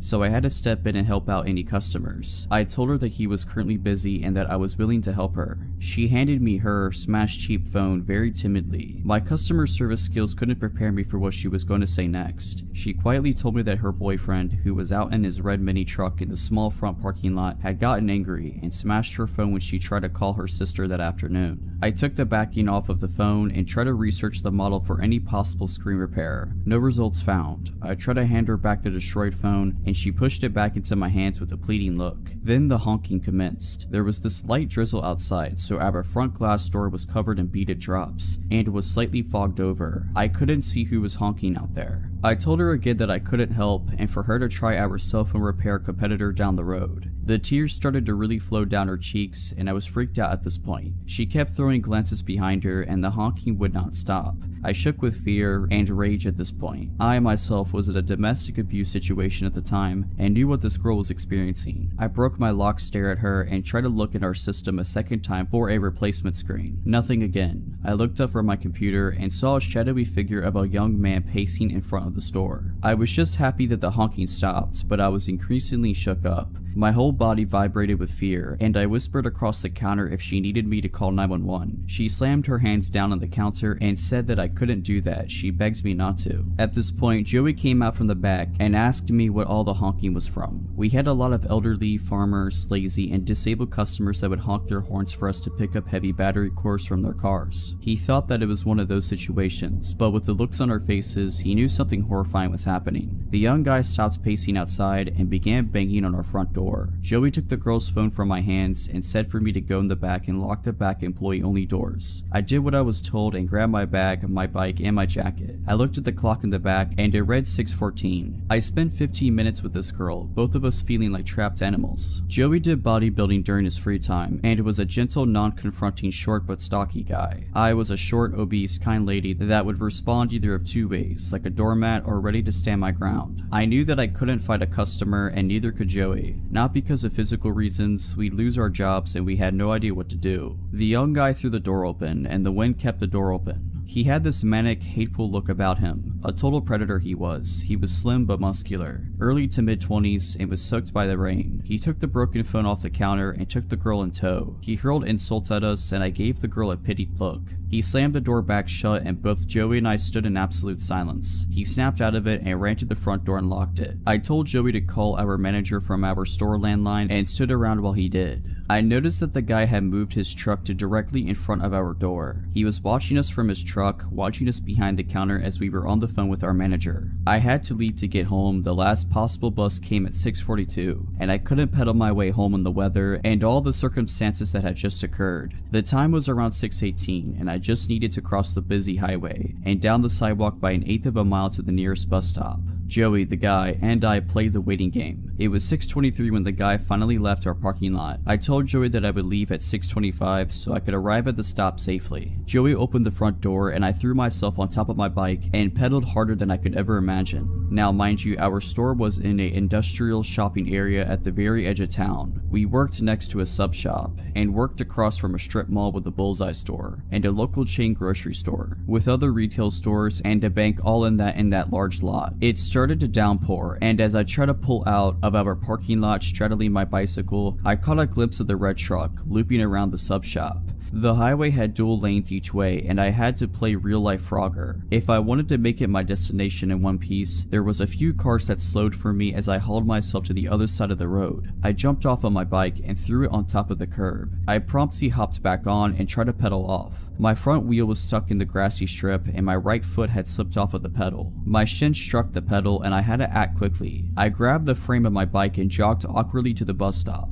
The red truck pulled into the bank parking lot of which I had just passed. The truck pulled around and went out through the entrance across from the sub shop and took the closest lane to me. He went at a crawl and turned at the red light so he could circle the main parking lot of the shopping center. There was 3 ways to get into that parking lot, one to the left, one in the center, slightly off to the right across of the sub shop, and the other far to the right next to the grocery store. I stuck to the sidewalk since it felt safer and was in front of people. The truck patrolled the parking lot, the hunter stalking its prey. I felt cold, sore, and cornered just like an injured animal. There was a couple of cars that pulled into the left entrance of the parking lot, causing the truck to stop from re-entering the lot again. I almost collapsed in the bad small bus stop, and I felt my phone buzz. I saw that it read Joey, so I rested my bike on my person to answer the call. Joey told me that he was watching, and even though he had an elderly couple in the store that he was helping, that he wouldn't allow the guy to hurt me. I started to cry. All of this had just gotten to me. The red truck looped around once again and again. I saw the bus pull up early at 6:39 and I couldn't be happier. I knew the driver since I used the buses to get around town, errand shopping, and to get to and from work. I had my stupid bike to worry about. I hung up the phone with Joey, putting my phone in my jacket pocket, and strapped down my bike in the rack that was in front of the bus. I struggled since I shook and my bike was slick from the rain. I got on the bus and turned to the open bus doors and saw that the truck took a left at the center entrance of the lot. I could finally let my guard down. I sat at the front of the bus and my hand shook at trying to get the $1.25 for the fare. The driver said that it was okay and that I could take my time with the change. I kept my backpack on and pulled my damn phone from my pocket, dialing Joey's number, letting him know that I was fine. In under 15 minutes I made it to my apartment safe, but deeply disturbed. I took my bike in so it wouldn't draw any attention to where I lived. All of this gave me an idea to leave my own domestic abuse situation. To this day I wonder about that girl and hope that somebody more daring and stronger than me called the cops on her abuser. That she had the strength to leave that violent man for her to write her own story and to recover from all of it. I'm currently doing significantly better in life and finally have my own car. And I live a couple states away safely from my past life. Even though I'm states away and it's been 3 years now. For a little background, I'm a 27-year-old female and I recently just moved into a nice apartment in a safe neighborhood with my 2 dogs, Charles and Wigwam. Charles is a Corgi/German Shepherd mix and is the most loving but overly obnoxious dog, while Wigwam is a Lhasa Apso who is quiet, sweet, and most definitely scared of his own shadow. I've only been in my new place for about a month, and after this experience, I highly doubt I'm gonna make it here for the duration of my year-long lease. The way these apartments are set up is that each floor has its own set of doors that lead to 4 apartments and a fire escape door that only opens from the inside. I'm on the back side of the building, which places my patio about 10-ish feet from the fire escape stairs. I take my dogs out 3 times a day, midnight being the latest I will go out by myself, and every time I leave my apartment, I put the bar lock on my patio door and lock my front door without fail. About a week ago, we had a snowstorm and I cracked my patio door because, well, I love cold weather and I'm an adult, and if I want to watch the snowfall, then I can do that. It was around 11 p.m. and I decided that since it was getting late, I should take the dogs out for the night, and since they both hate snow, this would be a quick trip. I go to lock the patio door and decide against it because I'm on the 5th floor and I'm only going to be outside for a few minutes. I get the dogs ready, grab my keys, and lock my door as I leave the apartment. I get down to the designated pet area with my beloved snow-hating dogs and let them do their thing, and then back to the apartment we go, and we get back in safely, or so I thought. This is where I thought I was losing my mind, but in actuality, stuff was about to get real. As soon as we walk into the apartment, my dogs run over to the patio door and I notice the door is shut and the bar is locked. Mistake number 2, I immediately think that's strange, but didn't connect the dots. I go into the kitchen to get dog treats and both dogs start going crazy and growling at a large cedar chest in my living room, and as I'm walking to see what all the commotion is about, I see a pair of eyes creeping from under the chest lid. I stood there for about 5 seconds before I realized what I was seeing and calmly walked backwards to my front door, opened it, and told my dogs let's go outside, and they ran out without leashes, and I immediately get them and myself in my car, lock the doors, and call the police. The police show up in less than 5 minutes and they go up to my apartment, and after about 20 minutes, 2 officers are dragging a 40-ish-year-old guy out of my building in cuffs, and the plot thickens. This dude had been watching me since I moved in and had been stalking out my place, waiting for an opportunity to get inside because he knew I lived alone. If that's not creepy enough already, he had a fanny pack since it's still 1990, and he had a pocket knife, needles, ketamine, and a picture of me from the day I moved in, and his plan was to sneak in through my patio door, wait for me to fall asleep, and whatever knows what else. Needless to say, I didn't sleep for days because I thought he would come back. Luckily, the guy is still in jail, but I'll never forget those eyes.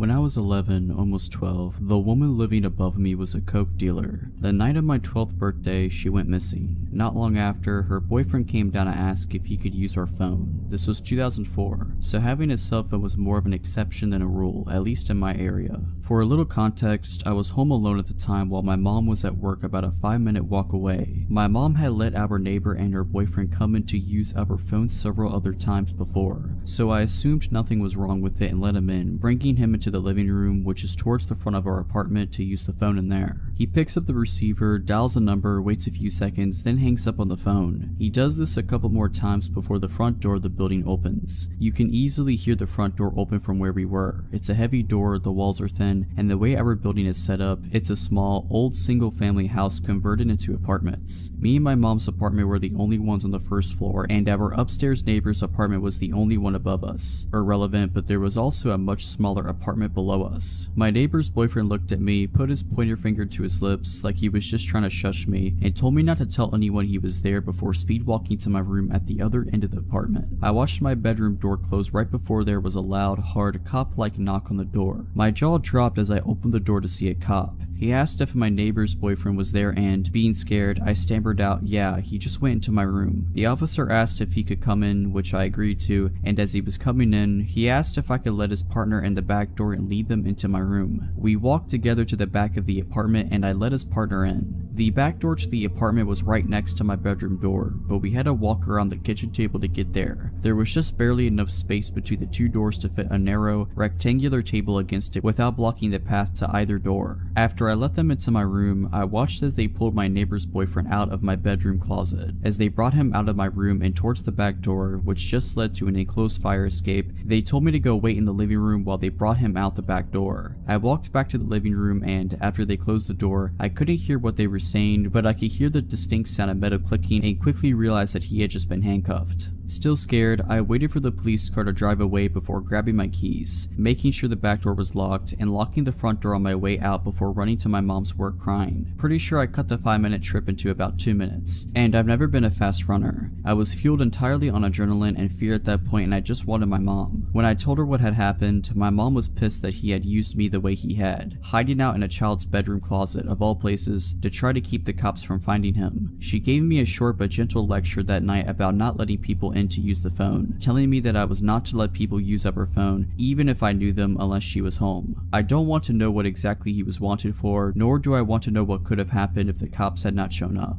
I don't know if he had known that the cops were on their way and had to come to my apartment specifically to hide from them, or if he was up to something else and knew that the cops were at the front door of the building. If you're liking this video, all I ask is that you make sure to subscribe to my channel and like this video. Thank you. This happened back while I was in college a couple years ago. Me and my roommate moved into a beautiful apartment our junior year of college. Our parents made it extremely clear that us living alone together was not ideal for some of the cheaper, shady neighborhoods close to our college. We attended a college in our state capital, so we were in a city environment, and had certain criteria we had to meet in order for us to live there, and for them to co-sign our leases. Lit sidewalks, keyed entry into the apartment building, lit parking lot, X amount of blocks from campus, etc., etc. So we finally found one that fit our parents' criteria. Our apartment building had a keyed entry for both the front of the building and the back gate that led to the fire escape. Our apartment was an end unit that led to the fire escape, so there was 2 deadbolt locks on it. We loved our apartment. We felt safe, we had fun, truly living the college experience. And then my roommate's boyfriend starts slowly moving his things into the apartment and staying there way more often than he should. I finally tell my roommate if he wants to stay here and use the water, electric, and food I help pay for, then he needs to pay for it too, including our rent. I tell her a 3-way split, or I'm paying only my rent and he can pay the entire electric, water, and trash bill. I think I'm being pretty fair, and even though her boyfriend doesn't have a job, that's not my problem. I work and go to college. Your "I don't want to work at McDonald's, yes he actually said that" excuse is completely garbage. If you want a place to stay, then to the Golden Arches you shall go. So instead, my roommate starts sneaking him in really late at night after I go to sleep, and he leaves on days I'm home. While I'm in class he's there, then leaves before I come back. My schedule is was extremely routine. Well, he can't have a key, so if my roommate is in class or at work, how is he getting in? He can't take my roommate's key because if he decides to leave halfway through the day, how will she get her key back? All good questions. The solution they came up with was to leave the back door unlocked that leads to the fire escape, and then he can just jump the fence at the bottom of the fire escape to get back on the fire escape when he's ready to come back, or stick a rock in between the door, whatever works for him. So I'm off of work and school one Thursday morning and I decide I'm going to sleep in as long as I possibly can. My roommate and her boyfriend had already left for the day, so naturally they leave the door unlocked. I'm asleep and it's about 10 in the morning when I hear the back door open to the apartment. I come to just enough to recognize the noise, realize it's my neighbor or her boyfriend, and I brush it off and go try to drift back off. All of a sudden I start hearing someone creep through the apartment. Wooden floors. It definitely doesn't sound like casual walking. It is clearly someone stepping slowly and quietly through the apartment. My door to my room is ajar just a sliver, but I don't see anything out the door and I'm honestly too tired to get up and look. A couple minutes pass and I figure that my roommate and or her boyfriend are just being weirdos and I fall back asleep. I can't be sure how much time passes before I open my eyes, but it can't be too long. I wake up to my door opening. My back is to the door and I am facing the opposing wall. I slowly start to turn over to see why my roommate or her boyfriend would dare wake me from my slumber, and there he is, a burglar. In my room, next to the bed I'm currently laying in, a 6-foot tall burglar, unplugging my TV about 5 feet from where I currently am. I immediately pretend I'm just shifting positions in my sleep and continue to roll over with my eyes as shut as I can make them seem, still open enough to watch what was going on. He hears me shuffling as I turn over, stops, looks dead at me, and luckily doesn't realize that my eyes are open just a tiny bit. He goes back to unplugging my TV, my DVD player, shoves it in his bag he's brought, like those bags from IKEA, and steals my change jar and casually starts walking out of the front door to my apartment, like he came in for a cup of tea or something. After I hear the door shut, I immediately spring out of bed, grab my phone, start dialing 911, all while locking the back and front doors. The dispatcher is trying to calm me down. At this point I am hysterical. I can't even catch my breath to tell her okay. Luckily, I told her my address before I started hyperventilating. I will take a second to commend the police department, both city and college, because they were there in less than 3 minutes. She tells me the cops are there but they need me to go downstairs to let them in the building because they don't have the key to the front door of the building. I am so afraid to open the door to my apartment and even look down the hallway. I'm about to walk to the front door and extend my arm out to the handle when I hear, "Ma'am, it's the police." As if I didn't get scared enough already, they yell through the door. I am paranoid because the dispatcher just told me they couldn't get in and didn't realize someone probably let them in downstairs. I ask the dispatcher to confirm that the people at my door are actually police officers. She tells me that they are at my door. Okay, cool. I open the front door and I collapse right there. My legs completely turn into jello and I just hit the floor. I blacked out for a brief period of time, but they helped me up and sit me down on the couch. There's at least 10 officers in my apartment from both the city and college departments. When I look outside the living room window to the street below, there are 5 or 6 cop cars blocking the street. I later found out that they were doing a perimeter search around the immediate area.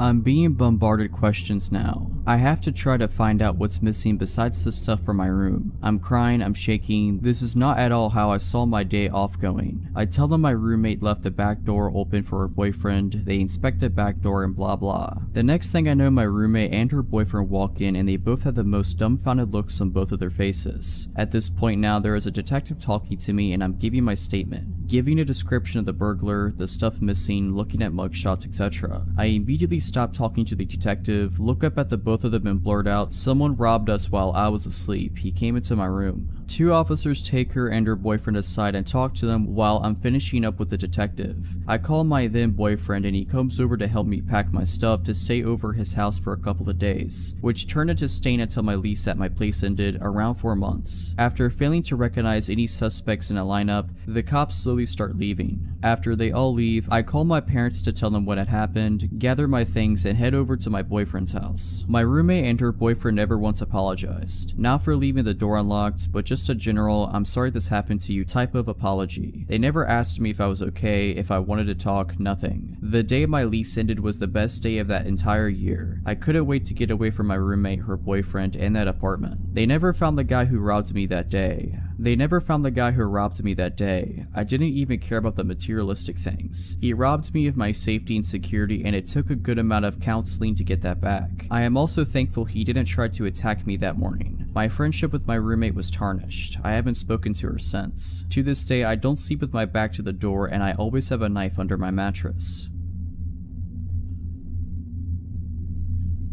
This happened to me 2 to 3 years ago. I was around 23 at the time. I am a female and I live in Romania. One night I was coming home from class, masters. Classes start after 6 p.m. and end at 10 p.m. At around 11 p.m. I had to take the subway for about 12 stops. The destination I have to get off at was the end of the line for the subway. At the time, there wouldn't be many people in the subway. All I need is my headset and my music and I am good to go. Said and done, I plug in my music. I pick the furthest chair in the subway, away from the only 2 people that were taking the subway with me at the time. So far so good, until I see, with the corner of my eye, a silhouette approaching me and sitting right next to me. It was a man, fairly built, dark hair, wearing glasses, a black shirt with a black hoodie, and a sickening smile. He doesn't engage in talking with me, but would just stare at my phone as I would browse through my music. I can hear him breathe heavily, not like painfully, but still like he was feeling something very strong. I feel uneasy, so I decide to change my seat and go even further behind, trying to avoid him. I pick a new chair, sit down, plug my headset again, and proceed with the remaining 6 to 12 stops on my way home. I see the silhouette growing bigger and bigger and a breeze running on my skin as I realize the guy is again sitting right next to me. Glancing in midair, dead eyes, a big smile, staring right into my phone. I panic. There are still 4 stops to go. I have nowhere to hide. I look after the other person in the subway trying to sit next to her, thinking that strength comes on numbers. She is no longer there. I start shaking a bit, but not allowing the creeper to notice me being vulnerable. I stand up, go to the door, and just decide to stand until my stop comes. This way he won't sit next to me, right? Wrong. He comes straight after me and sits on the chair right near the door because he couldn't see my phone, on which he was so focused so far from that angle. He fixates me right in my soul with his eyes and says, "Hi gorgeous, why are you avoiding me?" I am freaking out as I look at my phone trying to call my boyfriend or message him, and he stops me by saying, "I know no one will help you. You would have sent an SOS message by now. I know you didn't." That moment I realize I am cornered. He has been focusing on my phone to see who I was talking to, trying to figure out if I panicked, trying to see if I would ask someone for help. He cornered me bad. I had the luck to reach my stop as I would delay any reaction or ignore him so that he would repeat whatever he wanted to say. I drop off and run for the exit, not looking back. I get out at the surface and I don't see him anymore. At this moment, I put my phone in my purse and realize I had pepper spray with me all along. My heartbeat comes back to normal as I know at least I have something to defend myself with, but still a long way to get home, and who knows if he is alone or not. I walk rather fast for maybe 5 minutes from the metro and feel a hand grabbing my wrist hard and pulling me back. Another hand covering my mouth, disabling me from screaming my lungs out. It was him, the same black hoodie, dark hair, and dead-eye stalker. He was furious and said, "How dare you run away from me? You should be honored I gave you attention. Now, my phone is in my bag, I can't call the police, and I can't reach for the pepper spray." I panic. I can't punch him in the crotch. His hand is still in my mouth. What do? I did the most desperate and disgusting thing I could think of just to save my life. I played along. I used my other hand to touch the inside of his thigh and mumble a "I'm sorry" while his hand was on my mouth. He took his hand off my mouth and repeated that I'm sorry. I didn't realize he was just flirting. He let his guard down and took his hand off my wrist. He asked me for my phone number and address to drop me off, but I refused, saying I'd rather add him on Facebook, and he agreed. I told him I'd reach for my phone, but instead picked the pepper spray and got him sprayed all over his face. Made sure I'd cover both his eyes, nose, mouth, even his ears and hands. He instantly got all red, suffocating from the pepper and swelling.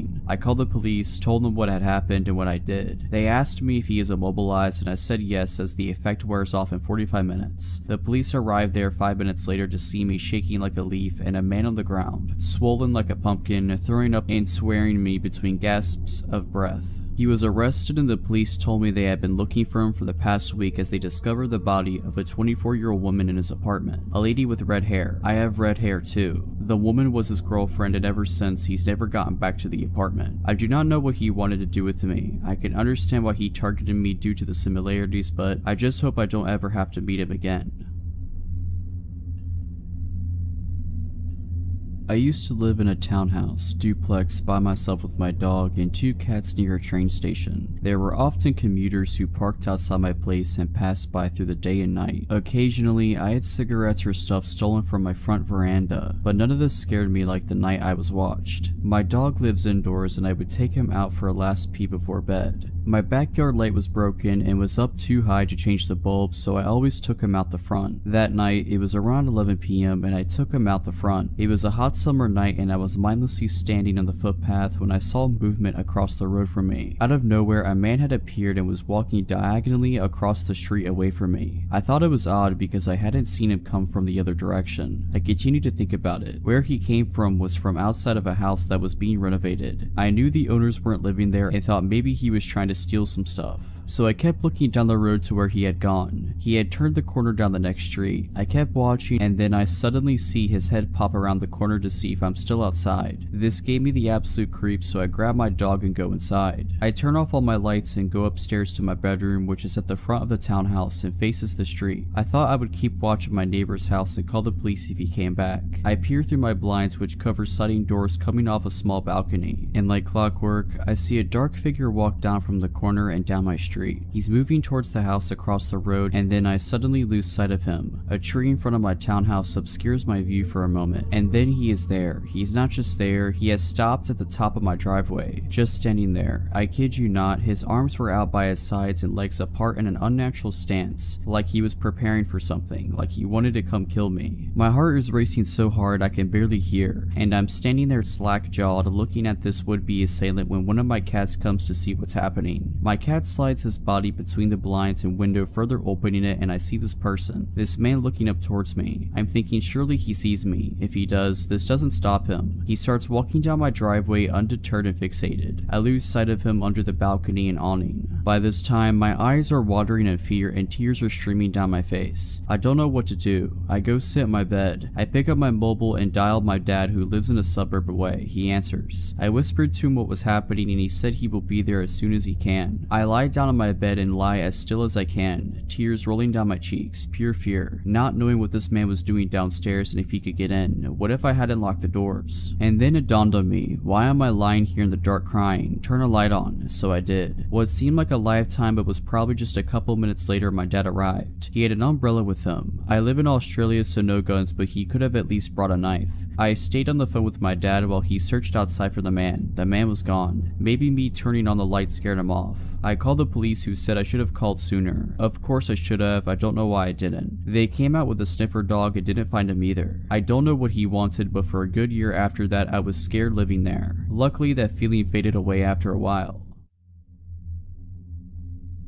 This happened to me a few years back when I was in my early 20s. At the time, I worked in a department store and a makeup counter. The job relies heavily on good customer service and building relationships because you want people to keep coming back to spend money on your products. We are given personalized business cards so that we can build our own client base. Very important for a commission department. It's not uncommon to be familiar with the people who frequently shop in the store. As workers, our training is focused on being friendly and accommodating. One day while I was working, I had to move to a makeup counter that wasn't my own to cover someone's lunch break. It was a really slow day, so I was just leaning on the counter, people watching. I could tell most shoppers were just browsing, so I kept to myself. One of the people that I noticed was a very tall and broad man. He walked very slowly, almost hunched over. His face was fixed very aggressively, like he was angry but focused. He circled around the counter a few times, but I could feel his gaze on me instead of the products. After a few rotations around the department, I decided to greet him in case he needed help.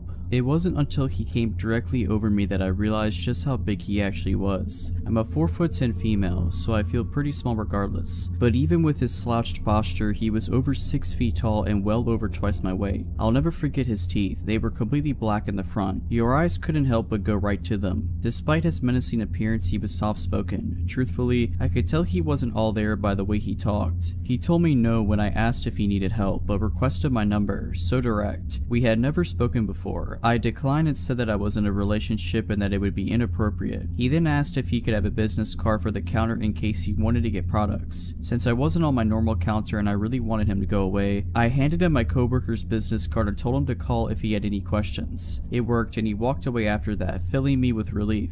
Only a couple minutes later, the phone on the counter rings. I answer with my peppy customer service voice and say, "Thank you for calling makeup brand name, how can I help you?" and immediately I know it is the same guy when he starts talking. He asks me again for my personal number, and I explain once again that I cannot do that, but he just wants to talk, he explains. Since he wasn't getting the hint, I say, I should have told you that I'm married, you can't have my number. Politely, he apologizes and hangs up. I thought that would be the end of him, but for the next few weeks or so I spent much of my time at work anxious that he would show up. I would see him every week and he would lurk around the counter looking for me. Anytime I would see him, I'd immediately drop what I was going to run and hide or run to the closest customer and offer any bit of assistance to make it look like I was busy so he wouldn't talk to me. I successfully dodged him every time, and it came to the point where I stopped seeing him. I was thrilled. I had almost completely forgotten about him until one day I decided to go to Walmart by myself to pick up a few things on my day off. I generally like to shop alone. I can take all the time I need and I like leisurely looking around. I grabbed a basket and made my way over to the cosmetic/hair wellness section, since that's where most of the things I needed were. I only managed to grab a few things before I locked eyes with him as I walked by the supplement aisle. I had recently changed my hair color and wasn't wearing my work uniform, so I didn't think he'd realize who I was. I was ready to just go about my shopping and ignore him until I noticed that he dropped the items he had in his hand and started heading my way. I panicked and stiffened my pace immediately. I thought to myself, he's not going to really follow you through the store, right? But as I turned around to look, I could see his humongous body just plowing through people, with that same terrifying look on his face, only meaner, his black teeth growing closer with a snarl. Since the direction I was walking was the opposite of the exit, and there was no way I was going to turn around, I decided that my best course of action would be to follow the perimeter of the store and cut down the center section, which would bring me close to the registers. I speed walked the entire time in the hopes of losing him amongst all the people, but never once turning around again. By the time I made it to the register area, I could actually feel him behind me. Still not wanting to turn around to look,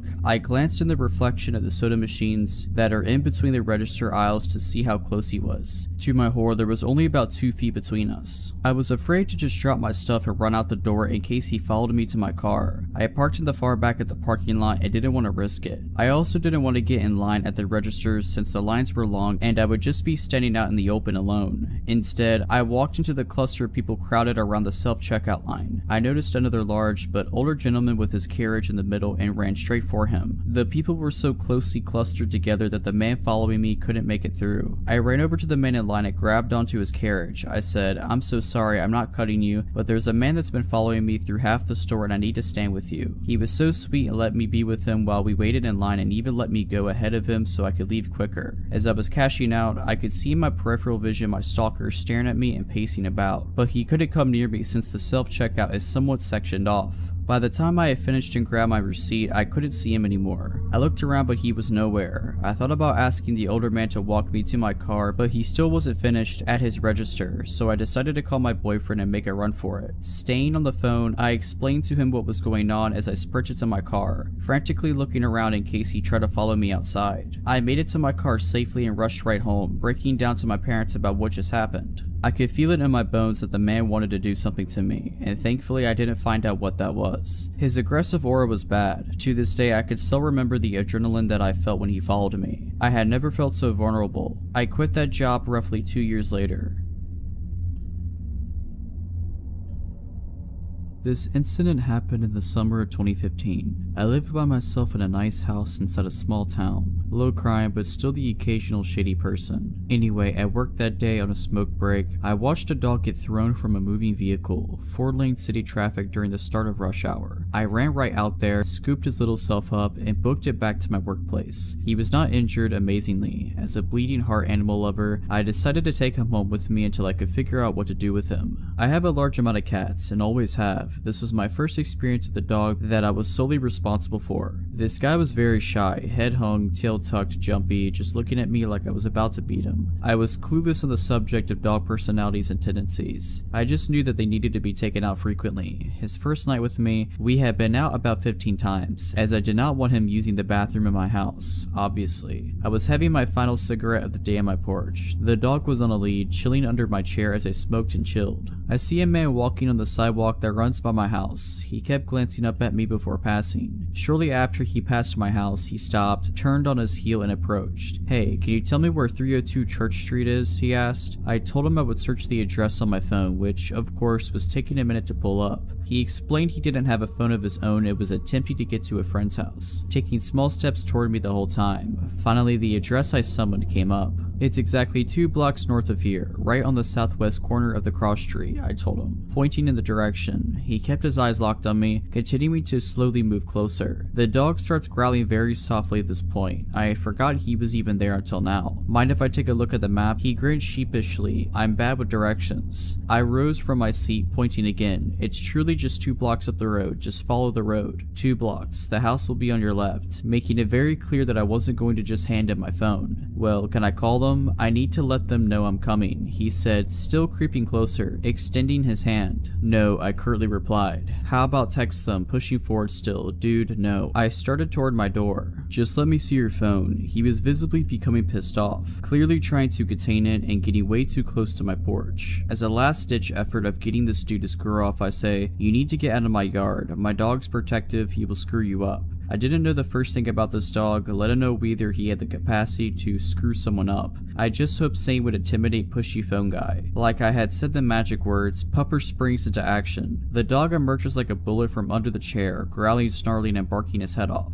He jerks me near off the porch trying to get at this guy. He sounded and acted like an 80-pound attack dog, not a 40-pound timid beagle mix. I was afraid. I didn't know if the pup would turn on me. As stated previously, at the time I knew absolutely jack nothing about dogs. He backed his hindquarters into my legs, almost nudging me to the door. Still carrying on, eyes locked on phone dude and baring his teeth. Phone dude holds up his hands and backs off, stammers something like, 2 blocks north, yeah? And begins walking that way. I go inside, cut off my lights and peek out the window at him. He glances at my house, assured I'm inside, turns and begins walking the completely opposite direction I pointed him in. Icing on the cake, he pulls a phone from his pocket and raises it to his ear to make a call. The dog secured his place as a member of the family that night. He is incredibly protective of me and has frightened away another creeper since this incident. He is attached at my hip and has made it known that he is grateful to be in a safe, loving home, wherein he will never again become a projectile from a moving vehicle. His name is Hank, and I truly believe that night would have ended very poorly for me had he not been there.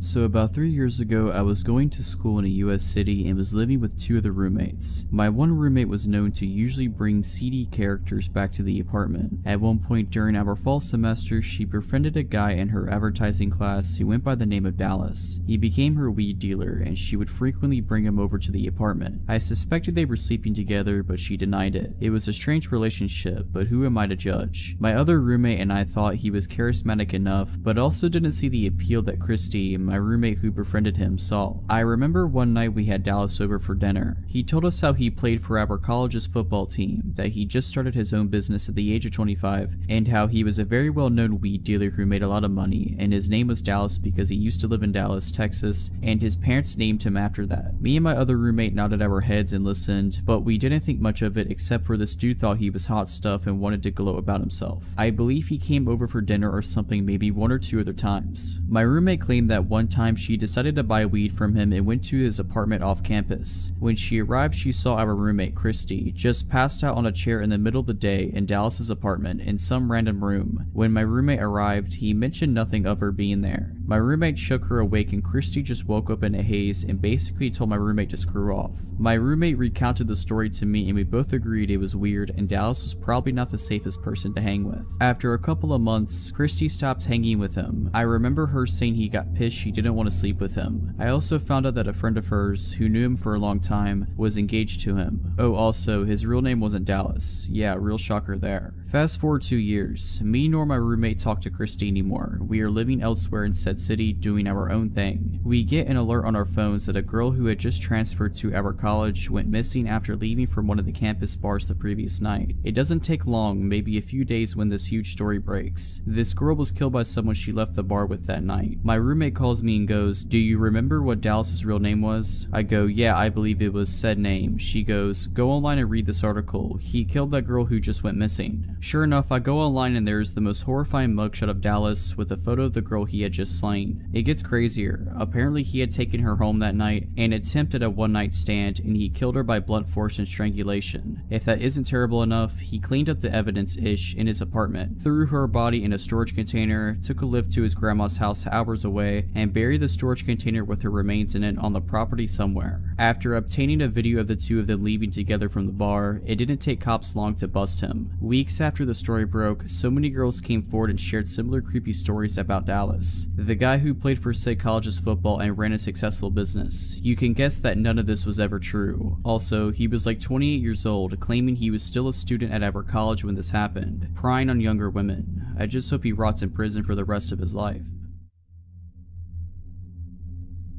For a bit of backstory, my mom was dating an abusive guy at the time. We'll call him Ian. Because of Ian and the crazy fights they had gotten into, we couldn't lock up my house at all. He had kicked in both the front and the back door to the house and they never fixed. My mother and Ian were at the bar all day, every day. I told you this so you would know why the house wasn't locked up and where my parents were when this happened. This incident occurred when I was around 12 years old and my little brother around 10. I was a really small girl at this age and my brother was sick all the time, so he was very tiny and frail. My mother and Ian were at the bar as usual. When you opened my front door, it put you in the living room and you could see the back door. There was a hallway to the right that led back into the bedrooms, and that is where my brother and I were. We were in his bedroom with the door closed playing something on a PlayStation. It was around midnight or 1 AM and we were playing and having a good time when I heard a weird noise. My brother didn't hear it and I didn't want to creep him out. I told him that I wanted to go get a drink and told him to stay in the room and I would bring him something. To get to my kitchen, you would have to walk down the hallway in front of both the front and back door because it was behind the living room. I kept hearing strange noises, so before I left out of my brother's room, I told him to get into the closet and work on our fort so that it would be ready when I was done getting our drinks and a snack. I raised my little brother for the most part and took care of him. I had a terrible feeling, a sense of dread. I could tell something wasn't right and this was a way to get my brother to hide without scaring him. He frightened easily and had really bad asthma attacks, and at this time we had no inhaler or his breathing treatment machine for him. I knew if he started having an asthma attack on top of being scared, it wouldn't be pretty. Anyway, I left the back room and decided to see what was going on. I started sneaking up the hallway as slowly and quietly as I could. I was terrified. I could feel that something was wrong. Before I made it to the end of the hallway, I hear a man. It sounded like he was grunting. I can't explain it, but the feeling that washed over me made me near puke. So I of course freeze. I have no one in this town. I don't know anyone and my dad is living in a different state. My mom is at the bar drunk. I was sitting there trying to gather the courage to see what was around the corner and going over my options when I hear my brother's door open. He sees me and the look on my face and freezes. I remember his eyes going so wide with fear because he must have heard the grunting too. I motion him with my hands to go back in the room and he does. I gathered the courage to peek around the corner and what I saw still freaks me out to this day. It was horrifying. I saw a man, probably around 6'2", sitting on my couch with a grin on his face. By some stupid luck, that man didn't see me. I slowly snuck back to my brother's room. I slowly shut the door and started going over my options. My little brother was already horrified because of the grunting noise this man was making. I am so thankful he wasn't the one who saw what was out there. I gathered myself and calmly told him that there was a man that I didn't know on the couch and he needed to be very quiet and I needed him to be brave and keep his breathing in check. My little brother adored me and looked up to me, so when I told him that I needed him to be brave, he tried his best. I told him not to move and he didn't. The first thing I tried was the window, but it wouldn't budge. It was completely stuck. I'm making myself stay calm for my brother's sake, but I know what's sitting out there. So since the window was stuck, I decided to start looking for a weapon. My oldest brother lived here and I knew he had swords somewhere. I don't remember where he was. As I'm looking for a weapon, I hear the man saying, "I know you're here." My stomach knotted up, the hair on the back of my neck raised, and I instantly got a cold sweat. And then I hear it. My little brother had started wheezing. Asthma attack. I hugged him, reminded him about being brave, and told him to sit still and focus on his breathing. I started frantically trying to get my window open, but it was stuck. I looked around and started moving blankets when I find my older brother's cell phone that he always forgot. I remember thinking that I was lucky and felt a bit of relief. I immediately called the police and told them what was going on, hysterical at this point but still remaining quiet. The dispatcher told me to remain on the phone so she could hear what was happening when the man started banging on our bedroom door. It had been about 5 minutes into the phone call when this happened and I could no longer remain calm. I had lost it. I started screaming. I forgot to mention that our bedroom had the only working lock, so the door door was locked, he was trying to get in and banging on the door. His banging got louder and louder. He was screaming to let him in when it went completely silent. Then he did the creepiest, most terrifying thing ever. He started laughing. He then says, "You know I could just bust down this door in about 2 seconds, right, little girl?" He then starts lightly knocking on the door and asking me to open it. Then I hear the police start screaming at him to get on the ground, put his hands up, etc.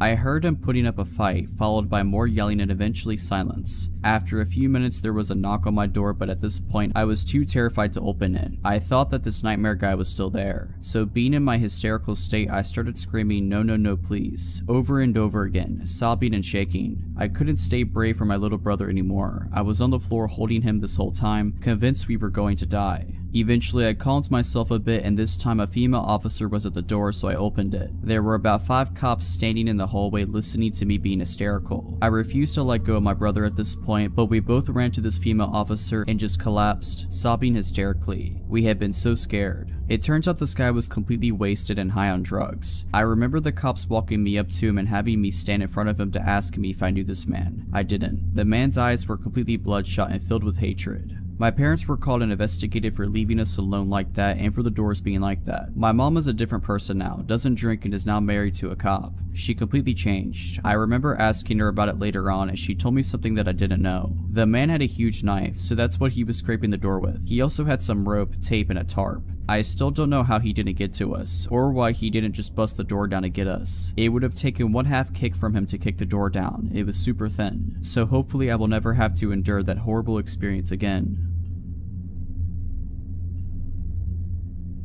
This story starts around the fall of 2017. I was walking back to work from lunch when I passed this girl and noticed she got up and started walking behind me. She took a different route and didn't follow me. A few days later it happened again, but this time she was following me. I assumed she wasn't following me at the time because where my office building is situated, you have to go up a set of stairs and pass a few other buildings, and she did not follow me up to my building. After a while, I noticed we took the same train home. A lot of the time she would be watching me. When we made eye contact, she'd look away. Then she'd continue looking when she thought I wasn't looking. There's a Whole Foods across from my office. I went there for lunch a couple times during the week. I started seeing the girl sitting in the window for lunch, and she would almost always get up as soon as I left and walk the same way I did. Around this time, I began seeing her more frequently. During lunchtime or when I got to the metro, she was almost always there. After a couple of months of this, I started noticing that she would get off at the same station as me sometimes. Sometimes she would walk the same way as me. Once I got to my place,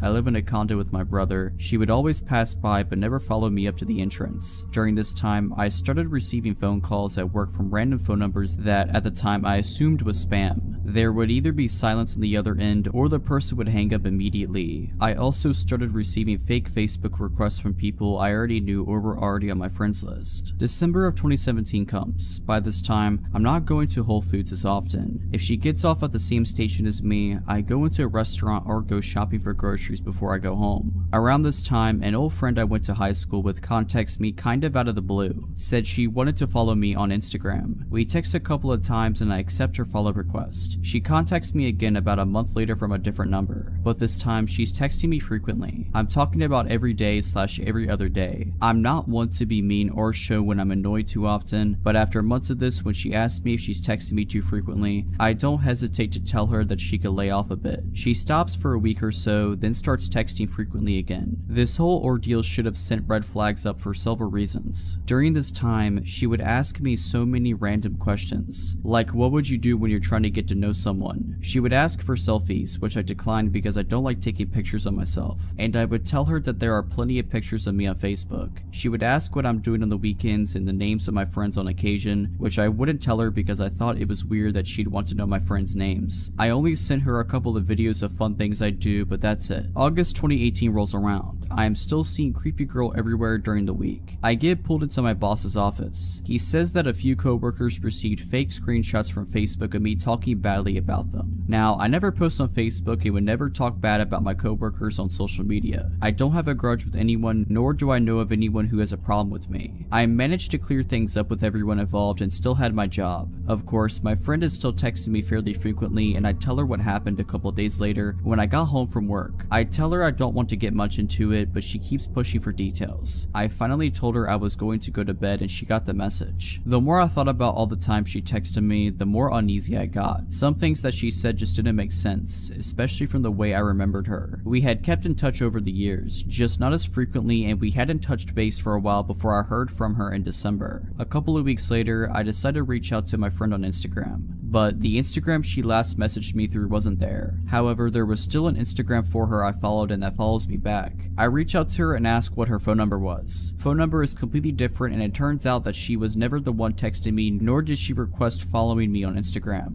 I tracked the number and it turns out to be one of those fake phone number apps. I request to be blocked from the service and I never hear from my friend again. After talking about it with my brother and a couple of friends, I'm almost 100% certain it was the girl that's been following me. These things only started after she appeared. The phone calls to my office, the fake Facebook request, etc. A few days before I was pulled aside by my boss, my friend texted me and told me that she had a weird feeling about me and wanted to make sure I was okay. I just thought that she was being weird at the time and didn't think much to it. This whole ordeal is really scary when I look back on it because I sent videos of myself and my address at one point. My friend even confirmed a post my brother made with pictures he tagged of me on Facebook. I was texting a stranger for 8 months about my life, and they also apparently have access to my Facebook page. She doesn't follow me anymore, but when she did see me on the metro, she would always sit somewhere that she was able to make eye contact with me. I'm always careful now if anyone texts me from an unrecognizable phone number. I just hope that she decided to forget me and move on. Alright, but that's it. I hope you enjoyed this video. If you did, make sure to subscribe to my channel, like this video, and comment something down below. But as always, Have a nice day.